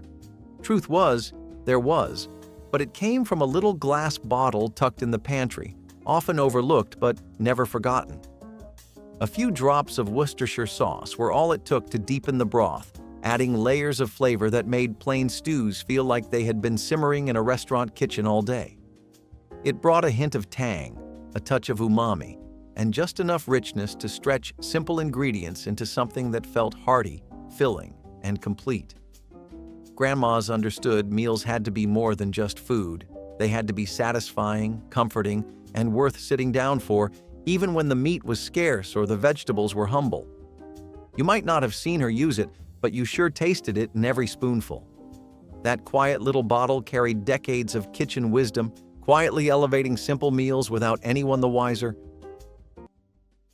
Stuffed cabbage rolls with rice fillers became a staple in households that needed to stretch meat further than usual. Cooks used cheap cuts of ground beef or pork, blending them with rice and onions before rolling the mixture inside boiled cabbage leaves. The rolls were simmered in tomato sauce until tender, turning humble ingredients into a dish that looked elegant and hearty. Rice made the portions larger, feeding entire families with just a small amount of meat. Children enjoyed the warm, comforting rolls, and parents appreciated the efficiency of making food last. Stuffed cabbage rolls carried flavors of European tradition, but adapted perfectly into Southern and African American kitchens where thrift was essential. They became Sunday favorites, proof that filling food did not have to mean expensive food. This was another dish food companies ignored because it relied on scraps and staples rather than store-bought mixes. Yet it nourished countless tables with pride. Turnip top greens proved that frugal food could still taste great. The leafy tops of turnips, often discarded today, were once a staple in thrifty kitchens. Washed and sautéed in bacon grease or butter, they became a peppery, nutrient-rich side dish. Cookbooks called them garden skillet greens and praised them for iron and vitamins, especially important when meat was scarce. A splash of vinegar or some chopped onions helped round out the flavor. During the Depression and wartime, these showed up often on dinner plates. They weren't glamorous, but they were nutritious and practically free. Paired with cornbread or beans, they stretched far and filled the plate. For many families, this was less about flavor and more about gratitude, about using what the garden gave without wasting a thing. Water pie trick was the kind of invention you only believe once you taste it. Made from water, sugar, flour, and a bit of butter or lard if you had it, the mixture set into a sweet, custard-like filling as it baked. It was strange and magical, a pie with no fruit, no eggs, no milk, but still somehow soft and sliceable. You poured the mix into a simple crust, maybe even a cracker crust, and baked until it barely jiggled. Cinnamon or vanilla could be added for flavor, but even plain, it worked. Some called it desperation pie. Others just called it dessert. It was born out of bare cupboards and stubbornness, the need to bring something sweet to the table when nothing sweet remained, and it proved that even in the leanest moments, a little sugar and flour could still create something worth serving. Turning bacon grease into a flavor booster was one of those sneaky habits grandmas had down to a science. You would never catch them wasting a single drop of bacon fat. After breakfast, they would carefully pour those sizzling drippings into an old tin or glass jar tucked by the stove. Some folks might have thought it was just kitchen clutter, but it was pure gold. That grease became the backbone of countless meals. Beans simmered with smoky depth, fried vegetables that tasted richer than they had any right to, or gravy so flavorful you wanted to lick the spoon. It was not just about saving money, though that helped. It was about coaxing every last bit of taste from simple, humble ingredients. When you grow up watching Grandma stir bacon grease into supper, you realize the real secret to good cooking was never fancy gadgets or complicated recipes. It was knowing how to stretch flavor, quietly, without saying a word. Homemade ice cream in coffee cans turned dessert into a family game, avoiding the cost of store-bought ice cream machines. Families filled small cans with cream, sugar, and flavorings, sealed them tight, and placed them inside larger cans packed with ice and salt. Children rolled the cans back and forth across the yard until the mixture inside froze into ice cream. It was cheap entertainment, and dessert rolled into one, and everyone remembered the joy of shaking, rattling, and laughing together. Parents loved it because it used only basic ingredients and kept children busy, while the end result was creamy and satisfying. Ice cream companies certainly did not want people realizing they could make gallons of the treat at home with little effort. This trick represented both thrift and fun, proving that even luxury desserts could be created from household items and a little family effort. It was tradition disguised as play. Cold potato salad with vinegar was a way to give new life to leftover boiled potatoes, turning them into something fresh instead of letting them go to waste. Families would slice or cube the potatoes, splash them with vinegar, and add onions or herbs if they had them. The sharpness of the vinegar balanced the starchiness of the potato, creating a side dish that felt different from the usual fare. It was cheap, quick, and did not require any new ingredients, which made it popular during the Depression and wartime years. Served cold, it was especially welcome in the summer when cooking fuel was too costly to waste on heating heavy meals. Poor households loved it because it was flexible and could be scaled up or down depending on how many potatoes were left over. It was proof that with a little creativity, even yesterday's scraps could become today's meal. Cold potato salad with vinegar showed how poor families made every bite count, turning the ordinary into something practical and memorable. Stuffed cabbage with grain fillers was a shining example of kitchen ingenuity in hard times. Cabbage leaves were blanched until pliable, then wrapped around a filling of ground meat stretched with rice, oats, or even mashed potatoes. The grains weren't just filler. They turned a half-pound of meat into a full family meal. These rolls were baked in tomato sauce or simmered on the stove, letting the flavors meld. The dish was cheap, satisfying, and easy to make in large batches. It also drew from Eastern European traditions brought over by immigrants who knew how to stretch ingredients wisely. During wartime, meals like this weren't just clever, they were necessary. Government booklets encouraged home cooks to stretch meat wherever possible, and this dish did just that: efficient, nourishing, and delicious. Some families skipped meat altogether, using seasoned rice and onions. But no matter how you made it, stuffed cabbage always meant the same thing. Someone took time to roll and wrap dinner by hand. Mock whipped cream from evaporated milk was a tiny miracle that made dessert possible when dairy was scarce. You would chill a can of evaporated milk until it was icy cold, then beat it with sugar and a splash of vanilla until it fluffed up into soft peaks. It did not hold quite like real cream, but it got close enough for cake toppings, fruit bowls, or Jell-O salads.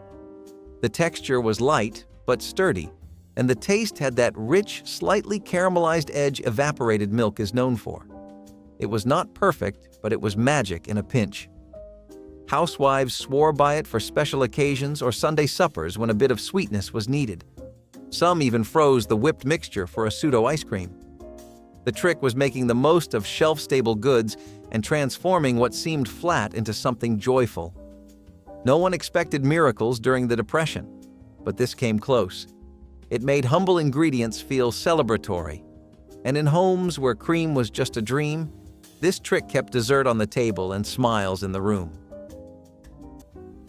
Keeping pie fillings from sogging crust with breadcrumbs was one of those old kitchen tricks Grandma never mentioned out loud, but you saw the results every time dessert hit the table. You would slice into a peach, apple, or berry pie and wonder how the bottom crust stayed crisp and flaky, never soggy or gummy like store-bought versions. The answer was not luck. It was breadcrumbs. Grandma sprinkled a light layer of them under the fruit filling, where they quietly soaked up excess juices, protecting the crust without changing the flavor. No one tasted breadcrumbs, but everyone noticed how perfect that pie held together. Grandmas learned long ago that good cooking came down to small, clever steps no one ever bragged about. Those breadcrumbs saved pies, saved messes, and turned humble desserts into bakery-worthy creations with nothing more than quiet, everyday know-how passed down through generations. Potato skins as snacks were born long before restaurants marketed them as appetizers, and they were the result of housewives refusing to waste a single peel. After peeling potatoes for suppers, thrifty cooks fried or baked the skins until crisp, then sprinkled them with salt for a savory, crunchy bite. Children snatched them straight from the pan, often dipping them in gravy or ketchup, while adults paired them with soups or beans to add variety. What most people considered garbage became an unexpected treat, proving that scraps could be treasures. Housewives valued them because they stretched meals further without costing anything extra. They were also a moment of creativity, reminding families that food did not need to be expensive to be enjoyable. Years later, restaurants would commercialize the idea, but the real roots of potato skins lay in kitchens where every scrap mattered.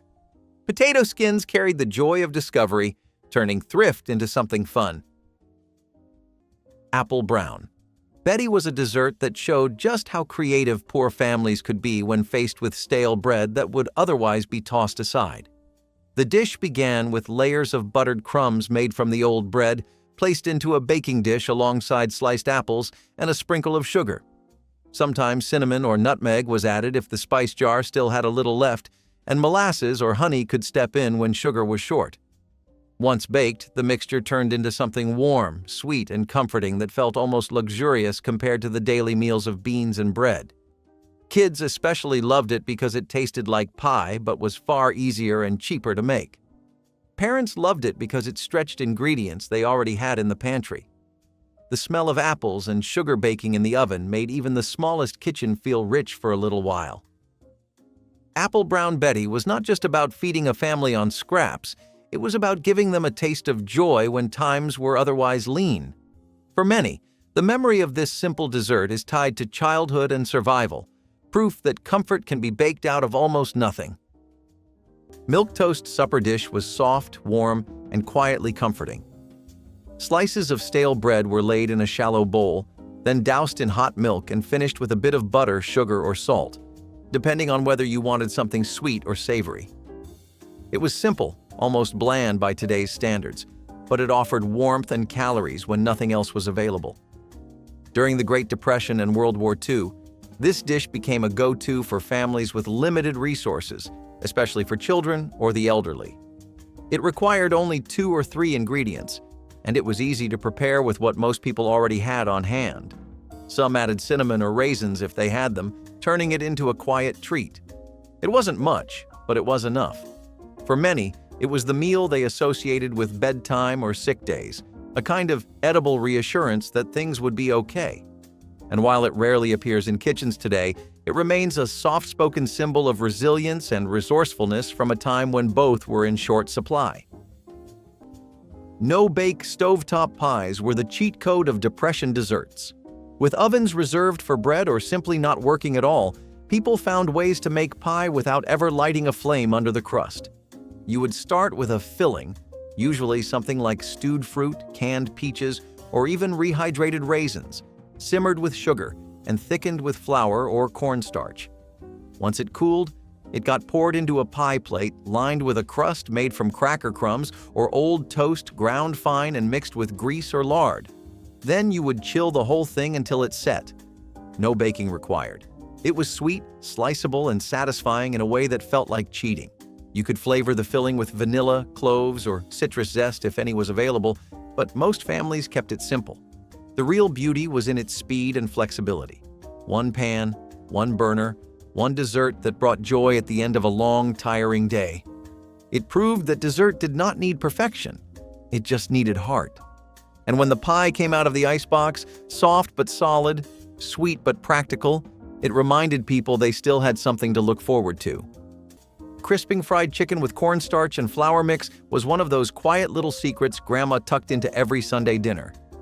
You would hear the sizzle, smell that golden crust frying, and bite into the crisp, airy coating, wondering how it always turned out perfect.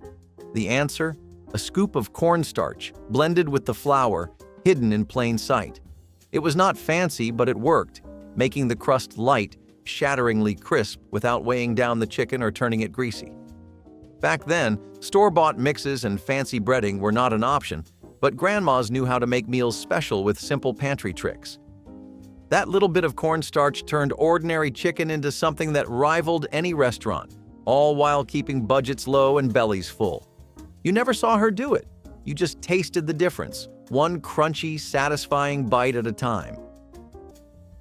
Tricking kids with hidden veggies and meatloaf was the kind of sneaky, brilliant move Grandma pulled off all the time, and no one ever caught on. Meat was expensive, vegetables were necessary, but getting kids to eat them?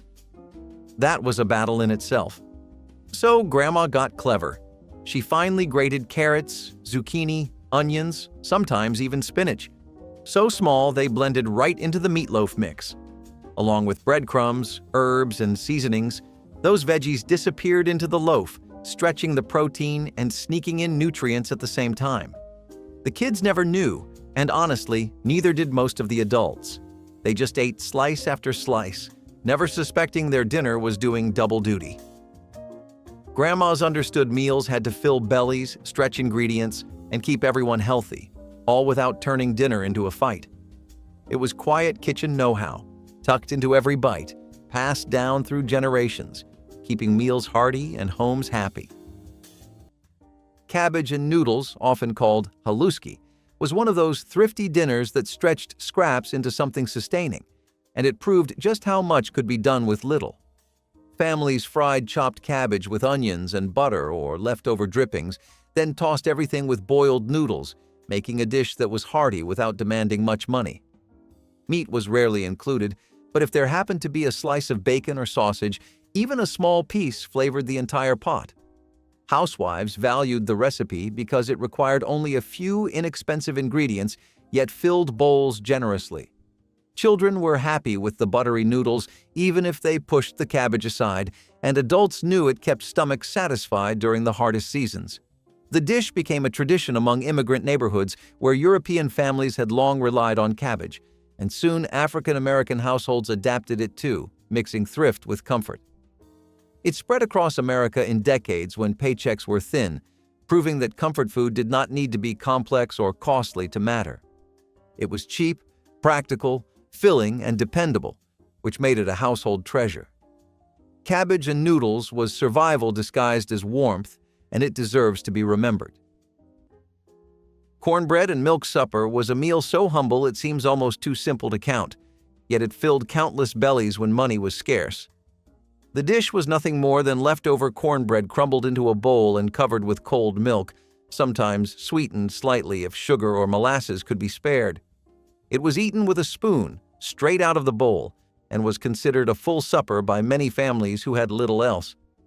For children, it often felt like a treat because it resembled cereal before boxed cereal was common, while for adults it was a reliable way to fill up at the end of the day. The beauty of the dish was its practicality. Cornbread was cheap to make, milk was nourishing, and together they created something greater than the sum of their parts. It was quick, easy, and required no additional cooking, which made it ideal for families tired after long days of work. Cornbread and milk supper reminded people that sometimes the simplest foods carried the greatest comfort, especially when hunger pressed close. It may have been born of hardship, but it became one of the most remembered frugal meals of its era. Homemade mock sausage patties were born from necessity but stuck around because they worked.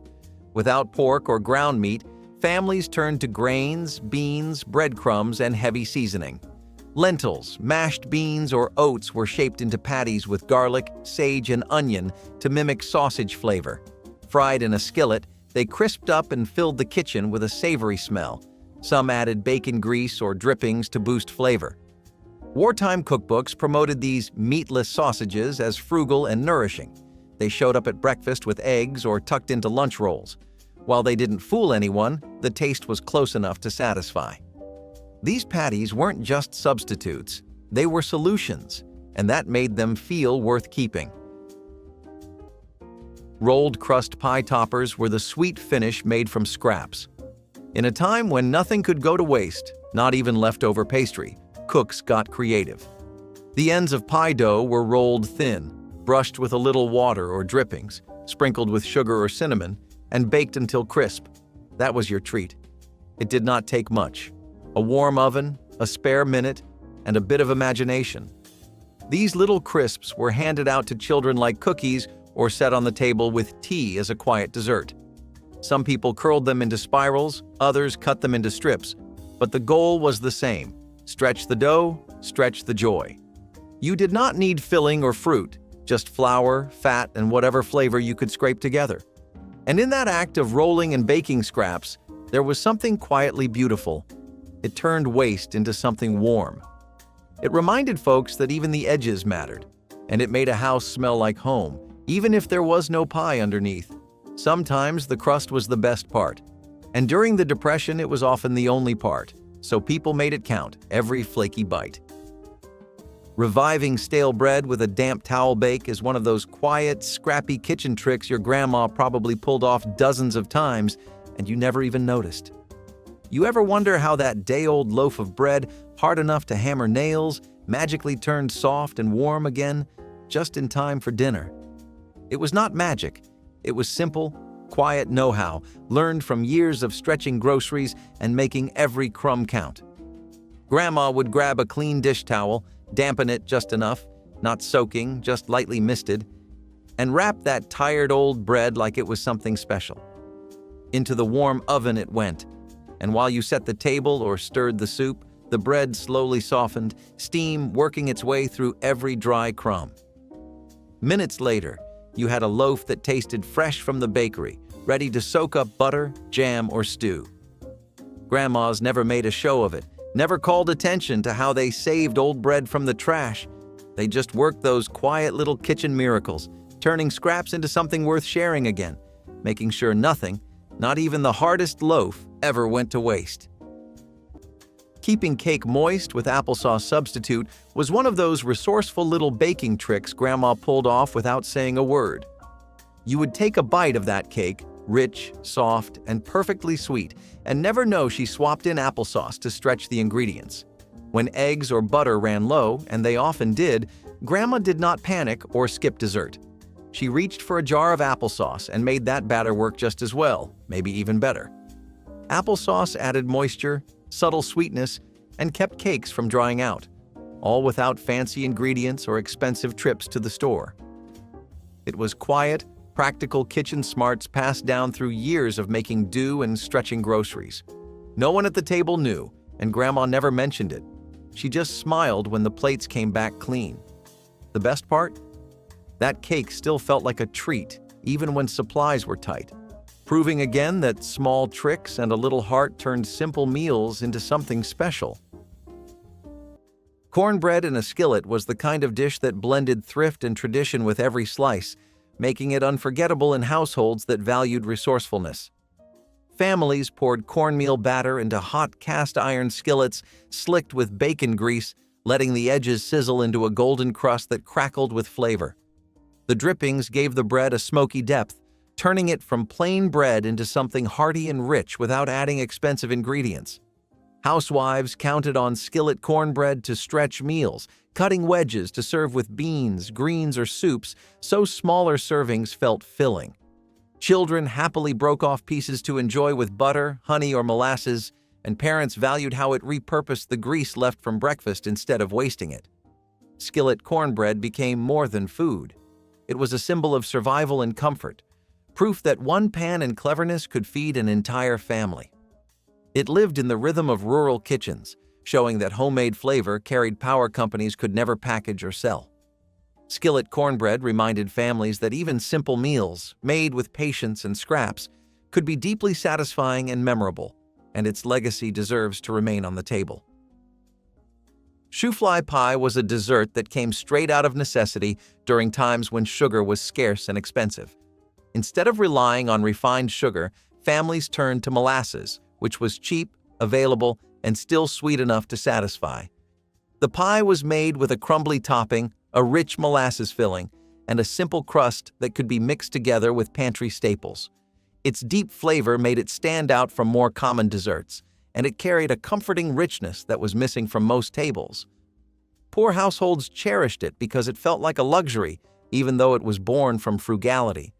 It became popular in rural communities and was passed down through generations as a reminder of making do with what you had. While today molasses is less common in everyday baking, back then it was the savior of desserts, keeping families from feeling deprived of sweetness. Shoe fly pie was proof that even lean years could still make room for a treat that lifted spirits and fed the soul. Mock ham loaf was not about fooling anyone. It was about bringing comfort when meat was a rare luxury. You would take mashed beans or lentils, stir in pork fat for richness, and add beet juice to give it that pink, ham-like color. The whole thing was shaped into a loaf, topped with a sweet glaze if you had sugar or molasses, and baked until firm around the edges. Some versions used breadcrumbs or oatmeal to bind it all together. Others included chopped onions or spices for flavor. It was salty, a little smoky, and just chewy enough to stand in for meat at the dinner table. Children would call it pink meat, even if it had no meat at all. And for families who had not seen a real ham in months, it filled a very real need. For familiarity, for warmth, and for something that felt like a meal. You sliced it thick, served it with canned vegetables or potatoes, and maybe had enough left for sandwiches the next day. It was humble food, made with care. Stretching mashed potatoes with canned milk was one of those quiet little miracles your grandma probably pulled off without saying a word. Back in the day, real cream was expensive and hard to come by, but families still expected those mashed potatoes to be smooth and rich like they came from a fancy restaurant. Enter the humble can of evaporated milk. It sat on pantry shelves for emergencies, but your grandma knew it was more than a backup. It was her secret to making mashed potatoes go further and taste better without draining the budget. The trick was simple. Swap cream for canned milk, whip it in, and suddenly those mashed potatoes turned creamy, fluffy, and satisfying. You would never guess there was no cream in sight. Grandmas never made a big deal out of it. They just got it done, quietly stretching meals in ways that saved money but kept everyone at the table smiling. You probably ate those potatoes growing up and never knew the clever shortcut hiding in plain sight. Sneaking vinegar into poached egg water for perfect shape was one of those old kitchen tricks Grandma never announced, but you sure noticed the results. You would sit down to breakfast, slice into that perfectly poached egg, the yolk warm and runny, the white holding its neat, delicate shape, and never suspect how it happened. Turns out, a splash of vinegar in the water made all the difference. Without it, the egg whites would scatter like silk threads across the pot, turning breakfast into a mess. But Grandma knew better. A tiny pour of vinegar firmed the whites fast, keeping the egg together, tidy and ready to impress. It was never about being fancy. It was quiet confidence built from experience, knowing small details turned a meal from ordinary to special. You never saw the vinegar bottle come out, but that egg on your plate, soft and flawless, told the story loud and clear. Cabbage stretchers in stews were another clever trick because one head of cabbage could turn a thin pot of soup into something that looked and felt like a feast. Meat was often the most expensive part of a dish, and for poor families, it was rationed out in the smallest amounts. By chopping cabbage into hearty chunks and tossing it into the pot, the stew suddenly had volume, fiber, and bulk that gave the impression of generosity even when there was very little meat inside. The cabbage would soak up the broth and carry the flavor of the bones or scraps that had been simmering for hours. Families leaned on this method heavily in the Depression era and during wartime because it meant no one walked away hungry, even if the protein was scarce. The sweet and soft cabbage mingled with potatoes, onions, or carrots to create something simple but deeply comforting. It might not have been glamorous, but it kept bellies warm through long winters. Stretching meat this way was the difference between a family meal and a disappointing half-empty pot. Gelatin fruit suspensions were colorful centerpieces made from shelf-stable ingredients. Canned peaches, pineapple, or fruit cocktail were suspended in flavored gelatin, lime, cherry, or orange. These wobbly salads showed up at potlucks, holiday meals, and family dinners. The fruit added sweetness, while the gelatin kept it festive on a budget. Some families mixed in whipped cream or cottage cheese to make it feel richer. Cookbooks in the 1950s and 60s pushed them as modern and fun. They stretched one can of fruit into a dish that looked impressive without costing much. Kids loved the colors, adults loved the ease.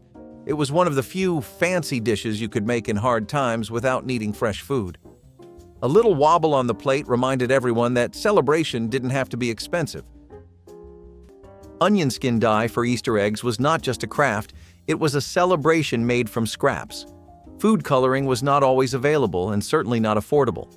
So families turned to what they had: the flaky outer skins from yellow or red onions, saved in a jar next to the stove.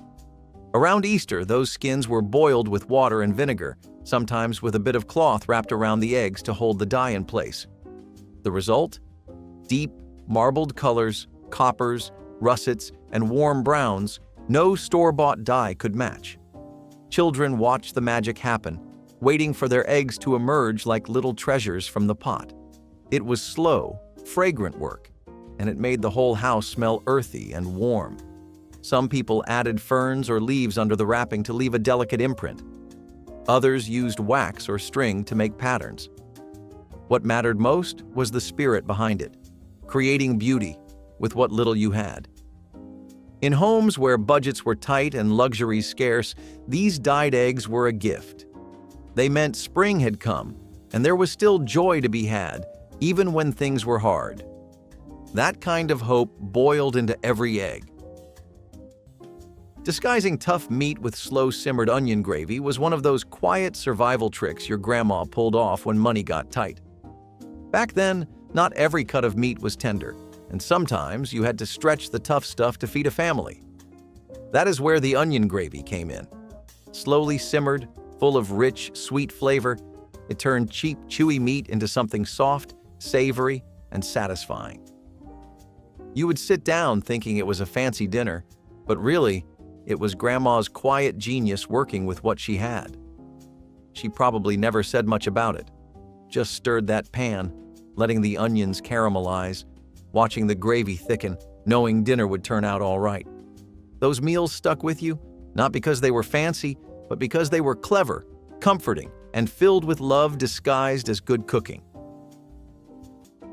Coating fruit in gelatin for a longer-lasting salad was one of those old-fashioned tricks Grandma never bragged about, but every family picnic or church gathering proved it worked like a charm. You would walk past the food tables and see her fruit salad still looking bright, shiny, and perfect, even after hours in the sun. Grapes still plump, oranges still juicy, strawberries still holding their color, not a mushy mess in sight. The secret? A light coating of flavored gelatin stirred over the fruit, sealing in the moisture and keeping everything looking fresh. It was not about making the salad jiggly or strange. It was quiet protection that kept the fruit safe from heat and time. Grandmas understood presentation mattered, especially when food sat out at big gatherings, and they knew how to keep things looking their best with simple, practical tricks that never needed explaining. You just showed up, grabbed a scoop of that fruit salad, and wondered how hers always stayed picture perfect while everyone else's wilted. It was not magic. It was quiet know-how passed down through kitchens, picnics, and potlucks, one gelatin-coated grape at a time.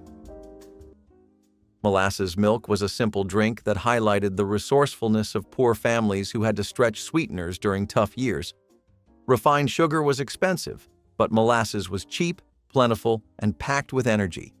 Families would stir a spoonful into a glass of milk, creating a sweet, filling drink that could serve as a quick breakfast or a treat for children. It gave milk a dark, caramel-like flavor and made it feel more indulgent than it really was. For kids who rarely had candy or desserts, molasses milk was often the closest thing to a treat. Parents appreciated that it was affordable and nourishing, giving children calories and strength for the day ahead. This small trick turned ordinary milk into something memorable, and for many it remained a nostalgic flavor long after times had improved. Molasses milk proved that survival cooking did not always mean hardship.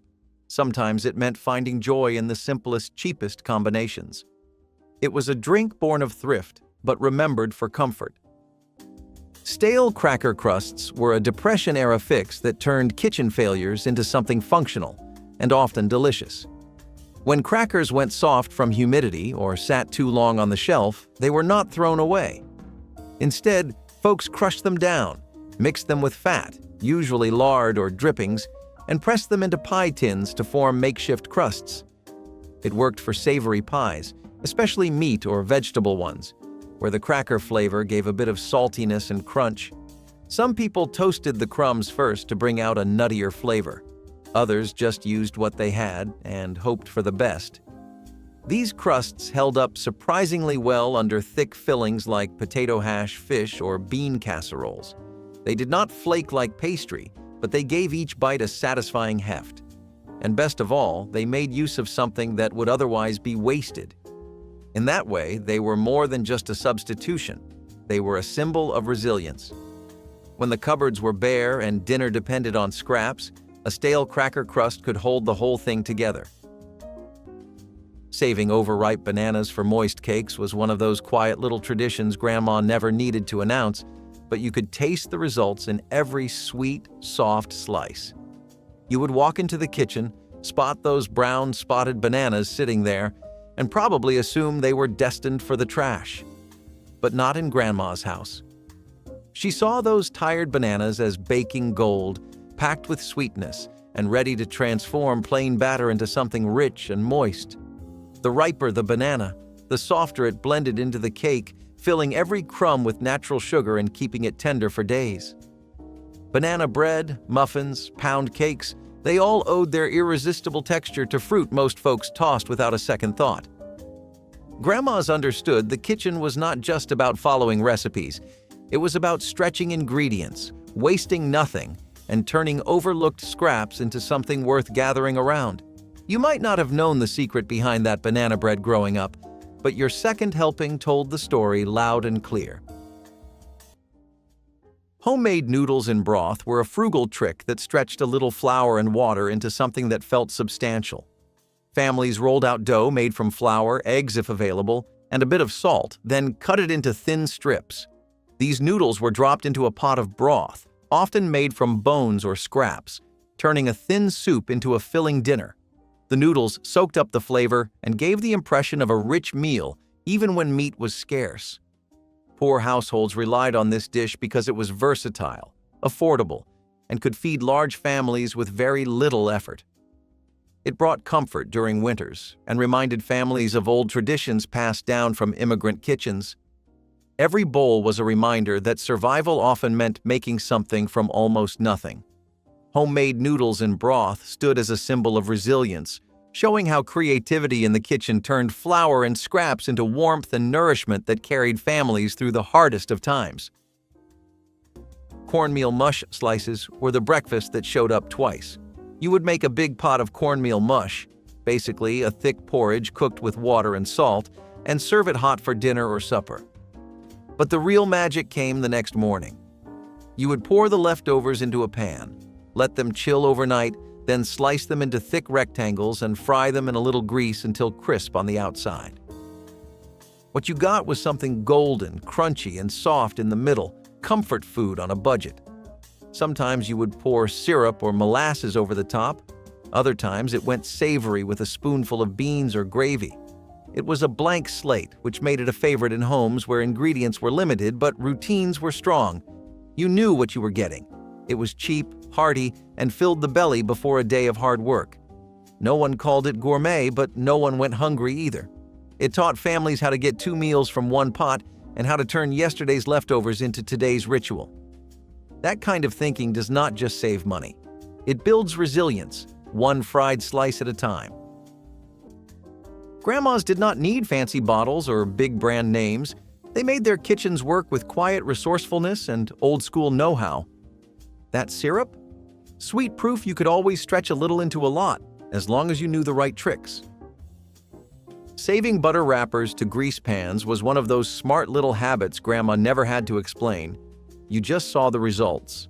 After unwrapping a stick of butter, she never tossed that waxy paper in the trash. Instead, she folded it neatly, tucked it away in the fridge or a drawer, waiting for the next time a pan needed greasing. When it was time to bake a cake or fry in a skillet, that wrapper came out, still holding just enough buttery goodness to coat a pan perfectly. It was no mess, no waste, just quiet efficiency. Grandmas understood nothing should be thrown away. Not scraps, not crumbs, not butter wrappers. Every little thing in the kitchen had value, and small tricks like this made meals smoother, baking easier, and clean up faster. You might not have noticed the wrapper come out, but you sure tasted the difference every time that cake slid right out of the pan without a fuss. Breadcrumb coffee cake topping was a clever twist born from necessity and sweet tooth cravings. Butter was a luxury and store-bought streusel was a fantasy, so people turned to the one thing they had plenty of: old bread.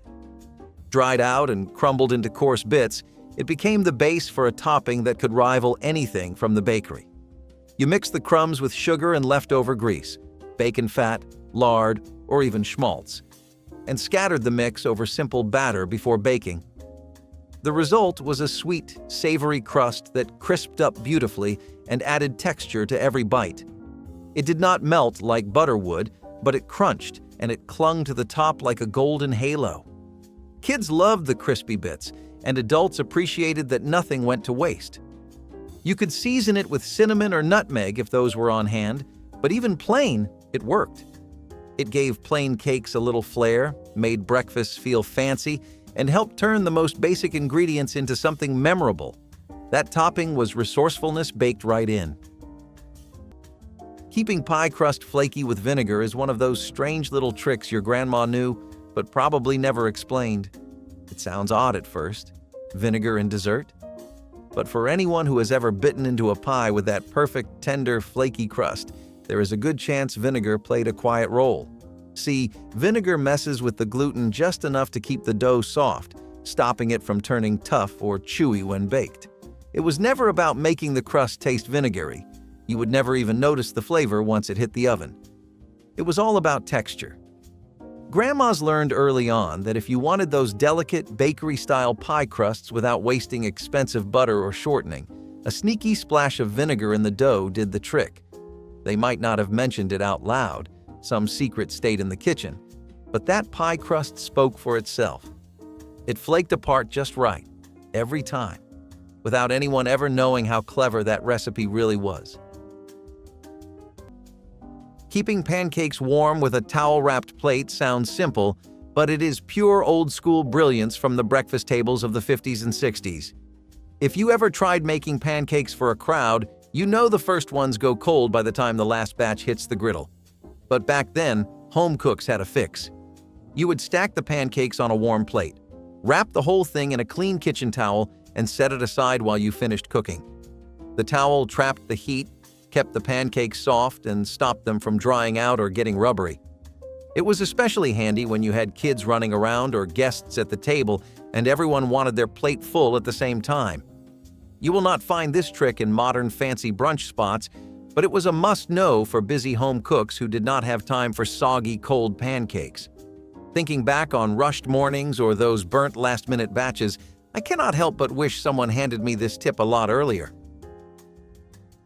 Soda biscuit revival came from the stubborn belief that no bread should go to waste, not even the dry, leftover kind. Day-old soda biscuits, too tough for the table, were split down the middle and slapped onto a hot griddle with a little bacon fat. What came off the pan looked and felt a lot like English muffins. Crisp edges, soft middles, and enough golden brown to make breakfast feel like a treat. Some families called them skillet biscuits. Others just called them what was left. You could spread jam on them, spoon gravy over them, or dunk them in coffee if you had to stretch things even further. The trick worked because soda biscuits were sturdy to begin with. They held their shape under heat and absorbed flavor like a sponge. You did not need much else, just a pan, some grease, and a little time. In a world where flour had to stretch and baking had to count, finding a second life for yesterday's bread was a quiet victory. Sour milk baking was not an accident. It was a trick, learned through hardship and passed along like gospel. When fresh milk spoiled before you could finish it, you did not throw it away. You added a little vinegar to the rest and used it in your baking. The acidity worked like buttermilk, reacting with baking soda to make quick breads, pancakes, and cakes rise tall and tender. That sour milk gave everything a slight tang, like old-fashioned biscuits or cornbread. And once it was mixed in with flour, sugar, and fat, the smell disappeared. What remained was flavor, richness, and the satisfaction of knowing nothing went to waste. Some people even let the milk sour on purpose just to have it ready for baking day. It was frugal, yes, but also surprisingly effective. That tang helped cut the sweetness, made flavors more complex, and gave baked goods an old-world charm you just cannot fake. Sour milk reminded home cooks that spoilage was not always failure. Sometimes it was just the beginning of something better. Baking bacon in the oven for less mess is one of those old cookbook tips that feels so obvious now, but back then it was a game changer for busy kitchens. Frying bacon on the stovetop leaves grease everywhere, countertops, walls, and your clothes. But home cooks figured out a better way. Lay the bacon flat on a baking sheet, pop it in the oven, and let it cook until crisp. No flipping, no splatter, and every slice cooks evenly. It was a lifesaver for Sunday breakfasts or feeding a crowd. You would find this trick tucked in community cookbooks, especially during the 50s and 60s when families cooked big, hearty meals on tight schedules.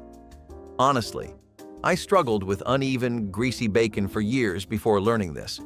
A simple baking sheet, an oven, and one forgotten old cookbook trick. It changed breakfast forever. Grating cold butter with a cheese grater for pastry dough is one of those brilliant cookbook hacks that feels obvious once you know it. But nobody ever teaches you unless they hand down the trick. Flaky pie crust or biscuits depend on keeping your butter cold, but cutting it into flour evenly can be a nightmare, especially if your kitchen is warm. Old cookbooks solve that problem with one simple step: grate your butter like cheese. You would chill the stick, run it across the box grater, and suddenly, perfectly tiny shreds of butter fall into your flour mix. It blends faster, stays cold, and gives you that tender, flaky texture every time. Bakers back then leaned on this tip, whether they were making pies for Sunday dinner or biscuits to stretch the meal.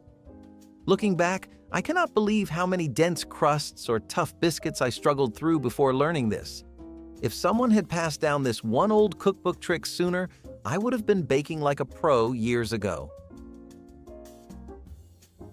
Dandelion greens boil was not a fancy recipe. It was pure necessity pulled from the dirt. When grocery shelves were bare and even vegetables became hard to find, people looked to their backyards and roadsides. Dandelions, often treated like weeds, suddenly became dinner. You had to pick them young before they flowered, or the bitterness would be too much. Then you boiled them once to soften the fibers, drained them, and boiled them again to cut down the sharp taste. After that, you could sauté them in leftover bacon fat, toss them with vinegar, or serve them over toast if you were lucky. The result was earthy, tangy, and surprisingly good once you got used to it. It filled your stomach, gave you greens when none were growing in the market, and brought something fresh into a diet that mostly came from tins. Children might have wrinkled their noses, but grown-ups knew the value. Foraging became a quiet revolution. It reminded people that the land could still provide, even when the stores could not. And when a bowl of boiled greens kept your family going for another day, that weed in the yard started to look a whole lot like grace. Keeping biscuits fresh with a damp dish towel wrap was one of those quiet tricks Grandma used to make sure nothing ever went to waste. You would reach for a biscuit hours after they came out of the oven, and it was still warm, fluffy, and soft enough to melt butter like it had just finished baking. But Grandma never rushed to the store for airtight containers or special wraps. She just dampened a clean dish towel, wrapped those biscuits up, and tucked them away. The gentle steam kept them soft, holding in moisture like a little edible blanket. You might not have seen the towel come out, but you sure tasted the difference. It was one of those small acts of care grandmas carried in their kitchens. Quiet, practical, passed down from women who learned how to stretch food, save leftovers, and make sure a meal stayed good long after the oven cooled.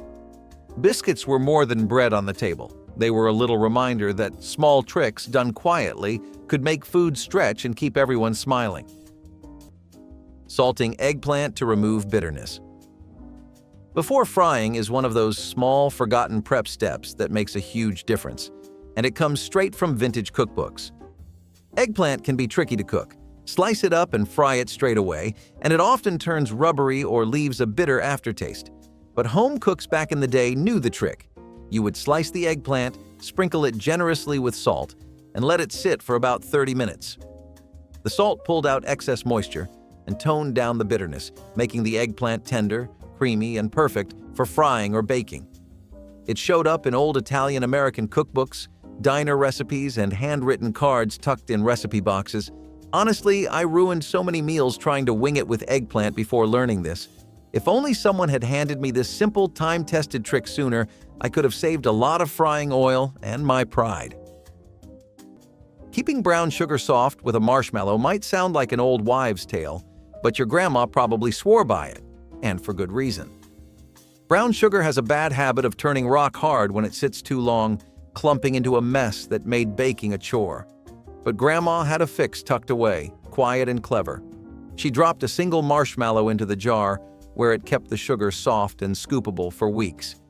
It was not flashy, but it worked better than any fancy gadget or store-bought trick. Grandmas understood how to stretch ingredients, protect their pantry, and make sure nothing went to waste, even something as simple as keeping sugar ready for cookies, cakes, and coffee. That marshmallow was not a snack. It was a quiet little guardian, working behind the scenes to make sure the kitchen ran smooth and dessert never had to wait. Homemade yeast starters from potatoes were the bubbling secret behind many Depression-era loaves. When store-bought yeast ran out or became too pricey, people turned to spuds. You would boil a couple of potatoes, mash them in the cooking water, and let the mixture sit until it cooled. Then came sugar and flour, stirred in to feed the natural wild yeasts floating in the air. After a few days, the mix would start to bubble. That meant it was alive and ready to leaven bread. It smelled sour, a little funky, but it worked like magic. People kept their starters alive for weeks, feeding them like pets and guarding them like treasure. This potato yeast gave breads a chewy texture and a subtle tang, and it became the backbone of baking in homes without access to store goods. Sometimes a neighbor would share a jar, helping someone else start their own batch. It was community. It was chemistry. And it was one more example of how food can connect people, even when resources are scarce. Crushing saltines as a budget breadcrumb substitute was one of those Depression-era tricks that quietly stuck around, tucked into old cookbooks and recipe cards. Breadcrumbs add crunch to fried food or bind meatballs, but they were not always easy to come by when pantries ran low. Saltine crackers, almost every household had a box. You would crush them up fine and use them just like breadcrumbs. They added a crispy coating to fried chicken, stretched ground beef and meatloaf, or even worked as a topping for casseroles. It was practical, frugal, and made dinner stretch farther without sacrificing flavor or texture. Families leaned on this hack during tight times, and honestly, it holds up today. I spent way too many years shelling out for fancy breadcrumbs when a box of crackers and a rolling pin would have done the trick. Sometimes old cookbook tricks really do make the most sense. Gelatin substitutes made from hooves or bones were born from pure resourcefulness. Powdered gelatin was expensive or unavailable, but families who cooked from scratch knew another way. You would save animal bones, especially ones with cartilage like knuckles or pig feet, and simmer them slowly for hours, sometimes even overnight. What came out was not just broth, it was jelly. Once cooled, the liquid set into a wobbly, clear gel that could be flavored with fruit, vinegar, or even sugar to make desserts or savory aspics. It took patience, it took heat, and it took a deep understanding of how to use every part of an animal. This homemade gelatin held together meatloaves, vegetable molds, and sometimes sweet puddings made with canned fruit. It might sound odd now, but back then it was common practice. And it was more than a thrifty habit. It was a connection to old-world cooking, passed down through generations who never wasted a single scrap. You could feel the effort in every bite. Melting marshmallows for quick dessert frosting feels like something straight out of a child's birthday party, but it came from clever old-school cookbook tricks. Back when frosting ingredients like cream or butter were scarce or pricey, families found a shortcut hiding in the pantry: marshmallows. You would melt them down with a splash of milk and spread the gooey mix right over cakes or cupcakes. It cooled into a glossy, fluffy frosting that looked impressive without the time or cost of traditional icing. You would find this trick in community cookbooks and on the back of marshmallow packages from the 60s and 70s. It turned plain cakes into party showstoppers with almost no effort. Thinking back on all those rushed birthdays or last-minute bake sales, I cannot help but wish I had this shortcut sooner. One bag of marshmallows, one old cookbook, and dessert was saved. Potato peel broth was what you made when there were no bones to spare but still mouths to feed. People saved their potato peels, not the green or moldy ones, but the clean, starchy strips from good spuds, and tossed them into a pot with water, a pinch of salt, and maybe an onion if they had one. The mixture simmered until the water turned golden and fragrant, pulling out every last bit of starch and earthy flavor the peels had left. Sometimes they added celery tops or carrot ends, anything scrap-worthy. The result was a humble broth, rich in nutrients and surprisingly satisfying. It served as the base for thin soups or was sipped on its own when there was truly nothing else. It warmed the stomach and gave people a sense of having had a meal, even if it was just a bowl of flavored water. In kitchens where nothing could be wasted, even the trash held promise. Potato peel broth was never glamorous, but it was deeply practical. And for families scraping by, it was proof that a hot bowl of something could still be made from almost nothing at all. Making milk last longer with powdered milk stretch was one of those behind-the-scenes tricks Grandma kept tucked away for when times got tough. You would pour a glass of milk onto your cereal or stir it into coffee, and it looked, poured, and tasted just like the real deal. What you never knew was half that pitcher came straight from a box of powdered milk quietly hidden in the back of the pantry. Groceries did not always stretch far enough, and with kids to feed, coffee to make, and recipes to bake, there was no room for running out of the basics. Powdered milk mixed with fresh milk doubled the supply and kept breakfast and baking on track when money was tight. Grandmas never made a fuss about it. They just got things done, quietly stretching ingredients, making sure no one went without. The funny thing is, you never tasted the difference. That milk poured smooth, worked just right, and held the family over till the next grocery run. It was not a big secret. It was just quiet. Practical kitchen know-how passed down through generations, one stretch at a time. Turning leftover coffee into iced dessert drinks was one of those small, frugal joys hidden in the pages of old cookbooks and diner menus. Coffee was a daily essential, but wasting a single drop was out of the question when groceries were tight. So when the pot went cold, folks got creative. You would pour the leftover coffee over ice, add milk or evaporated milk, and stir in a spoonful of sugar or sweetened condensed milk. Suddenly, you had a cool, cafe-style treat at home, without paying diner prices or letting good coffee go to waste. Some even added a scoop of ice cream or a swirl of chocolate syrup when they wanted to dress it up. You would spot this trick in community cookbooks, clipped from magazines or scribbled on recipe cards. Thinking back, I dumped way too many cold coffee pots down the drain before realizing you could turn leftovers into dessert. A little milk, a little sugar, and one old cookbook tip was all it took. Before there were double-walled tumblers and trendy cafes selling cold brew by the gallon, there was the ice cube tray. And if you were one of the clever few, you knew exactly what to do with that last half cup of leftover coffee. Pour it into the tray, freeze it, and you had the perfect building blocks for iced coffee that never got watered down. It was efficient, frugal, and downright genius. Instead of throwing out cold coffee, which, let us be honest, happened a lot, you turned it into something even better. Drop a few cubes into a glass of milk or cooled coffee, and suddenly you had a chilled drink that actually got stronger as the ice melted. Some folks even added a bit of cinnamon or sugar to the cubes before freezing for a little flair. It was one of those quiet kitchen tricks that made every sip feel like a treat. And speaking of treats, nothing impressed dinner guests quite like topping a homemade dessert with whipped cream, especially when it was made without any cream at all. Stuffed baked potatoes with odds and ends turned leftovers into something brand new. You would bake a few potatoes, then scoop out the insides and mix them with whatever you had on hand: vegetable scraps, crumbled bacon, bits of ham, shredded cheese, or even last night's casserole. Then you stuff that filling back into the hollowed skins, bake them again, and serve them like a fresh main course. It was like making a new meal out of yesterday's scraps, and no one felt like they were just eating reheated leftovers. You could spice them up with mustard, herbs, or garlic powder if you had it. Some people mashed the scooped-out potato with powdered milk or a little broth to make it creamy. Others just stirred everything together and hoped for the best. Either way, it was hearty, frugal, and satisfying. You only needed a few potatoes to fill an entire table. And if you had kids, it was one of those rare meals that felt fun and new, even if the ingredients were anything but. A twice-baked potato was a little surprise in the middle of a rough week. Reheating bread in a damp paper bag for freshness is one of those little kitchen secrets tucked away in dusty cookbooks that honestly feels like magic when you try it.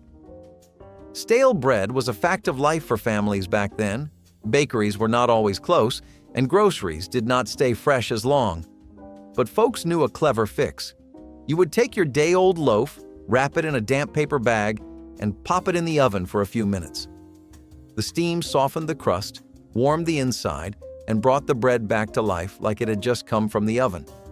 It worked on rolls, buns, even dinner loaves when payday was still far away. This was the kind of trick that saved sandwiches, soups, and family dinners more times than people probably admitted. I wish I had stumbled on this sooner, thinking of how many rock-hard baguettes and stale rolls I tossed out that could have been saved with one old cookbook tip. Speaking of joys, wait until you hear what old Southern cooks used to do with flour before it even hit the pot. Most people think gravy is just flour, fat, and liquid. That is technically true, but back in the day, some folks knew how to make it sing. The trick? Toast the flour first. This was a Southern kitchen staple that added a deep, nutty flavor that regular roux just could not match. You would toss the flour into a dry skillet and stir it constantly until it turned golden brown, smelling almost like roasted nuts. Only then would it be added to your fat, usually bacon grease or lard, and finally whisked into broth or milk. The flavor that came out of that pot was nothing short of magic. Even simple dishes like biscuits and gravy suddenly had depth and richness that clung to your ribs. It made meals memorable. The kind of taste that made you close your eyes and nod like, yep, that's the one. But if you want to talk about rich, smoky flavor, you cannot leave out the kitchen gold people used to keep in a tin can right on the stove. Gelatin mold meals might seem strange now, but during tight times they were smart, flashy, and efficient. Housewives needed a way to stretch tiny portions of meat or vegetables into something that looked like a complete dish, and gelatin was the answer. You would boil whatever scraps you had, ham bits, canned peas, leftover carrots, and suspend them in savory or mildly sweet gelatin, then mold it all into a dish that sliced clean and fed many. It looked impressive on a table, especially during community potlucks or church suppers. Even better, it kept for days in the icebox and used minimal ingredients. It was not just about convenience, it was also about presentation. A molded dish said, "We cared enough to try," even if the contents were humble. Some versions included tuna or shredded chicken, set in lemon or vinegar-spiked gel. Others were more like layered salads, with mayonnaise folded into the base. These gelatin creations made the ordinary feel fancy. And for families scraping by, that little bit of ceremony mattered more than you might think. Turning leftover mashed potatoes into quick potato cakes is the kind of kitchen trick you find buried in old recipe cards. The forgotten wisdom that saved breakfast more times than we will ever know. Leftover mashed potatoes are tricky. Let them sit in the fridge too long, and they turn into sad, gluey lumps no one wants.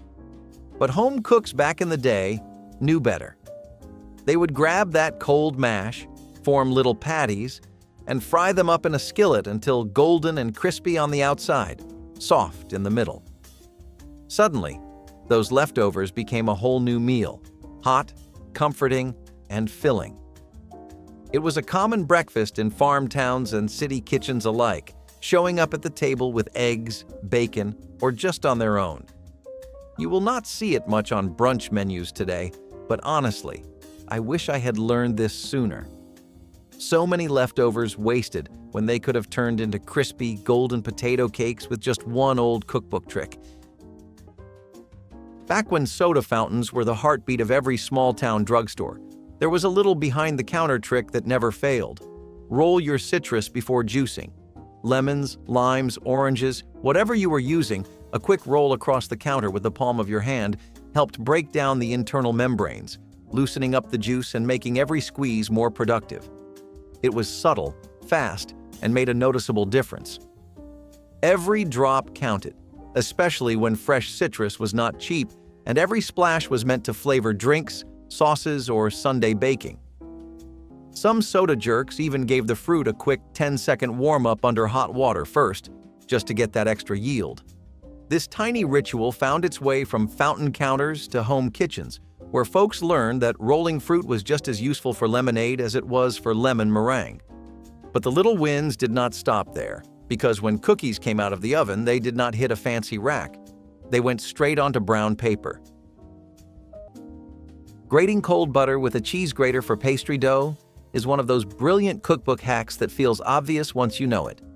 But nobody ever teaches you unless they hand down the trick. Flaky pie crust or biscuits depend on keeping your butter cold, but cutting it into flour evenly can be a nightmare, especially if your kitchen is warm. Old cookbooks solved that problem with one simple step: grate your butter like cheese.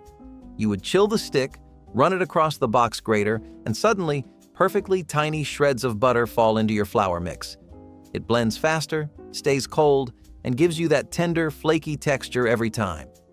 Bakers back then leaned on this tip, whether they were making pies for Sunday dinner or biscuits to stretch the meal.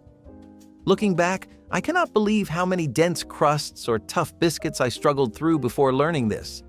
If someone had passed down this one old cookbook trick sooner, I would have been baking like a pro years ago. Eggless mayonnaise cakes were a Depression-era marvel.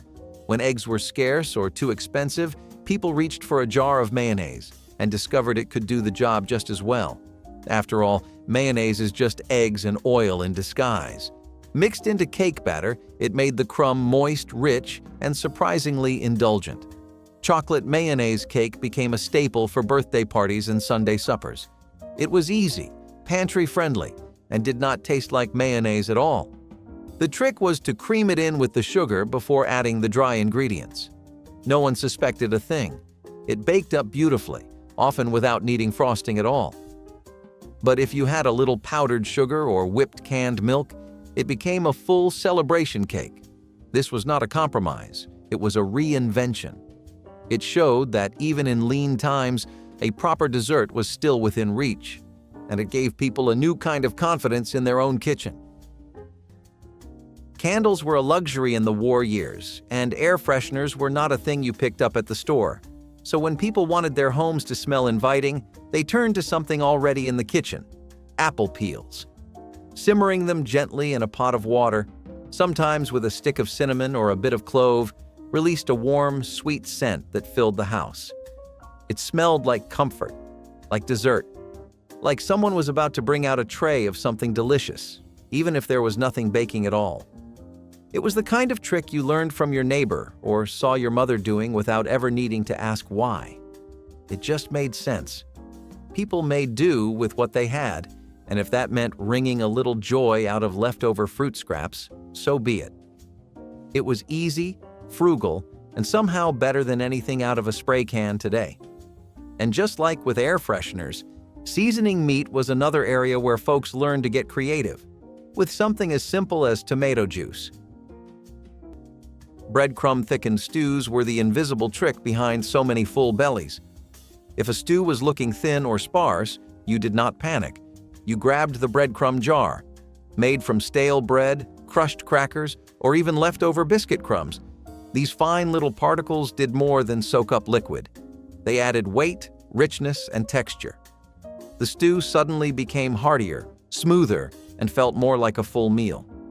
This was especially important when meat was scarce and vegetables were limited. A stew thickened with breadcrumbs felt like it had been simmering all day, even if it had only been on the stove for 20 minutes. It was a working-class technique, passed from hand to hand in kitchens that could not afford waste. Sometimes breadcrumbs were toasted first for extra flavor. Sometimes they were mixed with herbs or flour for a double boost. Whatever the method, the result was the same, a spoonful that felt like more. People would mop it up with bread heels or scoop it over mashed potatoes. It was one of those tricks that made a single pot of stew feel like a feast. Using evaporated milk to make creamy sauces was one of those pantry hacks from vintage cookbooks that stretched groceries and made dinner feel fancier than it was. Back when refrigeration was spotty and cream was expensive or hard to find, families turned to canned evaporated milk. It kept on the shelf for months, and when mixed into sauces, soups, or casseroles, it brought all the creamy richness you wanted, without spoiling or blowing the grocery budget. You would see this trick in church cookbooks, community recipe swaps, and clipped from old magazines. It made macaroni and cheese silkier, turned tomato soup velvety, and added depth to gravies and pot pies. Looking back, I cannot count how many bland sauces could have been saved if someone had passed this one down to me sooner. It is the kind of old-school wisdom that makes you appreciate how resourceful cooks really were. Long before food photography took over our screens, 1940s housewives were already masters of presentation. One of their most underrated tricks? Shocking vegetables in ice water. After blanching greens like green beans, peas, or broccoli for a quick minute or two in boiling water, they would immediately plunge them into a bowl of icy cold water to stop the cooking process. The result? Vegetables that kept their snap, their nutrients, and, most impressively, their bright, natural color. No dull army green beans here.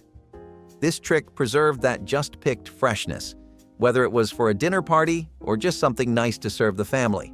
Even better, it helped prep veggies ahead of time for the icebox or freezer, if you were lucky enough to have either. And while the main dish got most of the glory, little touches like this made the whole meal feel more thoughtful. Of course, if you wanted your salads to stay crisp and refreshing, there was another old-school trick hiding in the crisper drawer. Rolling pie dough with a glass bottle was one of those forgotten kitchen hacks tucked in the back pages of old cookbooks, but it saved many a holiday dessert. Rolling pins were not always on hand in every kitchen, especially during leaner times when gadgets took a back seat to essentials. But guess what? An old glass soda bottle did the job just as well. You would wash it, maybe chill it in the fridge, and use it to roll out pie dough as evenly as anything from a fancy kitchen shop. It worked great for cookies or crackers too. Plus, the glass stayed cool, which was exactly what you wanted for flaky pastry dough. Families back then knew how to stretch their tools and their groceries, turning simple bottles into kitchen lifesavers.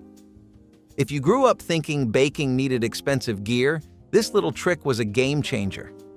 Honestly, all those messy pie crust attempts of mine could have gone a lot smoother if I had known you just needed an old soda bottle and a little old-fashioned know-how. Meat drippings over rice were how working families turned simple staples into something rich and satisfying. After roasting a chicken, searing beef, or frying sausage, you never let the drippings go to waste. That browned, seasoned fat collected in the bottom of the pan was scooped out, saved, and poured over hot rice. Sometimes it was just that, drippings and rice. Other times, people added a splash of broth, a few scraps of meat, or a cooked vegetable if it was handy. The fat gave flavor, the rice gave fullness, and together they turned into a warm, savory meal that filled the belly and soothed the mind. In households where meat was a luxury, this trick made sure its flavor went as far as possible. You did not need much, just a few tablespoons to transform plain rice into dinner. It was a quiet little ritual that made a hard day end a little better. Poaching eggs sounds simple until you try it. Then you realize it is one of the most temperamental breakfast tasks out there. Unless, of course, you knew the vinegar trick. Just a spoonful of white vinegar in simmering water was enough to coax an egg into staying whole and neat instead of turning into a ghostly swirl of whites. This was a staple in Army mess halls, diners, and home kitchens alike from the 1940s all the way through the 1970s. Vinegar acted like a gentle guardrail, tightening the proteins and helping the egg form that beautiful teardrop shape. You did not need fancy silicone cups or swirling water techniques. Just heat, a splash of vinegar, and a careful hand. It was the kind of breakfast that felt elevated but was born out of simplicity and practicality. And when it came to preserving things a little longer, especially expensive ingredients like cheese, there was another hack that involved a completely different kind of coating. Back when meatloaf was less about comfort and more about survival, there was a trick that made it stretch just a little bit further, and it came from the cracker tin. Soda crackers, the plain kind you might have dunked in soup, were crushed up and used in place of breadcrumbs. Not just because they were cheaper, though they absolutely were, but because they gave meatloaf a lighter texture and helped bind everything together beautifully. People would save every last cracker from a party mix or lunch tray, crush them with a rolling pin, and mix them into ground meat with eggs, onions, and whatever seasonings were still on hand. It was an easy swap that did not cost a thing if you already had a box in the pantry. Even better, they soaked up juices like a sponge, making every slice feel more filling than it had any right to be. This kind of thrifty kitchen thinking was everywhere, and it extended right down to the pans, especially in the South, where there was a certain way you had to treat your cast iron before baking something special. Mock apple pie with crackers was one of those desserts that made you do a double take. You would swear there were apples in it, tart, sweet, spiced just right. But open the crust and there they were, plain old Ritz crackers. This was baking at its most resourceful. The trick was in the seasoning: lemon juice, sugar, cinnamon, and just a hint of cream of tartar. The crackers softened during baking and took on the exact texture of cooked apples. It fooled more than a few guests. During the Great Depression and World War II, apples were either too expensive or too seasonal to rely on. So bakers got clever. The result was a pie that tasted like home, even if it was built on pantry staples. People passed down the recipe like it was sacred because, in a way, it was. It reminded you that taste mattered, even when budgets were tight, and it proved that with a little creativity, you could still put something sweet on the table. That kind of trick stays with a family, and the memory of it, almost as good as the pie itself.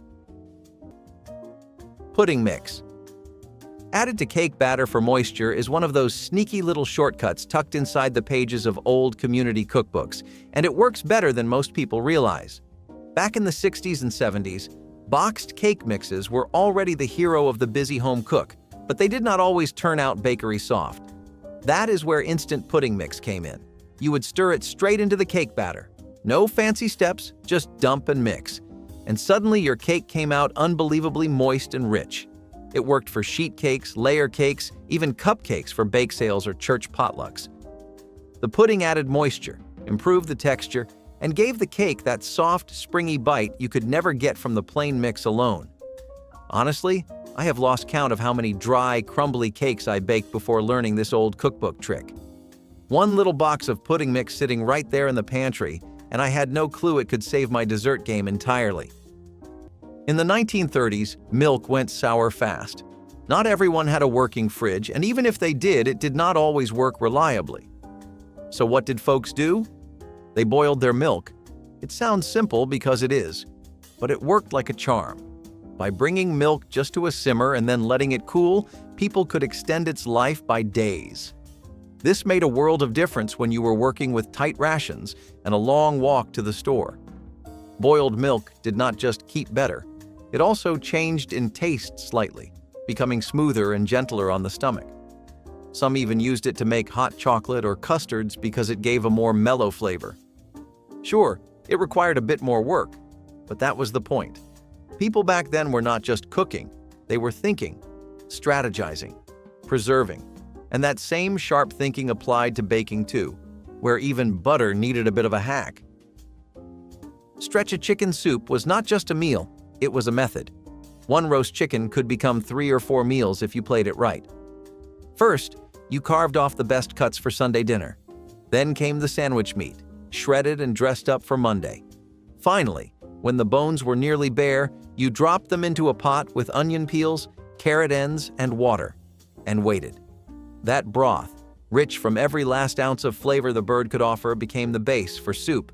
Add in rice, beans, noodles, or chopped vegetables, and you had a hearty pot that could feed the whole family again. Sometimes you even added a little milk or flour to thicken it. Some versions were creamy, others brothy. But all of them shared the same proud trick: turning scraps into comfort. It taught generations to look twice at what was left on the cutting board, and to never underestimate the power of a good stock pot. Quick crustless quiche with mayonnaise was one of those forgotten gems tucked into mid-century cookbooks. And honestly, I wish I had stumbled on it sooner. Quiche always sounds easy on paper, but the second you start fussing with pastry dough and rolling pins, the whole thing turns into a project. Back in the 1950s and 1960s, families stretched ingredients and time however they could, and skipping the crust altogether was one clever shortcut. Instead of dough, you mixed eggs with mayonnaise, poured it right into the pan over whatever fillings you had, spinach, cheese, leftover ham, and baked it like a casserole. The mayo added moisture, richness, and just enough structure to hold everything together. No fancy pastry work required.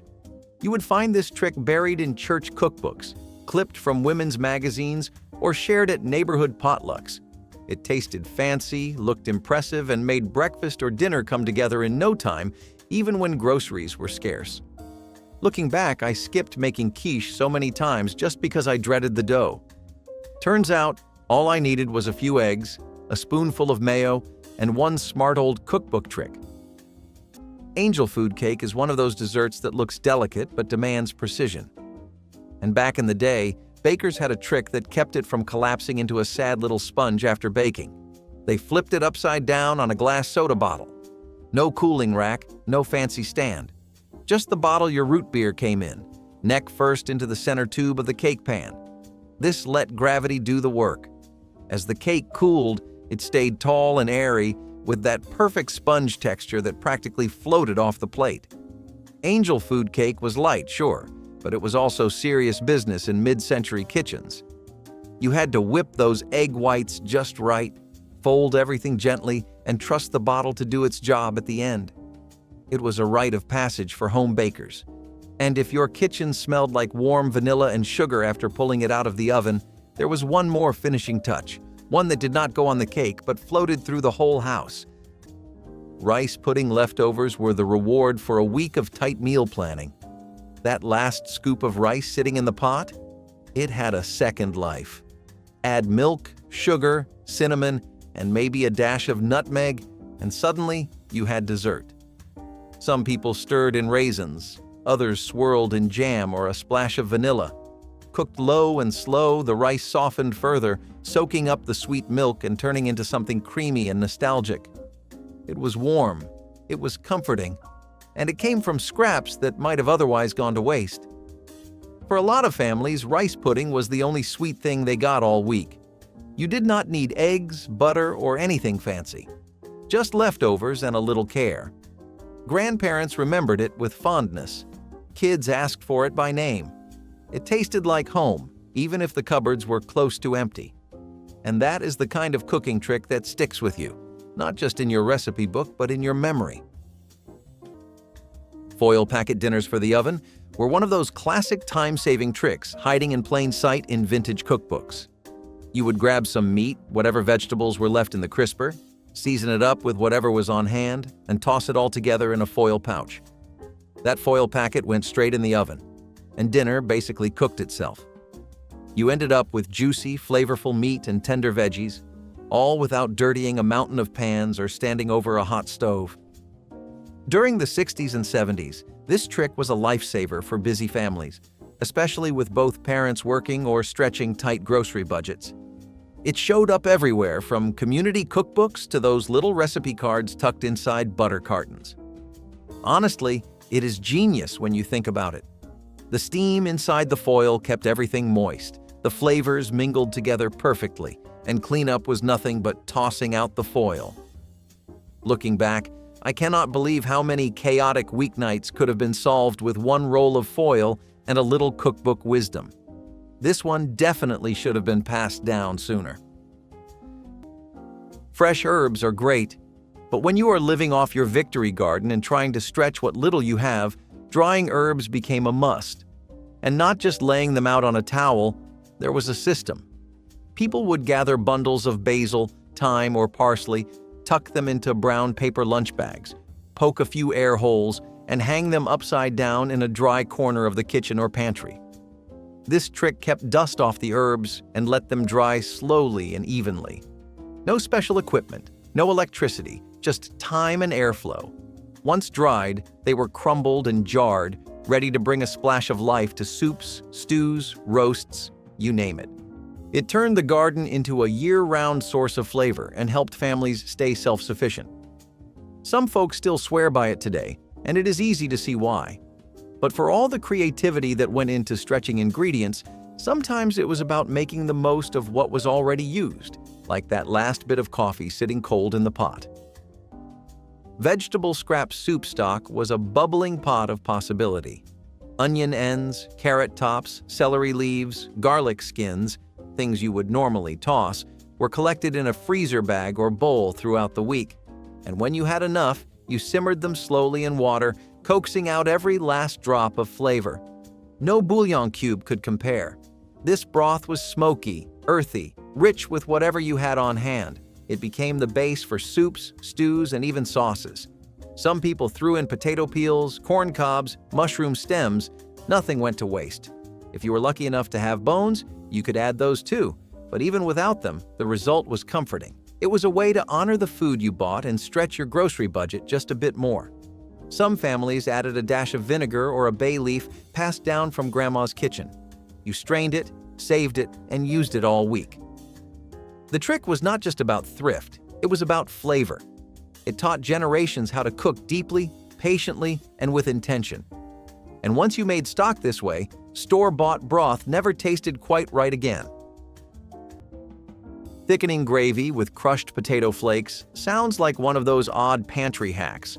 But if you crack open enough old cookbooks, you will find they swore by it. And for good reason. Back then, flour and cornstarch were not always easy to come by, especially if money was tight or the stores were bare. But instant mashed potato flakes? They were shelf-stable, cheap, and sitting in nearly every pantry across the country by the 1960s. All you had to do was stir a spoonful into thin gravy, soups, or stews, and suddenly the whole pot thickened right up without the clumps or gloopy texture you get when flour is rushed.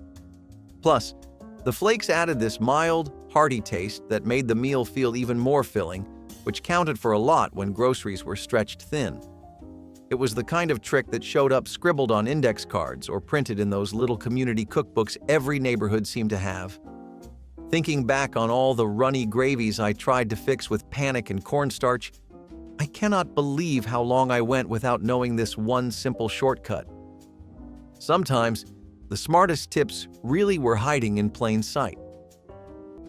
When you could not afford a good cut of steak, you did the next best thing. You found a way to make a tough one taste like it belonged in a steakhouse. That is where tomato juice came in. It was not just for drinking or soup bases. Cooks discovered it could also break down muscle fibers in tougher meats, turning a chewy round steak into something tender and flavorful.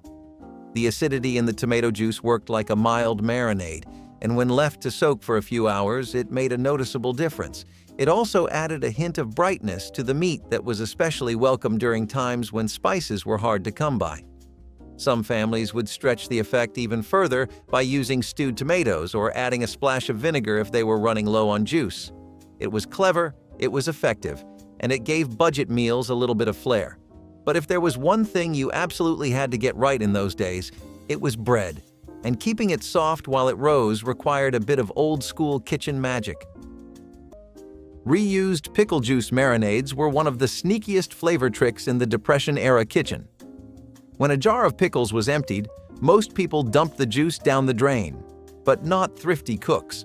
That briny, spiced liquid was bursting with flavor, and it still had work to do. You could pour it over chicken or pork and let it sit overnight for a free marinade that was tangy, salty, and rich with spice. Some added it to coleslaw for a quick punch of vinegar without wasting fresh seasoning. Others stirred it into potato salad to stretch the dressing without extra mustard or mayo. You could even toss hard-boiled eggs into it to make pickled eggs without a new recipe. Nothing was wasted. Pickle juice became part of the flavor toolkit, not just the leftover mess. It brought zest and acidity into kitchens that could not afford lemons or vinegar bottles every week. And it helped cooks feel a bit clever, a bit sneaky, like they had found a shortcut the store could never sell. Stretching cake. Frosting with whipped evaporated milk was one of those genius dessert tricks that got lost along the way, but it saved countless birthday parties and bake sales in its heyday.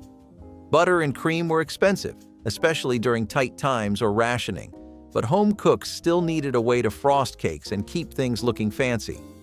That is where chilled evaporated milk came in. You would stick the can in the fridge overnight, pour it into a bowl, and whip it up like cream. It fluffed into a light, airy frosting that stretched farther than any butter-based recipe and cost a fraction of the price.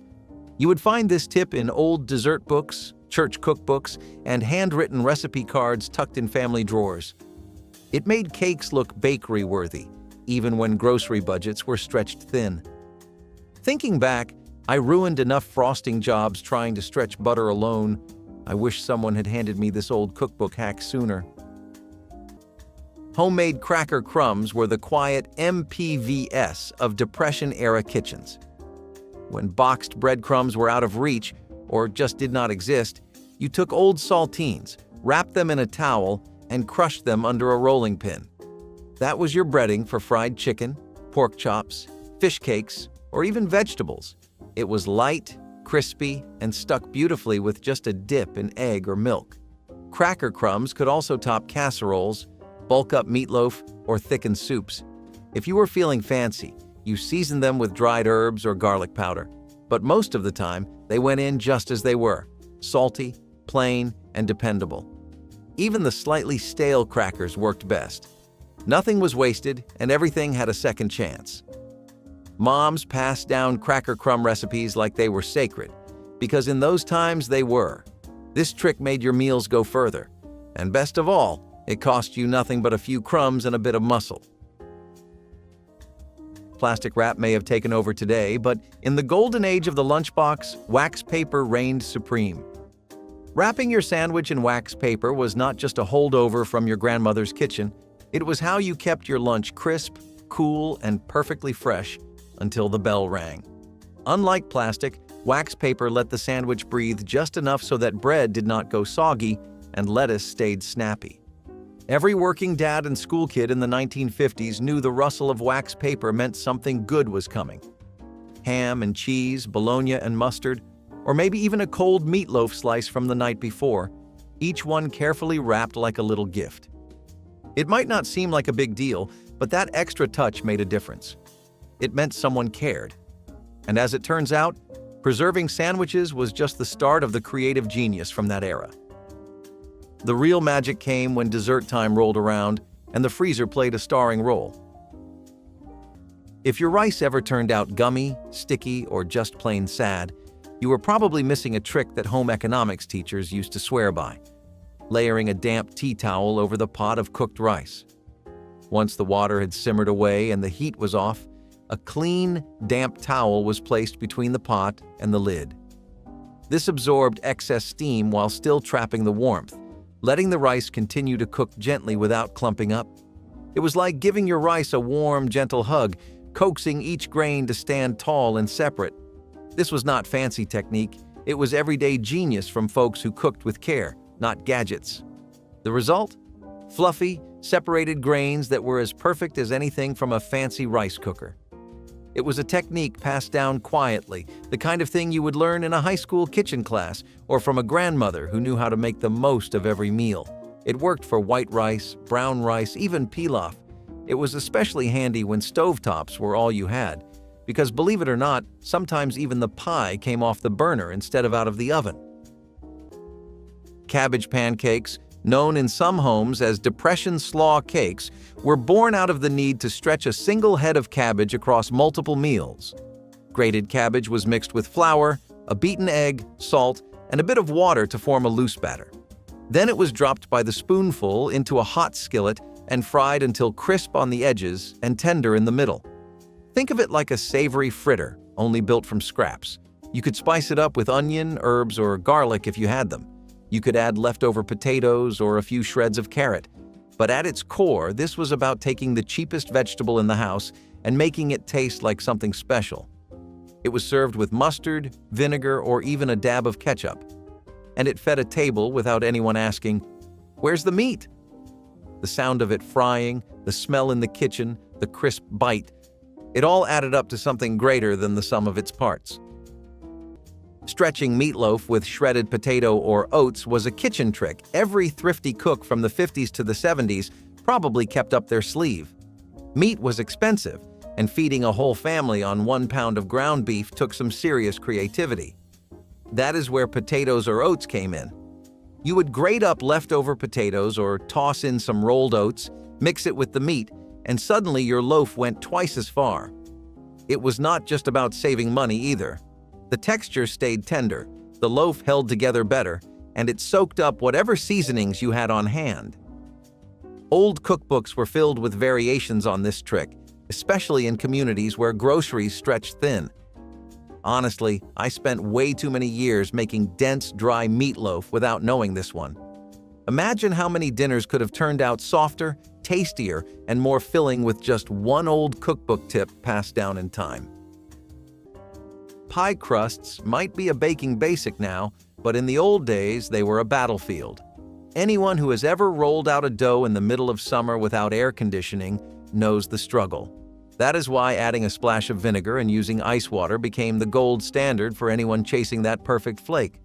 The vinegar helped prevent too much gluten from forming, which meant the dough stayed tender. Ice water kept the fats cold, which is critical for that buttery, flaky texture. It was passed down from grandmothers who did not need a recipe, they just knew the feel. You would see it scribbled on an index card, wedged in an old cookbook, or murmured across a table at a church bake sale. It is the kind of trick that made every bite taste like a little slice of heaven. But getting that pie out of the pan without disaster? That was a trick of its own. Stale bread casseroles were the quiet champions of wartime kitchens. When bread went hard, you did not toss it. You turned it into dinner. Slices, heels, and crusts were cubed up and soaked in a simple mix of milk and eggs. Then, depending on what scraps you had lying around, you added bits of cheese, onion, cooked vegetables, maybe even a little bacon or sausage. The whole thing went into a baking dish and came out bubbling, golden, and incredibly satisfying. It was not flashy, but it filled the house with warmth and made a meal out of almost nothing. Housewives got creative, adding herbs, drippings, or even leftover gravy to give it body. You might think of this as a cross between bread pudding and quiche, but it had its own rustic identity. Sometimes it was dinner, sometimes breakfast, and sometimes both. In a time when nothing could be wasted, casseroles like this saved the day more than once. And when people say they miss real food, this is what they mean. Food that came from making do, stretching ingredients, and feeding a family with whatever you could pull from the shelf. Storing brown sugar with a slice of bread is such a small, brilliant kitchen hack that it feels criminal I did not know it sooner. Brown sugar loves to clump and harden, turning into one rock-solid brick that ruins your baking plans. But old cookbooks had the answer all along. You just tuck a slice of bread into the sugar container and close the lid. The bread's moisture softens the sugar, keeping it fluffy and ready to use for weeks. It worked wonders for cookie dough, muffins, or anything that called for that sweet molasses flavor. Folks in the 60s and 70s relied on this trick, especially when ingredients had to stretch longer between grocery trips. Honestly, I have chipped away at enough hardened sugar to wish someone shared this sooner. One slice of bread, one old cookbook tip, and no more ruined recipes. Lettuce might not seem like the kind of thing that needs a preservation strategy, but ask anyone who lived through the refrigerator boom and the metal icebox days before it, and they will tell you, soggy lettuce ruins everything.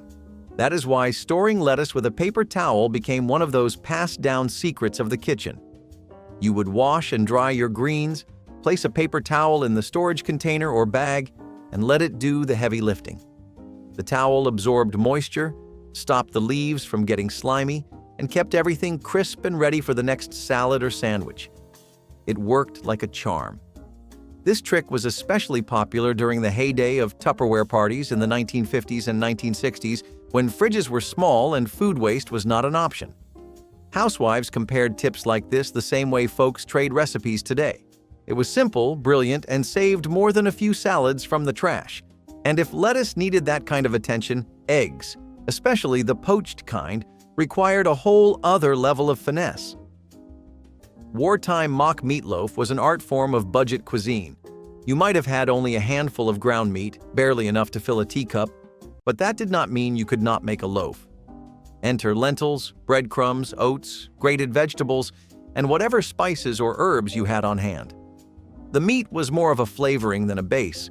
It tied everything together and gave the illusion of a full, protein-rich meal. You baked it in a loaf pan, sliced it like a real meatloaf, and served it with ketchup or gravy to complete the look. Some cooks added powdered soup mix or tomato paste for extra punch. It was moist, savory, and far more satisfying than it had any right to be. You could make sandwiches from it, serve it with mashed potatoes, or reheat slices for breakfast with a fried egg. Mock meatloaf did not pretend to be gourmet, but it fed hungry mouths, stretched ingredients, and proved that even a fake dish could be full of real comfort. Lining cake, pans with wax paper for easy release was one of those forgotten lifesavers that old cookbooks quietly handed down. And honestly, I wish someone taught me this sooner. You ever bake a cake, flip the pan over, and half the thing stays stuck inside? That was practically a rite of passage before non-stick pans and silicone bakeware came along. But cooks in the 50s and 60s had a fix for that. You would trace the bottom of your cake pan onto wax paper, cut out a neat circle, and lay it inside before pouring in your batter. The cake would bake, rise, and come out perfect. No crumbling edges, no stuck bottoms, no broken birthday cakes when it really mattered. It was such a simple little step that made baking feel foolproof, even when the recipe felt overwhelming. You would find this tip in church cookbooks, handwritten family recipes, and tucked away in those little pamphlets that came with baking powder or shortening.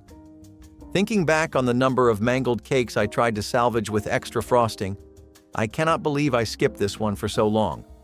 One roll of wax paper really changed the whole game.